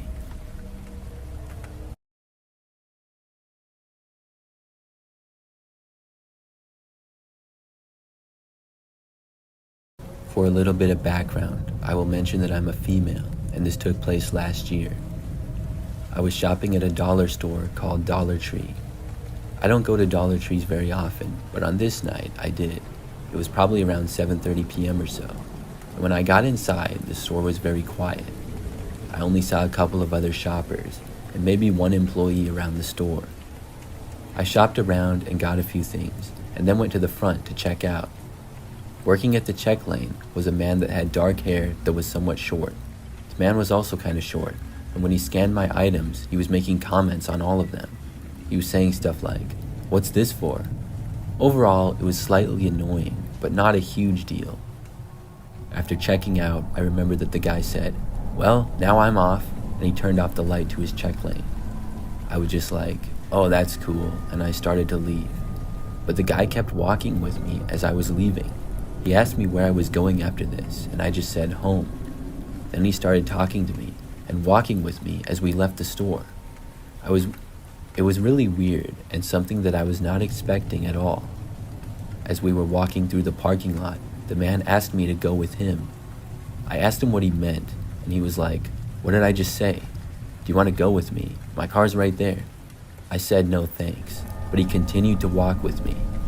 When I got to my car, he was still there, and I said that I better be going. Then I unlocked my car door and started to open it. The very instant that I did, though, the man grabbed the door, forcing it open some more. Then he appeared to try to force his way inside. I knew that there was no chance I would be able to get in and drive away from him or anything, so I just turned and ran away from there. I still had the keys in my hand, luckily, so he wouldn't be able to steal my car or anything. The man started chasing after me, but I had a good 10-foot head start on him at least. The dollar store was part of a larger strip mall, which had at least 5 other stores in it. I sprinted up towards one of the other ones. When I was about halfway there, I could tell that the man was running behind me, but I didn't look. I made it to a Target department store, which was on the end of the strip mall. When I made it there, the man was no longer following me.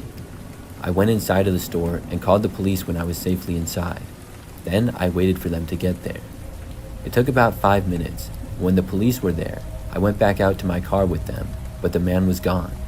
He had left, and I told the police the whole story.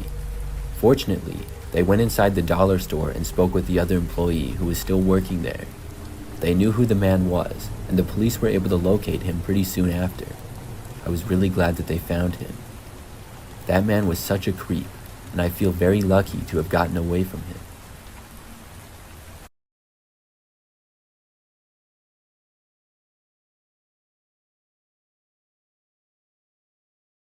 This is a really weird thing that happened to me when I went shopping at Home Depot last month.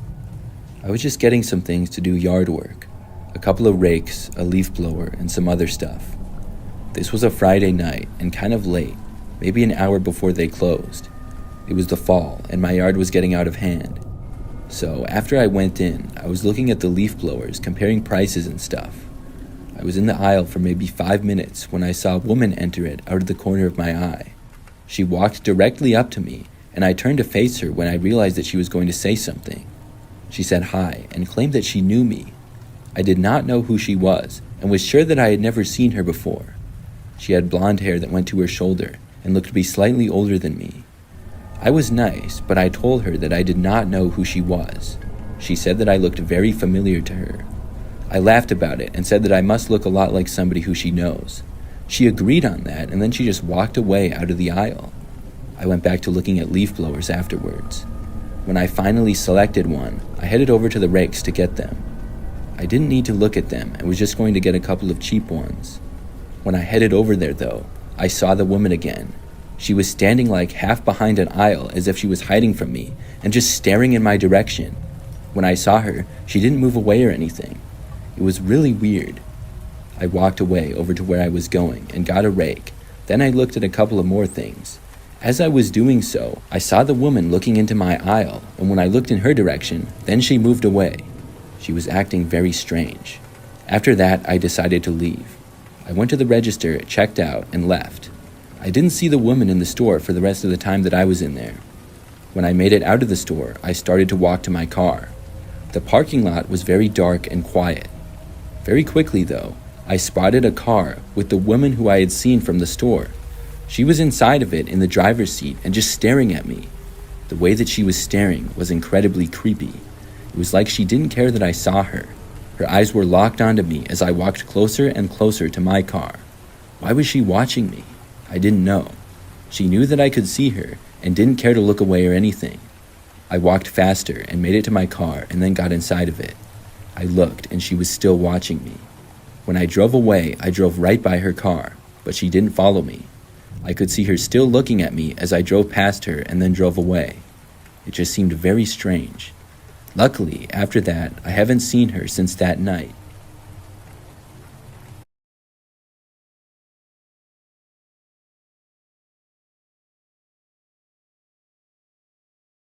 Something really bizarre happened to me a couple of years ago.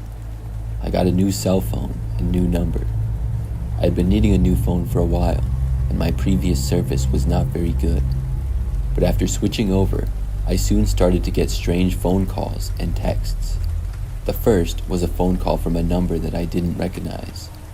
Obviously, I didn't really recognize any of the new numbers after getting the phone, but when I answered, a man spoke and asked me why I hadn't been returning his calls. I realized that he must have the wrong number, and I told him that. But when I did, for some strange reason, he didn't believe me. So after that, I just hung up on him. But sometime later, I received a text message from a different number. This text said something like, "Hey, call me when you get the chance." Once more, I didn't know the number, and I replied asking who it was. They responded with a name I didn't know, and I told them that they had the wrong number. This person did not respond. Over the next week or so, I got at least 10 different text messages and probably 10 phone calls. Most of them were from different phone numbers, but some were the same. I responded to most of them saying wrong number. I realized that most likely the previous person to have my phone number must have not told their contacts that they changed numbers, and they must have had a lot of friends or something. I answered another one of the random calls out of curiosity. It was another man who I didn't know, and I told him that he had the wrong number and I had recently gotten a new one. The man on the other end was saying that he didn't understand. I started to explain to him that I got a new phone and new service, but he then hung up on me. I put up with random texts and sometimes calls for the next few days. Almost everything I just started ignoring. Some people who I had already told them they had the wrong number continued to text me. It was kind of annoying, and I even considered asking to change numbers. Then I got a text from someone who had already texted me multiple times. They said that I needed to cut the crap and nobody was buying my new number nonsense. Then they said something like, My life could be made miserable if I didn't start cooperating. I read that and I was thinking to myself, who on earth had this number before me? I didn't respond and wasn't really sure what to do. But I received another text saying that they could find me and I couldn't hide forever. By this point, most of the threatening texts were coming from 2 or 3 different numbers. And after these sort of texts went on for a few days, I couldn't take it anymore. I went to the police, and I also went to get a new phone number.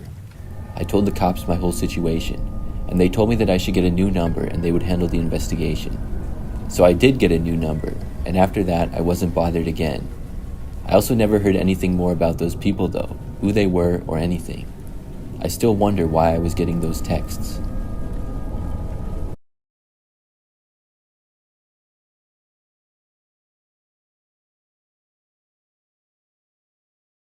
This happened many years ago when I was much younger.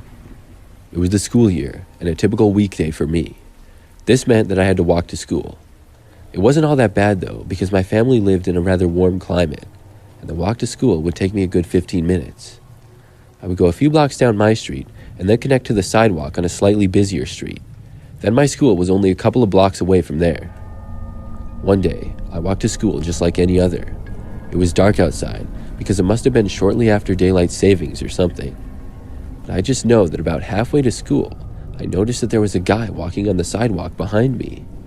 I turned fully around and looked at him because of how unusual it was. In all of my walks to school, nobody had ever walked on the sidewalk near me, except sometimes another student who lived closer. It was a pretty quiet area for the most part. This guy was rather tall and had sort of long hair. I did remember his face, and that he had sunglasses on, which was weird. I think what I got suspicious of the man, though, was how he acted when I turned around. Turning around, I expected him to look at me or maybe say something. I wasn't trying to talk to him, but he was only like 20 feet away. When I did, he stopped and kind of looked around inconspicuous. It was as if he was just looking into the woods next to the sidewalk that we were on. I turned and kept going to school. When I did, I heard the guy now walking a ways behind me still. This continued for probably 5 more minutes. I had made it within maybe 2 blocks of school, and that's when it sounded like the man was starting to walk much closer to me. I was now scared, and I decided to start running the rest of the way to school. Whoever that guy was a real creep. Luckily, I made it to school safely, and the guy wasn't following me anymore when I got there. I went inside and got to my first class.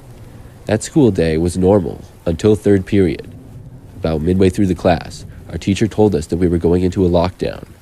This meant that all doors had to be closed and locked, and all lights had to be turned off. The teacher stopped teaching, and we all pretty much just had to sit there and wait. Our school was not all that big, and we never had lockdowns, so this was very scary for us.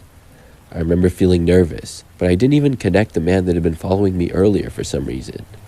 It took a long time, I think about an hour, but finally the lockdown ended. When it did, we resumed our normal classes. For the rest of that school day, it was pretty normal, but it didn't feel that way. I think everybody was busy thinking about why we had a lockdown, but nobody told me. I was just told that things were now safe for us. When school got out that day, my mom was there to pick me up instead of the usual routine of me walking home. When I got in the car, she asked me if I was okay from being in a lockdown. I asked my mom if she knew what it was for, and when we got home, she told me. She said that there was a guy hanging out behind the school, sort of hiding in the woods. He ended up being arrested for trespassing, and when I saw his picture, immediately I recognized him. It was the same guy that had followed me to school. Of course, I told my mom this, and we then told that to the school. The guy actually lived in a house that I passed every day on my walk to school. It's very creepy to think about, and I feel lucky to be all right.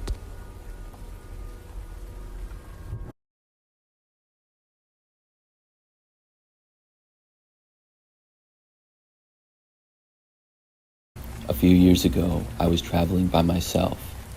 I took a flight to Phoenix for some business that I hoped to do there.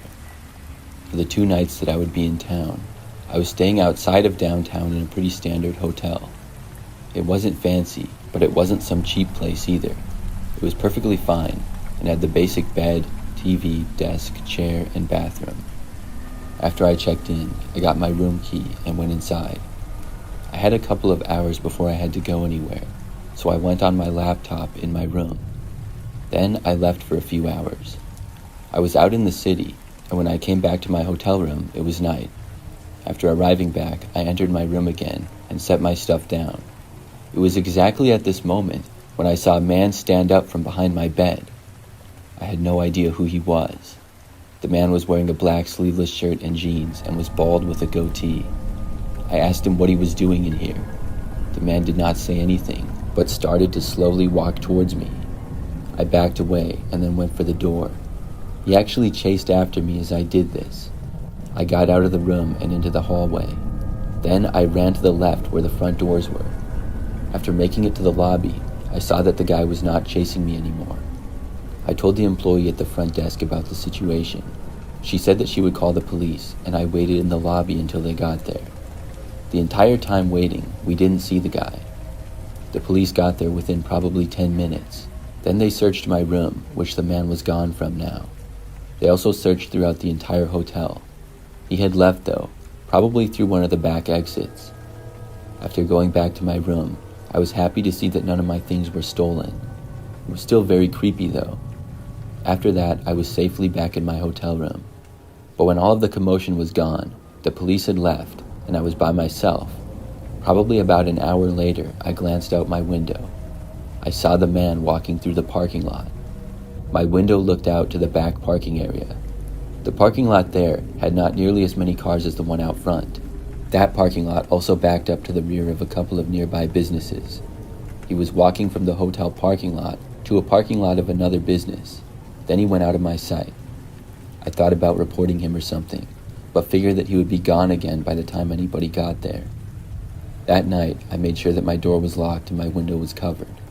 The rest of the time I stayed there was fine though, and I did not see the man again. I still wonder though what he was doing in my room and how he got in there. It's possible that he was in the room with me for the couple of hours that I was there after arriving. He could have come in after as well. I may never know.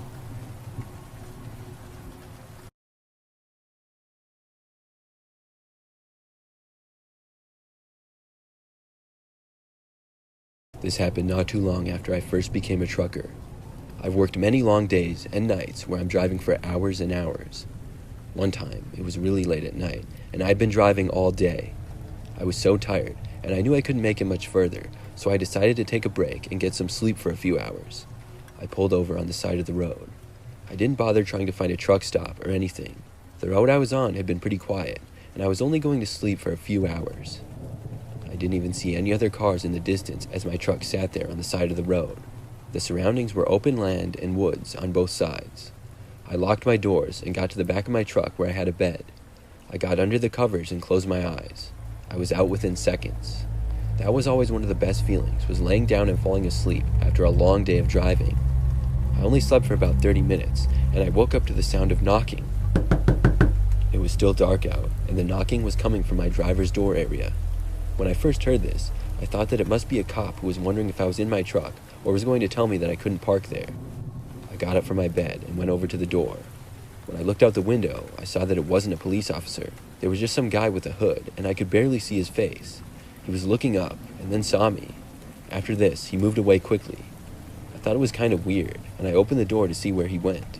When I looked out, though, he was gone.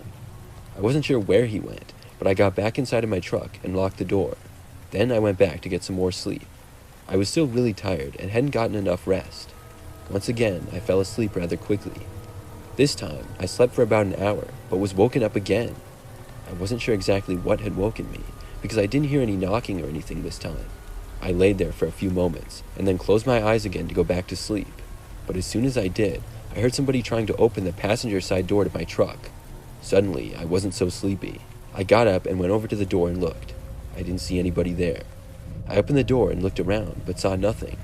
Now, I wasn't sure what to do. Should I try to get more sleep, or should I just get out of there? I was thinking that I probably should just get out of there, and I started to get ready to leave. But not more than a minute later, I heard another banging coming from the passenger side door of my truck. It was incredibly loud. I looked over, but didn't see anything. I walked over to the door this time, but before I could get there, the knocking stopped. I looked out the window, but still saw nothing. Then I opened the door again. This time, I saw a guy running off into the woods. It looked like the same guy who had been at my truck before. After that, I got out of there. I'm not sure who that guy was or why he was messing with me. That was a long time ago, but it's still the creepiest thing that's happened in my time as a trucker.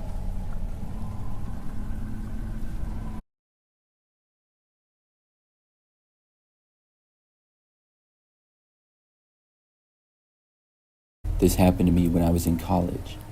It was during my second year at my university. I lived in a small house which I shared with my roommate Thomas.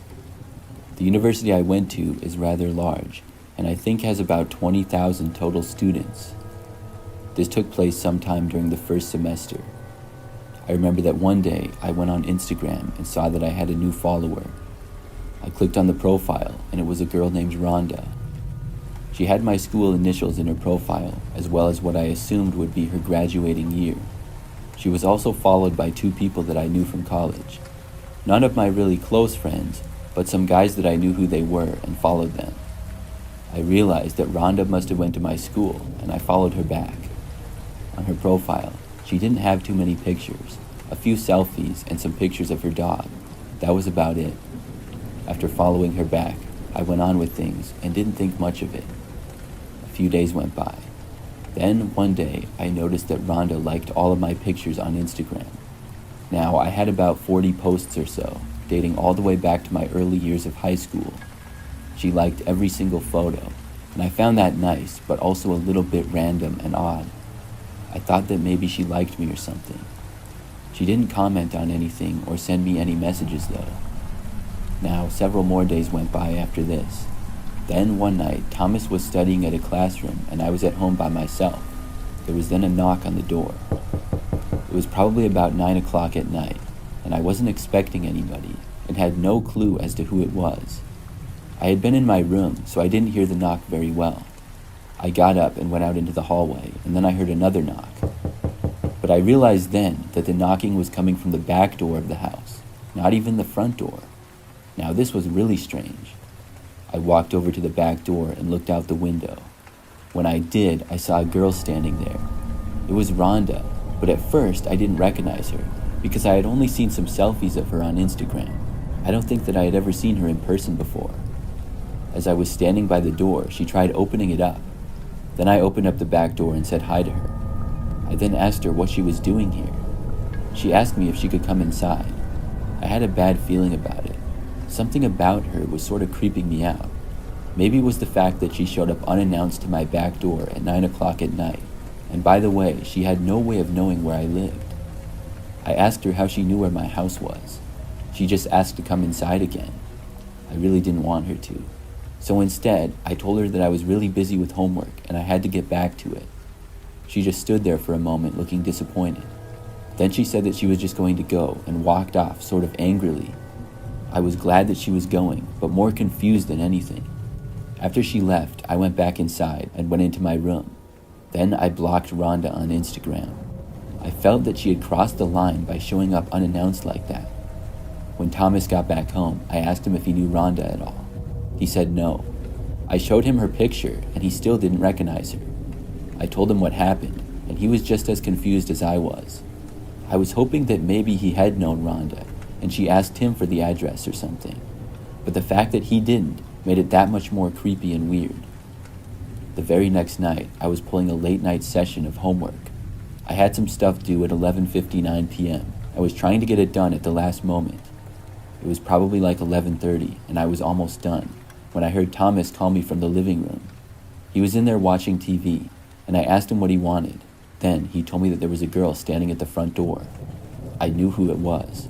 I got up and walked out into the living room. I looked out the front door to see Rhonda just standing there, but she didn't knock on the door or anything. She appeared to look over and notice me. Then she turned and ran off. It was the creepiest thing ever. I went back and finished my homework and then joined Thomas watching TV in the living room.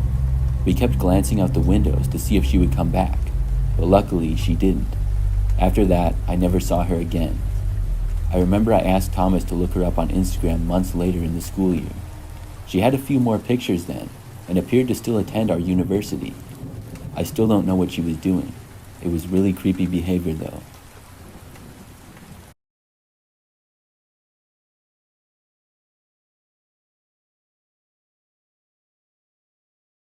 I used to live in a city that had a subway system.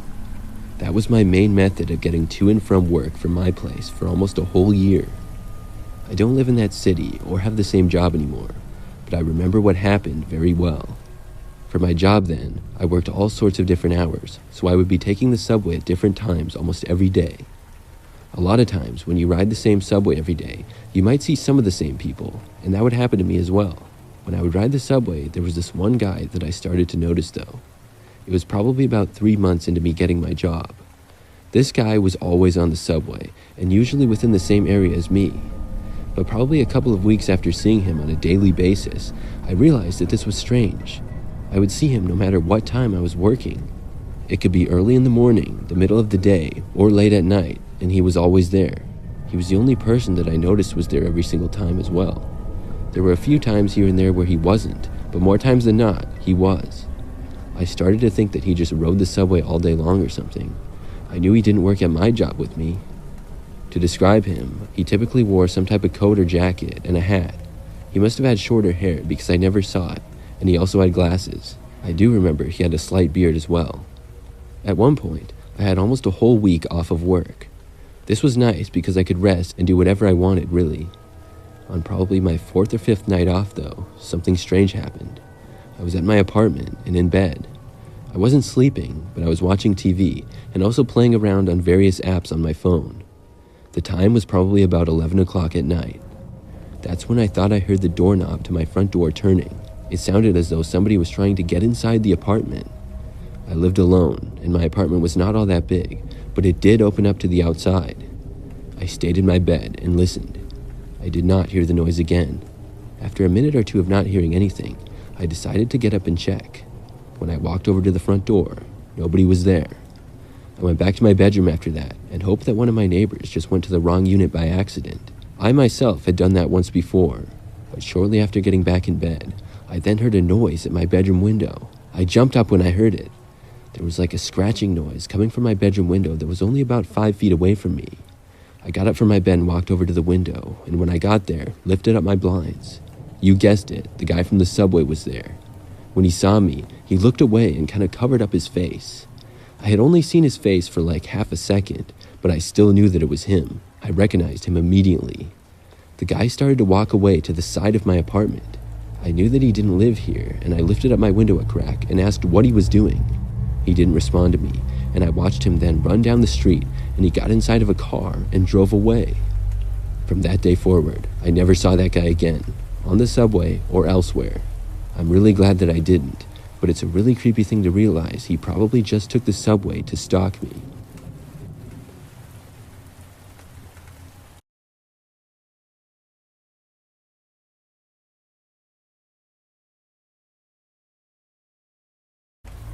This is a story of the last time that I stayed in a hotel. It happened over this past summer. I was staying in a hotel a little ways outside of a major city. The hotel was decent, and I would say slightly nicer than most. I remember after I got there, I checked into my room and then left almost immediately after. I was out for several hours until a little bit later at night. I finally returned back at I think about 10 p.m. to the hotel. My room was on the 2nd floor, and after I got back up to it, I realized that I couldn't find my key. I quickly found out that I didn't have it on me and that it was lost. I went back downstairs to the front desk and was able to get another one. Then I went back up and entered my room.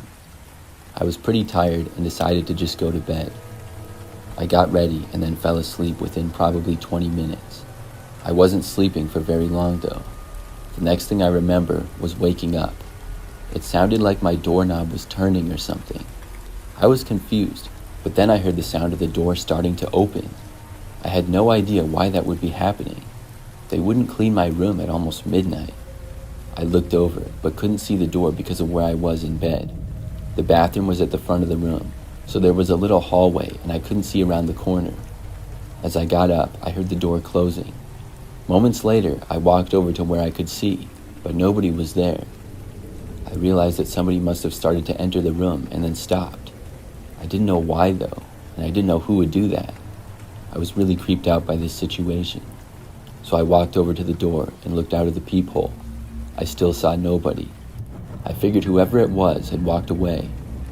I was going to go back to bed and I turned to my left. When I did, I faced the bathroom for just a second.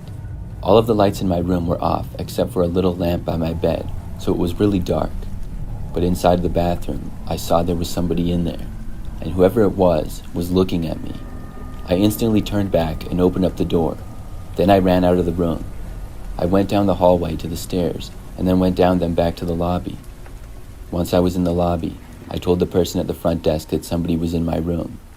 They went back up with me, but when we got there, the person was gone. After that, though, I decided to get a new room. I moved all of my stuff, and luckily they had an open room on the 3rd floor. The rest of the night was fine. I still don't know who that person was. I realize now that I probably dropped my key somewhere in the hotel or around it. This person probably picked it up and then could get access to my room. They went in the bathroom instead of walking right into the room, and that's where they were hiding when I saw them. I'm really glad that I switched rooms after that, and I'm also glad that I noticed them when I did.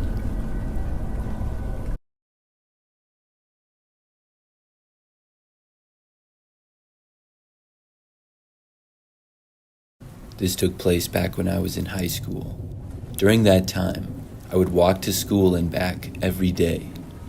I had the option to ride the bus, but I preferred to walk. It would only take me about 10 minutes because we lived close to the school, so I enjoyed it, and the neighborhood was usually pretty quiet. I don't recall the exact time of year that this was, but I know that when I was walking to school in the morning, it was completely dark outside.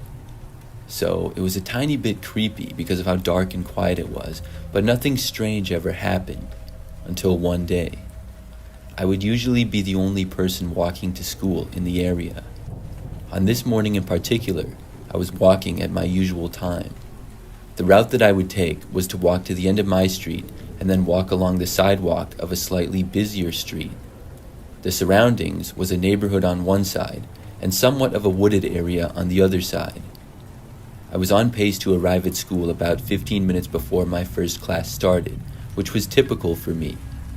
As I was on the sidewalk, a little bit over halfway there, I was all by myself. But soon, I heard footsteps behind me. This seemed to come out of nowhere, and it was also very unusual for anything like this to happen, so I looked behind me. I thought that maybe another student was walking to class like I was, but instead, I saw this taller man who appeared to be maybe 20 years old or so, probably a little bit older. I did not know who he was. I continued my walk to the high school, and I was almost there. But the farther I went, the man remained a short ways behind me. He was probably about 40 feet back. Within a few minutes, though, he was closer, and looked to be about 20-something feet behind. This made me a little bit worried. I knew that he didn't go to my school, and I walked this route every single day and had never seen him before. Soon, though, I could see my school in sight. It was pretty quiet out front because I was a little bit early. I walked faster and faster, but the man behind me still seemed to be gaining on me. When I was just a few hundred feet from the school, I actually started jogging there. I know that it might have seemed weird, but the guy behind me was really making me nervous. I did not sense him running after me. I didn't look back behind me until I had made it to the front door of the school. When I did, I saw the man, and he was still walking in my direction, but not really that close. So I went inside the school, and I felt safe in there. I went to my locker, and then headed to my first period class. Then everything seemed like a normal school day. My classmates arrived, and the teacher started class. Things were going normal, until probably about halfway through that class period. That's when the phone rang in the classroom, and my teacher answered it. She then told us that the school was being locked down. Then she locked the classroom door and turned out all the lights. We were allowed to stay in our desks though. However, the lockdown really didn't last that long. Maybe 20 minutes after it started, it was lifted.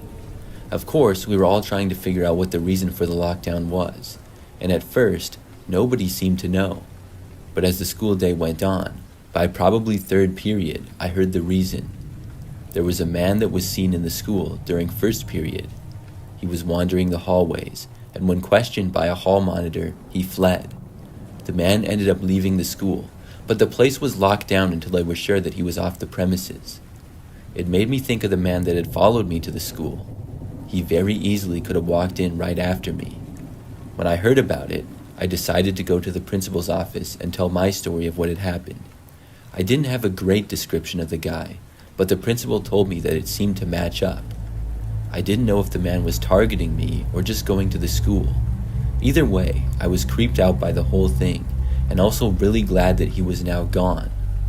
My parents ended up being informed about what had happened, and they had me ride the bus home from school that day. After I got home, I spoke with my parents about it some more, and we decided that I would not walk to school anymore. I would be riding the bus to and from school. For the next week and a half or so, everything was fine. Then, one morning, I woke up late and missed the bus. I had to wake up a little bit earlier than I had been in order to make the bus. Now, on this morning, my parents had already left for work. I didn't know what else to do, so I decided to walk to school. I figured that it would be fine. I mean, the one time that a guy followed me was probably a freak thing. That's what I was thinking. So, as I was walking to school, it was dark out, and I made my way to about the same spot where I noticed the man the previous time. Well, on this morning, I once again started to hear footsteps behind me. I looked back, thinking there was no way this guy was there again, but he was. He was walking rather quickly too. I immediately picked up my pace and started walking faster than I had been before. Pretty soon, the man was gaining on me still, and I could hear it. There was no way that I was going to walk faster than him. I was going to start running, but it sounded like he already was. I turned around and saw the guy jogging straight towards me. When I saw this, I realized that I wouldn't be able to get away. The man finally slowed down and got right up to me. I reached into my pocket for the pepper spray that I now carried ever since the last time.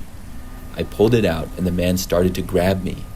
That's when I held up the pepper spray and got him right in the face. This caused him to let go of me.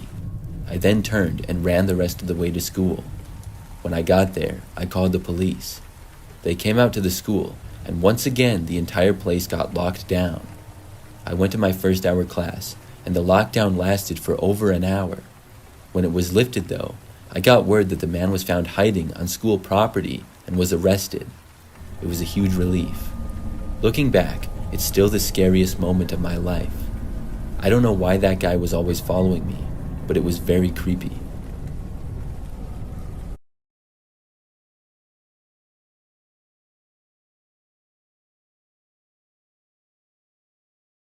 I had a terrifying experience last year. I live alone in a smaller house and have been living there for 3 years now. It has 2 bedrooms and just 1 bathroom, but it's enough space for me. I also have a somewhat small front yard and a fenced-in backyard as well. One Friday night, I got home from work a little early. I didn't have anything going on that night, but was going to hang out with some friends the following day. I decided to do all of my chores right then and there and get them out of the way. There are a lot of chores that I do throughout the week, but also some that I leave for the weekends, like doing laundry and vacuuming the carpet in my house, which is all carpet, and a few other things as well. So after getting home, I did laundry, vacuumed, and cleaned the bathroom as well. I also organized a few other things. It only took me like an hour and a half to do everything, and then I was going to cook some food. I had a recipe that I saved on my phone and I was going to try. However, I realized then that I couldn't find my phone. Obviously, I didn't have it when I was cleaning and stuff. Normally, I would have left it on the coffee table in the living room, or sometimes I left it on the couch. When I looked in both of those places, though, I couldn't find it. I was not worried until I looked in the entire kitchen, and it wasn't there either. I went into the bathroom and my bedroom as well, and I knew it wasn't there, but I looked anyways. After not finding it at all, I wondered if I lost it somewhere at work or something. But then I remembered that I had my phone shortly after arriving back at my house. I had texted one of my friends, so I knew that it had to be around here somewhere. I took all of the cushions off of my couch, and it wasn't there. I basically turned the entire place upside down, but the phone just wasn't anywhere. This really puzzled me. I did not have a house phone or any other phone, so I couldn't call to see where it was. The last place that I decided to look was the basement. I had an unfinished basement which I really never used. There were all kinds of pipes and beams down there, and I also stored several large boxes and other items. I kept my vacuum down there, but just next to the base of the stairs. so I had only gone down there earlier just to grab the vacuum and then put it back. Maybe, just maybe, on some slim crazy chance, it was down there. I mean, I didn't know where else it would be. I turned on the light and then started to head down the stairs. The light did not do a whole lot, and it only lit up one measly bulb near the base of the stairs. After walking down, I looked on the floor next to the vacuum, but saw nothing. I was about to turn and head back upstairs, but then heard a noise. I also thought that I saw some movement out of the corner of my eye.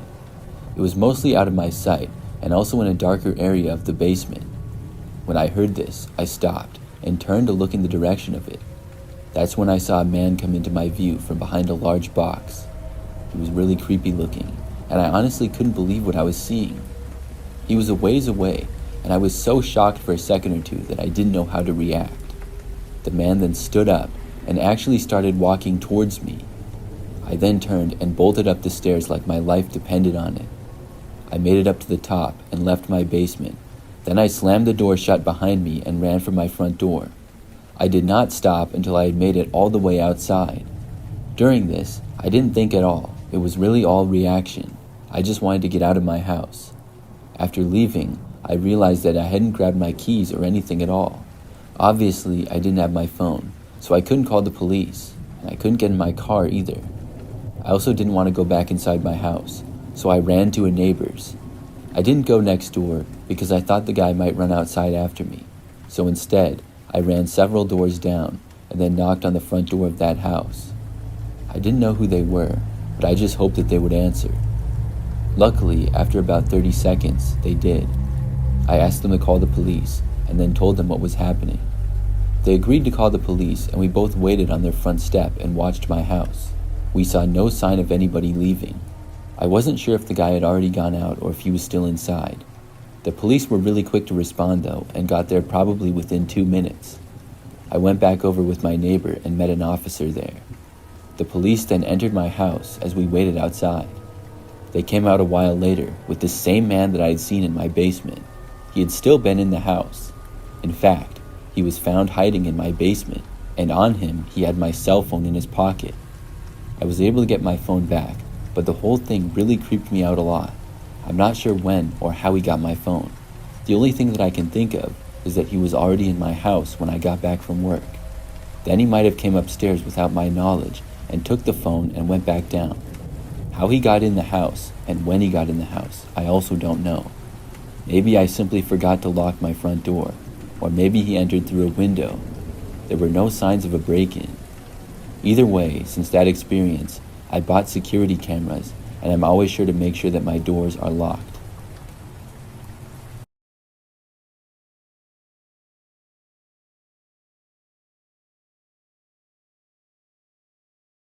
I'm a former movie theater employee. The one that I worked at I would describe as very typical. It was near a shopping center about 10 minutes away from where I lived. At the time, I was a high school senior and 18 years old. One night, I was working there until 11 p.m. I believe it was a weekend, and I know that it had been pretty busy. As it got to be a little bit later at night, things got quieter. I'm not sure exactly what time it was, but I know that one of the theaters ended its last movie for the night. I was sent to go and clean it about 30 minutes after the movie ended. The theater wasn't all that big, so it probably wouldn't take me too long. Usually, there was some trash left behind, and popcorn on the floor and things like that. When I entered the empty theater, I started cleaning up, first closer to the screen. It was a little messier than I thought it would be. I worked my way up, and probably about 10 minutes later, I was looking down at the floor and cleaning, when suddenly, something hit the ground right in front of me. I saw that it was a cup that appeared to be empty. I had no idea where it had come from. I looked up towards the top of the theater. When I did, I saw nothing. But I knew that somebody else had to be in there to throw that at me. I called out, asking who was there, but got nothing in response. Then I started to walk up an aisle towards the top of the theater. When I made it about halfway up, I saw a man suddenly stand up and appear from behind the second to last row. He had a strange-looking beard and long hair. Before I had a chance to say anything, I saw him wind up and throw something at me again. I ducked, and what appeared to be an almost empty water bottle flew past my head. I stood up and asked the guy what he was doing. I kind of thought that he was joking around at first. He was standing up and facing me, but still didn't say anything. I saw that based on the seemingly angry look on his face, he was not joking around. I told him that we were closing soon and I needed to clean, so he had to go. The man's response to this was to start to take a few steps closer to me. Then, without saying anything, he began running towards me at full speed. I knew nothing else but to run away from the guy. I sprinted down the stairs and then out of the theater back into the hallway. When I got out there, I noticed that the guy didn't leave the theater. He was still inside. This would pose a problem with me being able to clean it. I walked down the hallway back towards the front until I found a coworker. I found a guy named Cal who was one of my coworkers, and after I told him about the guy, we decided to go back. I felt like it would be easier for the two of us to get the guy to leave than just one. If he still refused, then we would probably have to call the police on him. We both entered the theater, but didn't go in very far. We remained just a few feet away from the door in case the guy tried anything. We couldn't see anything at all, but I was pretty sure that the guy was still in there. We yelled out that he had to go now, and if he didn't leave, we would have to call the police. At first, it was just silence. Then, suddenly, we heard a noise. It was coming from above us, and I looked up. The railing from the stairs of the aisle was above us and directly to the left. I saw the guy for a second, and a bunch of popcorn falling down on us like snow. He had dumped it over the rails right onto us. We both left the theater after that, and then called the police. We waited by the entrance for the next 10 minutes or so, and the guy didn't leave. When the police got there, we told them where the guy was. It took them a while, but eventually they were able to get him to leave the theater. I'm not sure what his problem was. The guy clearly had some issues. I'm just glad that he didn't actually cause any harm to the theater or employees. Later on, I found out that he never bought a ticket to a movie and had snuck in towards the end of a film. I guess he stayed in there towards the back, and when the movie was over, continued to stay in until I went in to clean. I worked at the theater for a few months after that, before quitting.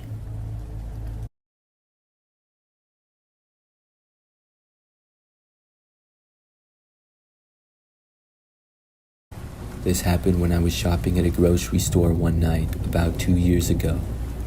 I went there after work, so it was a little bit later. I think maybe 8 or 9 o'clock. The grocery store was really not too busy. I remember that I was just getting a few things and was in a random aisle. I was almost done shopping when this man approached me. I had been the only person in the aisle, so I noticed him when he started walking near. Then, when he got close to me, he said that he had backed into my car in the parking lot. When I heard this, I was shocked. But then I had 100 thoughts going through my head. I was wondering how bad the damage was and things like that.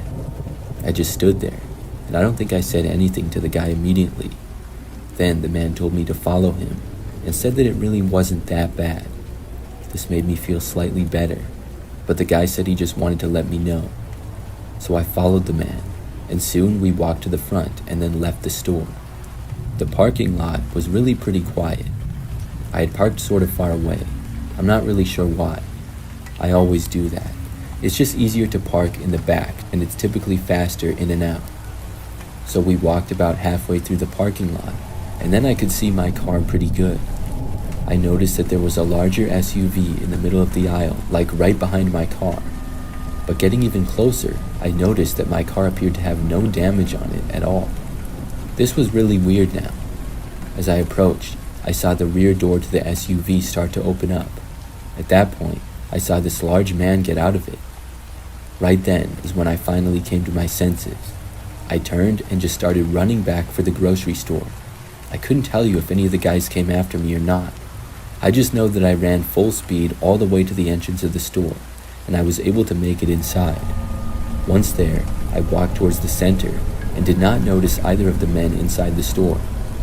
My mind was racing from what I had just experienced. I remember just kind of pacing around at the front of the store for a little while. I wasn't sure if I should call the police or tell someone in the store or go back to my car. After a few minutes, I calmed down a little bit. I went to the customer service and reported what had happened. Then I went and finished my shopping. I had left my basket of things in the aisle where the man approached me, and by now it was gone, so I had to start over and get everything again. When I was done, I looked out to the parking lot, and the SUV was gone, I didn't see the men anywhere either, so I quickly walked out to my car. I was able to make it there and then left and went home.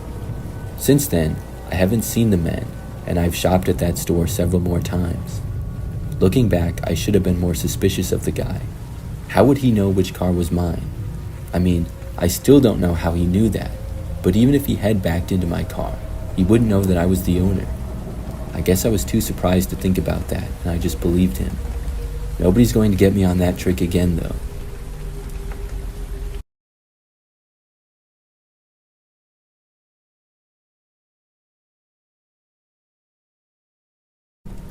A few years back, I found myself driving down a quiet old highway late at night. I had to travel for work, and sadly they didn't fly me out, so I had to drive. I would get compensated though, which was nice, but I still didn't like such long driving. Now, I had originally planned on stopping in a city and getting a hotel there, but I was making such good time that I drove right past it and kept going. By that point, I was kind of winging it, because I didn't know where the next major city was, and not even major city like big city, but just a city with a decent hotel and some other businesses in it. By the time it was midnight, I finally started to get tired, and was now almost 5 hours ahead of schedule. That was good, but now I had no clue where I was going to stay. I took an exit to get some gas. I figured I could drive for another hour or so if I needed to, but after fueling my car, I saw a sign for an old motel down the road.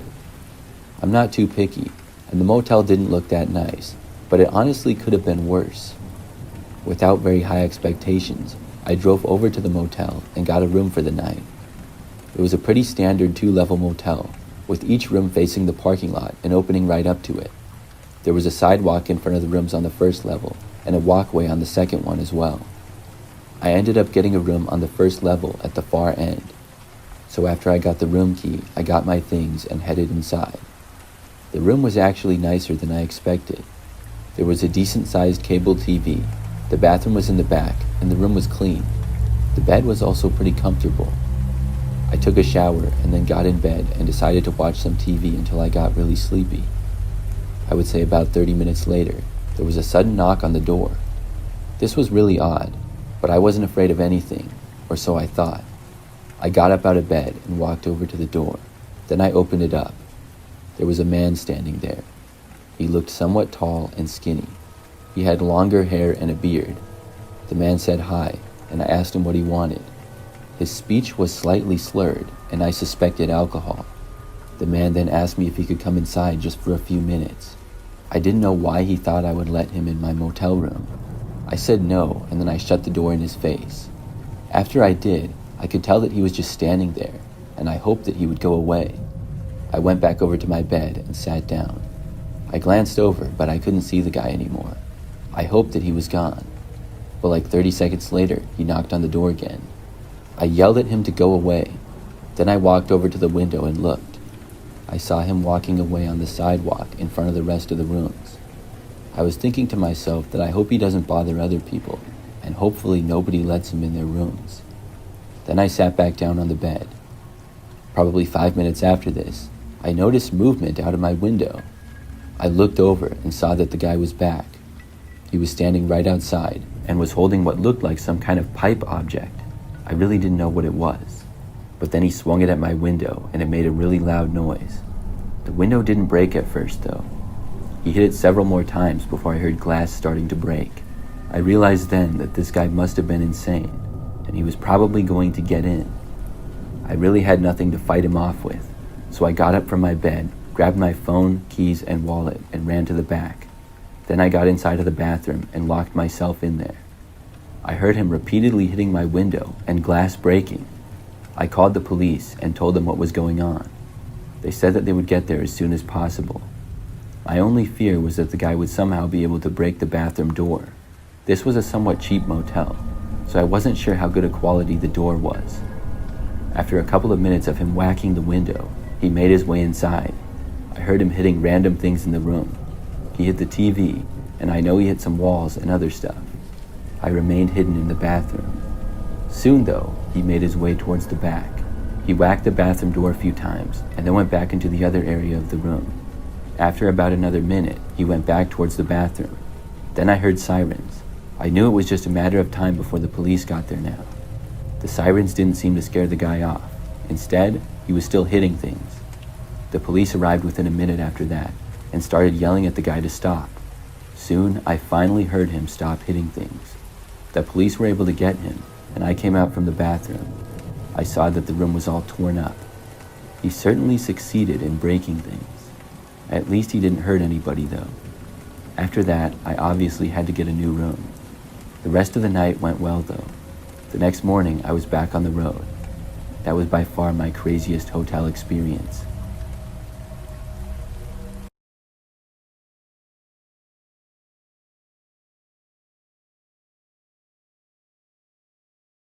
A couple of weeks ago. I was driving my truck, which I own myself for my business. It's a pretty big truck, and I drive it all around the general area that I live for work. I make a lot of deliveries, and I work all hours of the day sometimes. This happened one night when I was working late. I was driving back to my company headquarters after a long day. The time was like 11 p.m. Normally, I don't work quite that late, but this was one of the busier times. I was still a ways away and in a more rural location, driving down a quiet highway. My headlights were really the only light around. But as I drove, I suddenly thought that I saw something on the side of the road up ahead. I soon realized that it looked like a person. I slowed down but kept driving. As I approached, I could soon see that it was a woman standing on the side of the road. She was very close to the actual driving lane, maybe like 2 feet away from the line. I was wondering what she was doing out here. I was not aware of any businesses or houses immediately nearby.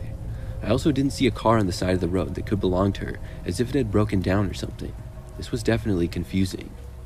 I decided that I would pull over and ask her if she was all right. I slowed down my truck and stopped just in front of her. She looked at me and then started walking over. She walked around to my driver's side and I rolled down my window. I asked if everything was okay and what she was doing out here on the side of the road. She said that she had been in the car with her friend and they were arguing, and her friend just pulled over and made her get out of the car, then drove away. She also said that she had left her phone in that friend's car and didn't know what to do. Then she asked if I could give her a ride just to the nearest town. I happen to know the area very well. I've been driving around for years and have been in every city within probably a 50-mile radius. The nearest town was only like 5 or 10 minutes down the road. It was a small town and basically just had a couple of gas stations, a grocery store, and a couple restaurants. I agreed to give her a ride there. I told her to get in the passenger side and we began driving. I asked her where she lived and she named a city that was in the complete opposite direction. I found it a little bit odd at first and I asked her if she would rather I drop her there. It was the same distance to there, just the opposite direction. She said no, where we were going was just fine. After that, we stopped the chit-chat. It was just silence and my radio playing quietly. Soon though, she started acting kind of strange. She randomly started laughing, an almost sinister sounding laugh. I almost asked her what was funny, but decided not to. Then, not too long after that, she started staring at me. I didn't look, and I kept my eyes on the road, but I could tell that she was looking right at me with her head completely turned to face me. It lasted for an uncomfortable amount of time, and I tried to break the awkwardness by saying something. I think I said something like, "The weather is nice tonight, isn't it?" She didn't say anything. She did stop staring at me, though. Then I noticed that she was looking down. I half glanced over, and I saw that she was on a cell phone. I thought that she said she had left her phone in her friend's car. When I sort of looked over, it appeared as though she was texting with someone. I thought about saying something, and I came really close to, but ultimately I decided not to. I just kept driving. When we had made it to within about a minute of the nearby town, that's when she finally spoke again. She said to me that she didn't want me to drive her to the town anymore. She said she really needed me to drive somewhere else, a little bit further instead. I asked where, out of curiosity. She said to another city that she knew a little better. I was confused, but she gave me general directions to the area. I happened to know exactly where she was talking about because of my extensive knowledge of the area. The place that she was describing was not another city. It was a way more rural area with mostly dirt roads and woodland. I asked why there instead, and she took a long time to answer me. She finally spoke and said, "Don't worry about it." I had a really bad feeling about this whole thing. We had made it to the first city by then, so I pulled into a gas station which was still open. I stopped the truck and said that was as far as I was taking her. She was upset at first, but ended up getting out. Then I pulled away from there and left. I could see that she had been using a phone, and I was sure that she would be just fine. I really feel like she was having me drive all the way out there as a kind of setup. I'm glad that I didn't fall for it.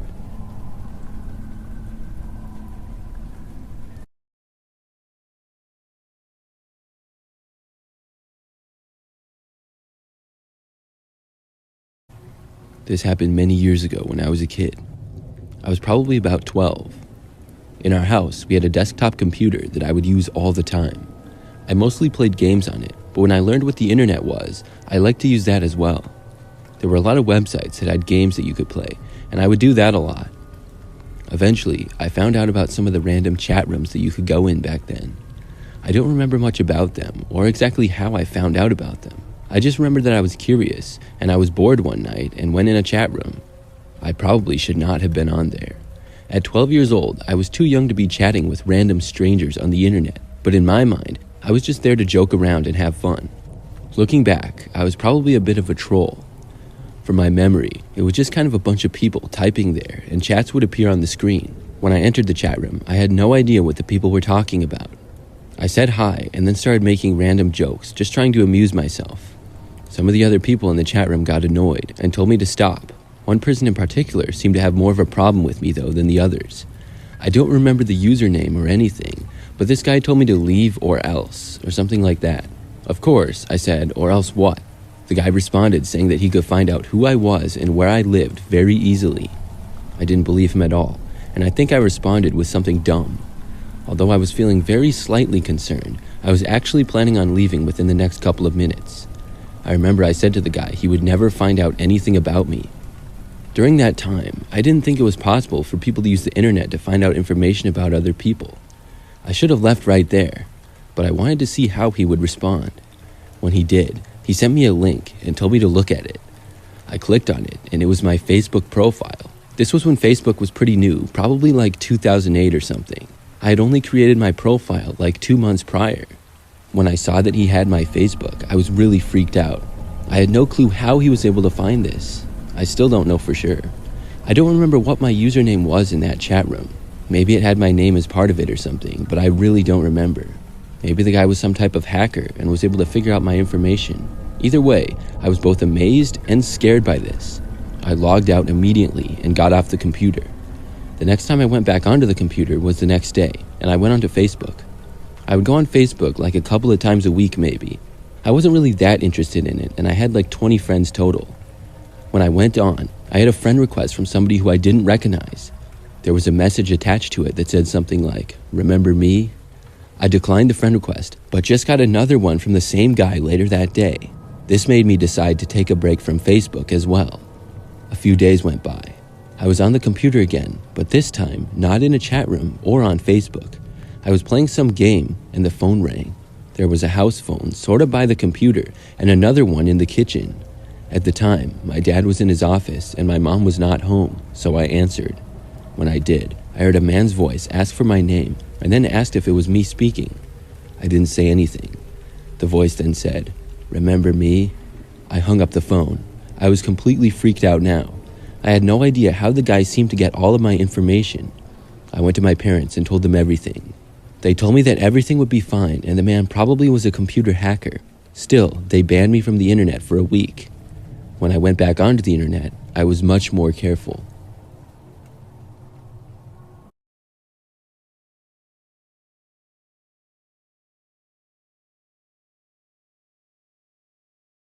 Last year, I was trying to sell my 2007 Mercury Mariner. It was in pretty good shape, but had a lot of miles, and it's kind of old. But overall, it ran very good and is a good car. I decided to list it on Craigslist because I've had experience buying cars on there before. When I had used Craigslist in the past, it had gone pretty well. So I took several pictures of the car and then listed it. The next day, I didn't get any interest at all. But on the second day, I got a response to the ad. The text message came from a man saying that his name was Al and that he wanted to buy the car. He seemed pretty confident about it right away. I was asking a pretty reasonable price, so I gave him my address to come and look at it. Now, I lived in an apartment building. I didn't think it was a big deal to give out the address, because there were several buildings in the complex. My car was already parked out in the parking lot, and the guy would have no way of knowing which apartment was mine. So I asked Al when he was free, and he said he could come by the next day after work at 9 p.m. I said okay, and then I cleaned out the car and got it ready for selling. The following night, I left my apartment building and went to my car in the parking lot. Al showed up shortly after and parked nearby. He got out and I met him by my Mariner.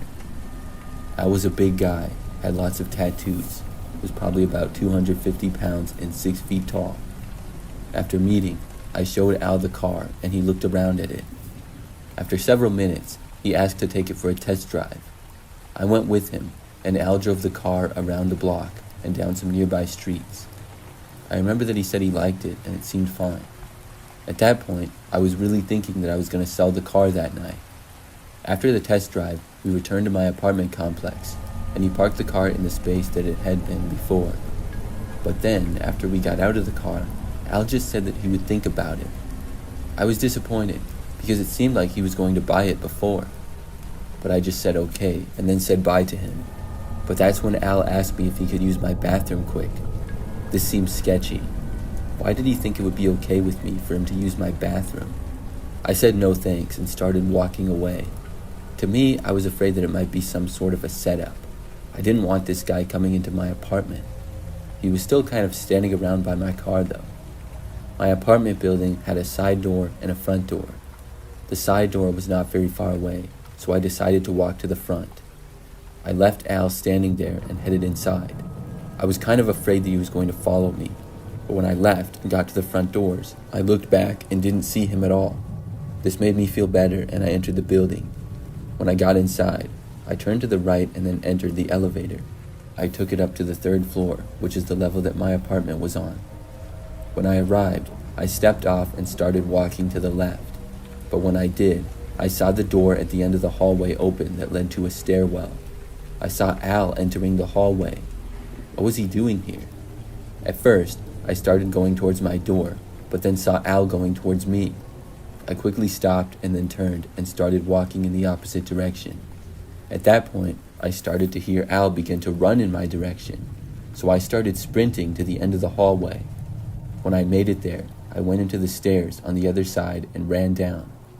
As I was going down the stairs, I heard Al enter the stairwell and continue to chase me. Then I went into the underground parking garage beneath the building. When I got down there, I ran across it to the other end of the building. I had extended my lead on Al a little bit. I heard him get to the parking garage and keep chasing me though. Then I got to the stairs on the other side and ran up them to the ground level, then left through the side door. After I was out of the building, I ran to my car and got inside. Then I just left and drove away. I called the police while driving off and told them about the man. I drove around the streets nearby for a few minutes and then returned. When I did, Al's car was still there and he was not inside of it. The police got there just a couple of minutes later. I didn't go back inside the building until they did, and when they did, they actually found Al attempting to break into another apartment. So it turns out he was never interested in buying my car. I guess he was just going to try to rob me or something.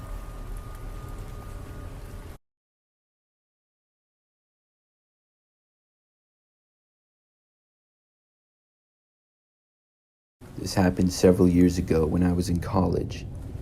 I lived in a college house with 4 other roommates. We are all guys and love to play video games. Most of the time it's PS5 or something, but I remember that I got a VR gaming set. I always wanted to see what they were like, and I had seen some videos about them and stuff. This is something that actually happened the first day after I got it. After class one day, I went back to my bedroom, which is upstairs. We had 4 bedrooms upstairs, and I had one all to myself. I don't even know what time I started gaming, but I was doing it for a while. At one point, I was standing in the open space of my bedroom and playing Beat Saber. Obviously, I couldn't hear anything aside from the music from the game. In the middle of a round, suddenly, I felt somebody touch my back. At first, I didn't think anything of it because I was really into the game, but like 2 or 3 seconds later, I realized how strange this was, and I jumped back and took off the VR set from my head. I looked around, but nobody was there. My bedroom door was open though, and it hadn't been earlier. I was sure that somebody had touched my back, and there was nothing that could have bumped into me. My bed and desk didn't go up that high. I felt it almost up at my shoulder. I was really confused, but assumed that it must have been one of my roommates, and I left my room and went out into the hallway. The house was completely quiet. By now, it was night and also dark outside, and the house was pretty dark inside too, because not very many lights were on. I wondered who was even home. After going out into the hallway, I saw that none of my other roommates were home. Their doors were open, but nobody was in the rooms. Then I went downstairs and saw nobody down there either. All of my roommates appeared to be gone.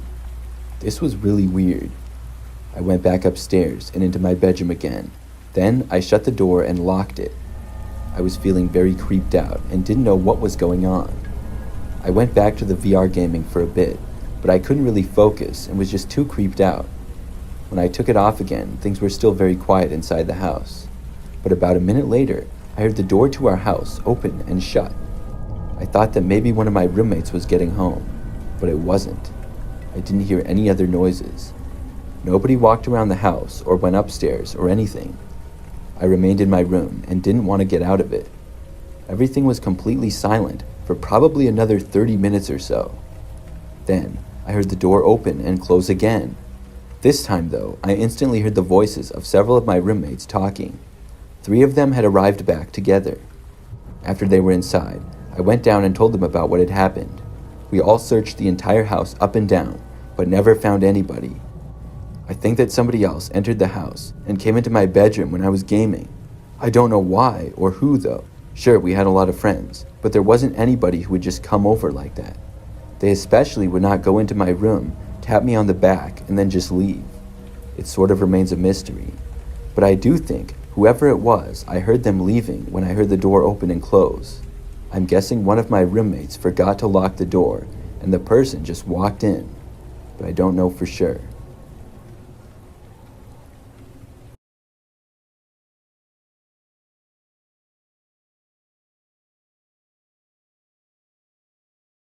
When I was about 10 years old, I lived in the city, not too far from a McDonald's.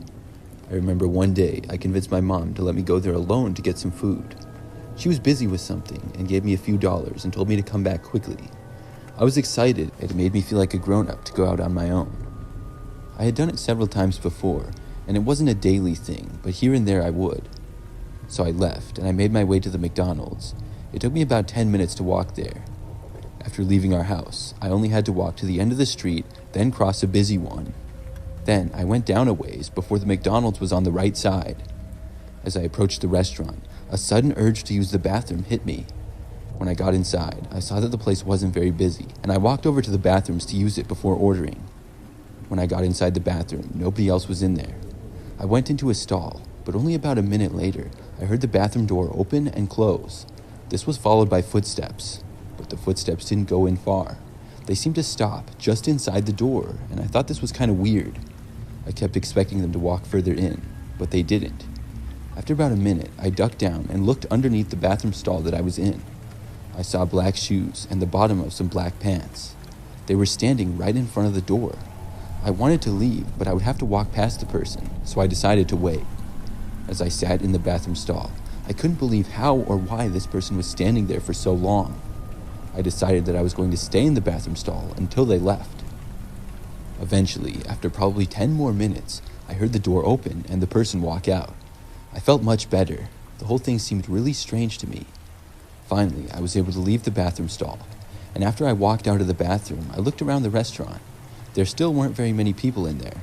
However, not long after leaving the restrooms, as I was making my way over to order, I saw one man who was sitting in the corner of the restaurant. I noticed his black shoes and pants, and I realized this was more than likely the same guy. I hurried up and went to the counter to order, and I did not see the man as I did. After ordering, it didn't take long at all for me to get my food, and I then left the restaurant to walk home.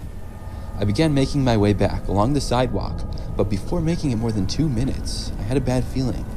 I looked back, and sure enough, the same guy was trailing me. He was a little ways back and not right up on me, but it still made me really nervous. Could he be following me? This was the same man who had just been standing inside the bathroom door for so long. I kept looking back every so often, and the man was always behind me. When I started walking faster intentionally, the guy definitely did the same thing. I was now getting really worried. What if this guy followed me all the way back to my house? And what if he ran up behind me and tried to grab me or something before I could get home? As I approached the busy street to wait at the crosswalk before crossing, I had to stop. The man would probably catch up to me before I would make it across the street. That's when I decided to just go for it. I started sprinting across the road, with many cars still on it. I felt confident that I could make it and would not be hit by a car, but nevertheless, multiple cars honked at me as I ran. But luckily, I did make it across safely. I looked back and saw the man starting to run out into the street as well, but a car quickly approached and honked at him. He backed up and stayed on the other side. I used this opportunity to run up into my street and out of sight of the man. I ran the whole rest of the way home and made it back a short time later. After making it home, I told my mom all about the experience, and as a result, I was not allowed to go anywhere on my own for a while, but I didn't mind a bit. I was worried that the man would have somehow found out where we lived, and I worried about that for weeks, but luckily, I don't believe he did, because I never saw him again after that.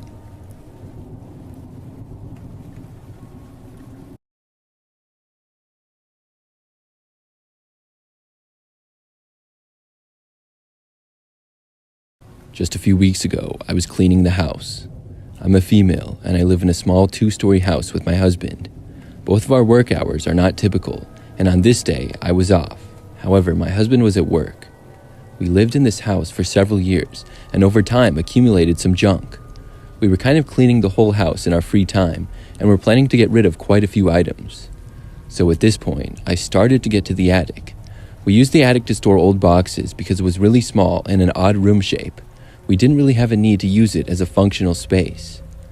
As I was cleaning, it got to be about 6 p.m. and I went up into the attic to go through one of the boxes that was up there. The attic was pretty small, maybe the size of a very small bedroom. There was one window that overlooked the front yard and street in front of our house. As I was looking through the box that was next to the window, I looked outside. The sun had just set, so things were getting dark. I noticed, though, somebody walking up our driveway. Who the person was, I did not know. It surely wasn't my husband. I couldn't make out many details, but I saw the guy walking right up to the front door area. I was in no position to answer it. Besides, I had no idea why anybody would knock on our door at this time. I probably wouldn't even answer it if I was able to. Still, I was curious about what he wanted. I expected to hear a knock coming from the front door area, but I didn't. Instead, I heard the front door opening. That's when I got a terrible feeling and remembered that I had never locked the front door. I had gone outside a few times to throw things in the trash. I began to panic. I rushed over to the attic door. I pulled up the ladder and then shut the door. Afterwards, I couldn't really hear anything that the man was doing downstairs. I took my phone out of my pocket and called my husband. He had no idea who the guy was either, and I called the police after that. In the meantime, I was staying hidden in the attic, hoping that the man wouldn't go up there. After my call with the police, maybe 3 minutes had gone by since the man had entered our house. I kept my eye out front, hoping that he would leave, but that's when I heard the noises in the house for the first time. It sounded like the man had gone upstairs. I was now on the second level of our house. This made me nervous. At that level was 3 bedrooms and a bathroom. One bedroom was ours, the other was a guest bedroom, and the other was used as an office. I heard his footsteps moving around, but they soon got closer to where I was. I moved back and tried to go behind several boxes without making any noise. Soon, I heard the footsteps go right below the attic door. My heart started pounding. I then heard the dreaded noise of the door being opened and the ladder being pulled down. I held my breath. For the most part, I felt like I was out of view of the man and that he wouldn't see me. But if he decided to enter the attic and look around, he would likely find me. I got as far behind the boxes as I could, and I was as quiet as I could be. Then the door opened. I closed my eyes and froze. I listened, but didn't hear anything. It was silent for what felt like forever, but was actually just a few seconds. Then I heard the door close again. I stayed there, closing my eyes for at least another minute. When I finally opened them again, I didn't see anybody. I looked around the attic. The door was closed, and I was the only one up there. I remained up there and watched out the window to see if the guy would leave our house. He didn't, though. Maybe 5 minutes later, I did see police arriving. When they entered through the front door, I waited until they got upstairs to leave the attic. They searched the entire house, but nobody was found. Whoever that guy was had somehow left. I'm guessing he left through the back door. But why did he go all the way up to the attic and then just leave? Why was he there in the first place? That was only a few weeks ago. I haven't seen him since, and I'm really hoping that he never comes back.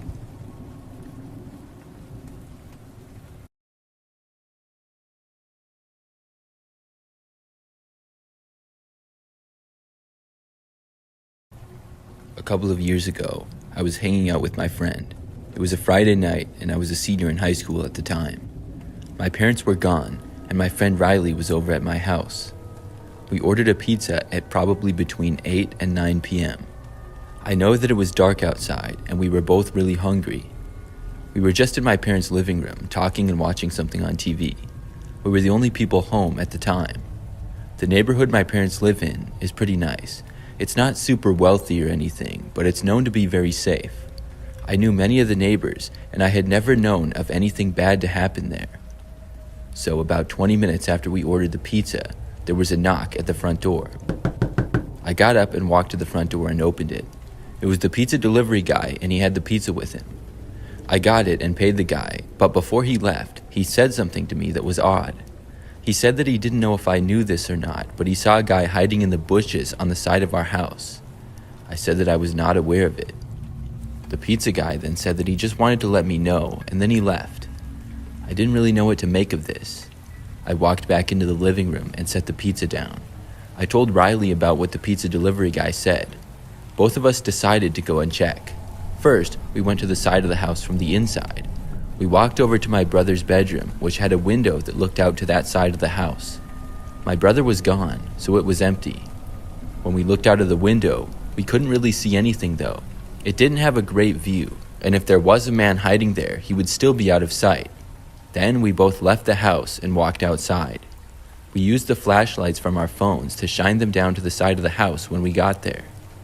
We did have several large bushes that would be fairly easy to hide in. When we shined over the bushes though, we didn't see anybody. I didn't want to go right up to them and look though. I got a little bit closer and shined the light again. I could see much better now and didn't see anybody. I felt confident enough that if the man was still hiding there, I would have either seen him or he would have moved. After that, we both went back inside. It was a really weird thing. I had never known anything like that to happen around the neighborhood before. We tried thinking of potential reasons for a person to be there at this hour, but I couldn't think of any. We tried our best to forget about it now that we thought whoever it was probably now gone. Just to be safe though, we decided to get up and make sure that the back door was locked and no windows were left open or anything. The back sliding door, which led to the patio, was unlocked, so we locked it, but all the windows were shut. Afterwards, we had the pizza and watched TV for probably the next 20 minutes or so. Everything was going fine, and we started to forget about the guy. But that was when we both saw somebody pass by the living room window really quick. Both of us saw just the end of it and didn't get a good look at the person. But somebody was out there. It was really creepy. We both got up and went over to the window and looked out. We couldn't see the guy anymore though. He had disappeared either behind a tree or another bush, or to one of the sides of the house. I wasn't quite sure what to do. Would he actually leave, or should we call the police on him? Riley and I stood around the living room with our eyes fixed on the front window. That's when we heard the noise of the back sliding door starting to open, but it stopped due to the door being locked. We couldn't see it from where we were, but we both walked over to where we could get a view. By then, whoever was there was not in sight. I turned on the back light, which was for the patio, and had been off. When it went on, just for a second, we both saw the man running away. He disappeared behind a few trees and was headed towards the direction of our next door neighbor's backyard. Whoever this guy was who was prowling around was up to no good. We just hoped that he wouldn't come back. My parents got back home only about 15 minutes later. We told them everything, and for the rest of the night we were on high alert, but I don't think the guy ever came back. He must have run off for good that last time. I really don't know what he was doing though, but the one thing I do know is that I'm really glad that we locked that sliding door, or else the guy would have been inside the house with us.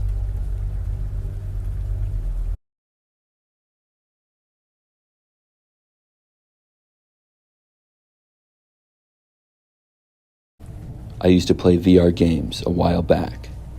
I don't really play them anymore, but I got into them for a little while back in the day. One time, I was playing a couple of multiplayer games. I don't even remember what game it was exactly because I would switch around a lot. A few people were talking though, And as you know, some conversations in online games can be pretty crazy. I wasn't really saying that much, so I was really surprised when kind of randomly a guy came up to me and started talking to me. He was immediately threatening, which was strange, but not all that surprising given the fact that we were playing video games. I started talking to him, asking him what his problem was. He kept repeating that he was going to get me.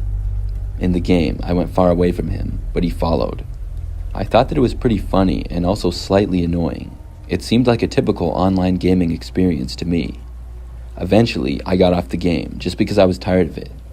But later that night is when things turned creepy. For my job and just life in general, I check email a lot. I don't have a specific work email, but just one personal email that I use for everything. I check my email probably 5 times a day or more, and I'm always keeping up with reading the emails and deleting the spam. It was late that night, and I checked my email for about the 10th time that day. I got this weird random email though. It was sent to me from an email address that was really odd. It was like a bunch of random numbers and letters just jumbled. The subject was something like urgent. I opened it and quickly linked it to the person who had been threatening me in the video game. It said something like, "I told you I was going to get you earlier, and I will." Then there were a bunch of random letters, like the person just hit random keys on the keyboard for a while. The random letters went on for a pretty long time, and then that was it. I'm not going to lie, I was pretty creeped out. How did the person get my email? I had no idea. It wasn't one of my friends or anybody that I knew. I thought about it for a while, trying to figure out who it could be or how they could figure out my email address. I started to wonder if somebody was stalking me or something. Why did they choose to send me an email? Did they know that it's very common for me to use it? I chose not to respond to the email. I wanted to know more, but I was also too creeped out to contact them, so I decided not to. A few days went by, and nothing happened. Everything seemed normal, and I wasn't contacted by the person in any way. I thought that was it, and started to forget about it. But I would say about a week after that first email, I got another one. This one was more descriptive. The same email address sent me an email, once again saying urgent as the subject. When I opened up this one, they described my name and what I looked like, as well as the car that I drove. After reading it, I blocked the email account and reported it. I couldn't believe how this person knew that, and I still have no idea how they did. After that, I was never contacted by them again, and nothing else strange happened. I still wonder about it though.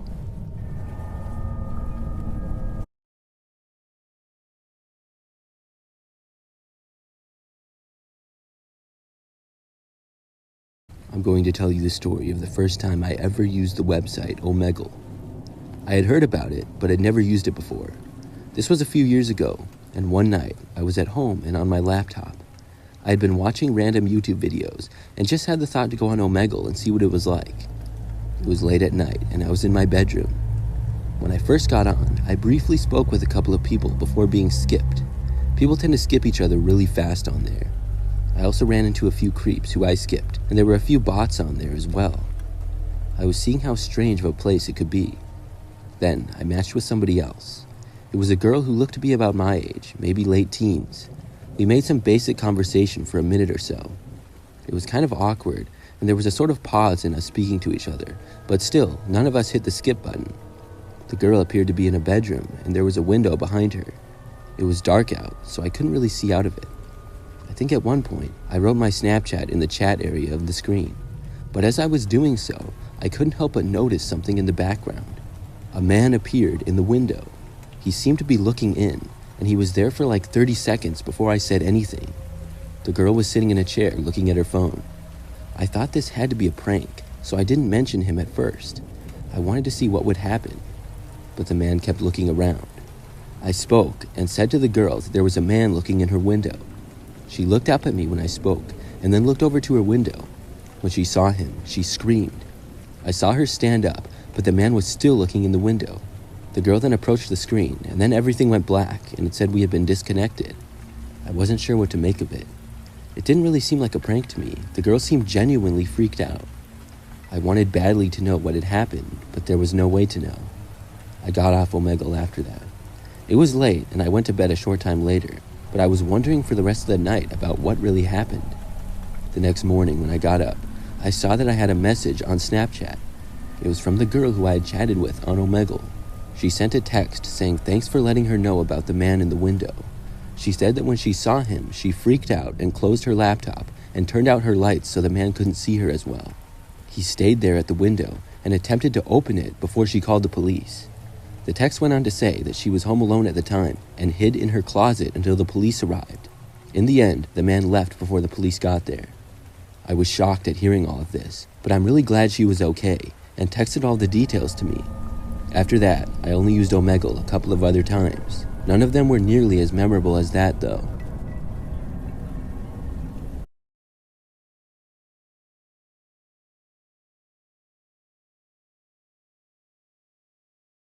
When I was growing up, I was always afraid of the basement.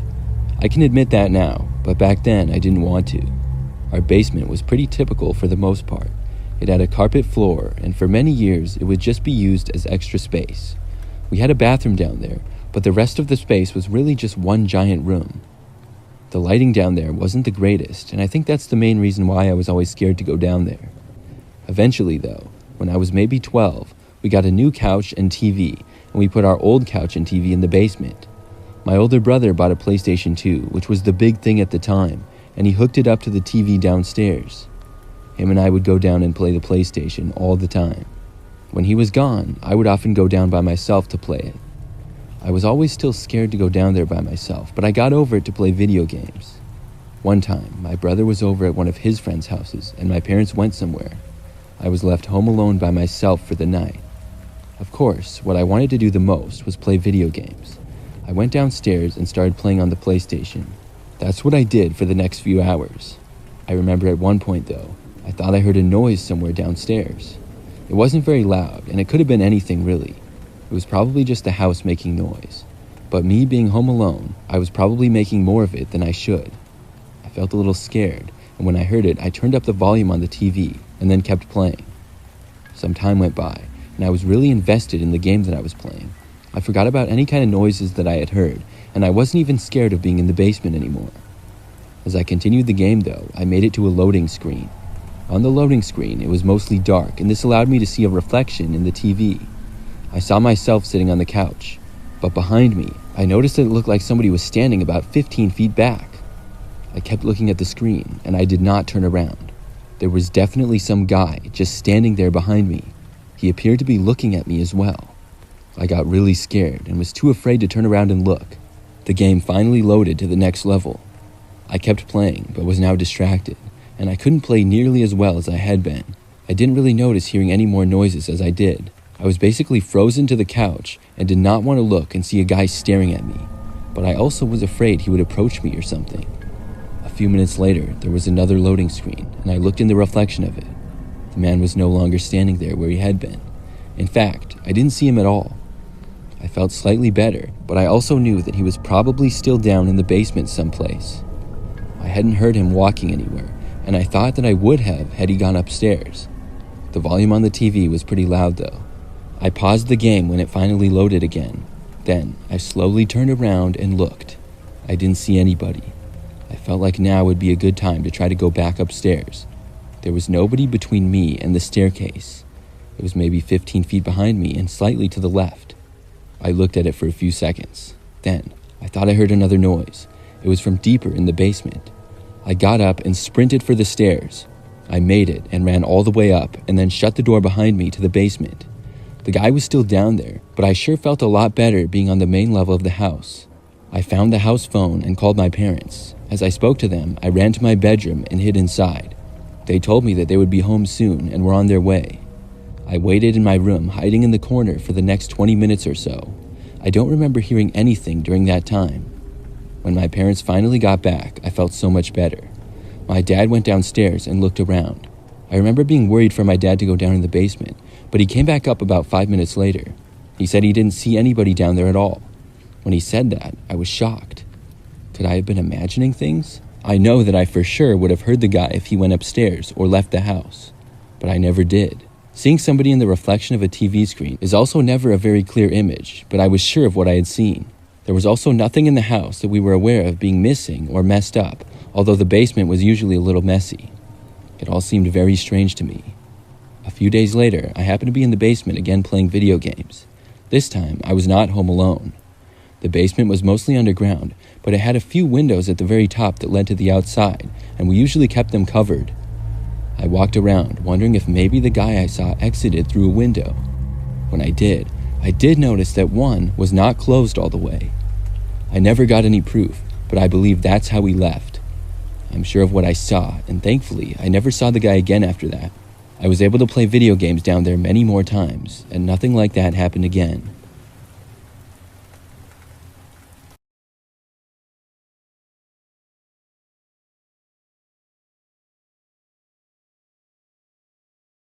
One time, I was going to buy a TV on Craigslist. This was years ago, but I would browse Craigslist at work all the time back then. Several times, I got really good deals or things for free. You never really knew what you would find there, but you also had to be very careful.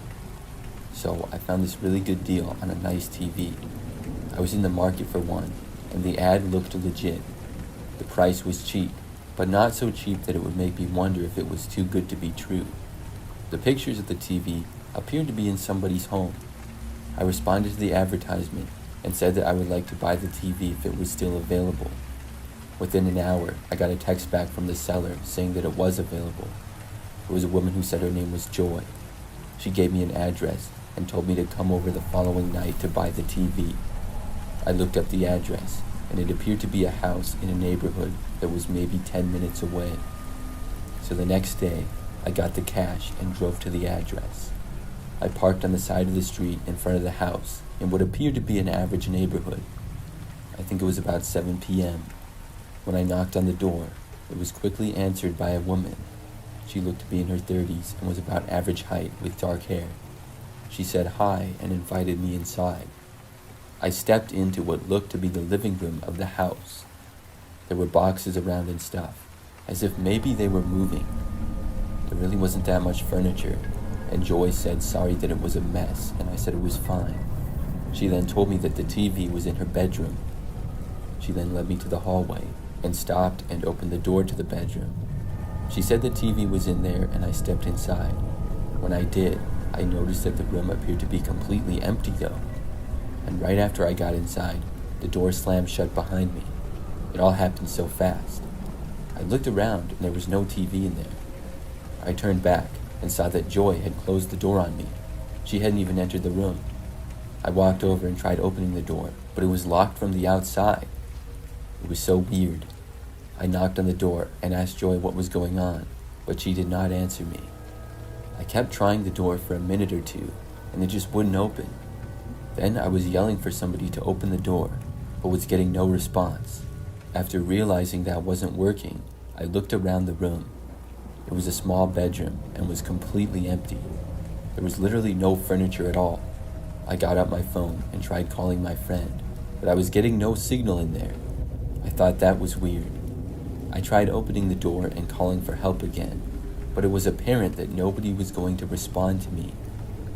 I looked around the room, wondering what on earth was going on. Several minutes into this, and I started to hear noises coming from outside the room. It seemed like they were coming from the living room area. It was Joy and the sound of a man's voice. I couldn't tell what they were saying, but I could just hear that they were talking to each other. I yelled again, but got no response. After that, I went over to the window and tried to open it, but for some reason, it wouldn't budge. This angered me, and I went back over to the door and started banging on it as hard as I could. I wanted to break the door down. Then I heard a man's voice yelling at me to stop from down the hallway.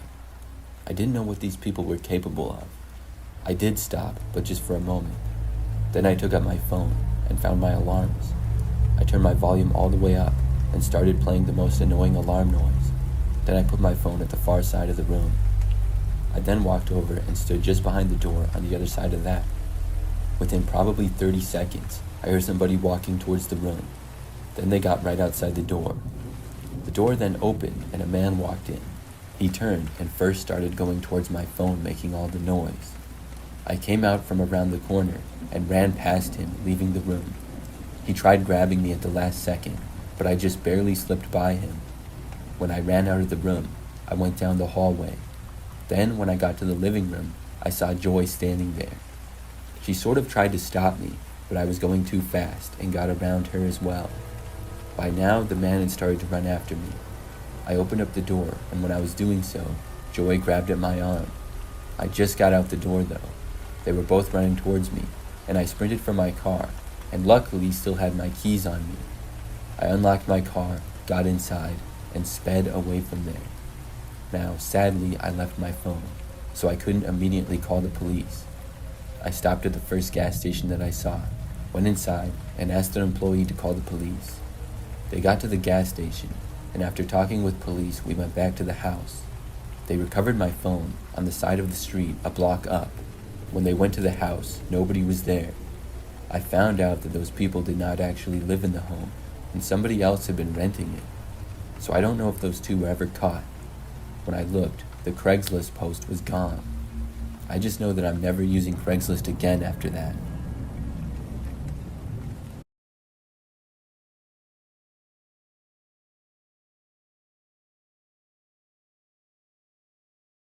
I used to work at a McDonald's. I worked there for about a year, right after I finished high school. Working at McDonald's was a decent job for me. I made a few friends with coworkers, and I didn't love the job, but I didn't hate it either. Mostly, I would work behind the counter taking orders or passing out food to customers.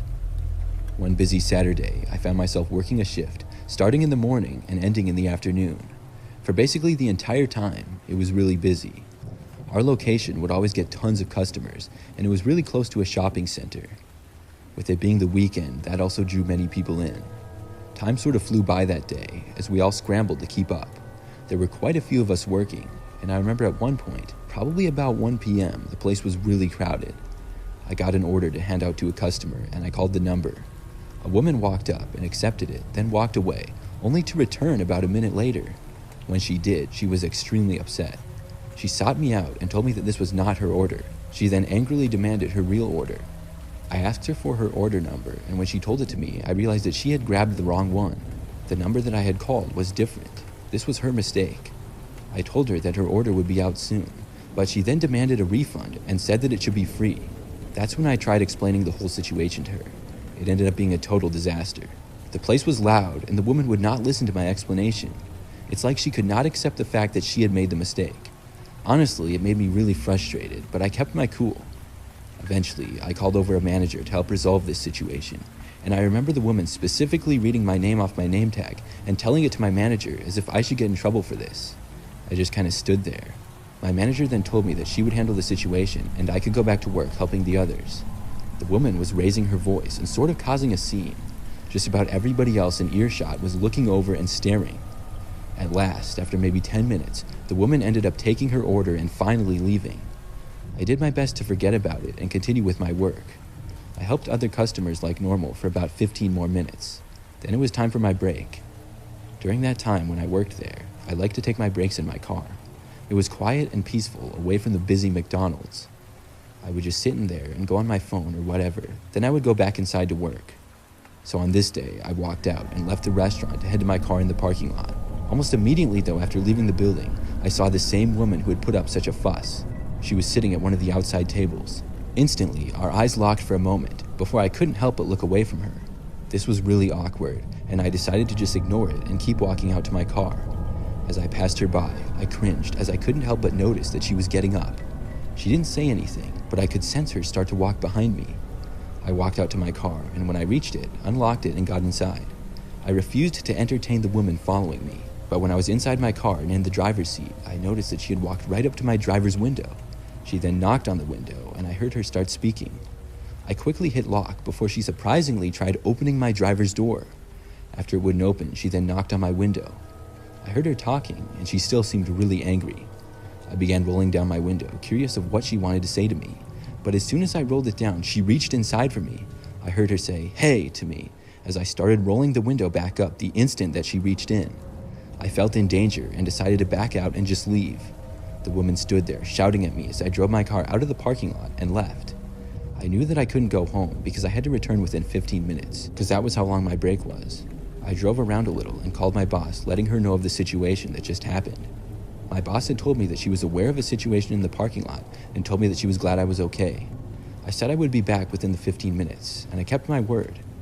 When I returned to the McDonald's parking lot, though, it was quite the scene that I was not expecting. There were multiple police cars and flashing lights. I parked and went back inside to learn of what had happened. A few police officers stood around, one talking with our manager. Apparently, after the woman had yelled at me in the parking lot, another employee went outside to try to calm her down. There was another shouting match, and a customer ended up calling the police. The woman got arrested for disorderly conduct and attempted assault after she apparently tried punching one of the other employees. All I have to say is that she must have had anger problems or something like that, because I couldn't believe what happened. I've seen some crazy customers in my days working at McDonald's, but none will ever top this woman.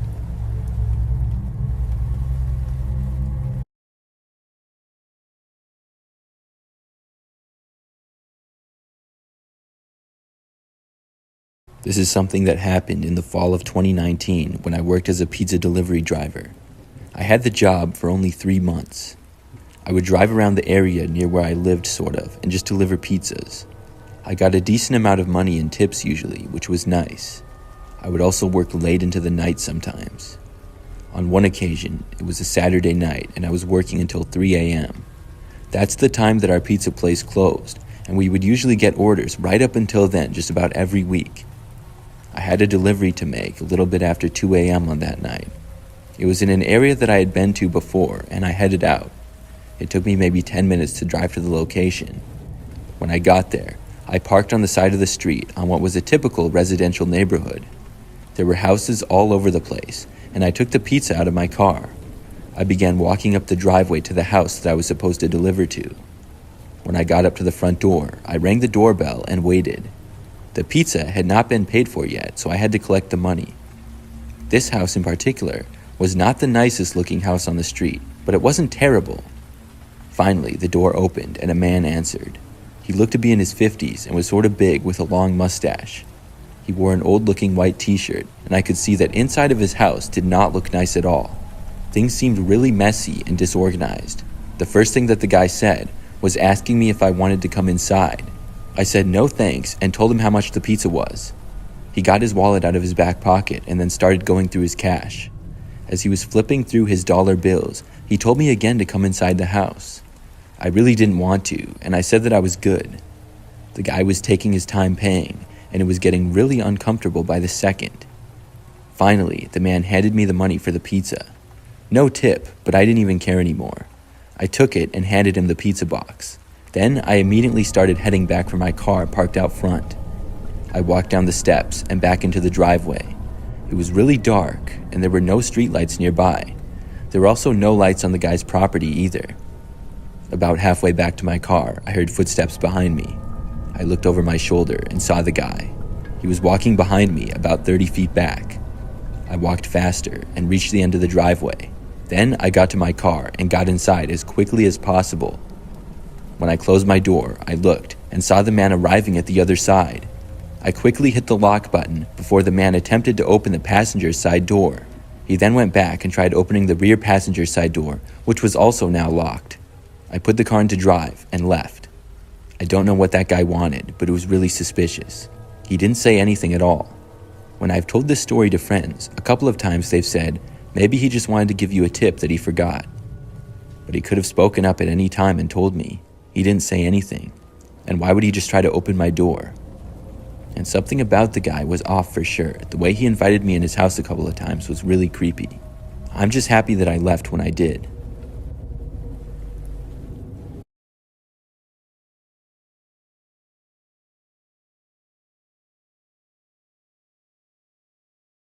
I used to babysit when I was younger, mostly during my high school and college years.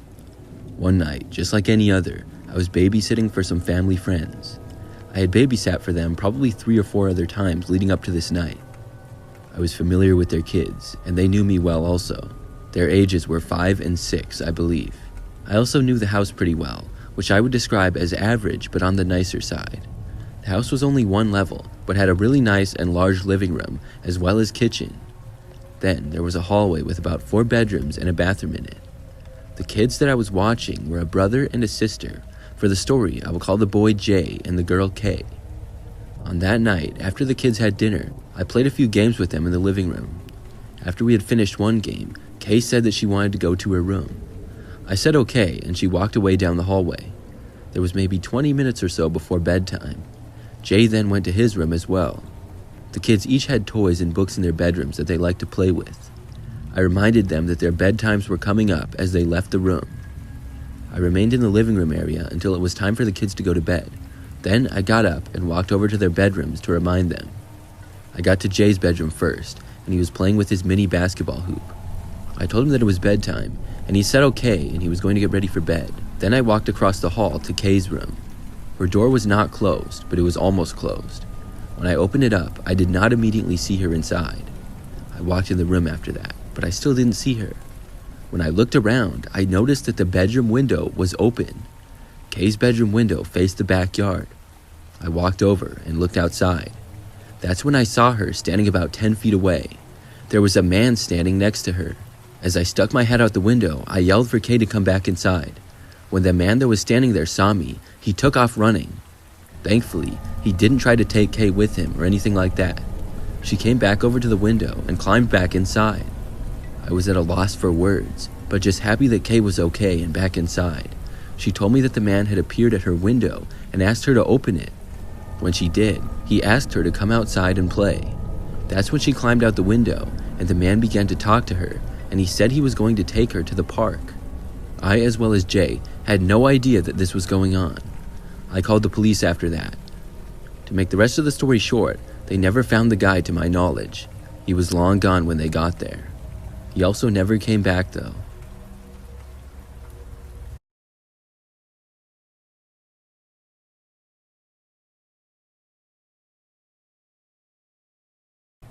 This happened during a cold night in 2017.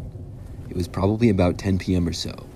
I was on my way home and stopped at a Burger King that was maybe 5 minutes away. When I got there, I parked and went inside to order. It wasn't very busy at all. I was inside the restaurant for maybe 5 minutes, give or take. Then I left to go back to my car. When I was leaving, that's when I remember seeing a guy standing outside for the first time. There was a man standing just outside next to the building, but maybe 15 feet down from me. He was kind of just standing there, and as I walked to my car, I could tell he was starting to walk after me. I got to my vehicle and entered it, but then saw in my mirror the man was now only a few feet away from my car and walking closer. He then came over to my driver's window. I rolled it down just a little bit and asked if I could help him. The man said yes and told me that he was freezing. It was winter time and it was really cold out. The man was wearing a jacket, but I guess he was still cold. If you were outside for long enough, no matter if you had a jacket on or not, you would probably get cold. The man asked me if he could sit in my car to warm up, just for a couple of minutes. My answer was no, pretty quickly. I didn't even really have to think about it at all. I mean, who would let a random stranger sit in their car just to warm up? I was trying to get home to eat, and I didn't want to wait around.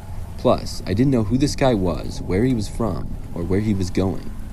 I also realized looking back that if the man did just want to warm up so bad, why didn't he just go inside the Burger King instead of standing outside? After I told the man no, he tried to persuade me.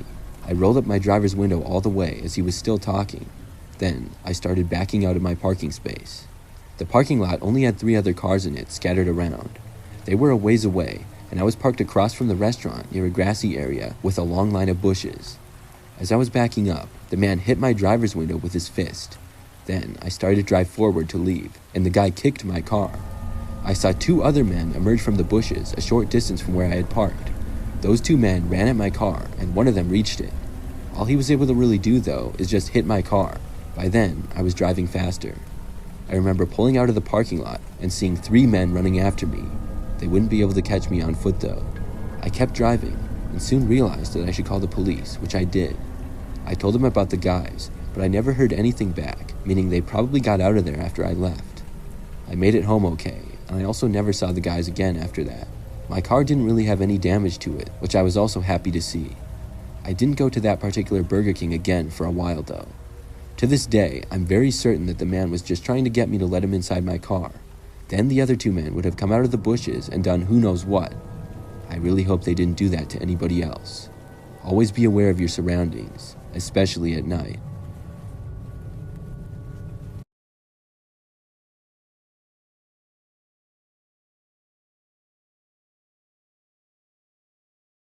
This happened almost 10 years ago now. I'm a female and was in high school at the time. I remember that Omegle was kind of popular back then. Omegle, if you don't know, is an online video chat room where you get randomly matched with another person to video chat with. It's always been known to have lots of creeps online, but there's also cool people or people that are just plain funny. Sometimes when I was hanging out with my friends, we would go on Omegle just for pure entertainment. I remember that one night, I started hanging out with one of my good friends at my house. We went on to Omegle and started video chatting with people. However, my friend had to leave only about 20 minutes into doing this. I kind of wanted to keep going, and I went back onto Omegle by myself. I matched with a few people. I skipped some of them after they were either too boring or too weird. I found a couple of funny people and later moved on. Eventually, I matched with this one guy. He looked to be a little bit older than me, but not a whole lot. Instead of speaking, he typed into his computer asking my name and where I was from. I spoke back to him, and I did tell him my age and my state. When I told him my state, the guy said that he was from there as well. Then he asked me what city. I told him, which I really shouldn't have. Then he claimed that he lived there too. I didn't believe him and thought he was just making this up. Then I made a big mistake. He asked me what street I lived on, and I showed him out my window by lifting up the blinds. There was a store just down the road and across the street. I was a friendly person and didn't think too much about the dangers of giving out too much information online back then.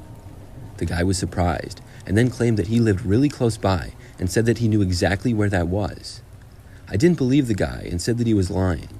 He said he was serious and then asked if he could come over. When he said that, I started laughing, but he got serious at that moment and then said that he was going to come over. I skipped the guy after that because he came across as really creepy in that moment, and then I went to somebody else. I talked very shortly with a couple of other people for a few minutes, but they were all pretty strange. After that, I got off of Omegle. I decided to watch a show until I was tired. That's what I was doing maybe 10 minutes later when I heard a knock on my window. I couldn't believe it. My blinds were closed, but I had a strong feeling that it was the same guy. I felt really stupid for giving out all that information to him. I waited, and after about a minute or so with no more knocking, I pulled back the blinds. But when I did, the guy was still there and he was looking right at me. I quickly closed my blinds again, but the guy knocked another time on the window. Both of my parents were home, but were asleep at the time. I heard the guy say something from the other side of the window, but I couldn't make it out. I got really close, and I yelled that I was calling the police. Just barely, I heard the guy say, "Relax, no need for that." I waited, and things went silent again. After a minute or so, again, I looked out the window, and this time, I didn't see him. By now, it was almost 2 a.m. I went back to watching the show that I had been until I could finally relax again and then fall asleep. I wasn't asleep for very long, though. I was awoken to the sound of more knocks at the window. I opened my eyes and saw that it was 4 a.m. The guy was back. He was repeatedly knocking on the window now. It was a quiet knock, but I heard it. I'm not sure why, but I lifted my blinds to see out the window. When I did, the guy was looking right at me again.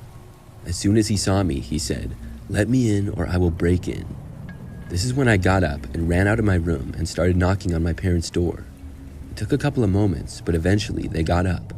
I was freaking out, and my dad went into my bedroom to see what was going on. When he got inside, I heard him yelling something at the guy. He came out of my bedroom to say that the man was running away into the street. We called the police, who got there a short time later. I really should have called them the first time. I told them the entire story from the beginning. In the end, I don't think they ever found the guy, which really creeps me out. The good news, though, is that he never came back.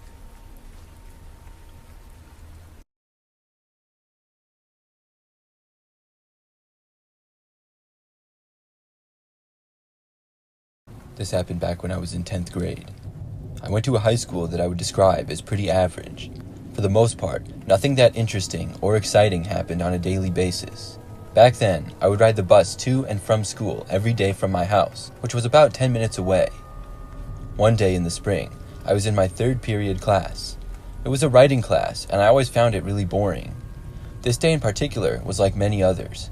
Towards the end of class, with maybe 20 minutes left, I got up and asked to go to the bathroom. My teacher said yes, and I left the classroom. I walked down the empty hallway to the bathrooms. They weren't that far away, just at the end of the hall and around a corner.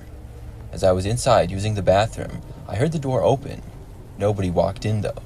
Instead, I heard them say, "Is anybody in here?" When I heard this, I was confused. It was a bathroom with multiple stalls, so why would they ask that? I did not answer, and after like 2 or 3 seconds, the door shut. Whoever it was had left. It seemed like it was probably a teacher. I finished up, and as I was at the sink washing my hands, I heard the school intercom beep. Then there was an announcement that the school was now in a lockdown. I remember they said that this was not a drill. I felt a little bit nervous when hearing that. Maybe that's why someone had asked if anybody was in the bathroom. I wasn't quite sure what to do.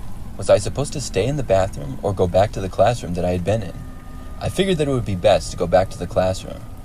My teacher was probably wondering where I was. I left the bathroom, but I didn't want any teachers to see me, or I was afraid that I would get in trouble. When I got into the hallway, I saw that it was completely empty still. Things were also very silent. I walked down the hallway to go around the corner and back to the hall that my classroom was in. However, I heard footsteps as I got near. I wasn't sure who it was, probably a teacher. I decided to move back and hope that they wouldn't see me, but the footsteps continued to get closer. I then walked back down the hallway and quickly turned the first corner to another hallway. When this happened, I heard the footsteps speed up. I was 100% sure now that they were following me. They didn't say anything though. I started moving even faster, and the footsteps got faster as well. Then, I started to realize that maybe this wasn't a teacher. Maybe this was somebody who wasn't supposed to be in the building. I turned another corner and was looking around for anywhere to go to get away. I happened to see a door that was open a little bit. I quickly got inside as the footsteps approached from around another corner. I shut the door, and at first, I couldn't see anything. The lights were off, but it looked like I was in some kind of closet. There was a bunch of stuff in there, like extra desks and boxes. I couldn't see well at all, but I could make out those things. I was completely silent, even holding my breath. I could still hear the footsteps, and they continued to get closer and closer. Eventually, they reached right outside of where I was, but they just walked past. I felt so much better when I heard that. I could hear them walking farther away down the hall at the same fast pace. The footsteps got quieter and quieter as they moved away. It then got very silent. I was feeling better and feeling like whoever that was now gone and it would be safe to leave. Just to be sure though, I was waiting a little bit longer. Then, out of nowhere, I heard a noise. But it was coming from behind me, inside the room that I was in. I turned around just in time to see a man in there, coming around one of the boxes. I couldn't see any details of who it was because of how dark it was in there, just that it was a man. I ran for the door as fast as I possibly could. Luckily, I was only a few feet away. I opened it and ran out into the hallway. I didn't look back and sprinted in the direction down the hallway that the footsteps had walked. Within a minute, I saw a man walking. He turned around looking confused. It was one of our teachers. I recognized him. I told him that there was a man hiding in the closet. We both went towards the front of the school where the main offices were. We were let into a room, and I found out that the police had just arrived. Within 20 minutes, they had found the man who had moved and was now hiding in a bathroom. He was in fact not supposed to be in the school, and was the whole reason that we had been under a lockdown. The footsteps that I had heard were just a teacher. I can't believe that I hid in the same room as that guy. Looking back, I definitely should have just walked straight back to my classroom.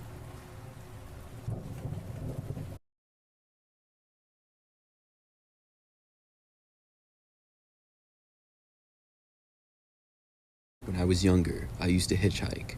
Looking back, I can't believe I actually did it. It's extremely dangerous, and people don't do it nearly as much anymore. Back when I would hitchhike though, I felt that I needed to. I didn't have a cell phone, and they weren't quite as popular back then as they are now. This was the 90s. I was basically broke, and trying to travel a few states away where I thought that I could get a job. I certainly wasn't going to hitchhike the whole way there, but I could for some parts of the trip. So one day, it was late at night, and I had missed a bus that went through the town that I was in. I wasn't in a large city, but it was one that had a few stores, restaurants, and some other things. The city that I was trying to get to was just about an hour away. I decided to try and hitchhike the last part. I had just done so earlier in the day, and it went really well. I was picked up by a guy who was really friendly, and we talked the whole time. So at this point, I was feeling really confident and not scared or suspicious at all. I walked to one of the roads leading out of the city, so I knew that people would be driving the same direction I wanted to go. Things were not quite as busy on the roads anymore. It was probably like 10 p.m. or so, but I don't remember the exact time. I just know I had to wait for a while. I stood on the side of the road, and many cars passed me by. This was normal, and I would sometimes have to wait for a long time. Eventually, I saw a car slowing down, and it came to a stop just in front of me. It was a pickup truck, and when it stopped, I walked to the passenger side window. I saw a man in the driver's seat who said hi to me. He seemed like just an average guy, and he asked me where I was headed, and I named the city. He agreed to give me a ride there, and said that he was going there as well. I was happy to hear this and felt like I was in luck. It had been a long day of travel for me, and I was really tired. I knew in just about an hour I would be at my destination, and I had just enough money with me to rent a hotel for a couple of nights. The man introduced himself as Terry, and after a brief conversation, he pretty much drove in silence. I was so tired that I actually started to fall asleep.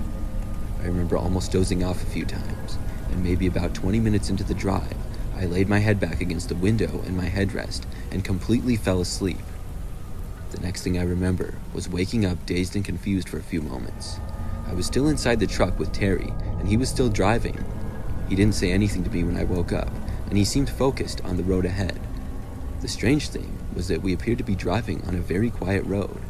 I knew where the city I was trying to get to was, and I had looked at it on maps. I knew it was right off the freeway and was a straight shot from there. We should have taken the freeway the entire way there, so why were we on some random quiet road?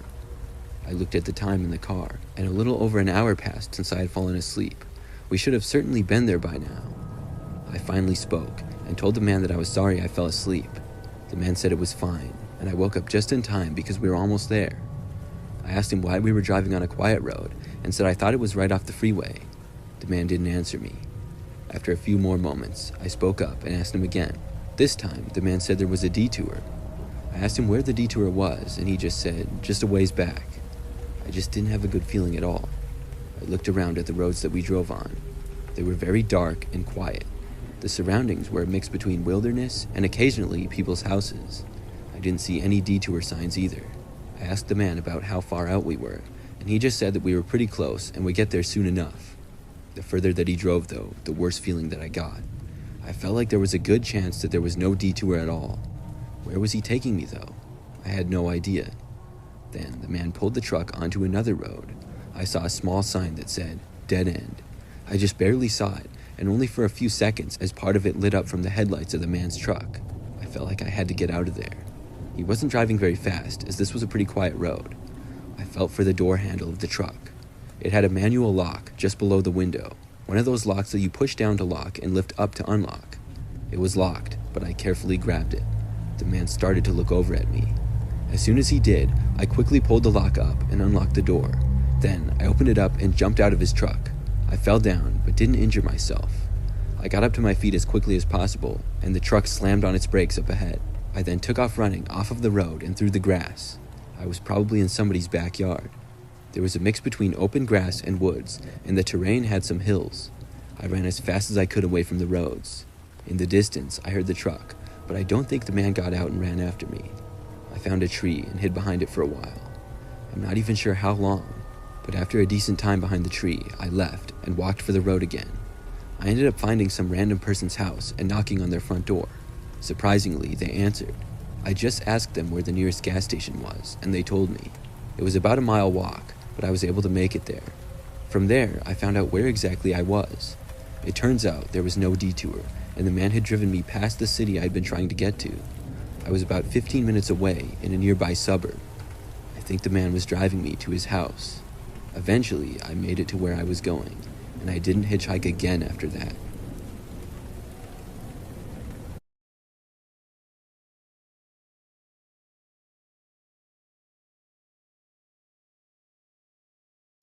I worked at a Burger King up until a few months ago. I was a manager at a location in the US, and I worked there for a total of almost a year. For my entire time working there, we were always understaffed. One night, I was working until close, which was 10 p.m. We were short that night, and I was kept really busy. We had lots of customers until about 7 or 8, then things quieted down. By the time it was 9:30, there were just 3 of us working. It was me, Spencer, and Michelle. We didn't get any customers during the last half hour. I remember that Michelle and Spencer were in the back. I was at the register, and I saw a car entering the parking lot. We closed in like 2 minutes, and I had a bad feeling. It's always frustrating when people come in right before close. If they were going to come here right before close, I was hoping they would at least do so in the drive-thru. The vehicle was an SUV. They parked it on the other side of the parking lot, kind of far away, instead of right by the door. Nobody got out of it immediately, though. Instead, the vehicle remained parked there. Soon, it became 10 p.m. I went over to lock the doors, as we were now closed. As I was approaching the doors, though, I saw several people start to get out of the vehicle. They were all men, and it looked to be 4 of them. The strange thing was that they all had backpacks on. I then realized that the men were all wearing masks as well. This was bad news. I hurried to finish locking the doors as fast as I could. Luckily, I was able to do so with about 10 seconds to spare. Then I moved away from the doors. The men all got to the doors and tried opening them, and when they couldn't get in, they started knocking on it. I started to hear one of the men speak, saying, "Excuse me, and could you please let us in?" I went to the back to let Spencer and Michelle know what was going on, so they wouldn't leave right now. There was still loud noises coming from the door of the men pounding on it. The pounding was getting louder. Then I returned to the front counter area, and I saw one of the men was at another window. Soon I started hearing knocking from all directions. There was a man banging on the front door, 2 others banging on different side windows, and one man was even banging on the drive-through window. They kept pounding on them, and Spencer and Michelle came out to see who the guys were. I advised us not to go near any of the windows, and we decided to hide in the bathrooms for safety. We could still hear the loud banging as we were in there. We called the police and feared that the men might try to break in. About 2 minutes later, our fears came true. We heard breaking glass. We couldn't tell what direction it was coming from, though. Luckily, the bathroom that we were in had a locking door on it. Shortly after the sounds of breaking glass, we heard shouting coming from inside from men. I really don't remember what they said, and we were all really scared. I think that the men wanted to know where we were. None of us bothered to say anything back to them, though. I thought about yelling to them that I had called the police to try to get them to leave. I didn't, though. The men were inside, and we could hear their voices and them moving around for several minutes. All of us were huddled in the back corner of the bathroom. At one point, we heard one of the men walk close to the door. He then tried opening it. After it wouldn't open, he banged on it a couple of times, but then walked away. The men remained inside until finally we could hear sirens in the distance. That's when we heard the men shouting once again, and then things got quiet. I was assuming that meant because they left, but we were not going to take any chances and leave the bathroom early. We stayed in there until we heard voices saying police. When the 3 of us emerged, it looked like the restaurant had been turned upside down. Things were really messed up, and we could see the broken glass from the window. The men had left, but we were told that police were currently in pursuit of their car. They ended up catching them a short time later. The restaurant was closed until it could be repaired. Michelle said afterwards that she had seen several men walk inside of the restaurant earlier that night when we were really busy.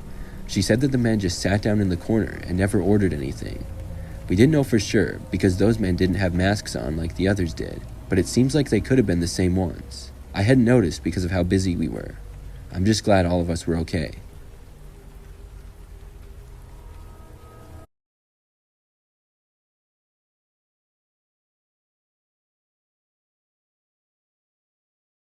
This happened when I watched my sister's son for her. His name is Carter, and he's 15 years old now, but was only 10 at the time. When my sister had to go out of town for work, she called me. I would consider myself to be a fun uncle, and Carter and I have always got along well. At the time, I lived in a little apartment, but I would stay at my sister's house for the 3 days that she was going to be away. I was in college, and had just gotten back recently for summer break. However, Carter was still in school. During the day when he was at school, I did chores around the house, like vacuum, take out the trash, and got a few groceries. This was part of the deal with my sister, and she was paying me for it.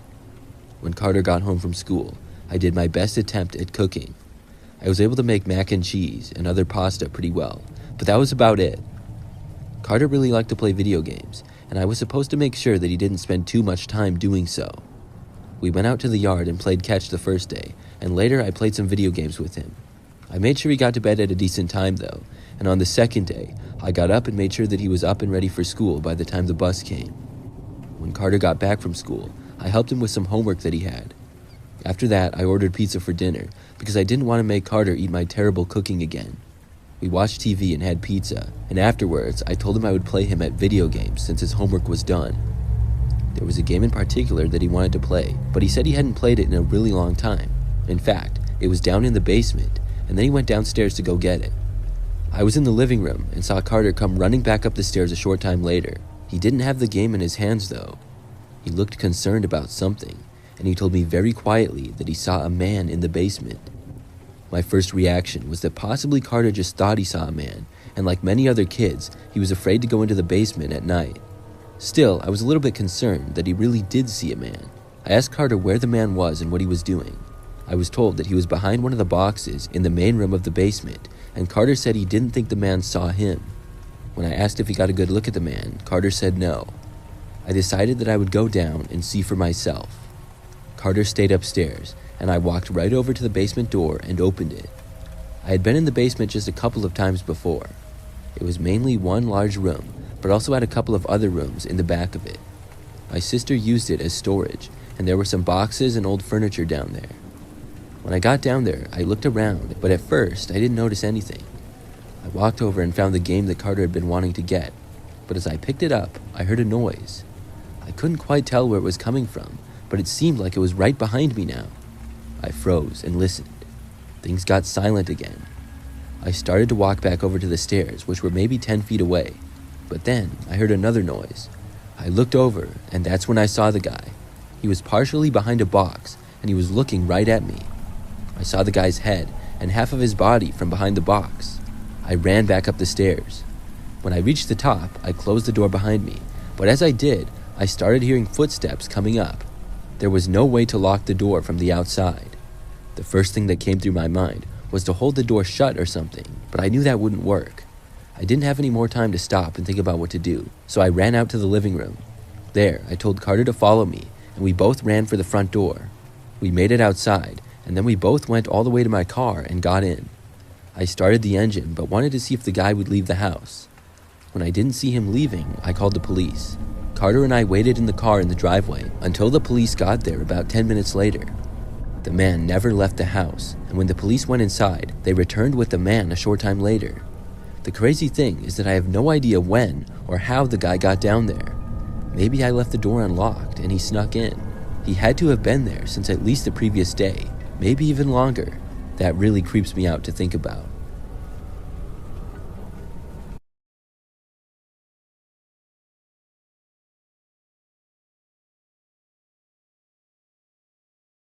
This is the bizarre story of one of the pizza deliveries that I made. I worked for Domino's as a delivery driver for one summer when I was in college. I was working one night when I had a routine delivery to make. It was a little bit later, but not that late, maybe like 10 p.m. I drove out to an area where I will just say is not the nicest of neighborhoods. The house I was making a delivery to, I remember, was on a sort of busier street, but there was a sidewalk out front and then a hill going up to the houses. After arriving, I parked on the side of the road, got the pizza, and left my vehicle. Immediately after I got out, I saw a man walking down the sidewalk about 20 feet away. He was passing by, and I started to head up the sidewalk and go up to the house. The man got much closer to me, and he then stopped me and said that he needed to ask me a quick question. I stopped and asked him what his question was. He asked me if I was a pizza delivery driver, and I said yes. Then the man asked me for a piece of pizza. I laughed and said no, I have to deliver this pizza right now. That response was not so funny to the man though. His body language changed in anger in an instant. He then walked right up to me, and I tried to begin walking up to the house. The man grabbed my arm though, and then reached for the pizza and tried grabbing that. I did my best to stop him, but the pizza ended up falling to the ground in the struggle. The pizza, inside the box, fell out of the insulated pizza delivery bag. The man raced over to it, and to my surprise, he stomped on it. He looked at me and cursed at me as he stood on the pizza now. I stood there in disbelief, amazed and also terrified of this man. I was thinking that he just had to be crazy. Then I figured that I needed to get out of there. One pizza was not worth it, but in that moment, my conscience got the better of me. I decided to walk up to the house and tell whoever had ordered the pizza what had happened. We could deliver another pizza to them, but obviously it would take a while longer. I felt that I owed them the explanation though. Meanwhile, the man was still standing there with the pizza. He did not follow me when I went up to the house, which I was glad to see. I knocked on the door, and when the owner answered, I told him what had happened. You couldn't really see down to the sidewalk from where we were. The man who answered the door seemed really confused, and I can't blame him. But he wasn't too mad. He said he would like us to bring him another pizza. I started to walk back to my car. When I got down to the sidewalk again, though, I didn't see the guy where he had been before. The pizza was still on the ground though, but as I approached my vehicle, I just barely saw him. He was crouched down, hiding behind the driver's side of my car. I quickly turned around and started walking back up to the guy's house. I didn't want to go close to that weird guy again. When I got about halfway, I stopped and I looked back down to my car. I saw the guy punch at my driver's window. This was really bad. I ran back up to the guy's house and told him what was happening. Then I called the police. I waited on the guy's front porch until the police got there, only about 5 minutes later. When they did, the man was still there, trying to get into my car somehow. He didn't, and I heard a bunch of yelling, and the guy tried fighting one of the cops, which did not go well for him. In the end, I was finally able to get back to my car and leave. The man had not caused any major damage, which was good, but he did cause a few minor dents to my vehicle.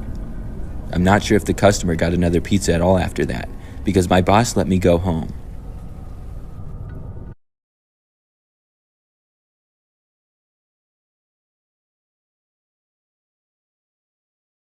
A couple of months ago, I was on my way home from work one night. It was probably about 11 o'clock. I was tired and looking forward to getting home and going to bed. My drive home usually took about 20 minutes, give or take. I had gotten off the highway and was on a road that was a little bit quieter. I had less than 10 minutes before I was home. I passed by a few businesses, and I know there was a sidewalk on the right. At the time, I was the only car around and didn't see any others. As I kept going, I saw there was a woman up ahead, actually standing on the road. She appeared to be holding a baby in one arm. As I got closer, she started waving at me frantically. I slowed down and then stopped my car near her. She came over and asked if I could give her a ride. She said that she only needed to go about a mile down the road, and she lived in a neighborhood just over there. I didn't stop and question why. I just said yes, probably because she seemed so desperate and had a baby with her. I wanted to help her out. She voluntarily got in the back seat of my car and on the passenger side. When she got in, she seemed very grateful and happy that I was willing to give her a ride. I asked her where she needed to go, and she told me that it was just up the street and she would let me know exactly when to turn. As we drove, I made pleasant conversation by asking how old her baby was. She told me he was 5 months and that he was sleeping. She held the child close to her body and gently rocked it side to side. I was happy that I hadn't woken him up. I continued to drive, but I drove on the road for much longer than a mile. After a few minutes, I asked the woman if I had missed the turn. She said no, and I kept driving. But soon, we had gone on this road for almost 10 minutes. I was kind of annoyed that she had told me just about a mile, because this was much further. I know she really wanted a ride, but I would have preferred her to just tell me the actual address. Plus, this was now getting farther away from my place, as I would have turned almost a mile back. But still, I wasn't too far away from where I lived, and what could I do about it now? The woman said again that she would let me know when to turn. After a few moments of driving in silence, I glanced back at the woman and baby in my rearview mirror. I saw the baby was now facing me, and what I saw shocked me. The baby was not real. It was fake, very clearly. It looked like a pretty realistic doll, but there was no questioning this. No wonder it hadn't cried. All to this point, the woman had held the baby facing her, and it was very wrapped up and had a hat on, so I couldn't see its face or hair. Suddenly, I had a really bad feeling. Who was this woman, and what was she trying to do? That's when she told me to turn at the next road. Things were much quieter over here. This road did not have any streetlights, and I turned and began driving down it. I looked in my mirror, and the woman was now holding the fake baby to face her again. I went down that road maybe half a mile before the woman told me to take the next right once more. After turning there, I could see that this was a dirt road and very quiet. My bad feeling got worse. She told me that this was her street and she would let me know when to stop. She asked me to slow down, and I slowed to about 10 miles per hour. We made it a good distance down that road, and then the woman said that I could stop right there and she would get out. I stopped the car and she said thank you and opened the door. Almost as soon as she was completely out, I heard another noise. The woman did not close the door, and I looked back to see a man emerging from behind a tree on the side of the road. Then I noticed another man coming out of the woods in front of my car. I saw them both very quickly approaching me. I hit the gas and veered off to the left to make a U-turn. I heard the woman yelling, "Get him!" Somebody grabbed at my door, and it swung shut just from me turning, but luckily, nobody got inside.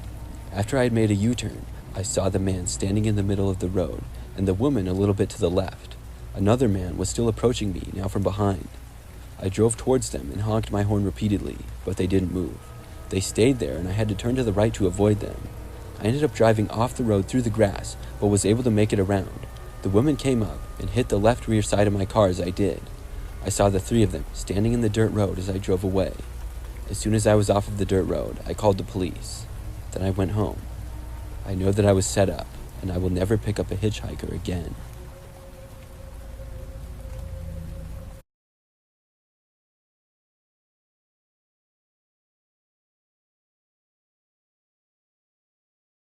This happened about 5 years ago.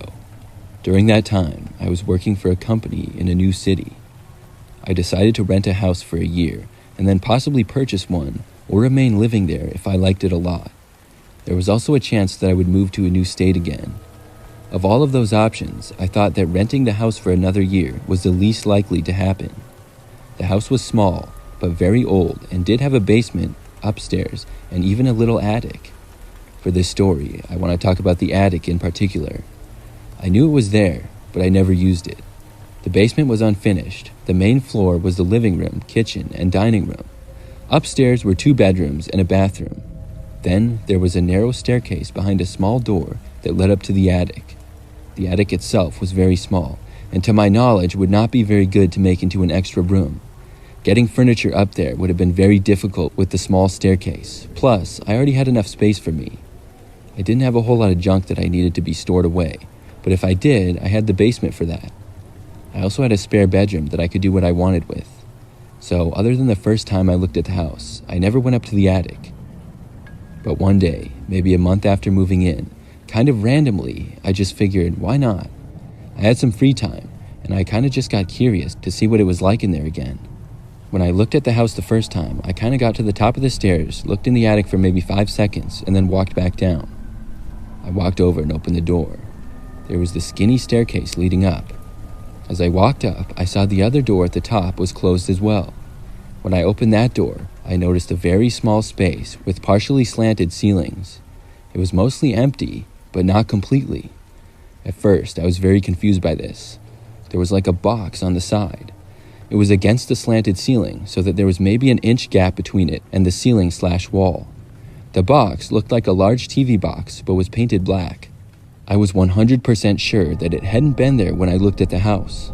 Aside from that, though, the attic was empty. I walked over to the box and looked behind it. I saw what looked like a sleeping area. There were blankets on the ground and a pillow. There was also a couple of shirts and pants, as well as water bottles. Was somebody living here? Clearly, nobody was there right then, but I was really concerned now. I looked closer and saw the water bottles were the same type of water that I bought. I didn't like tap water, so I would buy bottled water in bulk and keep it in the kitchen. This was really strange. I left the attic after that and went back downstairs. I decided to search around the entire house, including the basement after this. When I did, though, I found nothing else that was strange. A few days went by, and I didn't notice anything odd. I decided to go back up to the attic. When I did, once more, nobody else was up there. I took a photo of the bed area and then waited about a week. Nothing strange happened during this week either, at least not that I noticed. When I went back up to the attic and looked again, once more nobody was there. But when I compared the photos, it was clear that somebody had been in there. I was shocked and also really creeped out. How could somebody be using my attic? I had never seen or heard them at all. I reported my findings to the landlord, and he came out to look at it the next day when I got back from work. He decided to install a security camera inside the house. I remained living there, but within 2 days, the camera picked something up. It showed a man already in the house walking right up the stairs and into the attic. The time was 9:30 a.m. when I was at work. The man left at about 3 p.m., and I would usually get home around 5:30. My hours were very consistent that I worked every Monday to Friday from 9 to 5. I reported this to the police, who were able to catch the man only the following day. Somehow, he had a key to the house and would come in through the back door almost every day while I was at work. I guess he used the place to just sleep in the attic. I'm really glad he never stole anything of value from me or stayed in my house to try to harm me, but it was still really creepy.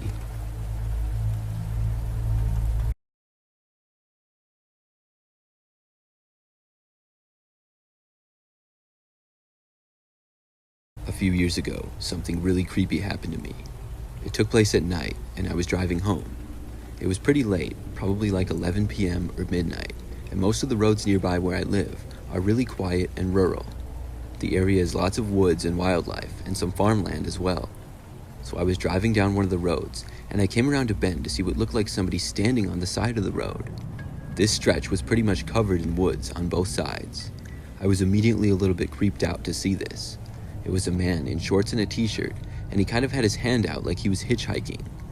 I was going probably 40 miles per hour, but I had to slow down. The man had one foot in the driving lane that I was in.